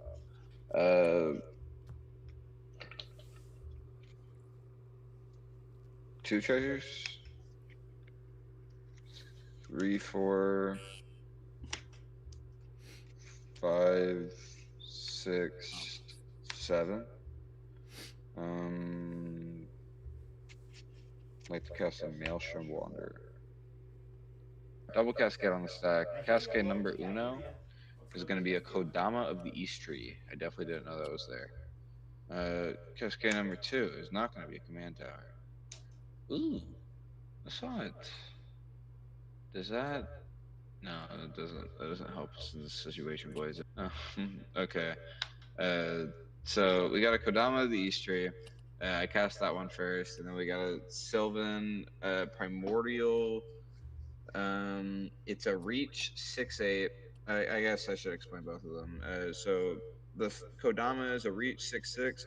Whenever another permanent enters the battlefield under your control, if it wasn't put onto the battlefield with this ability, you may put a permanent card with equal or lesser converted mana cost from your hand onto the battlefield. And then the Sylvan Primordial is a 6/8 avatar. It has reach. When it enters the battlefield, for each opponent, destroy target it's not a melee, so I'm sorry. Destroy target non-creature permanent that player controls. For each permanent destroyed this way, search your library for basic land card, put it onto the battlefield, tap, shuffle your library. Duke, I have to hit your ivory tower. I'm sorry. Cruz, what? I guess, yeah, Cruz, I'm gonna be smart and just hit your lightning greaves. I'm sorry. Okay. Even though I think we're just still kind of boned either way from NTG. Alright. And then Primordial. So after I resolve Primordial's trigger, it's going to let me also trigger Kodama. And then when Maelstrom ETBs, Kodama will also trigger again. So I'm going to grab 3 basics. They're going to come into play tapped. And then Kodama trigger, I'll drop a Sun Titan from my hand. It's awesome. Yeah, Sun Titan trigger. That's a nice looking doubling cube. My bad. I'll put a doubling cube onto the battlefield. Kodama trigger. I'll drop a haystack. Go to the Maelstrom ETBing from casting because all these cascades happen first. I'll drop a Nature's Will.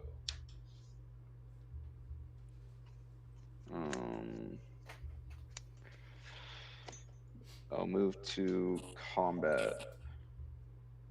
All my creatures have haste, by the way. From what? Maelstrom. He says creatures you control haste. Okay. Yeah, it's a dumb card. I think MCG's not here right now, right? He's not. He's phased out. Oh, he's phased out. That's right. Yeah, y'all both have open boards. Would I interest you in not doing that? I don't want to hurt y'all too much because I think I kind of need y'all here. So I'm going to swing at the person with the most life. I'm just going to swing at them with the... I'm sorry, this is technically the smallest thing on my board.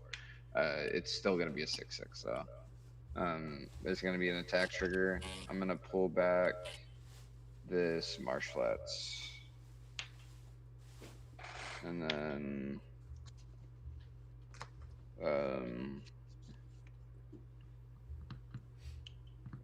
there will be a trigger with Kodama. I can't do anything with that trigger. Go to damage. So Factor is a healthy meal service that ships meals designed by dietitians and cooked by chefs right to your door each week. The food arrives pre-cooked and only needs to be heated up in a microwave or oven. They use organic ingredients in their meals, meaning there aren't any GMOs, hormones, preservatives, or even refined sugars, which is great. And their meat comes from grass-fed and pasture-raised sources, and the chicken is also humanely raised. The chicken was super tender and it easily broke apart. I had the black pepper and sage pork chop, and to put it simply, I loved everything about this dish. I mean, I've had amazing pork chops before, and you could say that nothing really compares to chops fresh off the grill or pan.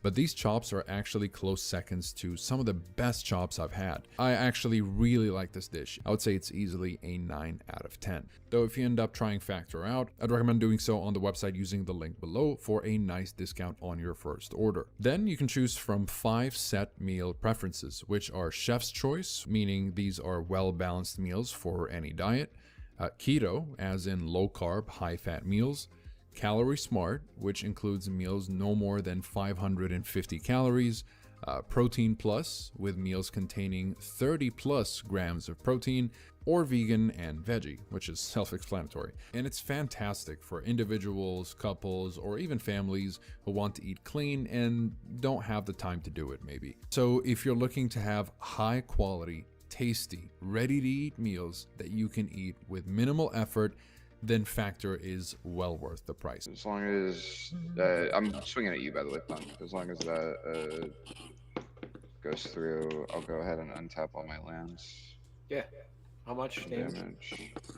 It's gonna be 6, and then you'll tap all your lands. Your lands are already tapped, I think. But, I'm gonna tap 1. Yeah, fuck it.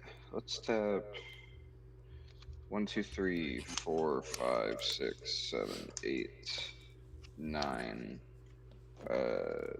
Paying 3 into doubling cube, having 6 floating. I'll double my mana to 12. I'll cast a Dak Fading using 3 of it, going to 9. He has a lot of text. I'm gonna do the. I'm gonna +1 him to draw 2, discard 2. I'm gonna be doing that pretty much every time. He can also steal an artifact. I don't think there's an artifact on the field. I'm not touching Cruz. I have an Arcane Signet. I'm not. Your Arcane Signet's very pretty, and I think you deserve it. We'll put these 2 over here in the graveyard. I'm gonna take. So I've got 9 in the pool. I'm gonna take 6 of it, going to Math 3 to cast an Omnath. Trigger on Omnath because Kodama's gonna trigger, but I don't have anything to drop. I guess. Oh, I'm so stupid. I should just. Yeah, no, that was on me. Draw a card. And where else? I mean, And I I'll could put have a been a 1/1 counter meanie on and it. actually did the Cyclonic Rift, but I said I Yeah, wasn't it can going still to. happen. No, you're so No, instead of Blasphemous Act. I said I wouldn't Cyclonic. I didn't say I wouldn't Blasphemous Act. That is fair. That is fair. That is canon. That is canon. I will. I can't swing at MTG, and I don't want to swing at anybody else. All right, on. You could have swung at me. I wouldn't have cared. All right, so I'm gonna phase back in. I'm gonna untap. I'm gonna upkeep. On my upkeep, my guy will trigger. I will reveal until I get a creature. That's an enchantment. That's a land. You That's stupid idiot will trigger. Sorcery, land, sorcery. Creature is Tireless Tracker. Whenever a land enters the battlefield, I get to investigate. I get a token that says I can pay 2, sacrifice it, and draw a card. It's not as bad as the other one, but it's still not nice for him to have a cargo engine. All right, so that will enter. That's a zombie warlock. I have to reveal the top card again. Top card is a Path to Exile.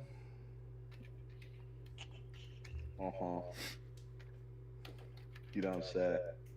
I'm going to play my land for turn, which is going to be a Boros Garrison.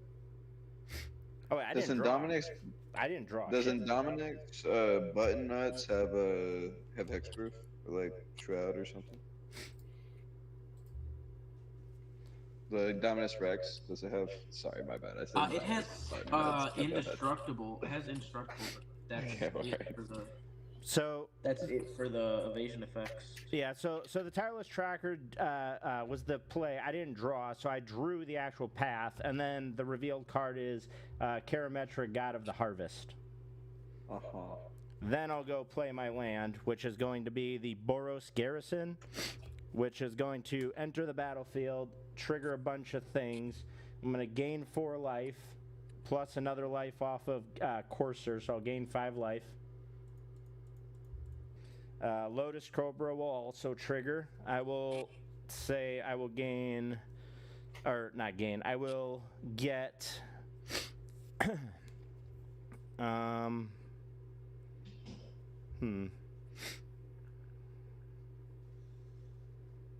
Well, this will also trigger, so I'll get a clue. I'm just going to take this little construct token, which is actually a goblin. We'll take this treasure, and that's going to be a clue.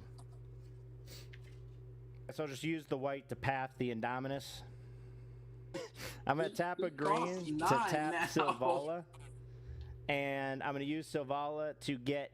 also, the landfall trigger from Nixilis. Balance, you're going to take 3 damage. And I'm going to gain 3 counters. I'm going to tap the... so this is now 9. So I'm going to tap the Silvala for 9 mana. I'm going to get 9 white mana. And Balance, I'm going to cast Overwhelming Splendor on you as the target player. Overwhelming Splendor does what? Enchant target player. Creatures enchanted player controls lose all abilities and have base power and toughness of 1/1. Enchanted player can't activate abilities that are not mana abilities or loyalty abilities of those creatures. I think I'm done. This sucks. Oh. So mean. Mana and this mana for 2, and I'm going to sacrifice the clue I made. That's going to give him a 1/1, and I'm going to draw a card. And then I'm going to reveal the top card, which is a Reliquary Tower. I'm going to move to combat. I'm going to swing a 9/9 over at Balance Titan. I'm going to swing... I'll take a half land. I will take a 4/4, another 4, so 8 damage going at... well, actually, we'll balance out. We'll do 4 at Juke and 4 at Crew. Took it. Nice.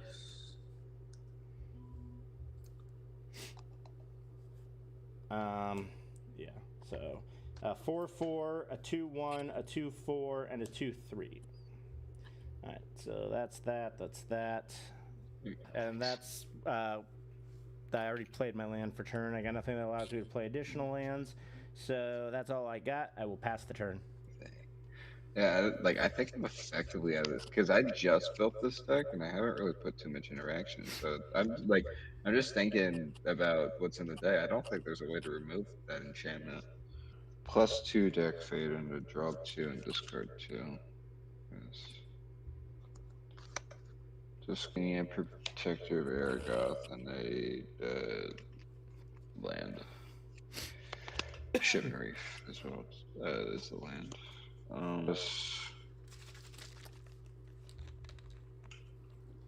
I'll scry 2 with Nessa. Putting both of these on the bottom. Yeah. Tap for 8, doubling my mana to 10. Okay, so that 10 is gonna be a white, a green. So it's gonna be double of everything but these. So, right. So a white, a green, 2 more white, 2 more blue, 2 more red, 2 more green. I'll use a green, a white, a blue, and another green, I guess. Cast a Tamio Field Researcher.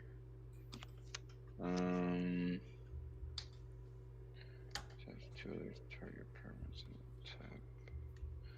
I'm gonna -2 Tamio to Nevermind all your permanents of Hexproof. Yeah, Exica's got a choke on this game pretty hard.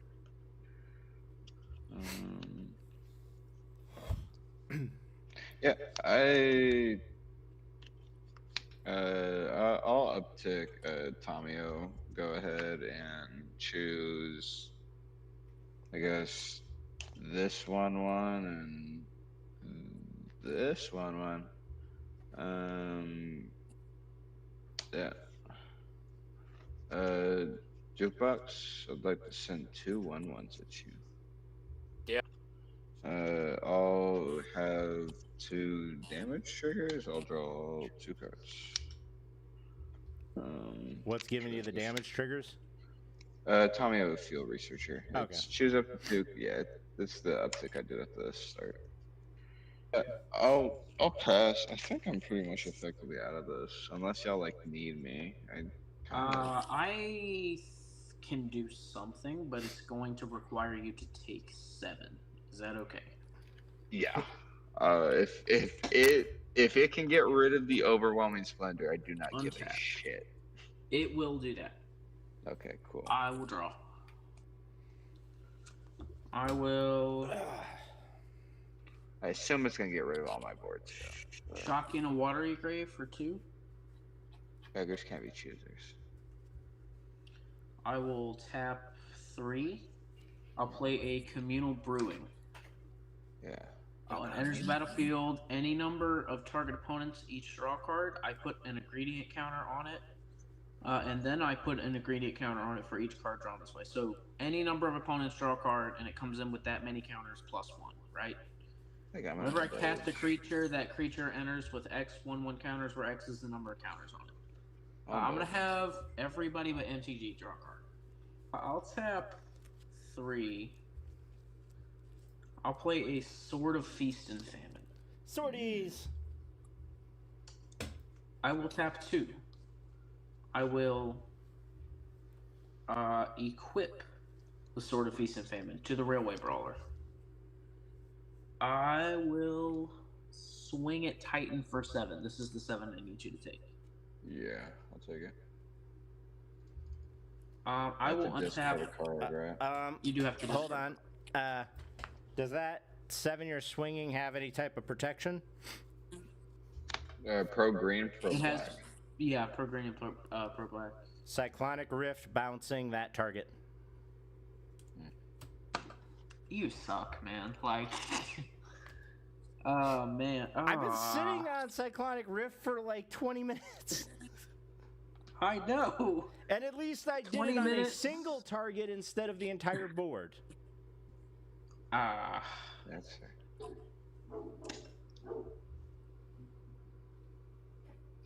Yeah, it's pretty.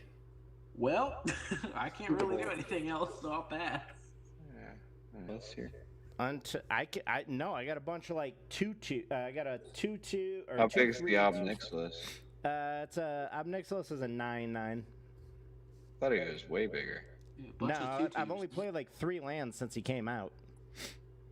This has 3 So counters on untap, it. upkeep, trigger, reveal, land, Shieldred, the Whispering one. We all sack a creature, right? Yeah, on each upkeep, each of you will sacrifice a creature, and on the beginning of my upkeep, I can return a creature. Yeah. All right, I'm just gonna scoop because there's no point. I reveal the top card. I Which think is a I'm gonna do land. the same thing. I'm also. It's just. Yeah, MTG, I think you got it, because especially like I personally have no way of getting rid of that Jeb. I don't think so. I think I am absolutely out of this game. Yeah, I don't. Yeah,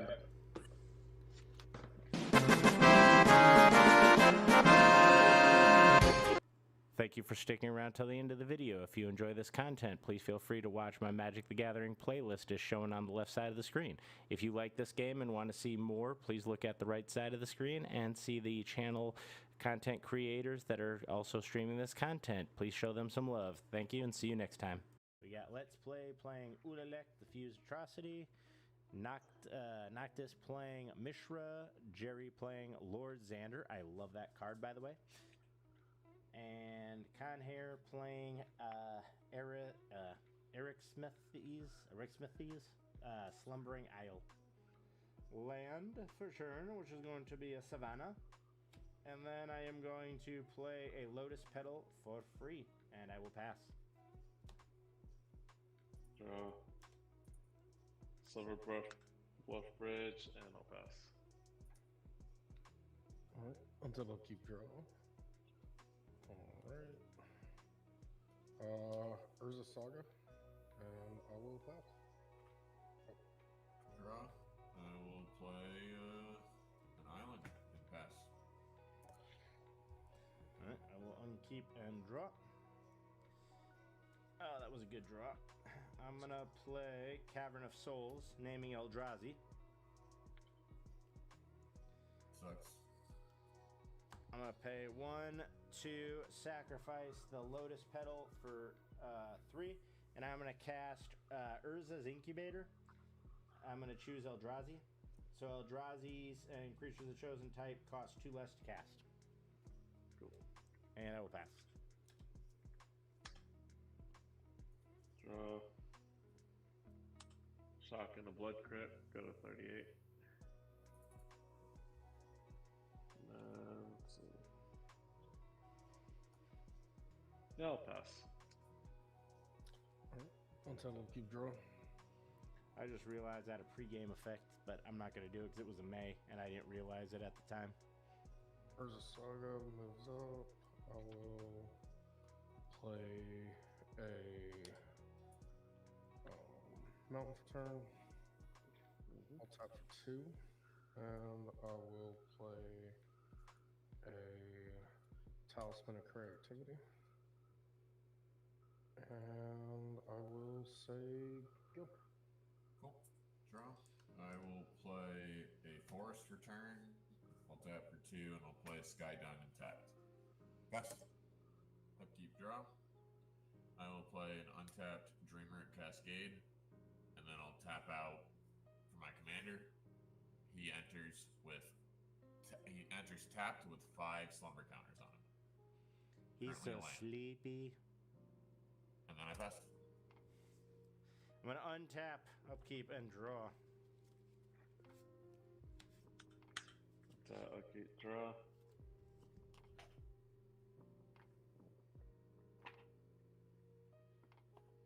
Play a swamp. And I'll tap for 4.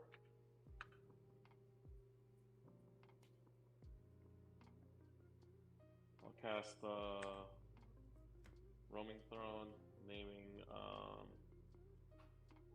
when it enters, I'll name Mishra or Artificers.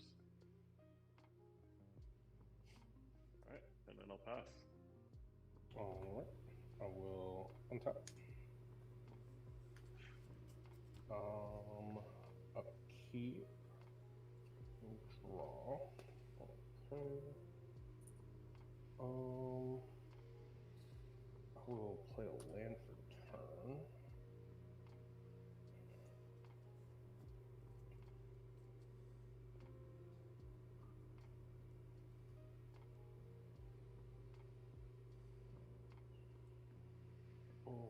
Okay. I will go ahead and tap 1 black.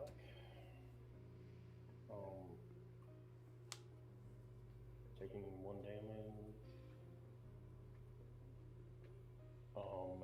And I will play a Dark Ritual.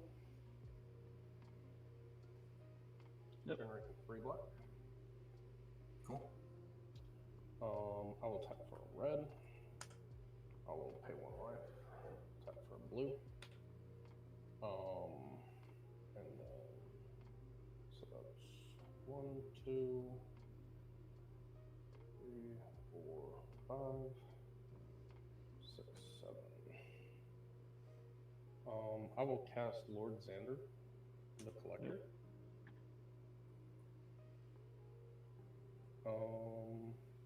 If there's no response to Lord Xander, his ETB will go off.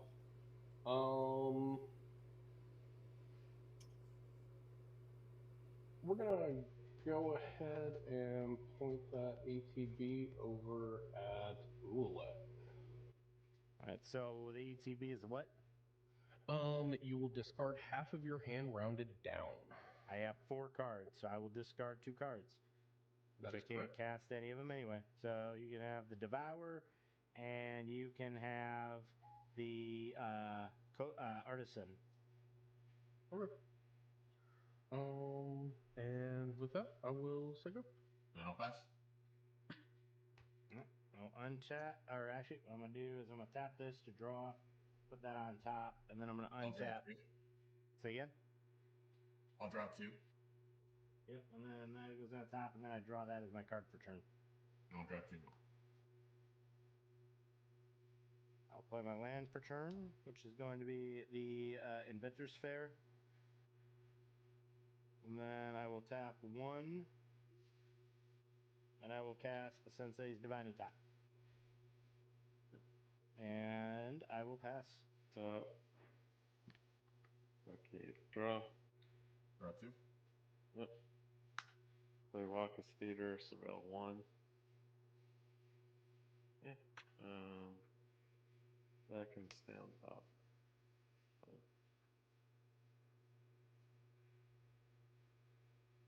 Here, let's help you out, Ulalek. But once I give this to you, give it back, alright? I'll tap the swamp. I'm gonna activate Wishclaw Talisman. Don't worry about it, honestly.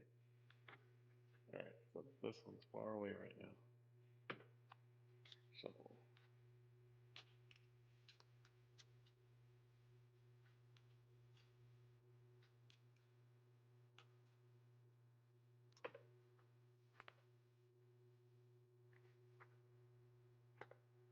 There we go. And tap for a blue and 1. I'm gonna cast Imposture Mech. And if it resolves, I'm gonna have it become a copy of Consecrated Sphinx. Nice. Oh, we can mill ourselves out right now. Hell yeah, hell yeah. After that, I'll just pass the turn to you, Cobbler. Draw. So I'm actually not going to that. trigger Consecrated. I'll draw 2. I've got enough for my next turn at least. I'm going to pay 1 to look at the top card or top 3 cards of my library. Nice. By the way, you can only activate Wishclaw on your turn. No, he's doing top. Oh, yeah. No, just heads up on him. Oh, yeah.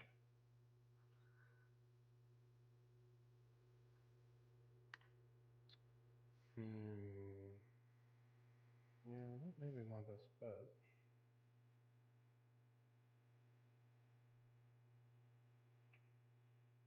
So, tap for black.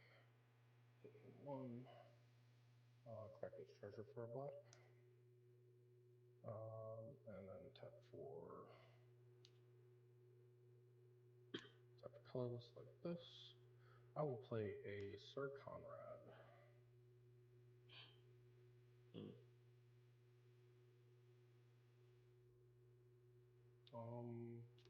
Sir Conrad good? Sure. Yeah, fortunately. So he swings his commander, mills somebody half their library, and effectively deals a crap ton of damage to everyone. Yeah, it might be game right now. I'm going to go to combat. I'm going to send Lord Xander the Collector over at you, Con Air. Okay. So you will mill half of your library rounded down.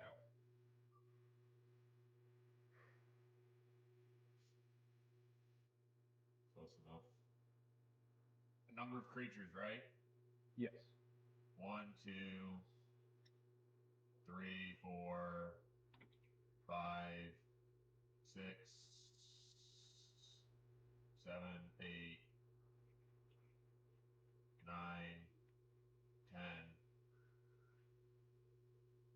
10. So everyone takes 10 damage? Yes. Everyone will take 10. Alright. Untap. Upkeep, draw. I'll draw 2. I probably don't have the card you're thinking. You think I have? Yeah. To play Nightshade Dryad, losing a counter.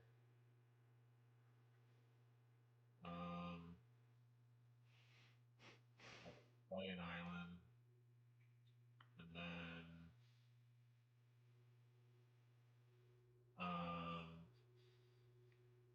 I'll tap for 2, I guess, and I'll play a tap Cold Steel Heart, losing a counter. And then I'll I don't know, mine's done.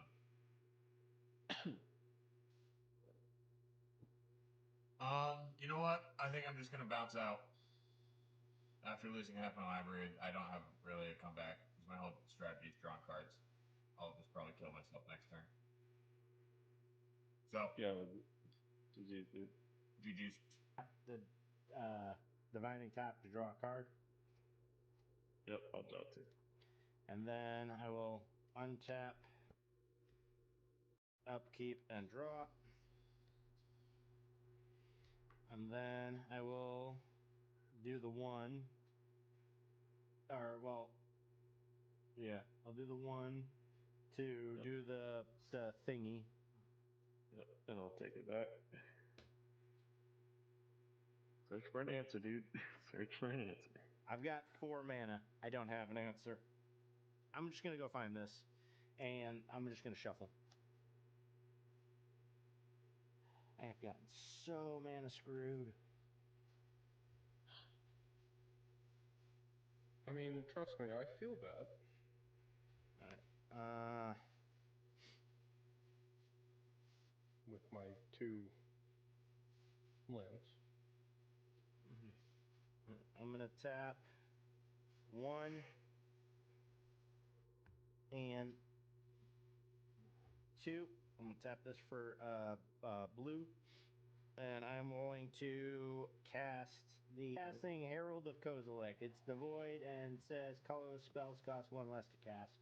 And then I'm going to cast the Sensei Divining Tap. Yep. And then I can't do anything else. Actually, I have enough to do one more thing. Oh, wait, no, I tapped that one. I'm sorry, I thought I had mana open there. I'm a liar. I will pass the turn. I guess I'll tap 2.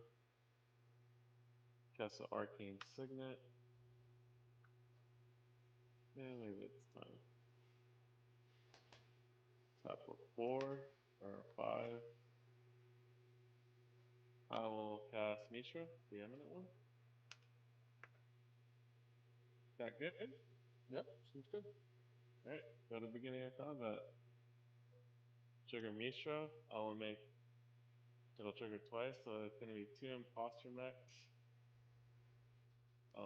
One's going to enter as a copy of Lord Xander. Okay. And the other one's going to be a copy of Arcane Signet. So I You would get the enter trigger, so you choose somebody and they discard half their hand. Yeah, Cobbler discard half your hand. Whoa, hold on.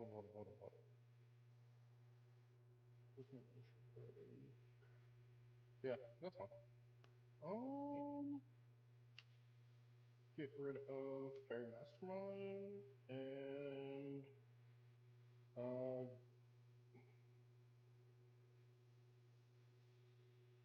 and I guess come on. Okay. Then go to the beginning of combat. I will swing Mishra your way to Cobbler. That's a copy of Lord Xander, so you mill half your library. Yeah, okay, that's weird. Yeah, I'll block. But I'll mill. So 1, 2, 3, 4, 5, 6, 7, 8, 9, 10, 11, 12, 13, 14. So 86. 40, 43. 43. Yep. So 42, 43. Yep. There will be triggers on that. 1, 2, 3, 4, 5.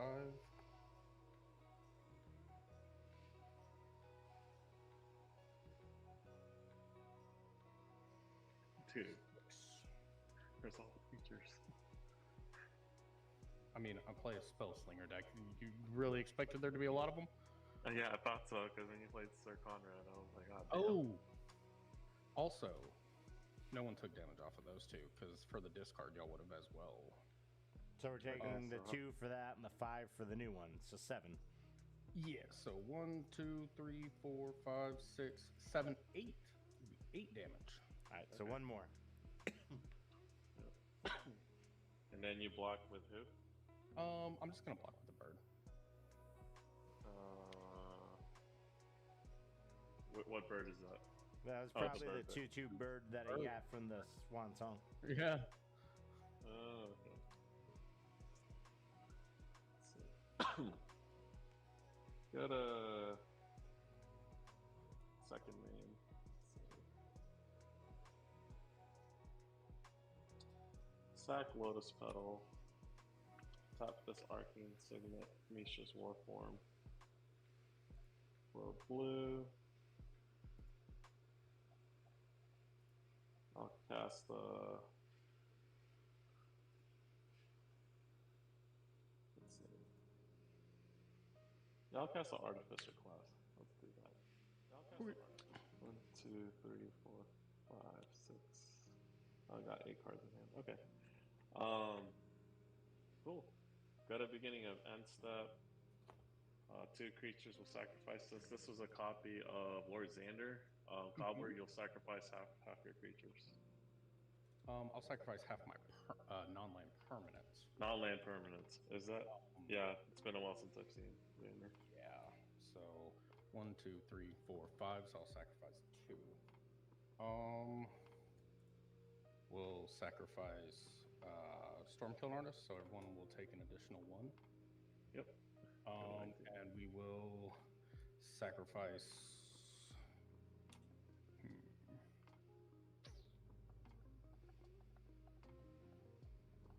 We'll sacrifice the Soul Ring. Okay. Then I will go to discard. I'll discard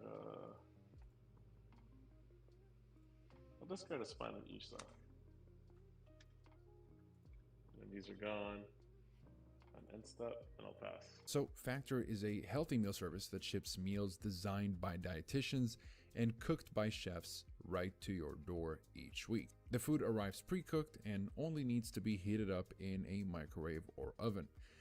They use organic ingredients in their meals, meaning there aren't any GMOs, hormones, preservatives, or even refined sugars, which is great. And their meat comes from grass-fed and pasture-raised sources, and the chicken is also humanely raised. The chicken was super tender and it easily broke apart. I had the black pepper and sage pork chop, and to put it simply, I loved everything about this dish. I mean, I've had amazing pork chops before, and you could say that nothing really compares to chops fresh off the grill or pan. But these chops are actually close seconds to some of the best chops I've had. I actually really like this dish. I would say it's easily a 9 out of 10. Though if you end up trying Factor out, I'd recommend doing so on the website using the link below for a nice discount on your first order. Then you can choose from 5 set meal preferences, which are chef's choice, meaning these are well-balanced meals for any diet, keto, as in low-carb, high-fat meals, Calorie Smart, which includes meals no more than 550 calories, Protein Plus, with meals containing 30 plus grams of protein, or vegan and veggie, which is self-explanatory. And it's fantastic for individuals, couples, or even families who want to eat clean and don't have the time to do it maybe. So if you're looking to have high quality, tasty, ready-to-eat meals that you can eat with minimal effort, then Factor is well worth the price. Untap. Upkeep. Draw. I'll draw 2. Yes. Alright, we will.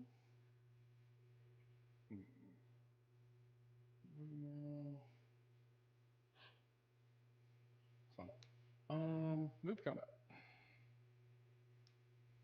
I will send Lord Xander back at you, Noctis. Okay. Jerry.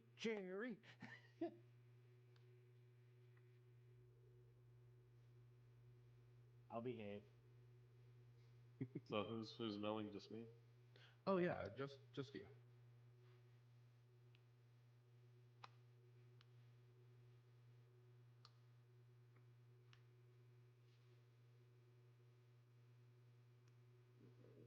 All right. So 3.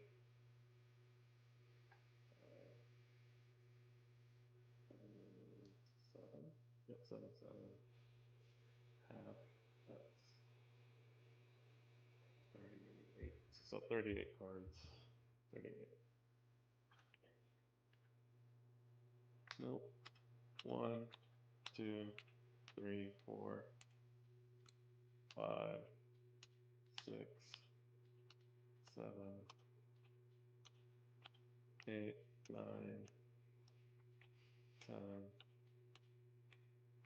11, 12, 13. So 13 creatures? So, And how big's Lord Xander?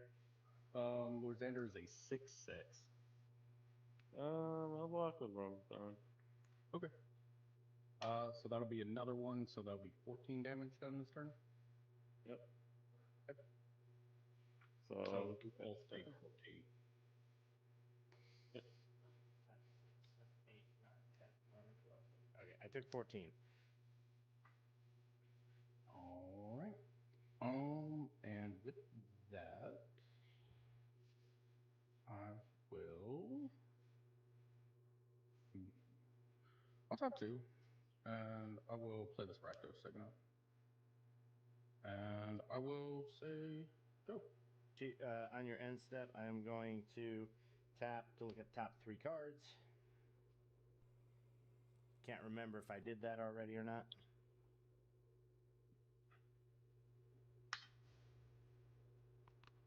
Is this on your upkeep? No, it's on your end step, sorry. Oh, on my end step. And then I'm going to tap to draw, and then I'm going to move to my turn. I'm going to untap,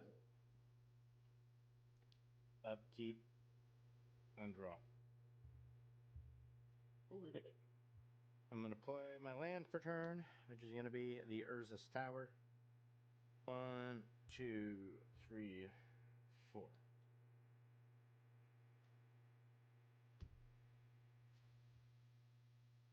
I'll tap for 4 mana. And I am going to play Sire of the Seven Deaths. What does that do? It is a 7-drop, 7/7, first strike, vigilance, menace, trample, reach, lifelink, ward, pay 7 life.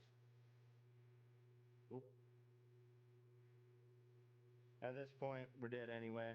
Once he attacks and mills anyone, we're pretty much both dead. Yeah, that's true.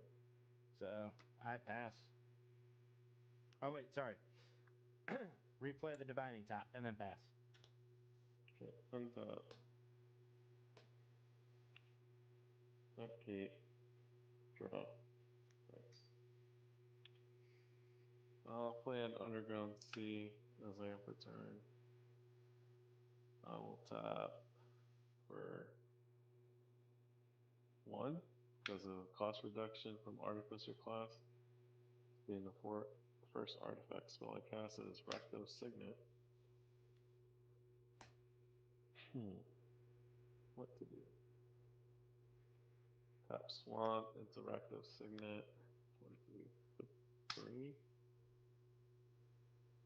4,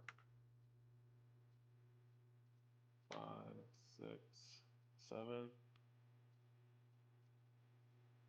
Yeah, it's one way I can live. Platinum Angel. You're like total cancer. So you're gonna leave me to die? What's wrong with you? Yeah, sorry, bro. Sorry, bro. Tap, I'll tap Wish Claw for Wish Claw. Give it to you, MTG. Because it comes back to me when you die, yeah.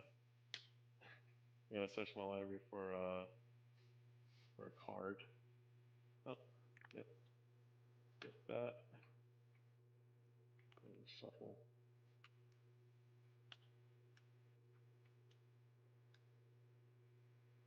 Go to beginning of combat. I will make Misha's Warford. That's a copy of what's it called? Lord Xander. Okay. Yep. And then swing off 4/4 your way, Jerry. So you have to mill half again. Okay, cool. And then I'll take 4. But I will mill half again. Okay. So, exactly. Yep. So it'd be that one. Okay. That goes on the bottom. Alright. So.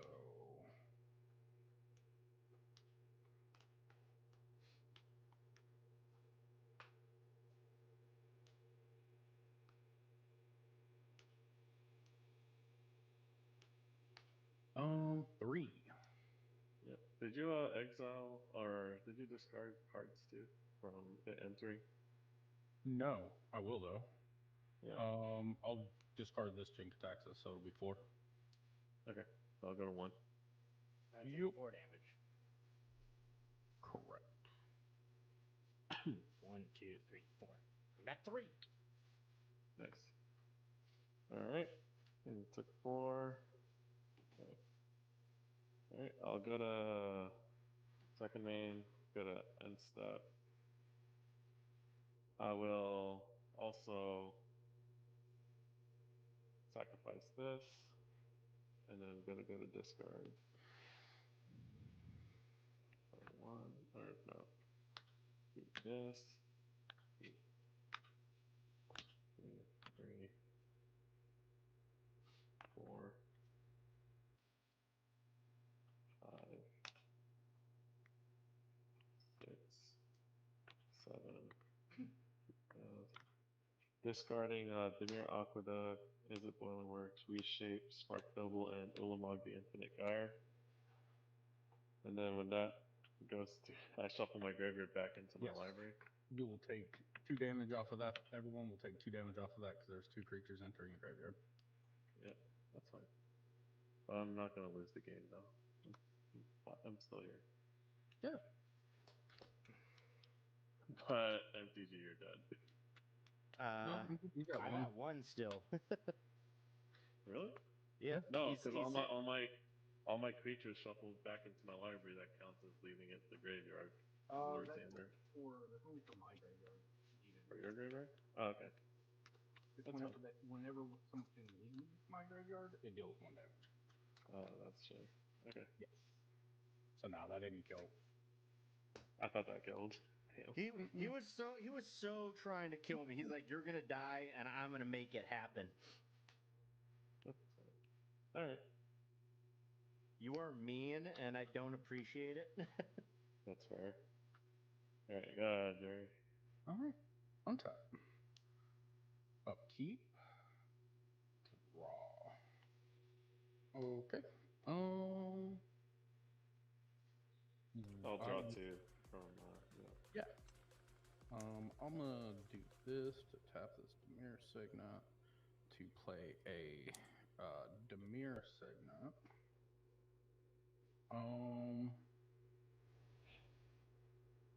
And then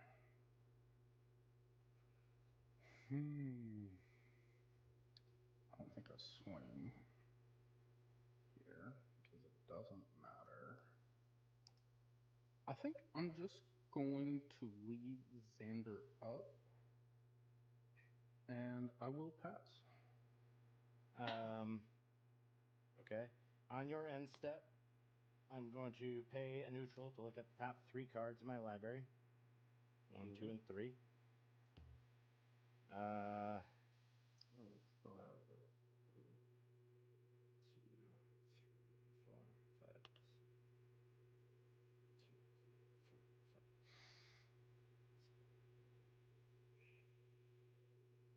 5. Okay, we are going to we're gonna put it back in this wait. Well, we're gonna put it back in this order. And then I'm going to tap for a white, and I am going to Swords to Plowshare, Sir Conrad. Hold up. Let's talk about this. You can kill the player that just tried to kill you. You know what? Fair. I'm gonna have to exile the Platinum Angel. Well, hold on, because then he could technically kill you at any time too with Sir Conrad. So he's at 31. I'm gonna do something in a way where you're benefiting because there's a cool thing I can do with Misha that can let you search every time with Witchclaw. You sacrifice at the end of turn. How?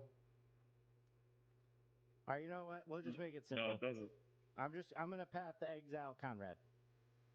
Or not Conrad. Xur. Xander. Xander. Sorry. Xander. Oh yeah, that makes sense. And you'll gain life equal to its power. Okay. And also, you could swing at me for 7 and gain the 7 too. All right. Now I will untap. I will upkeep and draw. I'll play my land for turn. I'll draw 2. Which is going to be the Vesuva, which will enter as a copy of I guess Urza's Tower, which will give me the mana I need, and I'm going to cast 1, 2, 3, 4, 5, 6, 7, because it costs 3 less. Ulamog, the Ceaseless Hunger, and I will exile Platinum Angel and Conrad. Oh, nice. Well, let's see. And because I use Cavern of Souls, it's uncounterable. That's fair. What can I do here? That was good. Yeah, it was. I figured it's I figured whoever I did in swords, because of the senseis, I knew what was on top, so I was going to deal with it anyway. Yeah. Wait. Fair enough. Does the Misha's Warform getting sacrifice count for Conrad? Because I wasn't counting those two. I mean, it's too late already, but yeah, it's too late. We missed those, but probably yes, because they go to the graveyard before during the sacrifice step. But yeah. Okay. Well, before I die, I guess I'm gonna deadly rollick your thing, your Sire of 7 Deaths. Are you paying the 7 life? Yep. So you'll Let's put die a with that negative. on the stack. Doesn't Actually, matter. you can't pay No, life he you don't won't have. die with it on the stack because of Platinum Angel, so he can go negative. So technically, it's fine. The spell will actually resolve while Okay, enough. I mean that's fine. Then he'll die anyway. Yeah, because as soon as Platinum Angel's removed. Yeah, that's fine. I don't care. That was exiled, right? Yes. Yeah. Okay. All right. Yeah. Okay. So then that's all I got. Yeah, and then I'm pretty sure that when I said that You're almost milled out. So yeah. When I said I can't deal with his deck, I kind of meant that. I mean, I'm at 1 life. Yeah, but getting through that is going. Well, I guess here's the question. First question: do you have a way to remove Ulamog? Do you have anything that exiles? Yes, I there's did. stuff in this deck. Okay, well, I meant, do you have a way to get it? Because if I attack you with it, you exile the top 20 cards. So do you even have 20 cards left? Yes, I have exactly 20 now. Okay, so if you don't have a way to get it and we go to my turn and I attack, you're dead on your upkeep. So Yeah, no, I'm pretty sure you win this here on 1. Because I don't have a way. But I am going to go out doing at least a funny thing. everything's a funny thing. I at least got to go find my Sir Conrad on his little search thing. Or not my Sir Conrad, my sire. actually, I was gonna copy Sir Conrad on my turn, and then it was just over for both of you. I mean, I would have milled and then I would have hit one of the Ulamogs and it would have just shuffled my library. That's All fine. I'm going to play a Galvanic Iteration. So, next spell I cast will be copied. Okay. That'll be it. So. I'm going to tap this to tap the Demir Signet, and then I'll tap this for a blue as well, taking 1 damage. And I'm going to play Ataka's Hideous Laughter. So I mill till I hit 20? Twice. All right. So 7, 15, 19, and that's another 9, so that's way more than 20. And then should I mill? Keep going. You do it again. Well, you'll do it again. Okay. Because I once you get want to make over- sure because none of these shuffle anything back in, so these get milled. Well, these aren't milled. These are exiled. Oh, okay, exiled. Okay, so these are exiled, and then I do for 20 GAN, which is going to be 4, 5, 6, nothing, land, 7, land, 13, 14, land. There's all my lands. Land, 18, 19, 20. All right. That's all I had. I'm almost positive I've got exactly 20 in library. 1, 2, 3, 4, 16, 17, 18, 19. 19. So yeah. All right. Ulamog just kills me, and then you pass, and I die. Thank you for sticking around till the end of the video. If you enjoy this content, please feel free to watch my Magic the Gathering playlist as shown on the left side of the screen. If you like this game and want to see more, please look at the right side of the screen and see the channel content creators that are also streaming this content. Please show them some love. Thank you and see you next time. So, yeah, we got Enzrog, Asika, Krenko, and Pentlaza. I'm going to draw. That is not a land. I'm going to play a forest as my land for turn and pass the turn. In the last match, I played a Grievous Wounds, and it like knocked a guy from like 28 all the way down to 1. I'll play a mountain, I'll tap a mountain, I'll play Goblin Slitter, and then I'll pass it. Is that good? It's okay. Alright, draw. Forest. Tap forest for a Soul Ring. Has a Soul Ring and the green for Rampant Growth, and then pass turn. Alright, the Rampant Growth it is. I will draw. I'm getting a lot of expensive cards and not a lot of mana to cast them. I'm going to play a Plains as my land for turn. I'm going to tap for 1 and a green, and I am going to cast the Prismatic Omen. Prismatic Omen is an enchantment for 2 that says lands I control are every every basic land type in addition to their other types. And I will pass. Alright, who's got Mountain Walk now? I do. I played this once and somebody decided they would be funny and try to set me back, and they played a card that says destroy all planes. I was like, well, that just wiped me. I'll just tap 2, play a Paramagic. Untap. And then I just gave you a full on switch blue. Alright, I will play a mountain, tap 2, for a Foulwire Stone. Oh, actually, no, I'll do it this way. 1 for a Wild Growth. Is it the mana doubler? 2. No, it just gives an extra green. Oh, okay. 2 for a Foulwire Stone. And 1 for a Bop. Gotta cast some dinosaurs. A lot of rock in there. I know. I'll pass. Well, people really like killing mana dorks. It's funny because that was always when I'm gonna play when the I grew first up. big creature of the game, a Quake Strider.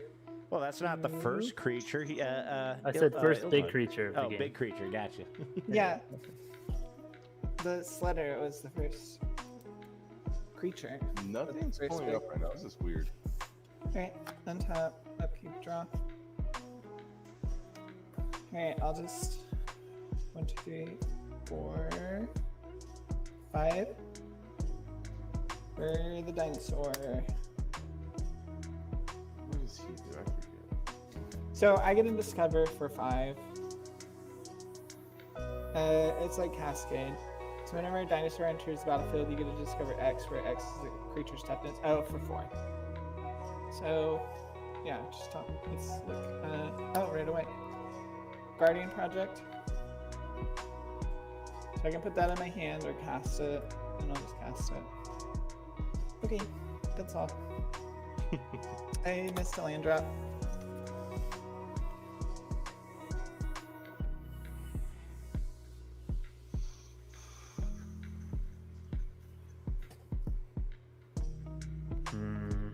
Okay.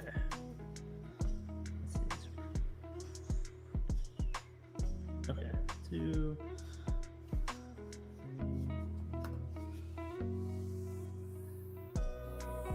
Oh wait, I forgot. how that works. Okay. 2 for Skullspore Nexus. So whenever a non-certain creature I control dies, I create a green fungus equal to its power and toughness. With base power and toughness equal to the total power of those creatures.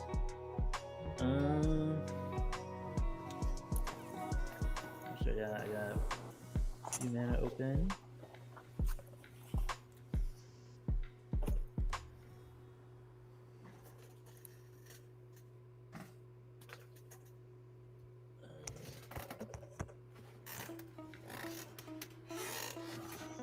Okay, I'll go to combat. I'll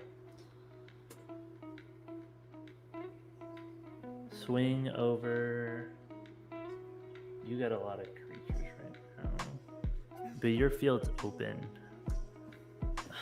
It's tough. Do I want to? Yeah, I'll do something to cover my ass. I'll swing the Quake Strider over at you, VG. How big is he? He is a 12-8, and then Damn. Any responses to attackers? I'm gonna pay 3 and destroy target artifact, creature, or planeswalker with a Bedevil. So you're gonna target it with the Bedevil? Bedevil is red, black.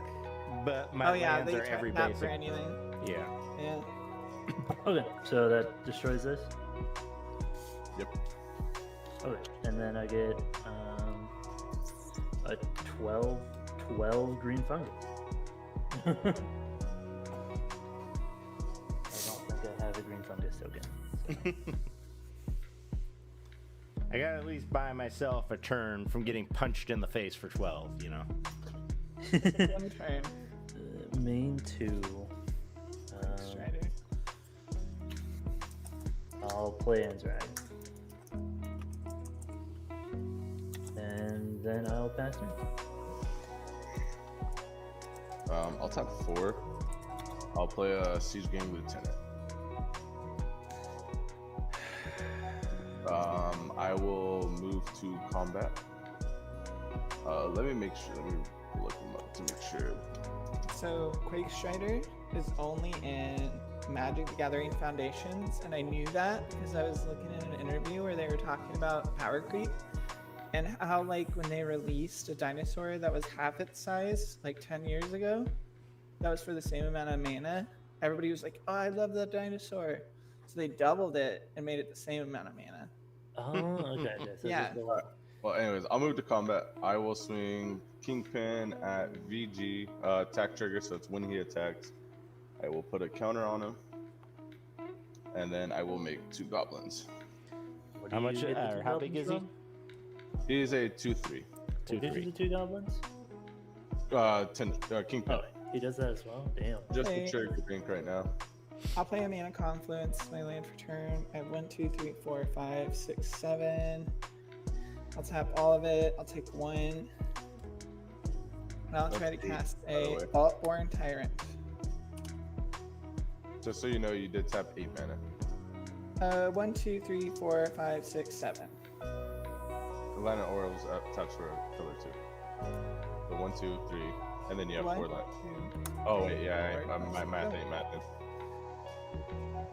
Math Yeah, is hard. because I missed a land drop last turn.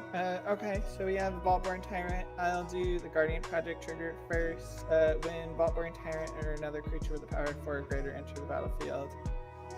Actually, let's resolve Pantlaza first. Let's just do it. Because it's the fun part. It's Court of Calling for 0. And so I do not want to cast that. I want to put that in my hand, and then I'll get the 2 draws. And I will pass my turn. Did you gain the 3 for when he answered? I did not. Thank you. For Surak, the Hunt Color. At the beginning of combat, if creature I control total power 8 or greater, target creature you control gains haste. Alright, I will go to combat. I'll swing Anzrag over at Cassandra and the 12 over at Nug. How big is Andrag? He is currently an 8-4. 8-4. If you block it, he gets an additional combat step. Oh, so I'm incentivized to take the damage. Yes. And then does he have triple or anything? He's just a 12-12. I will block it with a 1-1. Like how he's just a casual 12-12. So Don't if I worry do about block it. him, he doesn't gain indestructible. No, but there will be, and he'll untap his creatures and then. Yeah, I get another combat phase. So you'll just get attack with your 12-12 again, and then you'll get an 8-4 with your. Yeah. Yeah, so you'd have. Do I want to take one for the team? I guess the question is, hold on, what is letting him do that? His commander. Oh, His commander. Yeah, it's the aggro mole deck. So you're incentivized to block or to let it through, but if you do, Yeah, killing it is one thing, but you'd be able to cast it again on your second main, and it would continue to be a problem next turn. My Vaultborn Tyrant would come back. So but- are you gonna block? Yeah, and I'd get another 3 life and draw another 2 cards, but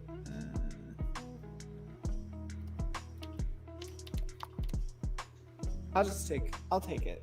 this Okay. time. In response to no blockers, I don't. Do I get the response to no blockers or no? Yeah, you can. Okay. Tap 2 to tap the Skullborn Nexus to double its power. So 16, dick move. Okay, well, in response to the trigger of doubling it, since it is a dick move, I'm gonna pap to exile your commander. Oh yeah, it's fair enough. Oh, nice. I mean, again, it's Skullborn that I could tap to double something's power. So I mean. Yeah. It's so now I get a 16. Okay. You don't because it was No, exiled, it's exiled. not Exiled, destroyed. exiled, yes. Yeah, you get a land. This was the pass, so I get the land draw. Untap, I'll keep it draw. Are you kidding me? Look at him, he's saving you. He's saving you. I wish somebody would save me from these horrible draws. I am going to, I guess, pay 3 and cast my commander. That's all I can really do. Pass. Iska or the bridge? I only have 4 mana, so it's got to be Iska. Pay 4. I'll bring up. Go. I'm going to move to combat. Beginning of combat, I'll make 2 tokens. Was that for the lieutenant you just did that? Yeah, beginning of You your don't combat. Oh, you have Frank in it. Yeah, I have Robert Kinko. And then, how big is your treaty over there? He's a 1/4. And he's a 5/4.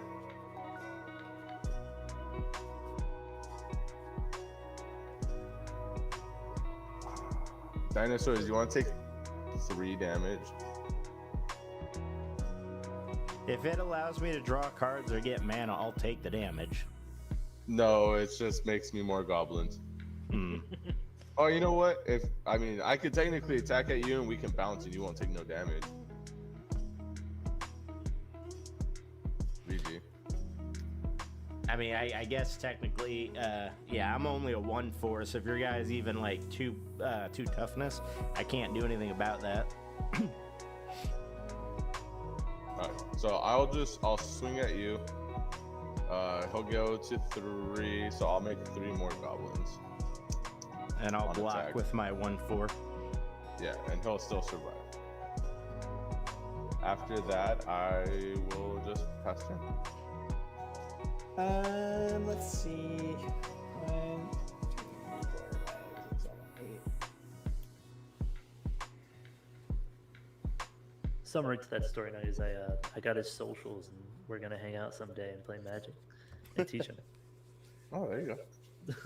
Oh, when you said I got a social, I was like, wait, you got a social?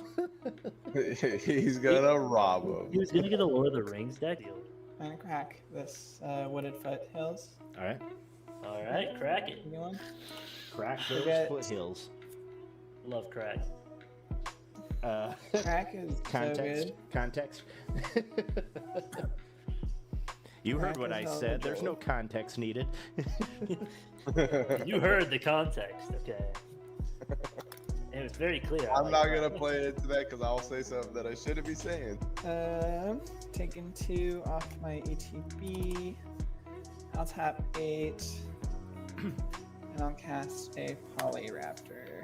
Oh, I was so figuring it was gonna be like Volta or Volta. Dude, I would have been scared. I mean, So 5, I'll get a Discovery for 5. all she needs now is something to deal damage to the Polyraptor. Oh It just my. goes off. Yeah, I can make you 4. I can make you a lot of tokens. Yeah. This is yeah, like yeah. the worst drug deal ever. I'm having a pretty chill time here. Alright, I'll pass. Go to combat. Anthrax gains haste from Surak. What? And, No. Huh? No, you're fine.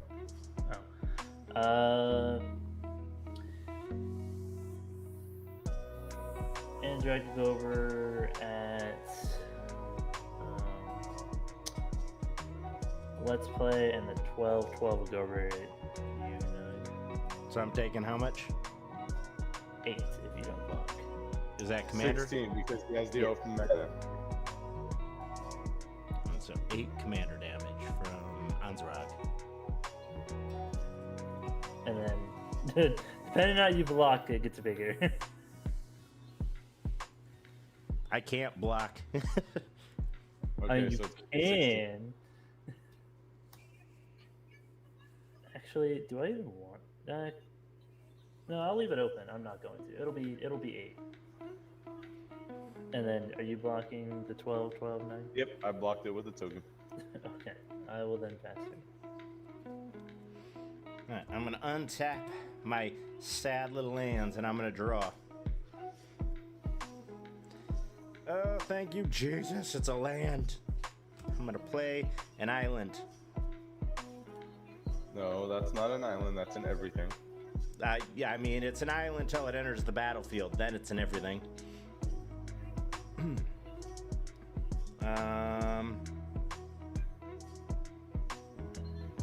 Alright. What does it say here? Alright, I'm going to pay 1, 2, 3, 4, 5, 6. 'Cause I need to do something. And I am going to cast the Sylvala Stampede. Sylvala Stampede. It's a sorcery that says, starting with you, each player votes for wild or free. Reveal a card from the top of your library until you reveal a creature card for each vote of wild, or put it on the battlefield. And for each vote of free, I can put a permanent from my hand onto the battlefield.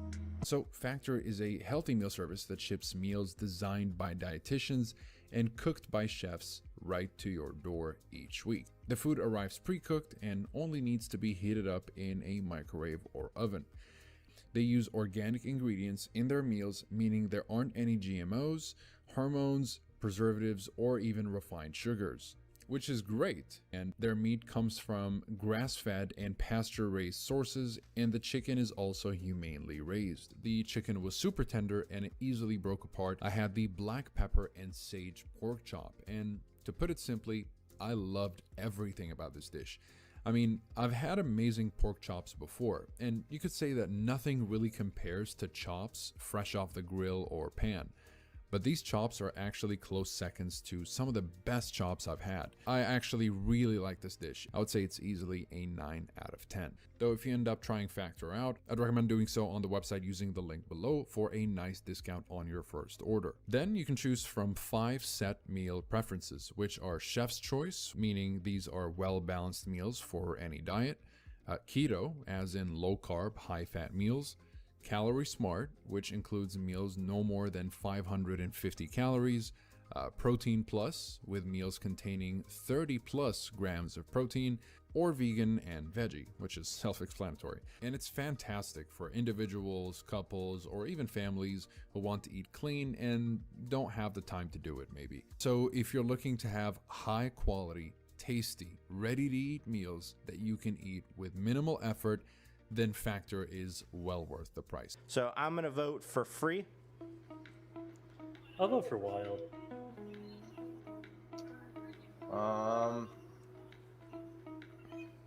I'm gonna help you out. I'm gonna give you a free. So far I have 1 wild and 1 free. I voted for free. I think Precious voted for wild. And then I voted for free. So 2 frees, 1 wild. So it's up to you. I'll do a wild. All right, so 2 wilds, 2 frees. So for my first free, I am going to play Ulamog, the Ceaseless Hunger. For my second, whatever you want from your head. Vigor. That's only gonna affect me. All right, I'm gonna play Vigor. Well, if damage would be Grand dealt to a Cenobite- creature I control, prevent that damage and put that many +1/+1 counters on it. Is it just Vigor by itself? The Grand Cenobite would have fucked. Yeah. So with that, that's my 2 frees. Now I got to do my 2 wilds.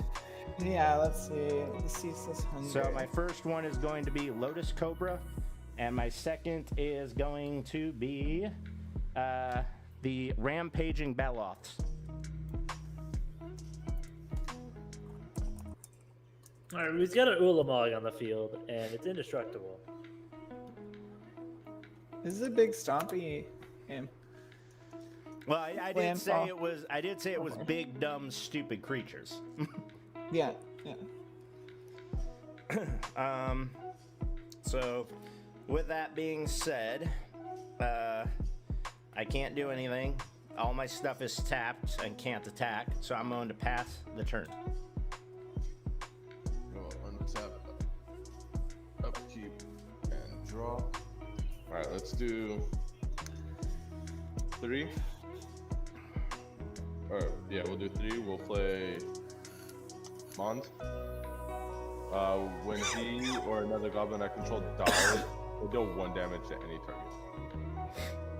And then for the other 2, I'll play a Goblin Lookout. I can tap him, sack a goblin, and all my goblins will get a +2/+0 and so on. You know, I really wish I won't block your 2/2 if you send a 1/1 to enrage my Polyraptor. So you won't block my. Yeah. It'll be a 4/5 coming at you. I'll take the 4. I'm good with that because I'll get. All right, I'll move to combat. Yeah. I will make 2 goblins, going up to 7. I will swing him at you, which will go to 3 counters, and I'll make 4 more, going up to 11. Well, I'll end up down at 10 because I will swing 1 at you, which will die. You'll make your copy. Yeah. So I'll make my Polyraptor. Yeah, on damage. And then to any target I can deal 1 damage to. Precision, I'm gonna hit you for 1 damage. Take that. Yeah.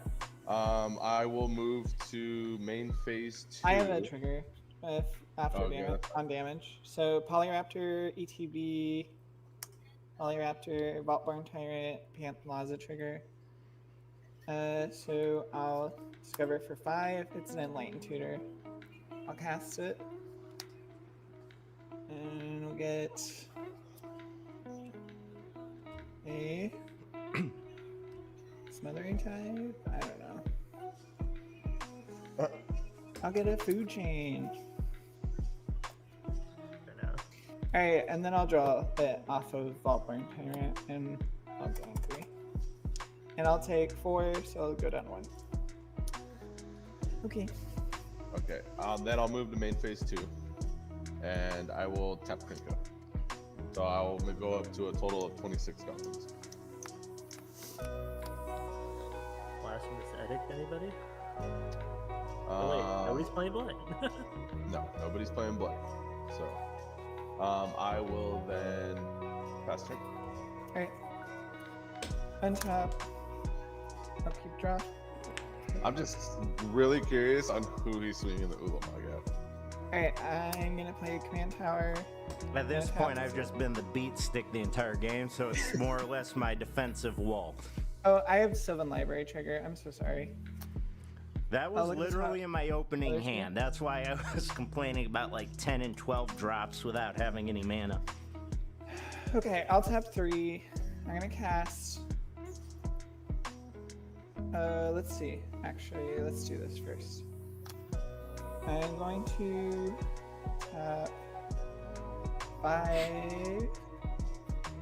I'll do these 2, 4 for Convoke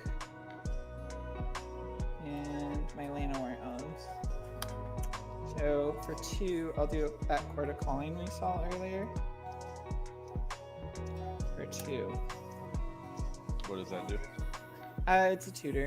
I get a creature and put it on the battlefield at instant speed. Oh, okay, so you get 2 of them. Yeah, it's a really good response on other people's turns, on end steps and stuff, and you get to convoke it. So, I think this creature is 2. If I'm wrong, I'm gonna be so sad. It's 3. Fuck. I You feel guys might have- I feel like it's a steel creature, steel target creature. I do need to pay 3. Is that okay, or do you guys want me to? Okay. Well, it's a squee. Hey, I need that card. You're like, why do you got a goblin in your dinosaur deck? It's free fucking sack out. Discover. Yeah. Yeah, so I'll play the food chain. And I'll attempt to sack Squee and cast him an infinite amount of times.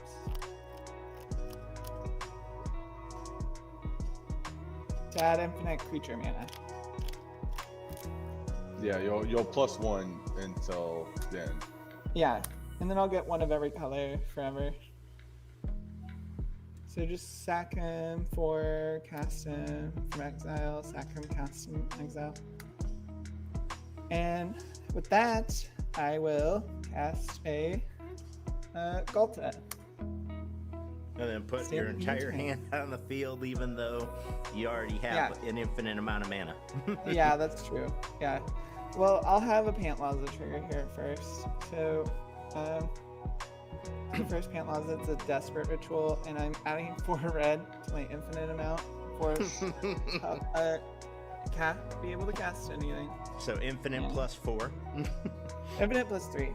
Yeah. Or 3, and then yeah. I'll have a Galta come in, another Galta, a Thrashing Brontodon, a Hulking Raptor, and an Earthshaker Dreadmaw, and I will draw 1, 2, 3, 4, 8 off that. 1, 2, 3, 4, 5, 6, 7, 8. And then Earthshaker Dreadmaw will draw me 1, 2, 3, 4, 5, 6, 7, 8, 9. I'll draw another 9. 1, 2, 3, 4, 5, 6, 7, 8, 9. I'm gonna give them all haste. So I'll continue. Ripjaw Raptor, Conjolate Sunwing. So that's 3 more cards you gotta draw. Yep. Or no, 6 more cards because you're drawing twice. Yeah. Well, when they're 4 or greater, so just 2. So 5. 1, 2, 3, 4, 5. Boop-a-doop-a-doop. All right. I mean, at this point, if they all have haste, she can pretty much play out the deck and kill yeah. us all. So Polani's Hatcher says all dinosaurs you control have haste, and then when it enters, I make an egg. Now I have a Trapjaw Tyrant, so whenever it's dealt damage, I can exile target creature. So I'll be able to exile everyone's board soon, and then haste it out. Yeah. Still get your Pantlaza triggers. Yeah, it's Yeah, I can start sacking Pantlaza to Yeah. get Pantlaza triggers. So And now. she can deal damage, and then she can trigger and exile all the boards. Yeah. Well, I got hold on. In stuck my on mana. defense, I should have swung that one goblin at you, because if I didn't, I have 32 damage on board, so I would have had 34 damage, and I would have been able to kill you. You could have killed me. You could have killed me, but you didn't know I was gonna be a jerk. In response to all that, I'm gonna stack all my stuff off, and I'm gonna kill Let's Play VG first. You can't. I scooped at instant speed. Thank you for sticking around till the end of the video. If you enjoy this content, please feel free to watch my Magic the Gathering playlist as shown on the left side of the screen. If you like this game and want to see more, please look at the right side of the screen and see the channel content creators that are also streaming this content. Please show them some love. Thank you and see you next time. We're going to play some old historic Boros Cycle. And hopefully we have some fun and don't get utterly owned.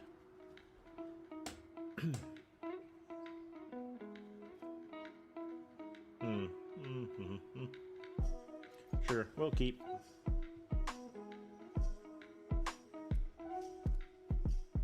And we got him on a red.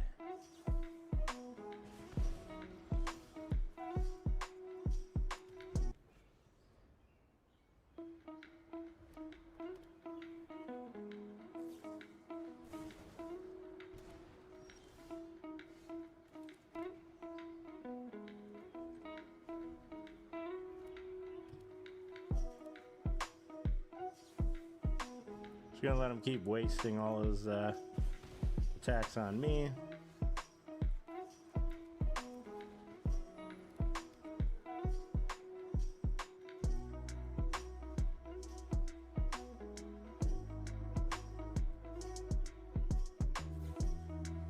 Yeah.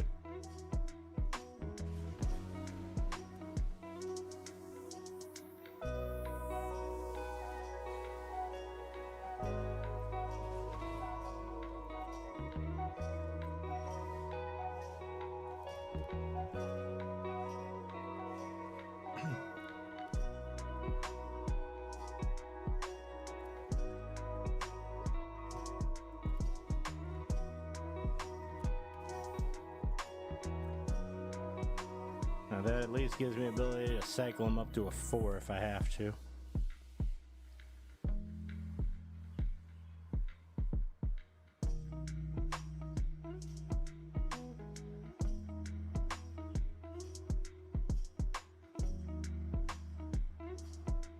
Opponent. Opponent is either disconnected or has decided to salt rope.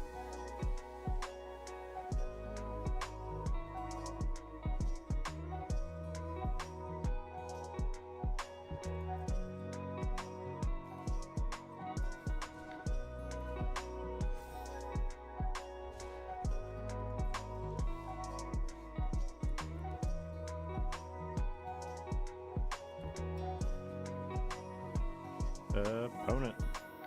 Opponent is apparently disconnected or is currently not paying attention or has salt roped for whatever reason. I don't know what.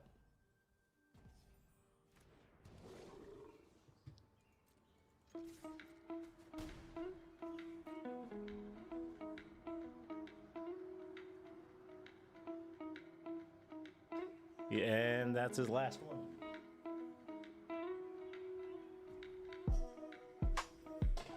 And our opponent loses. I would say scoops it up, but it seems like he was just salt roping for, I don't know, whatever reason. I mean, technically it's 2 lands. It's technically 2 lands, but it's probably not going to be fast enough. We'll just hope they're playing something slow.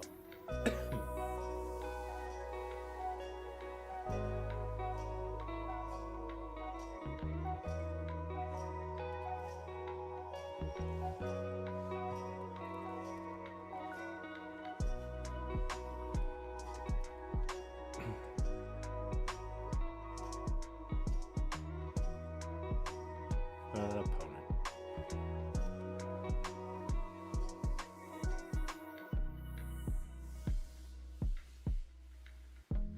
Really? No land, huh? Man, I know most of my deck is 1s and 2s, but it would have been nice to have a land.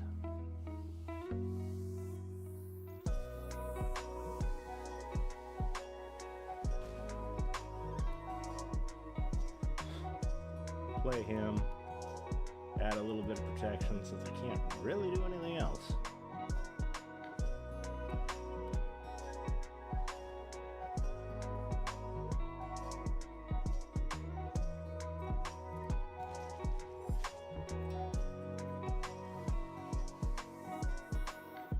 It is another land.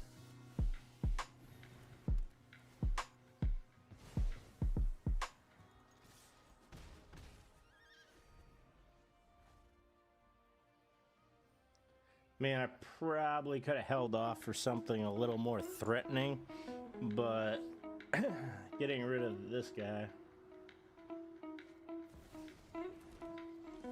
Cool, I guess.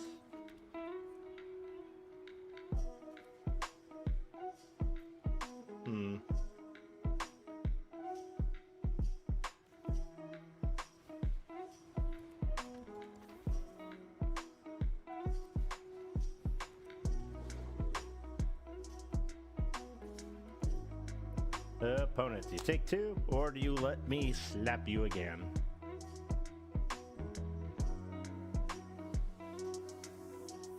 Opponent is in the tank.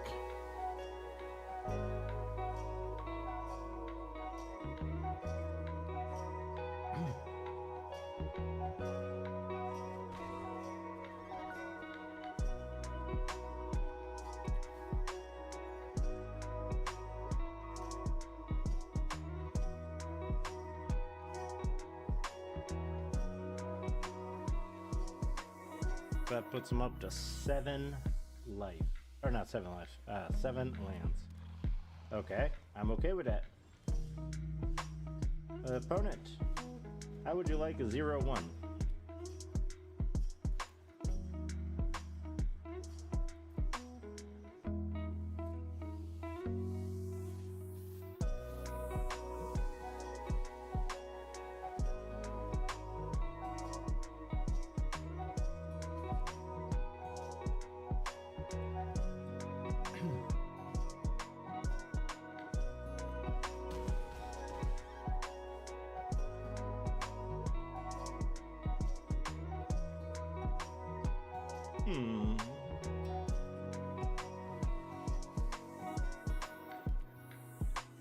I really didn't want to play it as a land, but man, I need more mana sources. Let me guess, he's got a way to recruit from the graveyard. Alright, we got some Death Touch.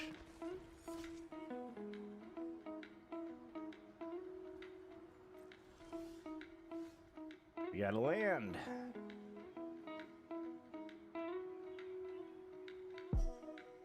Let's see. If I were to attack, it gives me 3, 4, 5, 6, 7, 8. He blocks 1. Let's say he blocks the 3. That's 2, 4, 5. That's it. Let's put some to 5. Does he... I think we are going to... We gotta keep the Savri Thundermane up, because if I don't... I mean, it does deal 2 damage to target creature, so if I did this, I could cycle this, pay the 2, do the 1 to the creature, Let's see if he's willing to block.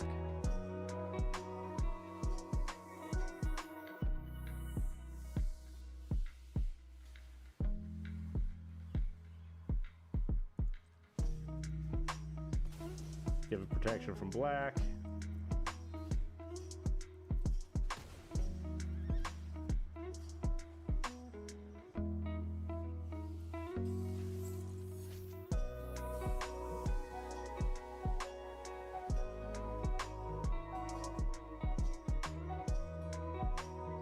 Opponent.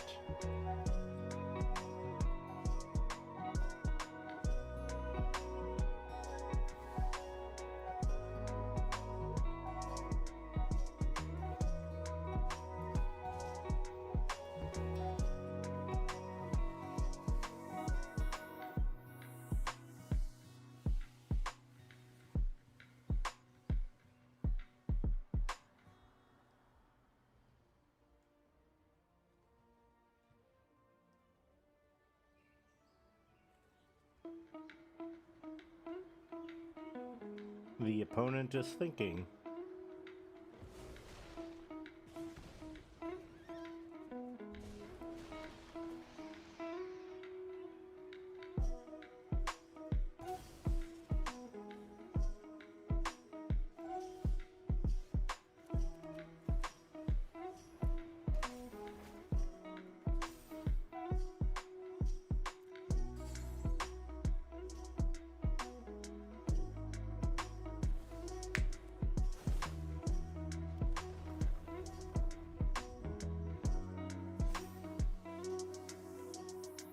Set up menace, so even if I did decide to block it.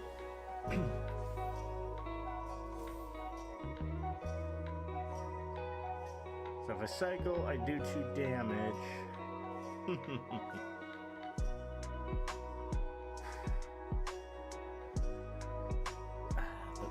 The problem is he has 3 blockers. The question is,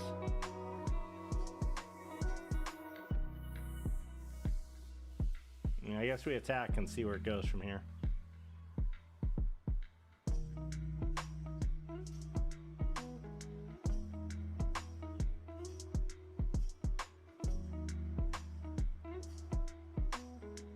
Does he just let me attack?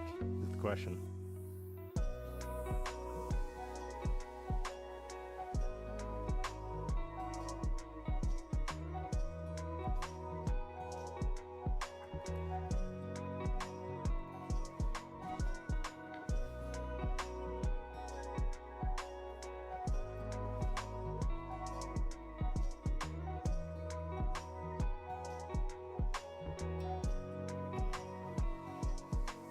Guess we do here and hope that, of course it's a damn land. Could have literally been anything else but a land, but no.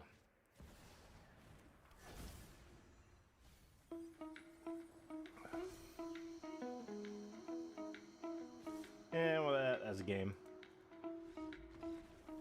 Can't beat a 9/9 and can't beat a 4/5 with a bunch of cycly creatures. That's right. I play the underdog.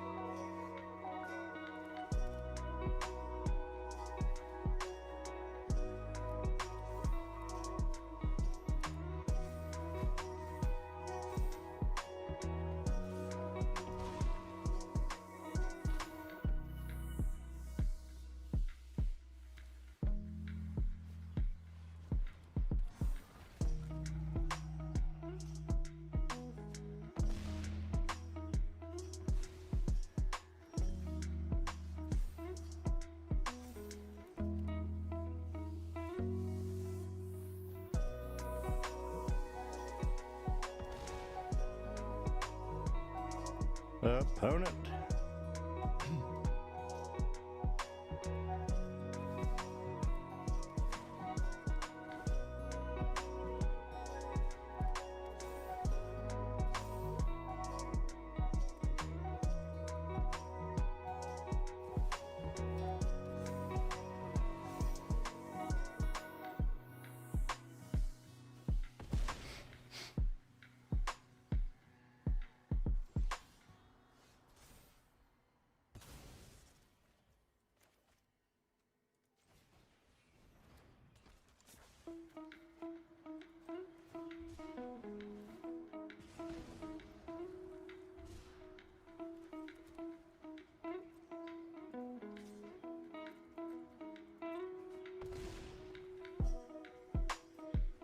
Opponent.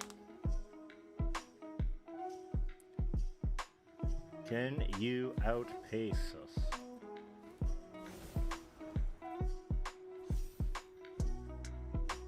If he somehow manages to give it reach, we lose our entire advantage.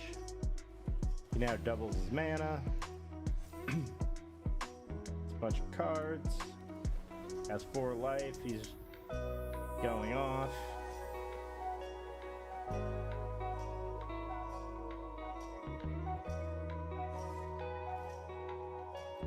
So that's not okay. I declare no blocks. I have 37 health.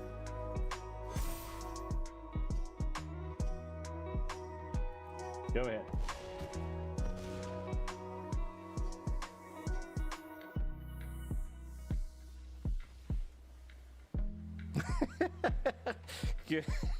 Good game, man.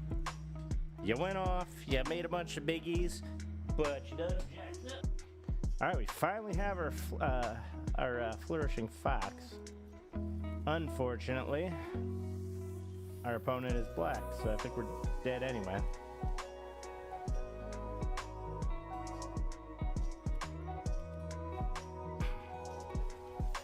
Would love some red mana at this point.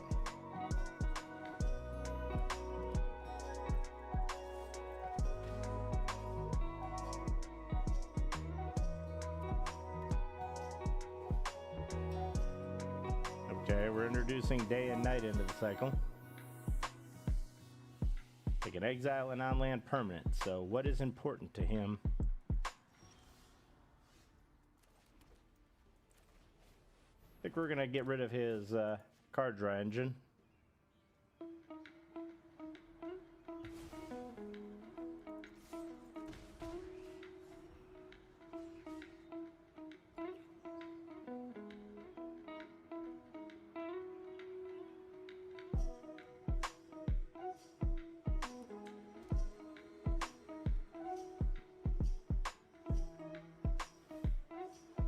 Opponent.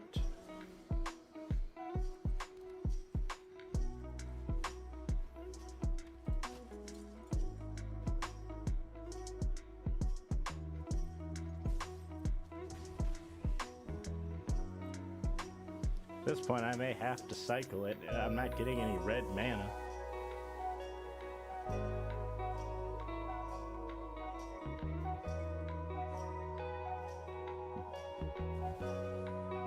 Okay.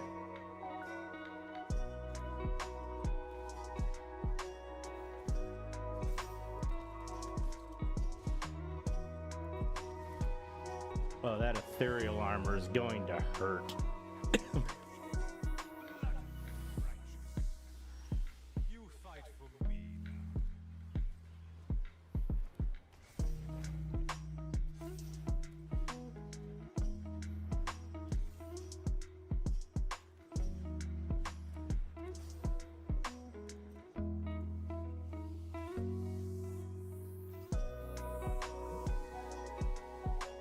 Opponent. Okay. Oops. Cancel. Protection from black.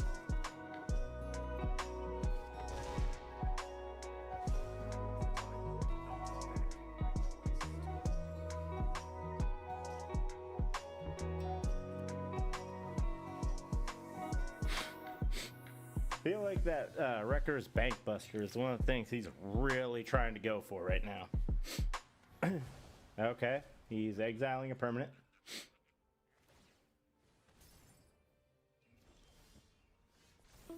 Joke's on him.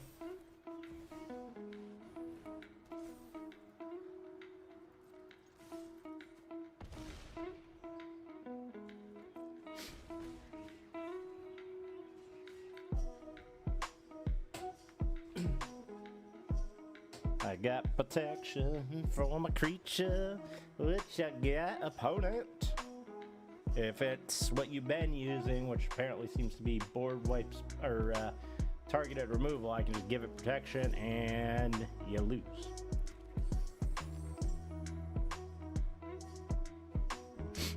What do you got for me, opponent? What do you got? You got flying, because that is what you are going to need.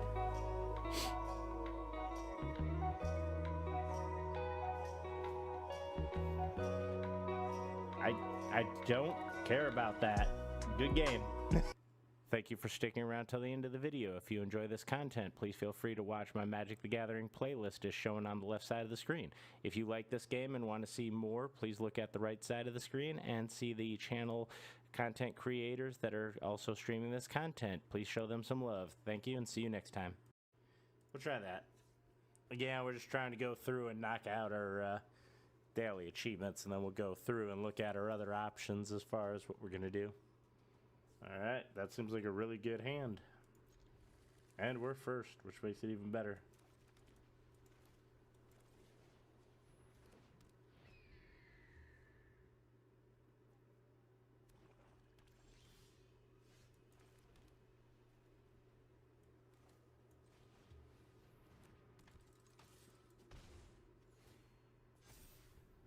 Gain some life. We're got building up our priest.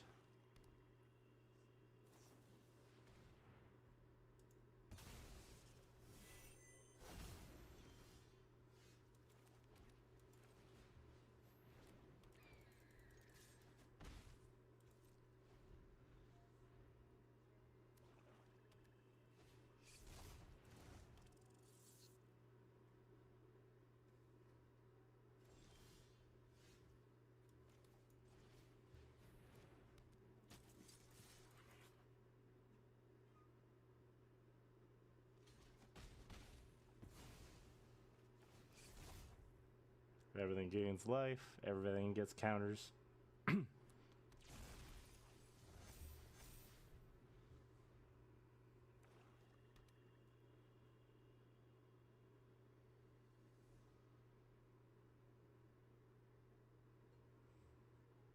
Opponent, what do you have?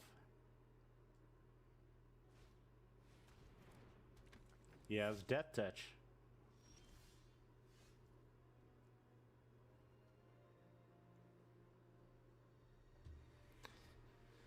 Face Up, I think, is an activated ability. I only have 3 cards, so I think we're gonna. I think we're just gonna block him, and he scoops it up. All right, game 2 with our janky slap together deck.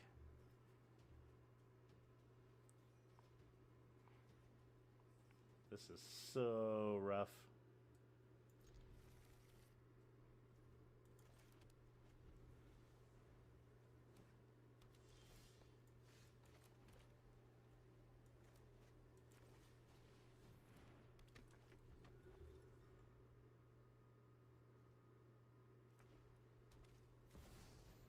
Bristly Bill.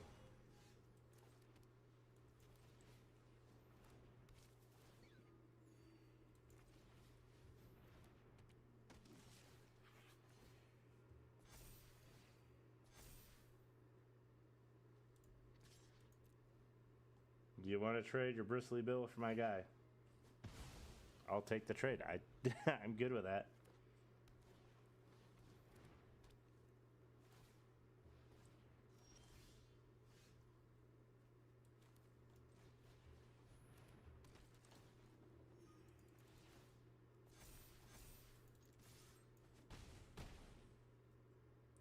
Opponent, down to 14.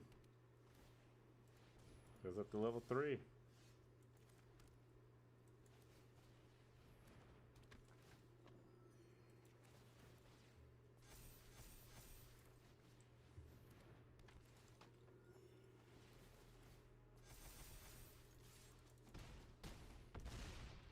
Opponent down to 2.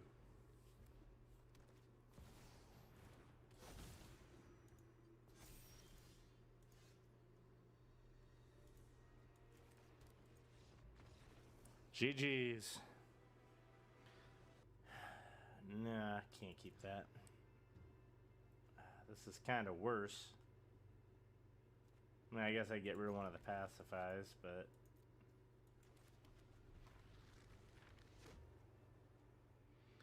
Opponent, what do you got for me? Damage.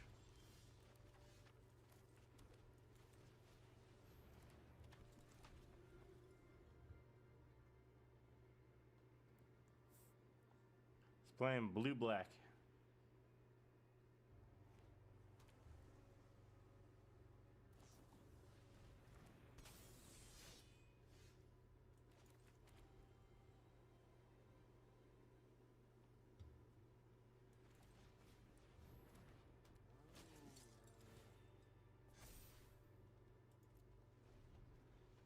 We'll hold off. Next turn we can play this, and we can enchant this creature to prevent it from attacking.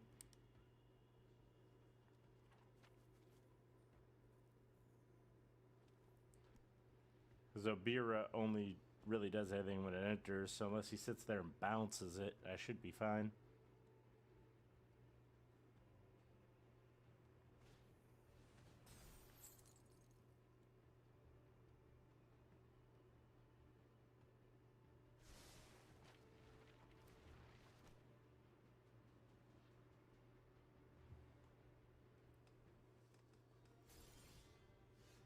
Cool, he wants to put a sleep counter. Tap that down. Put him down. And go for the attacks.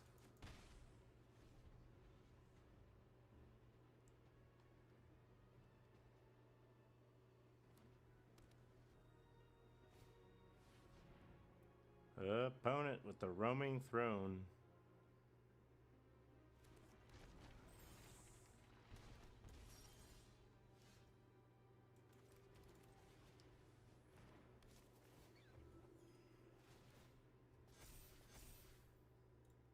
No attacks.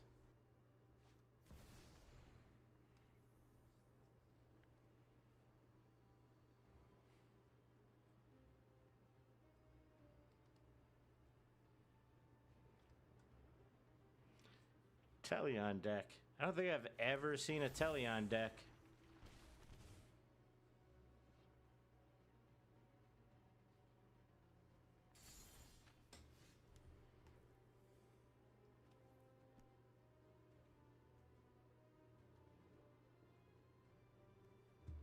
I could pacify his roaming throne, but again, none of these are activated abilities, so I think we slow down his guy there.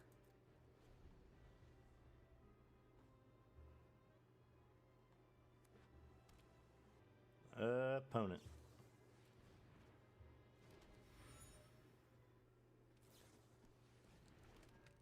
Creates a 2/2. And he has a 1/1.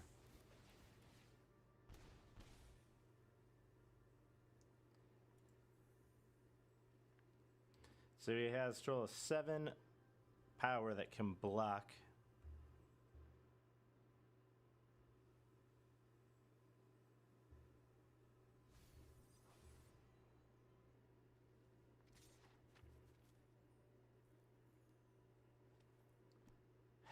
Kind of do want to block and kill it, but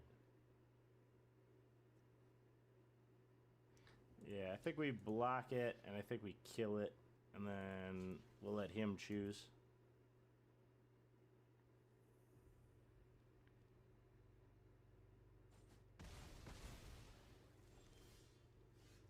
Works for me. Bring another creature.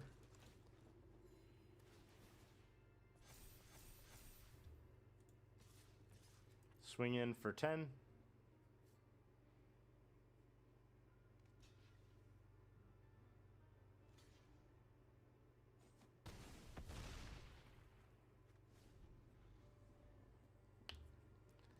Feel like he's looking for a board wipe. Opponent.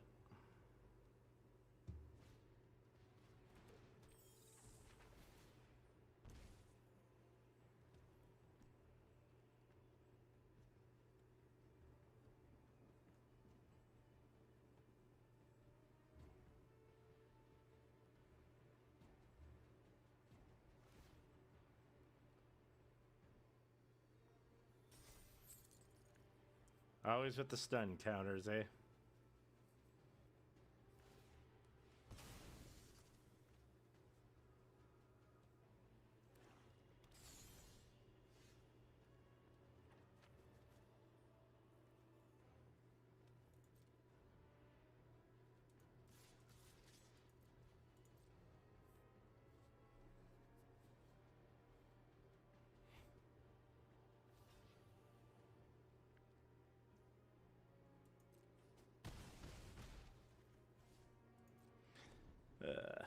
These specific destroy target enchantments, I gotta swap those out. I think I'm gonna look for something that's more artifact enchantment, because right now it doesn't do anything. Alright, I'll discard the one card that I can't use against you anyway.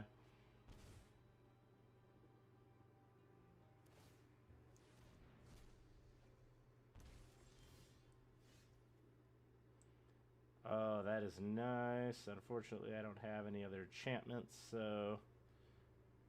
I wish I had flash.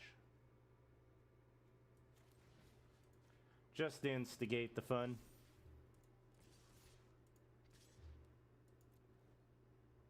There we go. 15 damage. What do you got, opponent?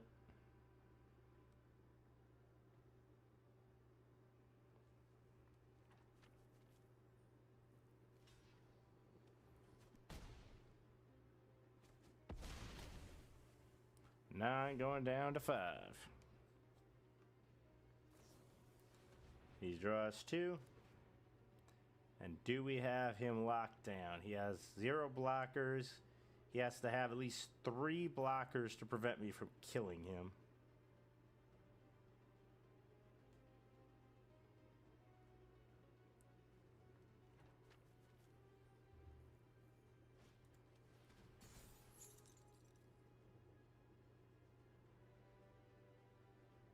Nice. Alright, he taps it down.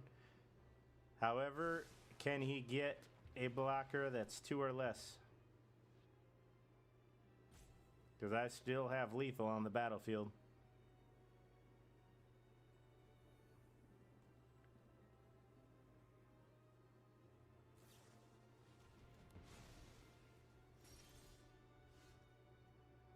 Works for me.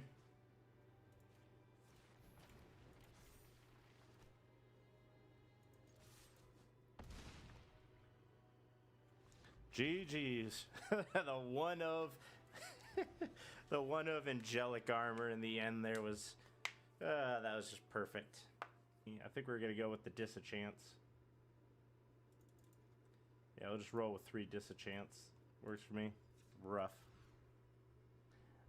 That is worse, because that is a 4-drop, a 5-drop, and 1, but I guess we're going to keep it and hope for the best, because I can't go down to 5. He is playing mono white. This is not going to go over well.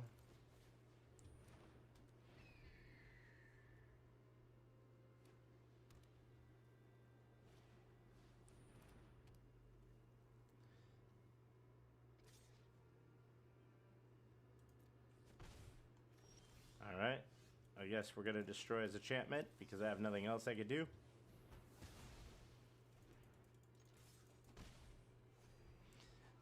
Show of dominance. No enchantments for you. None.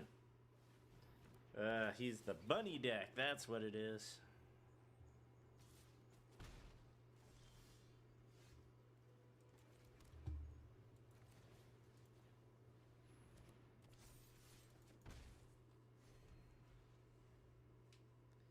Can I Voltron up faster than he can?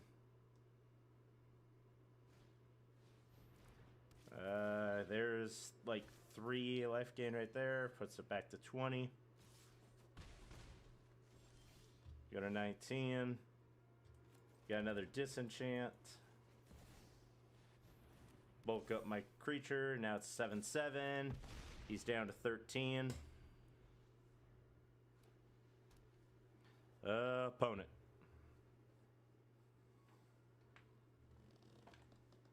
If I get a land, I get angelic arm or reward.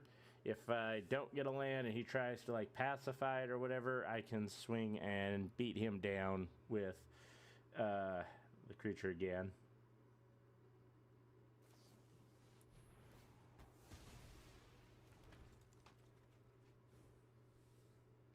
Or he could just play a card I have never seen played before.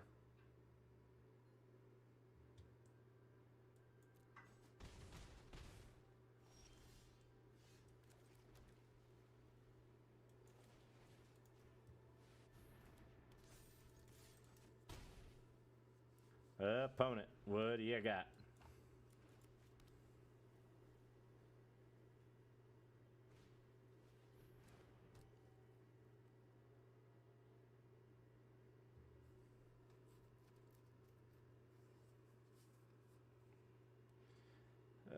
If I could get a land, I'd cast both the Angelic Destiny and the Disenchant, but I think I need to get rid of that Authority of the Consulate.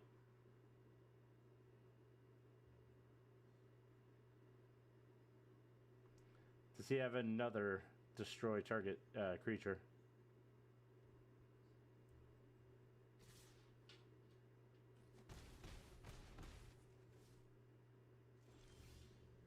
That's a land. That works for me. Destroy that.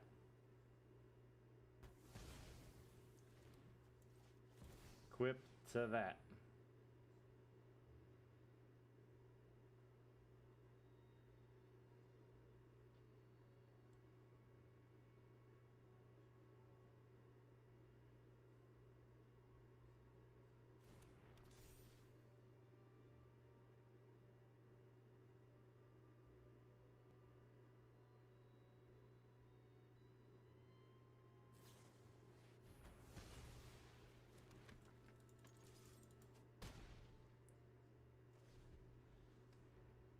Opponent.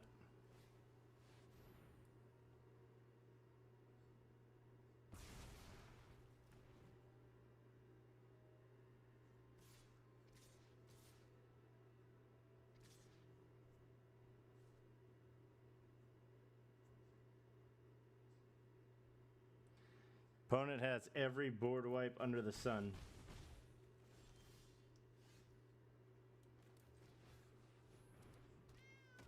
That does not help me.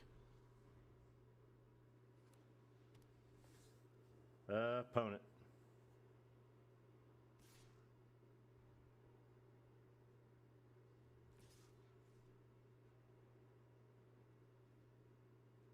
No black.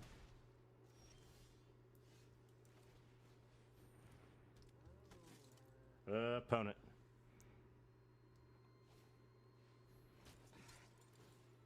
He gains a life. He gets +1/+1 counter. No black. That does not help me at all. I guess we're just gonna go in.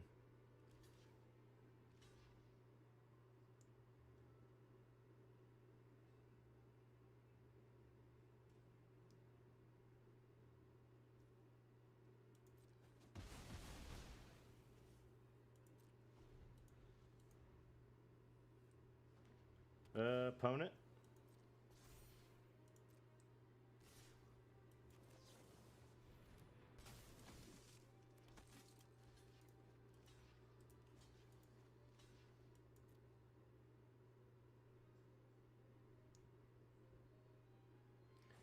Kill his life gain, puts me down to 1. Blocker. Go for the attack. Opponent. It's a rabbit. Gains a life, gets a creature.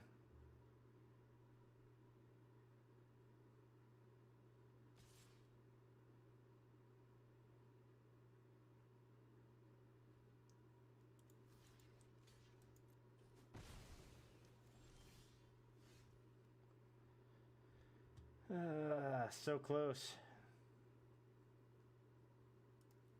Good game. So close. I just needed a creature to stabilize, and I got a putrefy. I needed a creature to stabilize. Thank you for sticking around till the end of the video. If you enjoy this content, please feel free to watch my Magic the Gathering playlist as shown on the left side of the screen.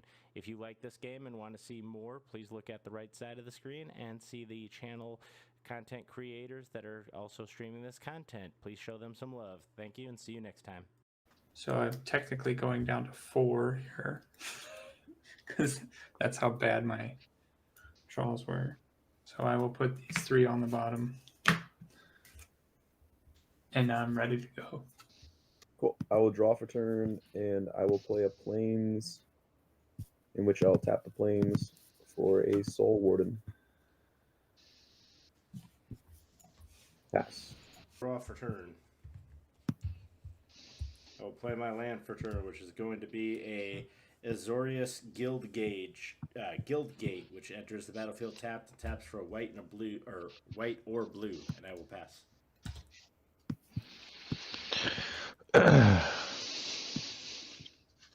Myriad Landscape, pass.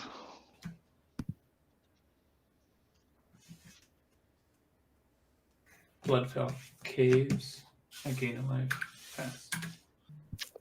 I'll tap the 2 for a Arcane Signet. And pass.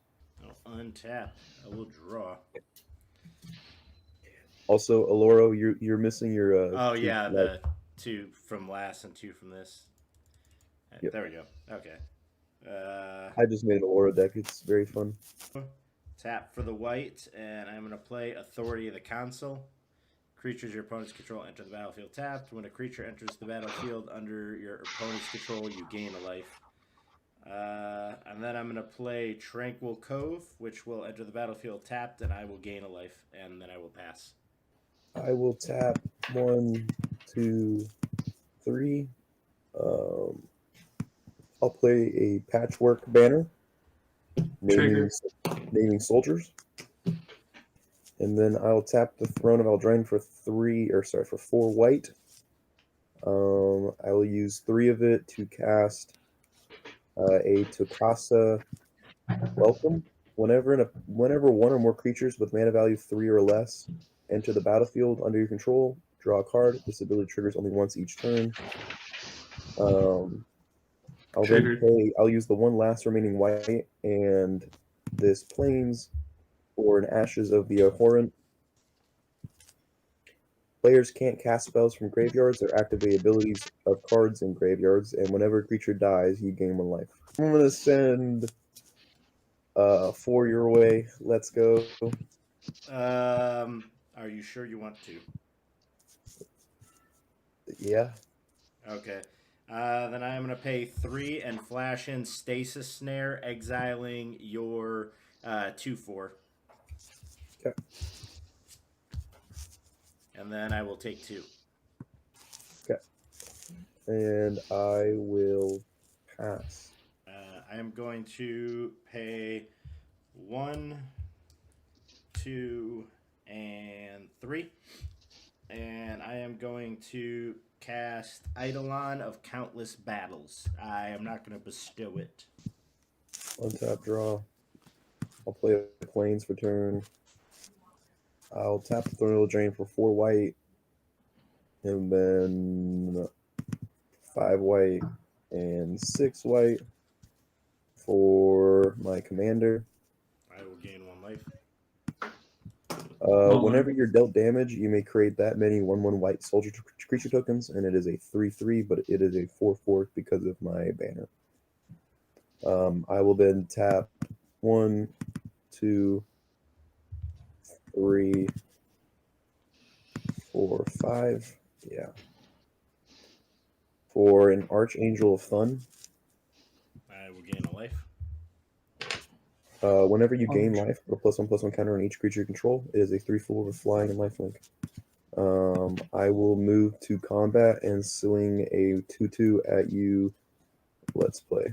All right, I take 2. After that, I will then pass. All right, I'll tap 1, 2, 3 for an Ashnod's altar. In response, I'm going to counter that because I have to do something. So I'm going to Arcane Denial. Counter target spell. Its controller may draw up to 2 cards at the beginning of the next upkeep, or at the beginning of the next turn's upkeep, and I draw a card at the beginning of the next turn's upkeep. Sounds good. And then I will. You got any blockers over there, Joseph? Nope. I'm gonna send a 3/4 flyer your way, and then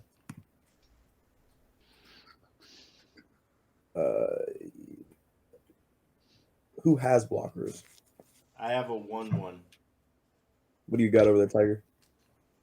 I've got a 2/3. 2/3.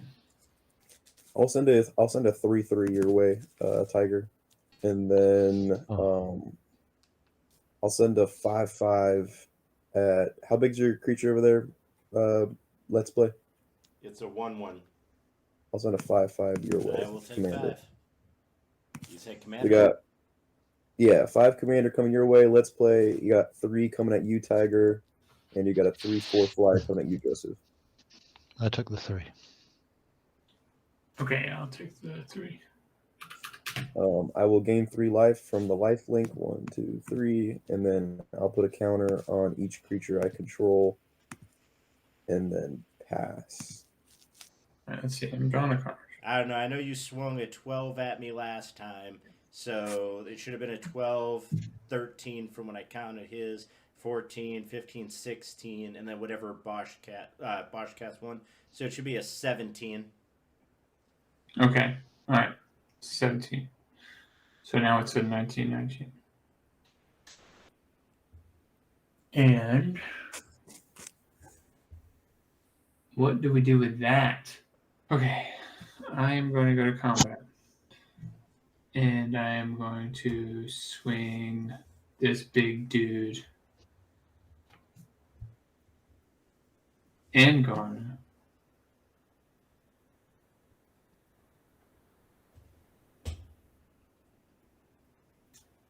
At Fuglet. And I'm going to swing this 1/1 at Booch. How big is Mr. Tramply Dude? Oh, he's not. He doesn't have trample, but Oh. he is a 19. So I'll block what Peregrine took, but before damage is dealt, I'm going to sack 3 foods to his ability to draw 3 cards. So I'll sack 9 foods, sorry, 9 foods. Okay. And then I'll use 2 treasures to sack the final food to gain 3 life. And then I'll sack the last lot. Oh, I guess that's 10, that's 5, so 15 in total. 15, so everything gets plus 15, plus 15. And then I block, so mine's a 19-20 now. Okay. So, and then Garner gets through. Yes. Okay. I will. It's just 1 damage, right, for me? Yeah, it's just 1 damage. I'll take the 1. I will gain a token creature guy. And I will gain a life. And then I will draw a card off of Takasa's Welcome. Torian Mauler dies. And I will draw a card from the Garner trigger.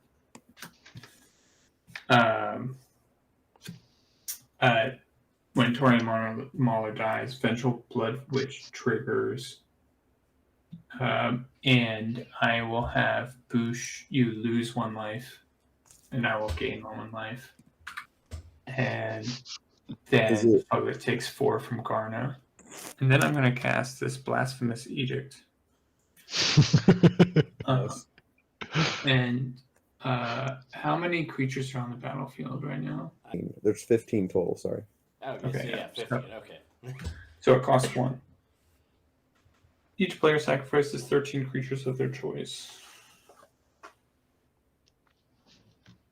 I just have the 1 creature, so it's bye-bye. Okay.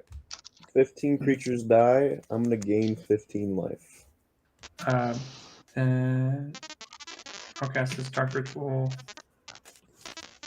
This 1, 2, 3. 3 black. Is it red? 4. So that's 4. 5, 6. I'll cast Garna again. I will gain a life, and she will enter tapped. All right. Okay. Untap, draw. I almost had a scary board. Almost. All your stuff was what, like 2020? How many lands are on the field right now? How many lands do you have, Let's Play? 3, 4, 5, 6. You have 6. I've missed a couple of land drops. I have 5. That's perfect. I have 5.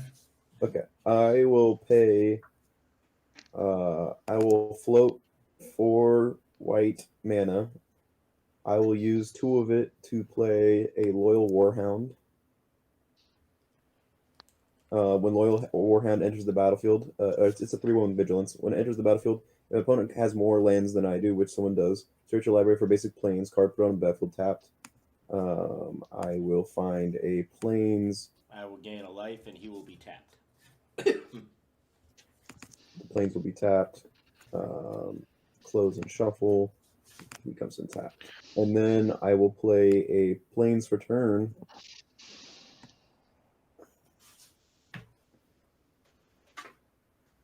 I will then. So I have 2 floating still.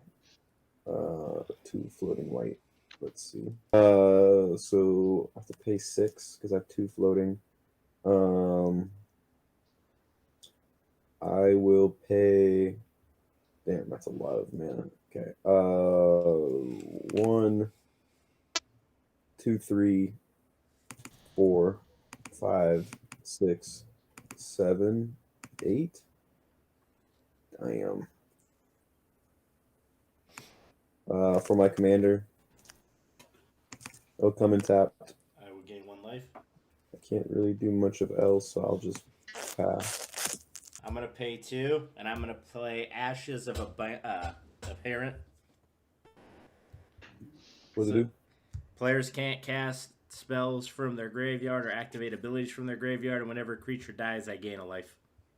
Oh, okay. Yeah. I'm literally playing the same thing you are.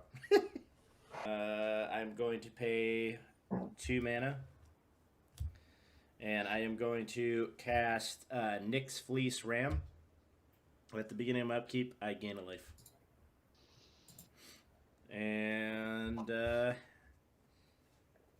I can't do anything else, so that will be my turn. So at the beginning of my end step, everybody creates a 1/1. Okay. So I go to my end step, everybody makes a 1/1 plant. All right, A 1/1 plant? 3 life. 1, Yes. 2, 3, because 3 creatures entered on my opponent's turn. And then I get a 1/1 plant, and with that, I'm going to pay 2, and I'm going to draw 2 cards on 2 of those life gains. It'll come in tapped, and I will draw a card off of.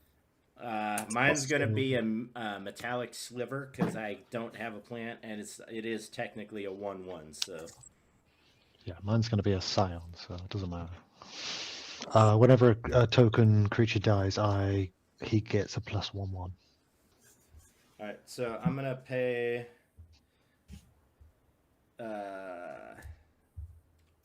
1, 2, and 3. I'm going to play Propaganda. Yep. And then I'm going to pay 5. And I'm going to play Sanguine Bond. So I will pass the turn.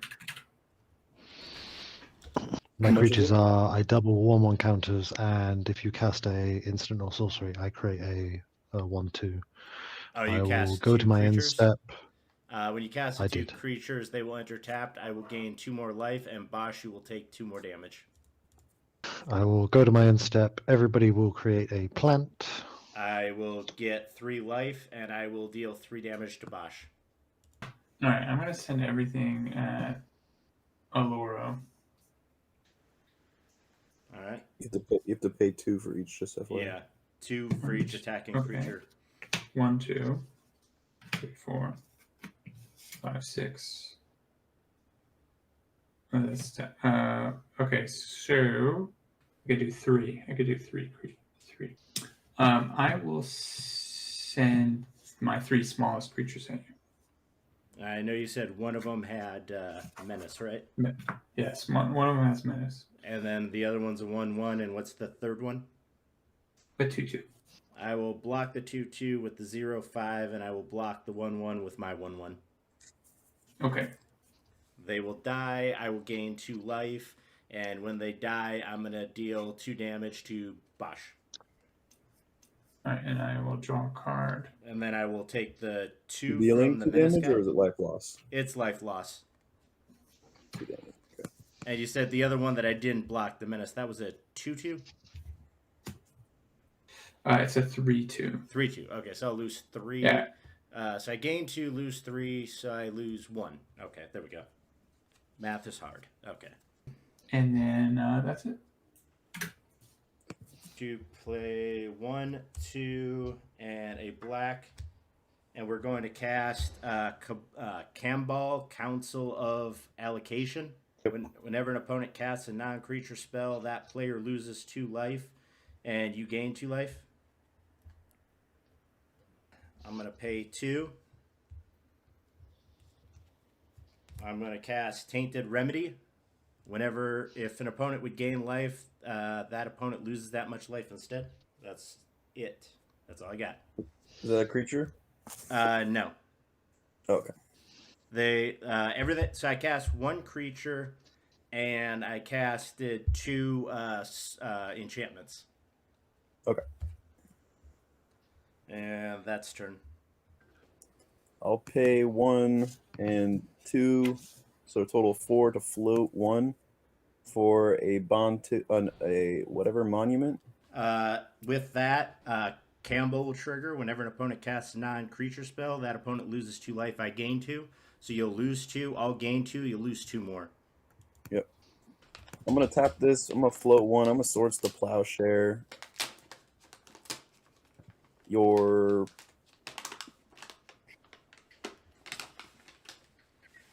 The Campbell. Yeah. Okay. With that on the stack, you'll take 2. I'll gain 2, and then you'll take 2 more. Pay 3, and I'm going to Teferi's Protection. You both cast instance, so I create 2 spiders. On the cast, okay. So on the cast, 2 would enter. I would gain 2. Bosch would take 2 more. And then I disappear. I will use the floating one, and I'll tap this for 2 more, so I have a total of 3 for a Dawn of a New Age for 2. I still have 1 floating. As it enters the battlefield for each creature control, which is going to be 3 creatures, so it'll get 3 counters. And then at my end step, I remove a hope counter. I will draw a card, and then if there's no more hope counters, I sacrifice it and gain 4 life.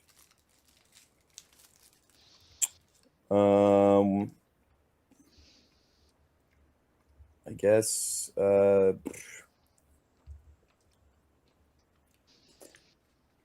I will tap this to float another 2 for a total of 3. I'll use 1 of them for a Sierra's Ascendant. It won't come in tapped because all your stuff is phased out. Yep. And then everything's going to get a counter.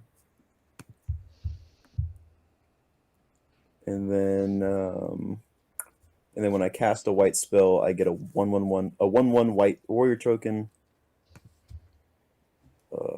let's see, warrior. Boom. Which will actually give me 2 of them. Counter 2 of them.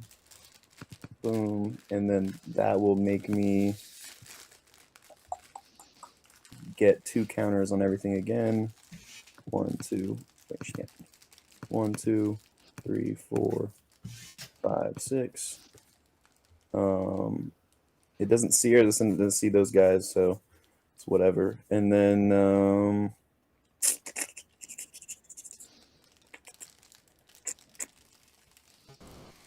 I guess at this point I will move to combat. How much life do I got? 19. Okay.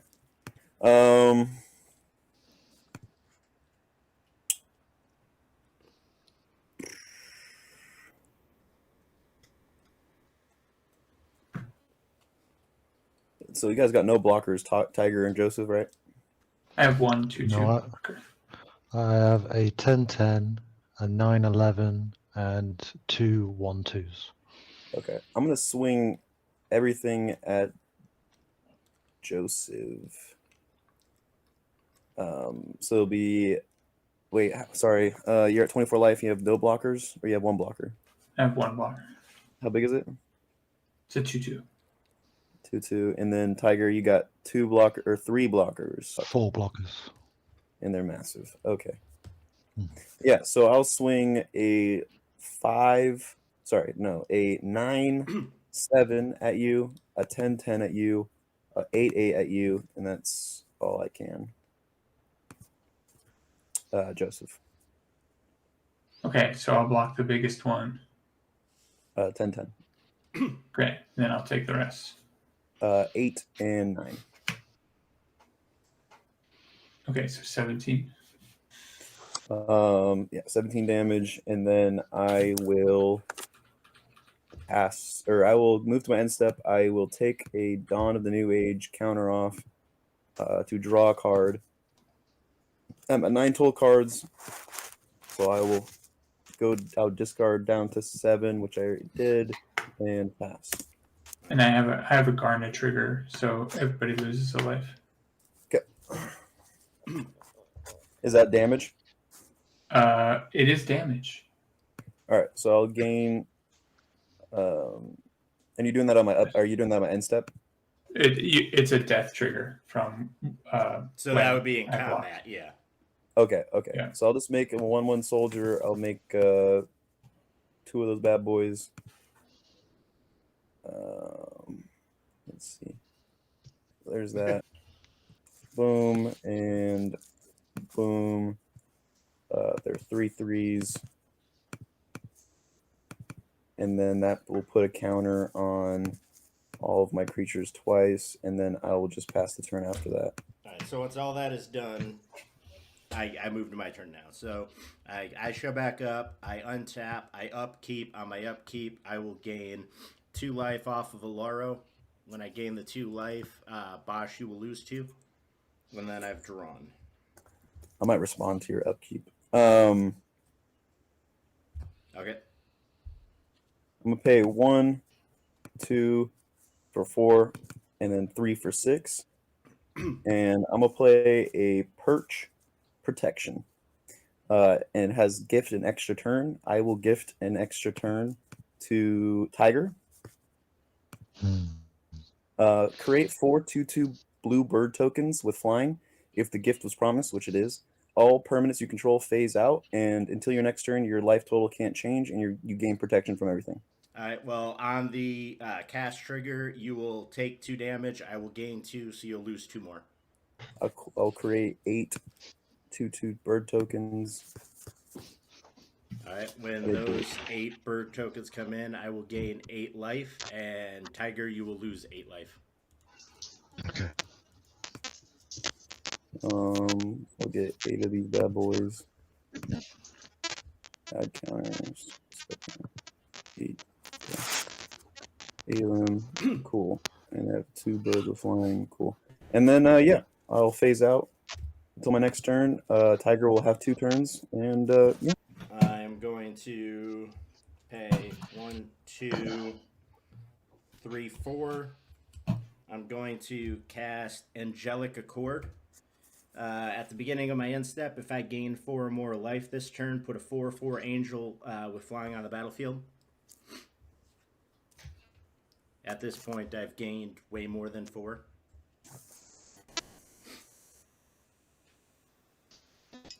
Then I'm going to pay black, black, white, white, and 1. And I am going to cast Abzadat Ghost Council. When it enters the battlefield, target opponent loses 2 life and you gain 2 life. So I will have Tiger lose 2 more life. I will gain 2 more life. And when I gain 2 more life, I will have Joseph lose 2 more life. And then at the beginning of my end step, I may exile Abza, whatever his name is, and if I do, I can return it to the battlefield at its owner's next upkeep. And it has haste. And then I already played my land for turn, so I can't do anything else. So I'm going to move to end step, and when I move to my end step, I will gain a 4/4 angel, which I have the token. There it is. 4/4 angel token. And then I'm going to have him get exiled, and then he'll return on my next upkeep. On my upkeep, I sacrifice a spider. When you sacrifice a spider, I will gain a life, and you will lose a life. I don't have enough dice for this. Can you sack enough stuff to make it 21? I mean, I could, Because then you could take. but I've only got 2 turns. Only. Oh. Only. But I've got 8 mana, so I can swing it in with 4 creatures. Yeah, I mean, you can also just like swing at him with your commander. He has to block with his angel in there. Second turn, swing at him with a big commander. Yeah. I could do it. 1, 2, 3, 4, 5, which is 10, 20. Oh, I need to cast an extra creature then. You. Green. When you cast that, I'll gain a life and you'll lose a life. And we just got the crack back from Boosh. Yeah, which is gonna be insane, but. And you can't do damage. So yeah. If you do damage, he gains life. Well, my life can't. My life total can't change. No, I meant on your turn when you get back in. Oh yeah. So yeah, That's we're why gonna nobody's been try attacking and you, because if they attack you, you gain a bunch of creatures, and then you gain a bunch of life on the creatures 3, entering. 4, 5. Yep. Just 10. This deck is meant to just outlive everyone. Oh, that one. Yeah, so I'm going to do that. I will sack 6 creatures into Ashnel's altar. You will. Which will I give will me- gain 6. You will take 6. Okay. Ooh. That's scary. I'll put an extra 12. Now you know what I was on dealing it. with. 3 of those were doodads, so that means I get 6 more onto that, which means that goes up to actually 12 onto him. Where's a 6? 6 and 6. Chink. When I sacrifice him, each opponent discards a card. I draw a card and gain 2 life. When you sack him, I will gain a life. You will lose another life. Oh, this is all in tandem with everything that was just happening. And then I have to discard a card. You said, right? Just so you know, you have to pay 2 mana to attack him. We will discard. Yeah. We will I discard. mean, I've just created 10 colorless mana. Oh, okay. Which is a point. I did just create 10 colorless mana.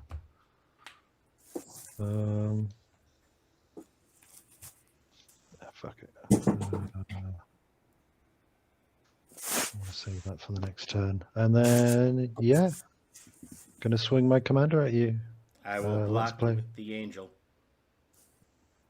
Okay. When the angel dies, I will sorry. gain a life. You will lose a life. Oh, and you're gonna get another angel next turn. Yep.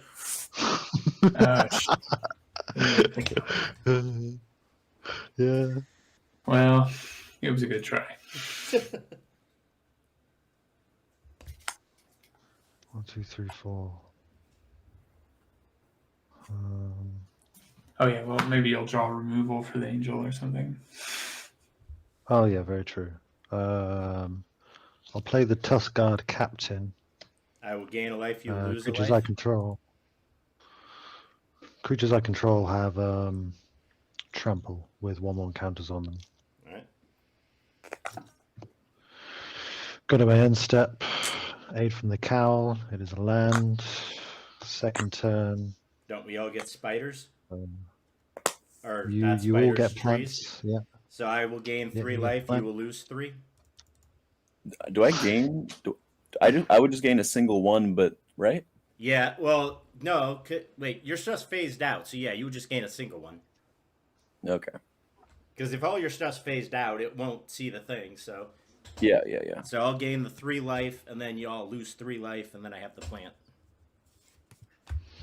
And then on your end step, I get an angel back. Yeah. Draw a card. Is it an answer? No, it's not.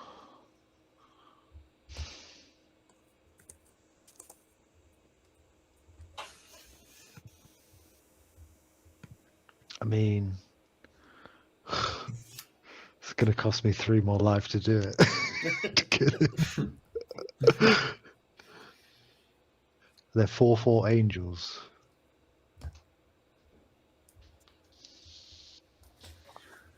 It's worth it. As long as you guys don't kill me. I mean, But that's the whole point of the game. I think Boosh is gonna win. I was trying to help with that, but y'all targeted me. You're like, we can't attack him. He'll just get a bunch of creatures. Like, well, let me drain his life then. Yeah, I think from our perspective, I we have to like kill 2 one of you in the things. Yeah. I've had like 1 2 creature on the things. field this whole But look at time. my It was 2 life gain decks 9 that were. enchantments. It was 2 life gain decks that were just getting out of hand. Yeah, both of you were. Yeah. I'm gonna play Hero. When you play And Haru, all- you're gonna take 2 damage, and I'm gonna gain 2, and you're gonna lose Am I? 2. Oh, I'm not gonna play Hero.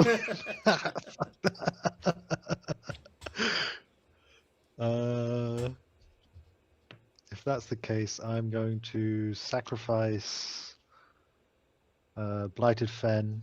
You're going to sacrifice a creature. I will sacrifice the that's 1/1. I will gain a life. You will lose a life.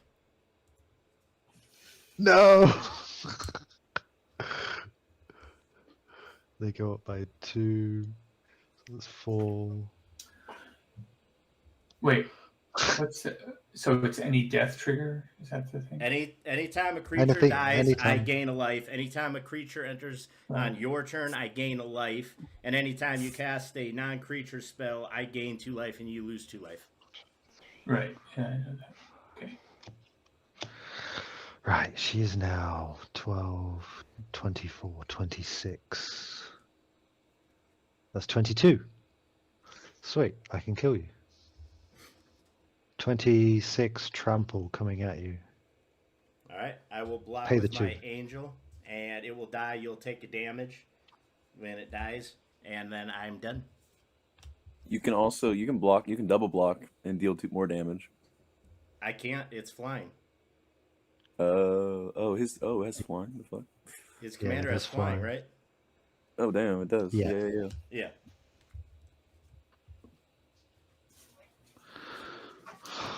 Well, it was worth it. I gotta say, the Petrol's whatever protection was a very fun card. I like Actually, that. I just yeah.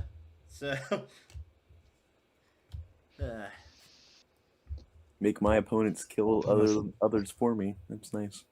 And now you That's just the win biggest the game. Griswold has ever been. Yeah. Yeah. Pass. All right, Joseph, you got It's it. going to be one of the. Yeah, let's see what I got. Just take Tiger out for me, okay?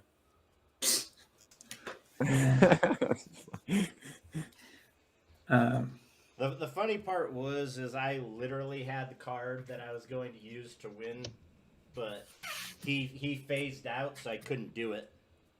I knew if you had the other piece to Sanguine Bond, I knew it was over. I don't have the other piece, but I've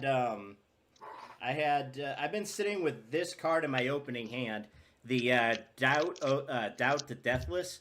Each opponent loses 2 times X life, and you gain 2 times X life. So I finally had the ability to cast it for 7 on my turn, which would have dealt 7 damage to each of you. I would have gained 21 life, dealing 21 to all of you. Yep. But now that everybody's just gonna die to your massive army of soldiers. Yep. That's right. Yep. Nothing I can do about that. I could have. Y'all didn't want to attack him. I was trying to help. You were about to win next turn anyway. You all have been saying since like the first turn you couldn't attack him because he would just get a bunch of creatures. I found a solution to that, and you decided to kill me instead. Yeah. Damn you and your solutions. If I knew you just wanted Bosch to win, I would have just killed you 2 off with the life gain triggers. You also made another plant. Oh, I did. Yeah. Oh yeah, and his thing. So you would have taken another 2 damage. So you would have been at 1. Dead. Oh, you would have been dead. You're dead. Yeah. Oh, you're talking about at the end of your. I thought you were talking about the other turn. Oh no. All right, I'm gonna play the Season of the Witch because that's funny. And this deck is so old and out of date. I play this Dread Return. I will return this Vengeful Blood Witch. I don't think you. Wait, no, sorry, he's still not in. Never mind. I was gonna say he has the Ashes thing that says you can't. Wait, you can't cast. Is it you can't cast or you can't bring spells back? Players can't cast spells from graveyards or activate abilities of cards in graveyards, but I'm not on the field, so it's whatever. Yeah, and he wasn't. That's not the same thing. Yeah. He wasn't casting; he was just bringing it in. So that, I was just curious. I didn't think that out because you're still not in. I thought, Another plant. Got 2 plants. And I've got Season of the Witch on the battlefield.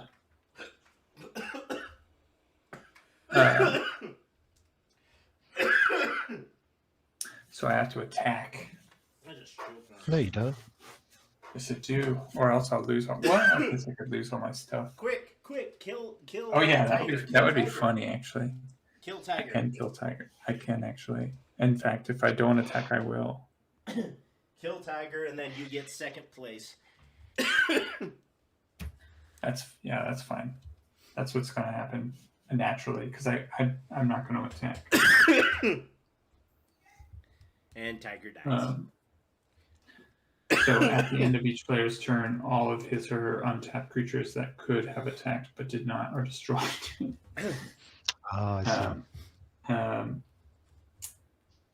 And then that will trigger Garnet and Vengeful Blood Witch.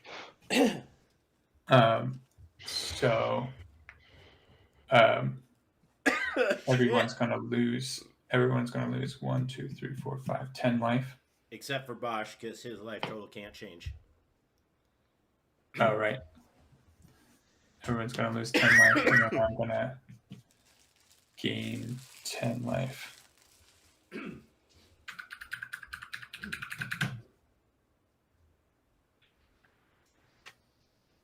So that's that. And then I will lose.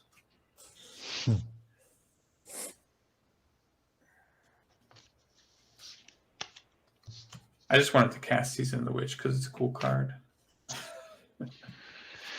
How big was grid mode? 6, 12, 18, 24, 36, 38. Are you guys scooping? Well, yeah. I mean, unless you want to just attack me and Just attack No, and no, no. murder you. I get it. No, I get it. Thank you for sticking around till the end of the video. If you enjoy this content, please feel free to watch my Magic the Gathering playlist as shown on the left side of the screen. If you like this game and want to see more, please look at the right side of the screen and see the channel content creators that are also streaming this content. Please show them some love. Thank you and see you next time. Hello, good evening, good morning, good afternoon, wherever you are. Welcome to Let's Play VG. We are going to be playing some Magic Arena today. You've got your shore ups to give your creatures +1/+1 and indestructible. Also, hexproof. It's also good for untapping and using for combat tricks. You got 3 steps ahead. Allows you to counter spells, draw cards, create tokens that are target artifacts or creatures you control, which gives you those triggers. Our main creature is going to be the Verdian Rot Priest. This is why we're trying to target everything and get those target triggers. We also have the Ivy Gleeful Spell Thief, which if you would cast a target spell that targets a creature other than Ivy, it actually allows you to copy that spell, which will then give you 2 triggers rather than the 1. So I've got a bunch of things that give hexproof and indestructible. I got our creatures in here, a Viridian Rot Priest. I've got some Flooded Drowners with flash, and then we got our Ivy Spell Thief. So that is what we are going to run and see how it plays with the new standard.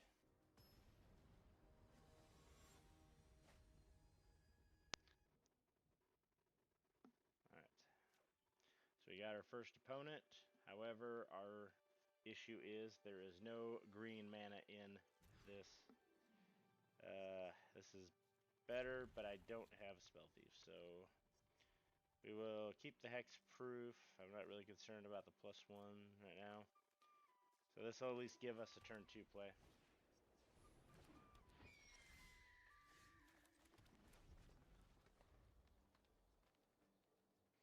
Alright, we got life gain shenanigans, and we got black. Yep.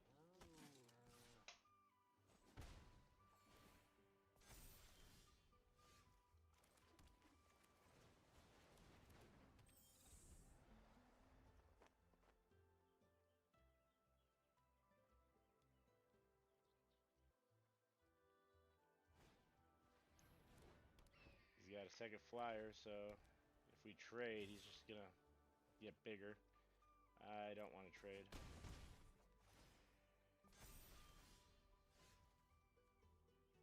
Alright, we are going to put up a second spell, and hopefully we'll see how this works.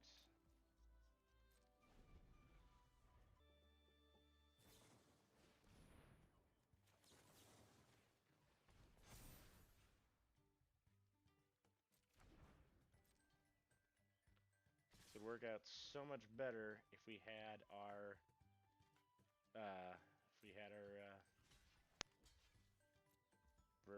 Verdant Long Priest. That's gonna be more life gain. That's now a 5/5. Alright, yeah, that'll resolve. Cast this. Keep that tapped down for a while.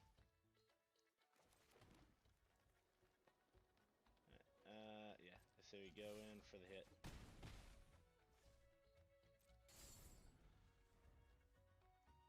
Could untap, kill his defender. Unfortunately, with that,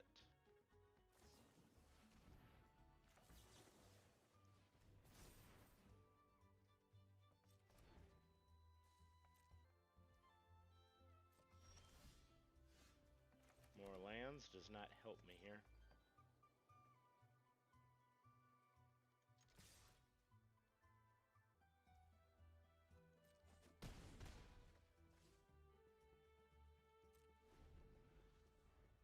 So we got 5 mana, so I guess we're gonna counter that spell. That's gonna be 3. And draw 2 cards, I guess. So we're gonna draw and counter. So, yeah. We'll dispel that.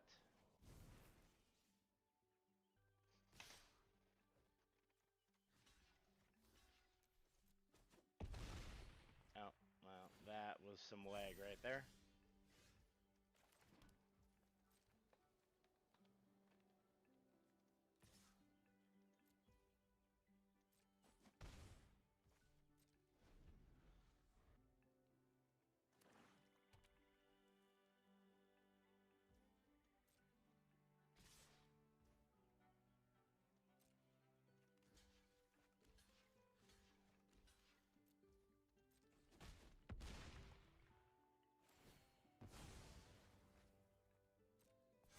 Can I get a way to tap him down?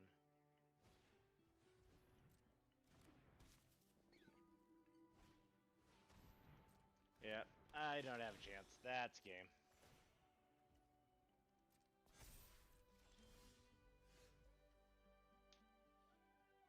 Yeah, I needed that a while ago, so that's game. Good game.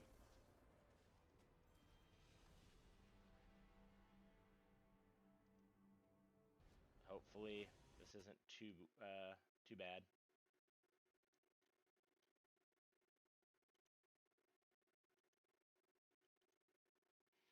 Alright, this gives us a lot of spells, but nothing I can actually... Okay, this one... Oh dear God, I'm down to 5. Alright. A lot of spells without a whole lot of ability to do anything with it.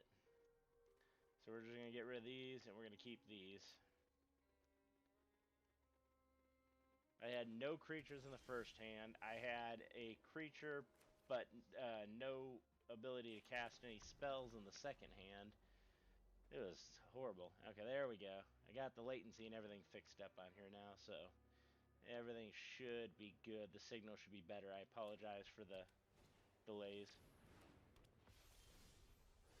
Alright, we've got angels. This is unfortunate, but I think we can do this. I'm gonna hold off on this until he has a bigger angel. If he's got a 1/3, I don't really care about that.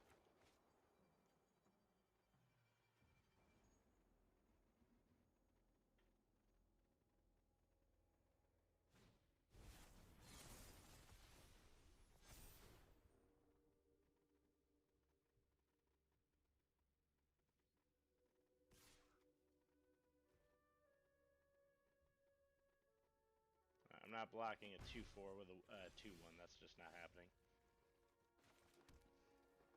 This puts X +1/+1 counters on it. If we shoot, I only have... Damn. So, problem I have now is if I cast this, it gets hexproof, but it makes it a 3/2, which will kill that and then die.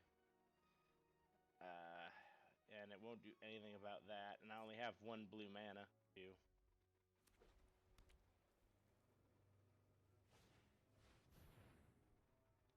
And of course, there's nothing I can do about this either, so he's just going to keep gaining life.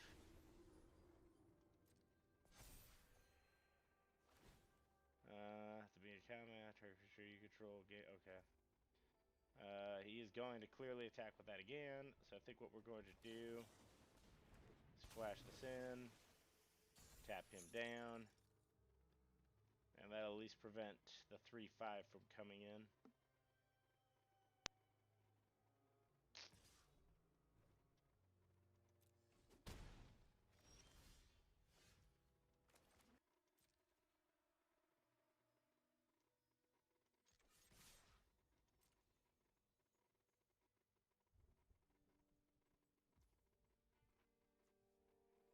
No, we're not gonna do that. We're gonna do this when he casts another spell. He's got 5 mana, he's gonna be casting something big, and when he does... Yeah, something like that. Wait, hold on. Cancel. Full control. Yes, I want it to target. Then I want to counter it by making, he's gonna have to pay 2.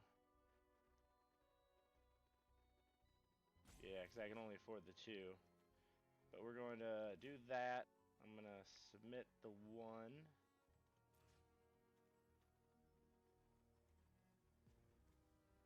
And I want to counter. I want to counter his. Which one is his? His should be the first one, right?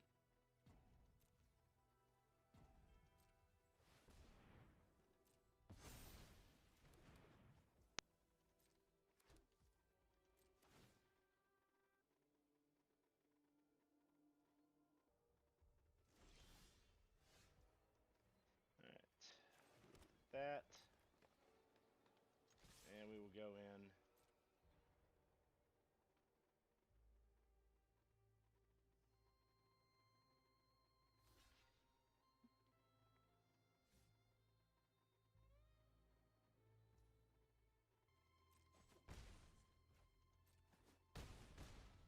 So we do that. Then we can use shore up on his. Okay. Destroying all creatures, sure. He wipes the board. I draw land, okay. Sounds about right.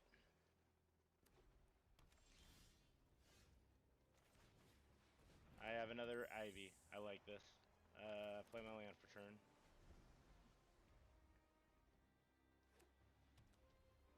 Hexproof doesn't really help me when he board wipes. That does help me.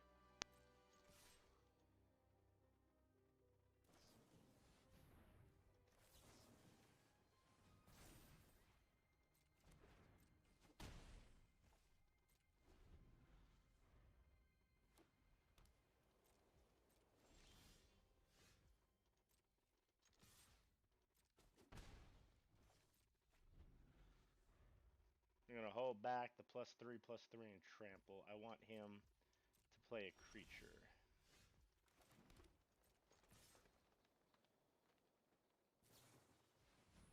Sure.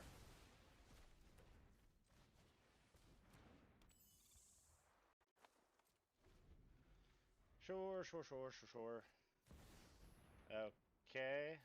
That's going to be a pain. That gives him +1, gives flying, first strike, and lifelink, meaning I would have to get my guy over 5, which means I would need 1 more buff spell. And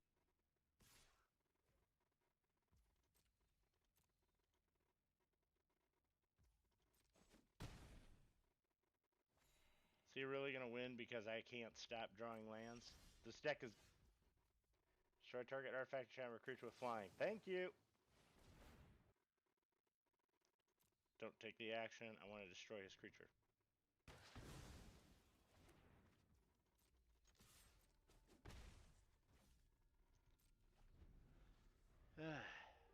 Can I get a win? For the love of all that is holy, can I get a win?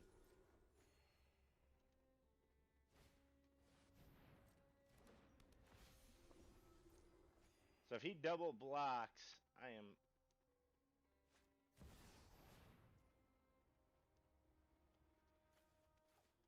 Okay, resolve. Take action.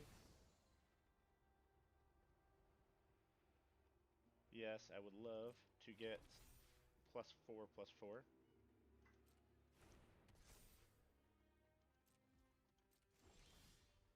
So that's 3, that's 5, okay.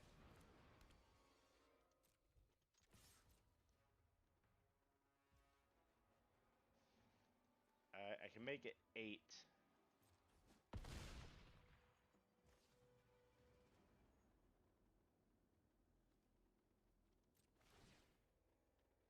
Alright.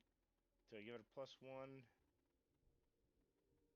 Yeah, I give it a +1 because it's at this point when I'm probably dead and he has a bunch of flying. Alright, he has 6 life. I can kill him next turn if he doesn't kill me this turn.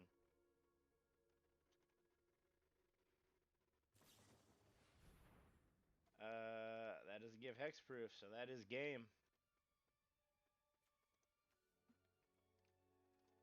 Even if I get one creature, I would need another turn, and first game we got utterly decimated. That last game was close. I just needed something to give my guy hexproof or buff. This has one creature and the ability to cast things, but what it doesn't do. All right, we'll keep it. We'll keep it. I don't want to, but we will keep it. Green. We'll go forest first. We stun his creature.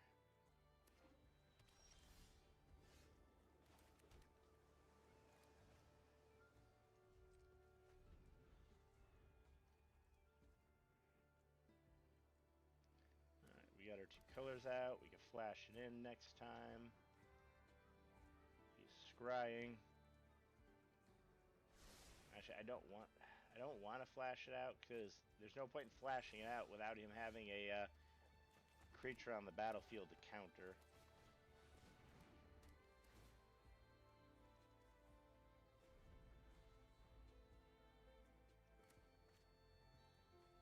Or not counter, but to stun. Put a stun counter on, I mean.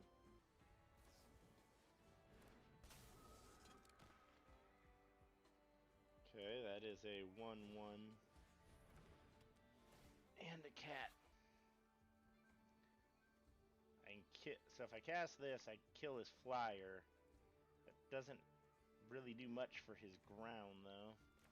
No, because if I play it on his turn, I can at least stun one of his guys. But if I play it on my turn, I get a counter, but it doesn't do anything because he'll just untap with his guy.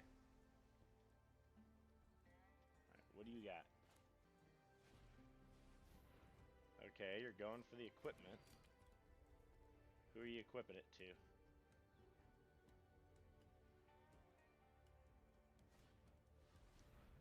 Okay, you're not equipping it to anyone. Sure.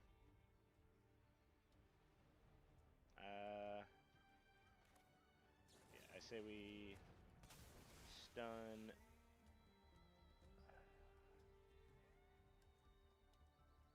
Stun his wall. It at least gives me a turn to try to get in and hit him. Sure, we can give it a +1. Alright, so what we're going to do is we're going to block, declare the blocker, give it a +1/+1 in hexproof.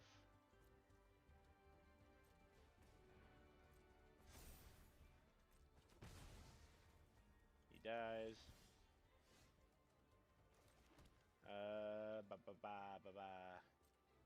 I think we need to kill his. I think we need to kill his flying wall.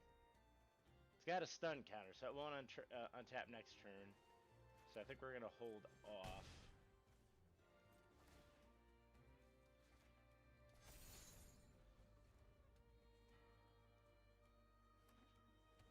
Alright, what do you have?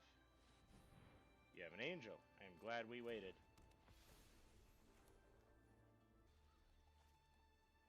You can go ahead and exile my graveyard. I'm not using it. I need you to make a decision, though, because I need to kill your flyer here. I think we will give it a turn. I don't think we're going... Really? You had to think that hard to exile the one card from my graveyard? Okay.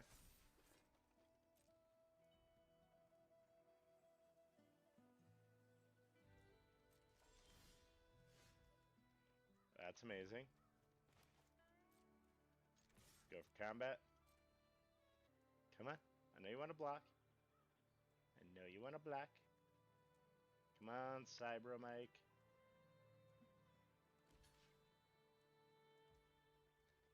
Alright.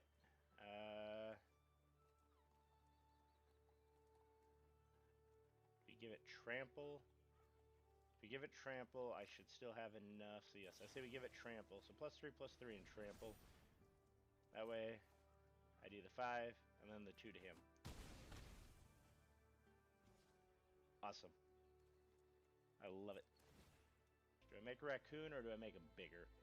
I think we need to make him bigger. We'll do one more, make him bigger, and then we'll worry about the other issues later. Okay, now he's got a flying turtle. And life gain, okay.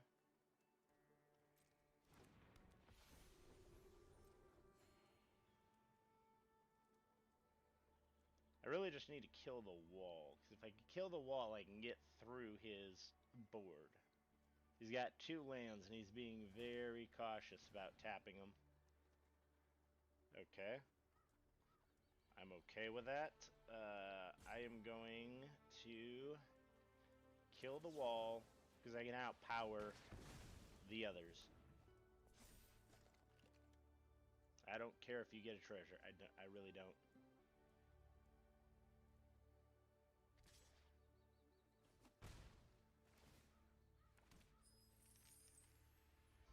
He gets a treasure. I take 2 damage. He's got a 2-1 and a 0-5. And of course he's got another wall, which I can once again destroy.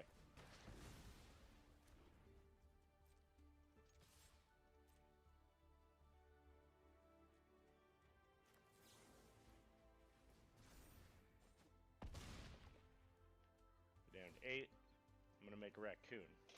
I need to go wide with my board. Even though he's got all flyers, I need to go wide with my board. And that's a 0. That's okay. That is a flying vigilance 4/4. So he's got 4, 6. He's got 8 in the air.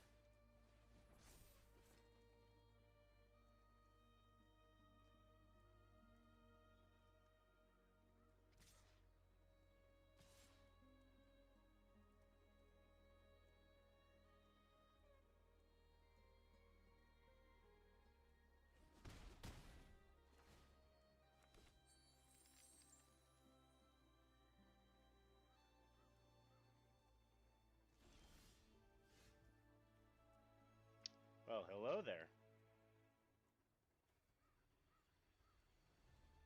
So we go to combat. See him block.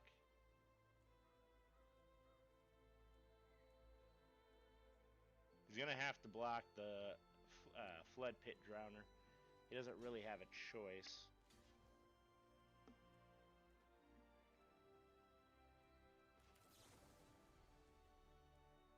Oops, I meant my guy. I absolutely meant to buff my guy.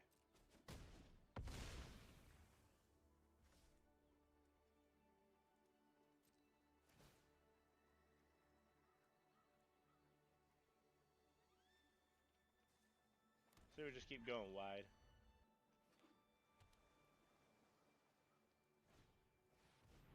Okay, you got a bird.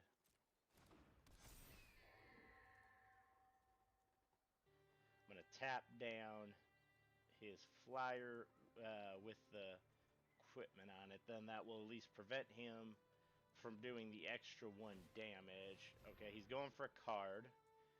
He's got the treasure, so he can unequip whenever he wants. So we're gonna wait until he gets to combat. I need him in the combat phase so that when I do this, he can't choose to equip it somewhere else. Because right now his board state is effectively, if he blocks anything, I kill anything. So I just need... Okay. He's going to combat. I need to flash this in and tap down that guy. There we go. Perfect. And we scoop. Alright, we did it. Was absolutely not a poison match there. Let us go again. Alright, we have our opponent. It is Gabriel. We have a bunch of instances and sorceries and nothing we can cast. This one has 2 legendaries. I can't cast this enchantment because I only have 1 green. I think we're gonna keep it though and hope that we draw into something else. I mean, that is something else. He's playing red. I want to keep up interaction. I feel like if I play Ivy, he's just gonna bolt Ivy. But I say we get Ivy out. He's playing red-white. He's gonna kill my creature. I already know that much. Okay, that's nice right there. So we got a counter spell, we have a tapper, and we have the ability to counter a spell and put a +1/+1 counter. So all it's really gonna do is give me the ability to make him pay 1 and get a single counter, which I would rather save. No, we're not gonna attack. We're gonna hold off. We are going to hold off. Becomes the target of a spell or ability you control for the first time. Exile the top card of your library until you may play that card. Okay. So, in fact, he wants his creature. That means it's going to be... Oh, yeah, we are definitely not letting you have an Ajani. Not a chance in hell. Excuse me.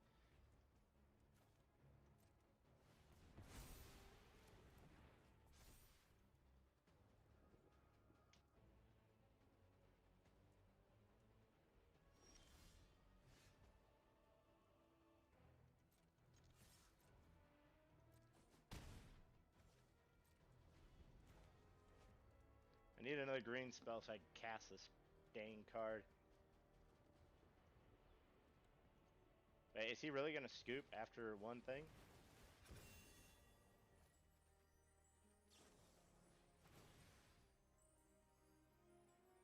Okay, let's resolve. Copy the spell.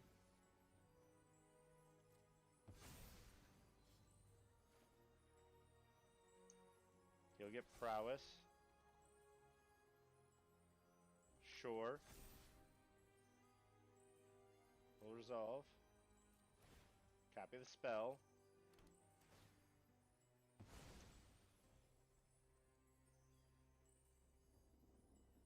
Sure.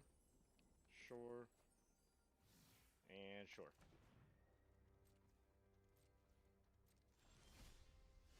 Love everything about what just happened right there.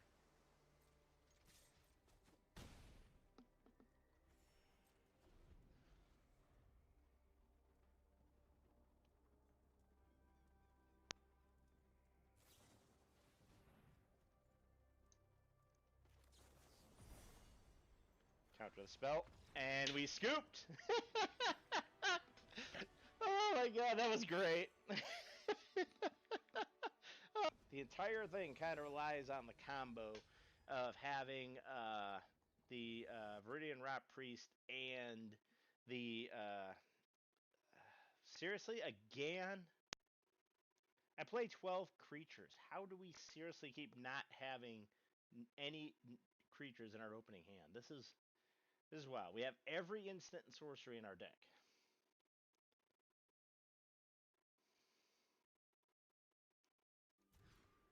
Okay, we got a Rot Priest. I guess that's what we're going to have to rely on.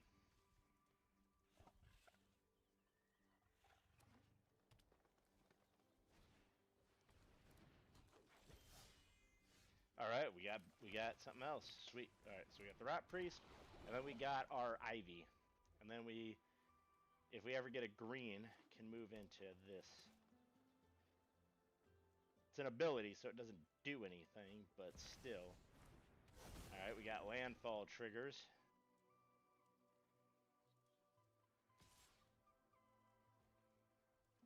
I'm not going to block. Alright, we will do this.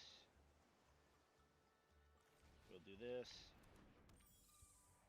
And we'll do this. Alright, the cowboy's on the field. Now I just need him to... That's a 3. Dang. I need him to start targeting things. That's like the entire purpose of this deck is for him to target it. But if he's just gonna keep attacking and using abilities, then that's not gonna happen. It's not gonna help me. I will not block. I will take the 5. I'm down to 13. I need something that wasn't that. Alright, we'll just pass the turn. And what I think we'll wind up doing is if he attacks, we'll give +3 to him, which will then give it to him, which will then give me the 2 triggers.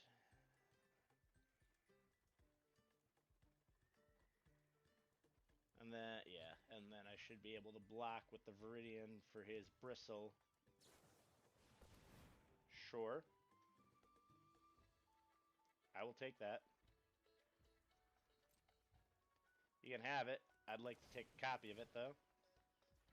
And then you targeted it, so...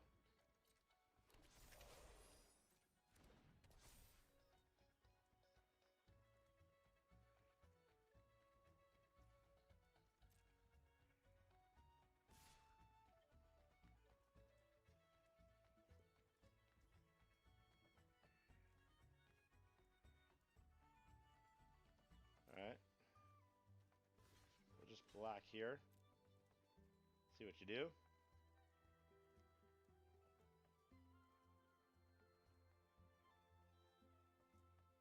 Does he give it death touch or something? No? Okay. Cool.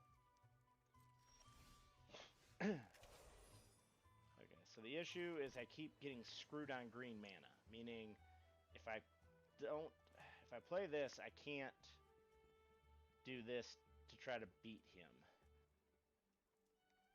And I still don't have the second green mana for this. So if I swing in, he's just going to swing back and kill me.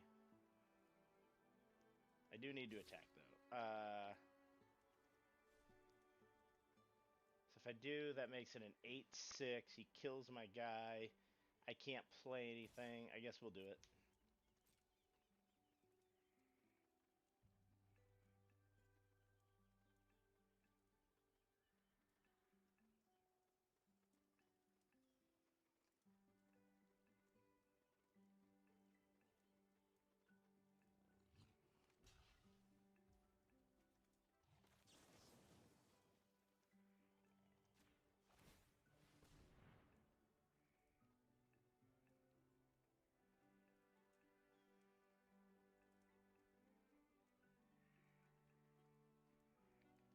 What do you have, sir? Okay. I will take a copy of it.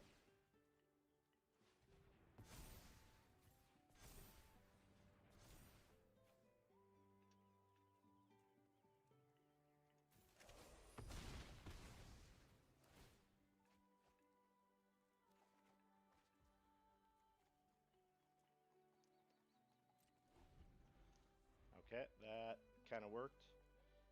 I need another green mana.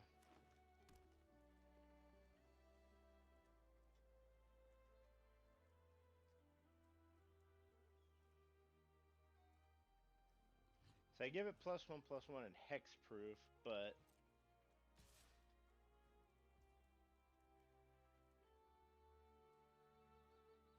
sure. You can swing at me and buff your guy.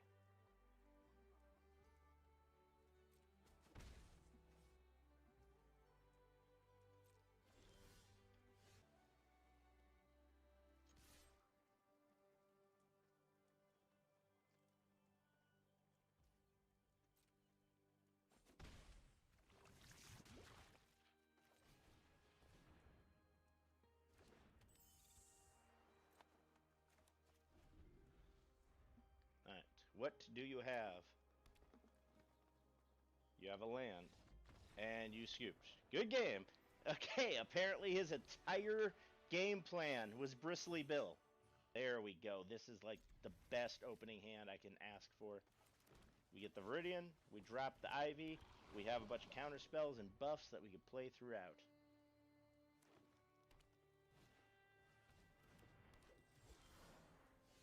Deck.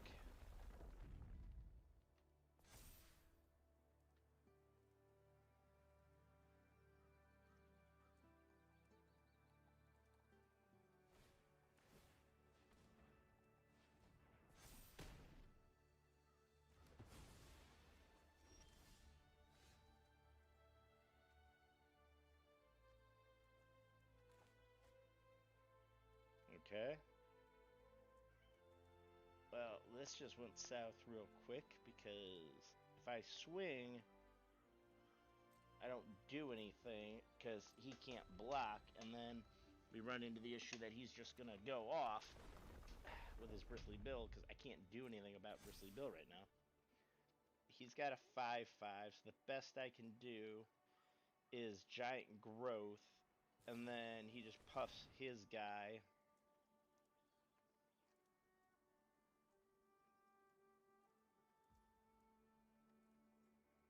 Sure, we'll let it resolve.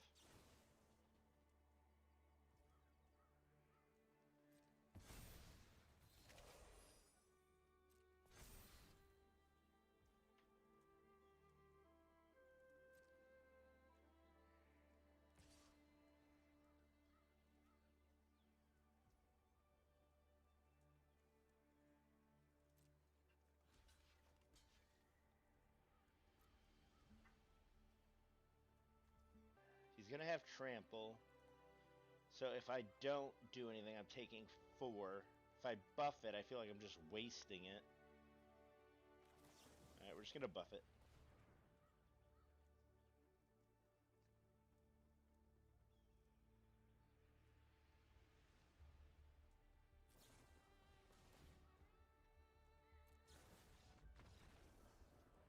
Oh, okay. Thanks. Good game. Good game. We are currently 3-2. Everybody's playing Bristly Bill, and everybody's just scooping once they realize every spell they cast, I'm just copying. So it's a good day. Alright, we got the Rot Priest, but we do not have Ivy. So we're going to keep it, because we do have a deterrent that will tap and a removal if need be. So we are going to keep, and we are going to start with the Rot Priest. And we got another Flood Pits Drowner. He's already looking for the targeting. If he wants to waste his turn and target it right away, I am fine with that. Alright, he's got the pickaxe. Alright, we got some more land. Okay, cool. So we are going to move in, and we are going to go for the Toxic.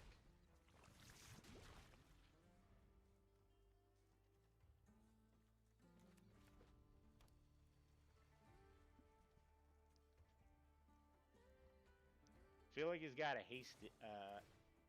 Okay.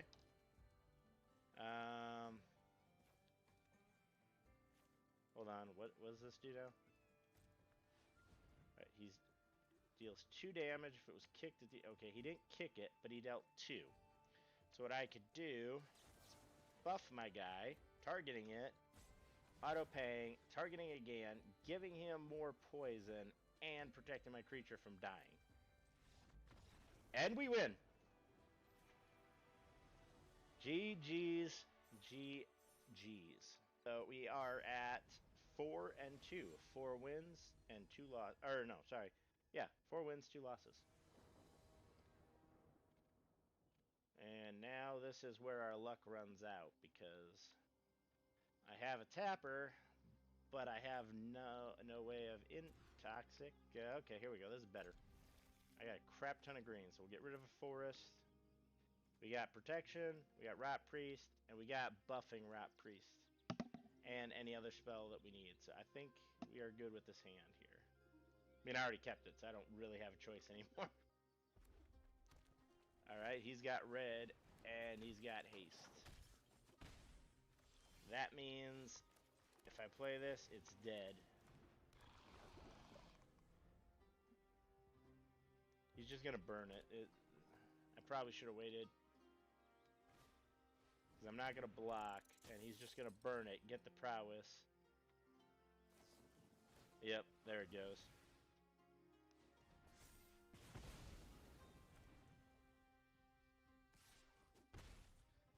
We found our arch enemy, and that is Mono Red.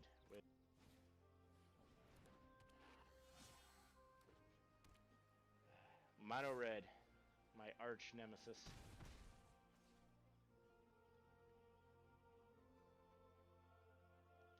I don't want to show him blue. Yeah, that's game. If he doesn't kill me next turn, I'm just tapping out. If he doesn't kill me next turn, then he's doing something wrong. It's game. I have no creature, and he now has 4 mana. 2, 3, 4, 5, 6. He casts a spell. I'm dead.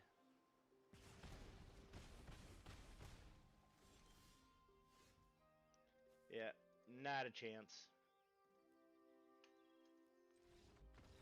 4 and 3.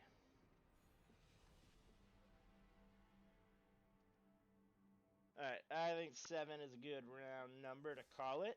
So our deck went 4 and 3. Bonus game.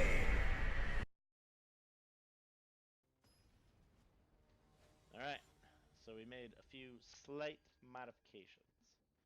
And we took out like 4 lands, so let's hope this is... Wow, really? All the Gaias, just all the Gaias on turn 1. We got the Varrock Priest and we got the Ivy, so we're going to keep.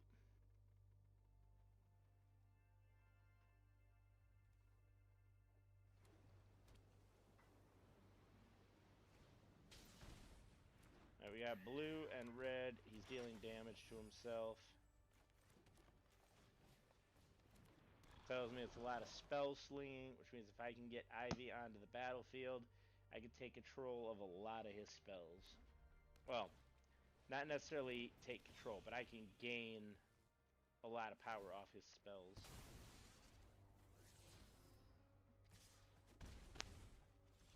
That's 2.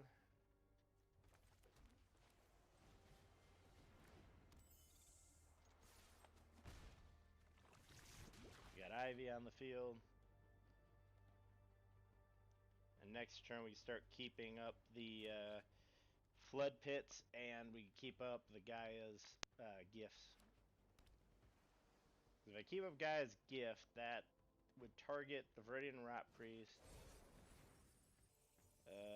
Sure. I can't read it, so I'll take control, I guess. Just so I can give the infect counter. You may discard a card. If you do, draw 2. Okay, I guess we'll discard this and get a Wicked roll. Sure. Oh, that works. That gives me another Rot Priest.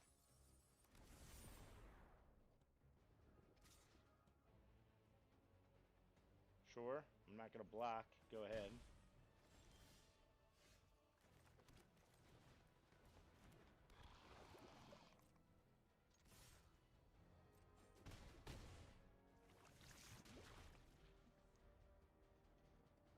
Alright. So I got protection. I've got tappies. So the question is, what does he have? He's at 3 toxic counters.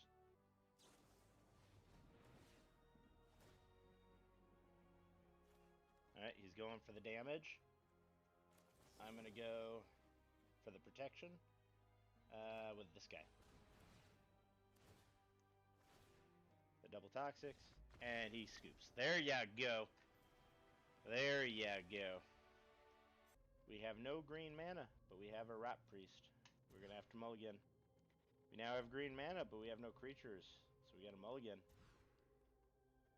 Alright, we are down to 5. Let us hope that this is enough. We will keep the creatures. We're gonna discard the 3 steps ahead. I don't have any blue mana. And we are going to discard, yeah, that guy, because we don't have any mana, so we're going to rely specifically on our 5 cards and our Rot Priest. Alright, we finally got some blue mana, so let us get in. So if we do this, he's at 1, that's 2, that's 3.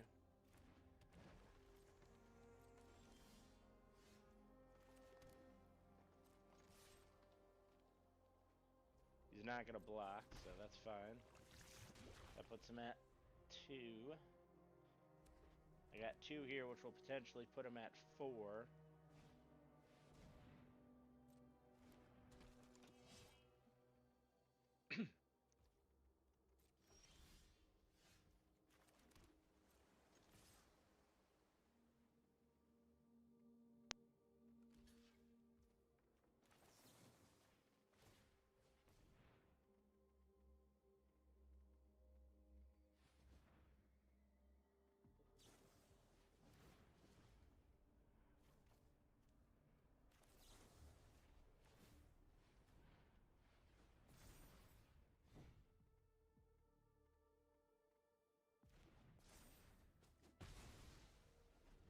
Okay. That went sideways, and I was already down to 5.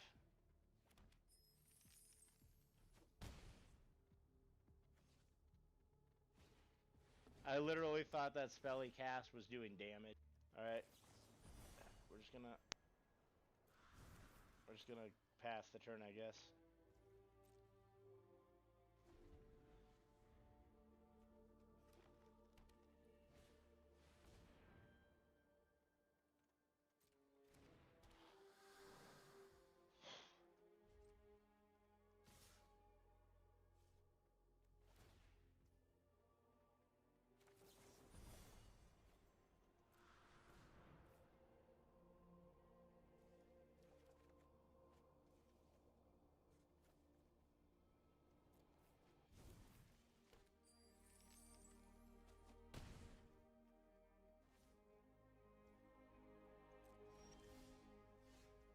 That was definitely not what I needed, because now, no matter what I do, this will only make it a 3-2, which isn't good enough to kill any of his stuff.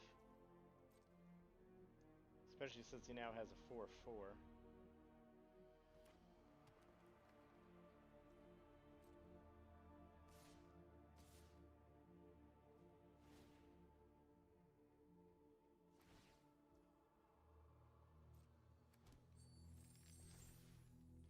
Yep, that's an 8-6. That is a good game and a scoop, because I had 5 and I had 5 cards at the beginning there, and the only creature I had got killed. No creatures. Alright, we'll keep this. I have to decide. I think we're going to get rid of... Yeah, we're going to keep the land. We're going to get rid of the shore up. And then we're going to play the Vendor... Yeah, okay. Merfolk. Merfolk. This is going to be... We got 2 shore ups that don't do anything at this point, because I feel like unless he's mana screwed and doesn't have blue, there's no way he's playing mono green Merfolk.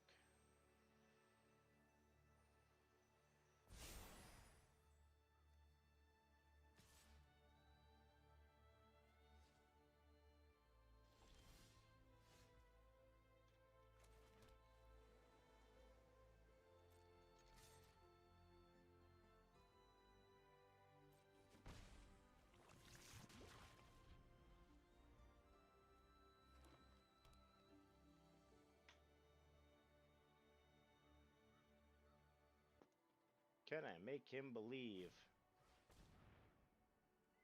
Okay, that's going to become large. Can I make him believe that he can swing in at me?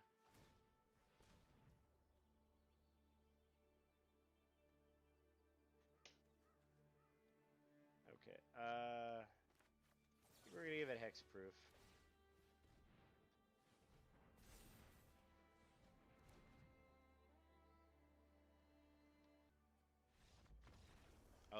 Okay, and he gives it up.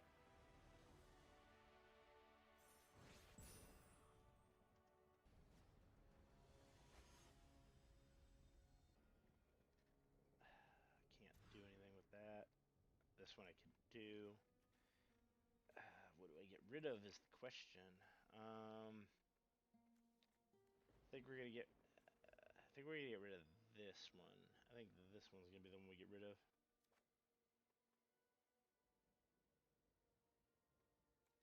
Yeah, we'll keep this and we'll get rid of that. Does a lot, but not when I have no mana.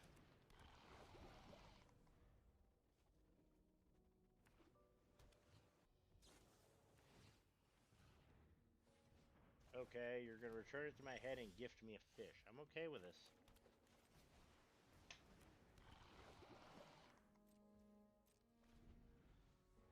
Ah, he chose not to gift the fish. I wish I was a fish.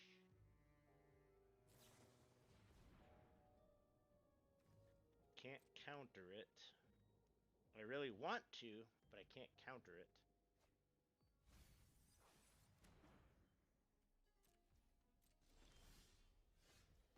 Now I can counter it.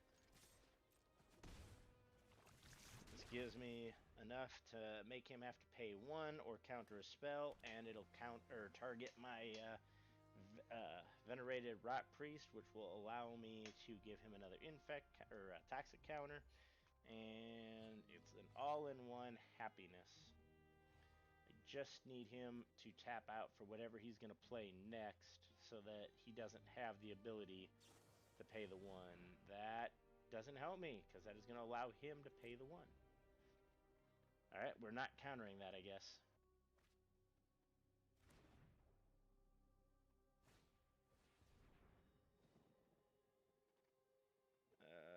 Okay. You can do all you want with that. I really don't care. Alright. Alright, he's gonna pass. He's tapped out. I got some more mana. That makes my spells even better, because now I can do it and make him pay 2 more.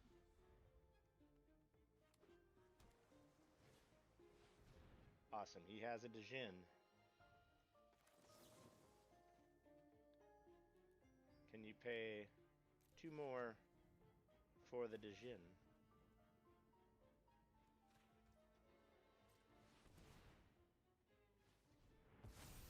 I guess not. Well, that makes it even better, because now I got a counter spell as well. Question is, does he have a counter spell to the counter spell?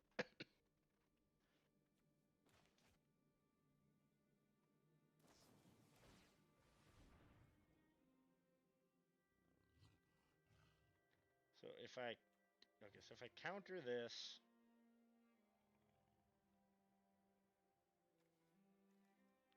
I could do this to give it hexproof, which would then leave up the counter, which I think is, yeah, I think we're gonna cast this for 0, or I mean, I guess for the 1. Give it hexproof. I don't need it to get +1/+1, and then if he counters it,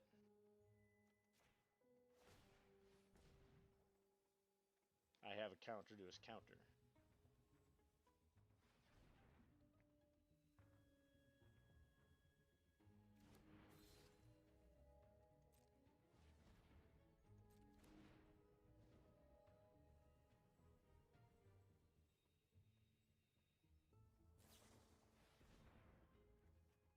Sure, go ahead. Look. Look for whatever you want.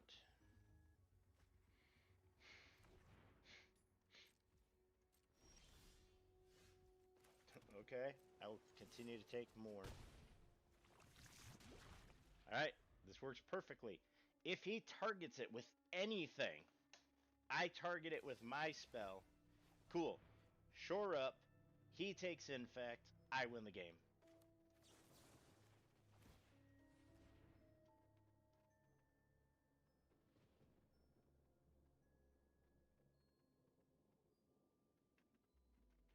And we have done it.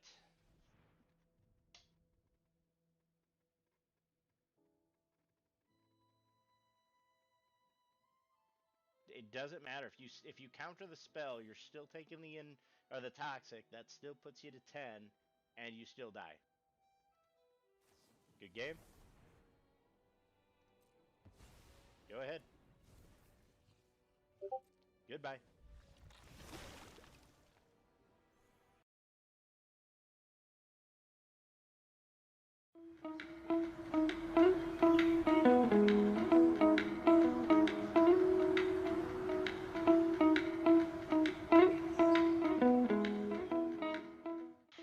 This is one of the first actual decks that I built when I started playing Magic in 2018.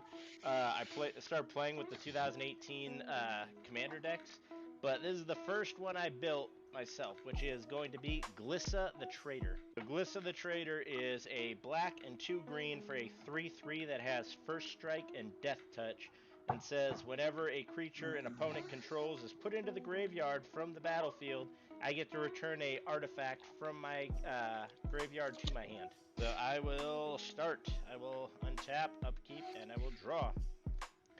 I will play my land for turn, which is going to be a Baron Moor, which will enter the battlefield tapped, and it taps for a black mana, or I may pay a black, discard it with cycling for a black mana and draw a card, but I'm going to play it as land and pass. I'll play Darkslick Shores. I need to pray. Pray to the masses they could draw land. I'll play a Swiftwater. All your Queen. lands were in the last. It'll come in tapped, and I'll gain 1 life, and I'll pass. I'm gonna play a Blood Crypt tapped because I don't need to pay my life. I will untap, I will upkeep, and I will draw. Oh, that is nice. That makes this hand even better. I'm going to play my land for turn, which is going to be a command tower. I'm going to tap 2 mana. And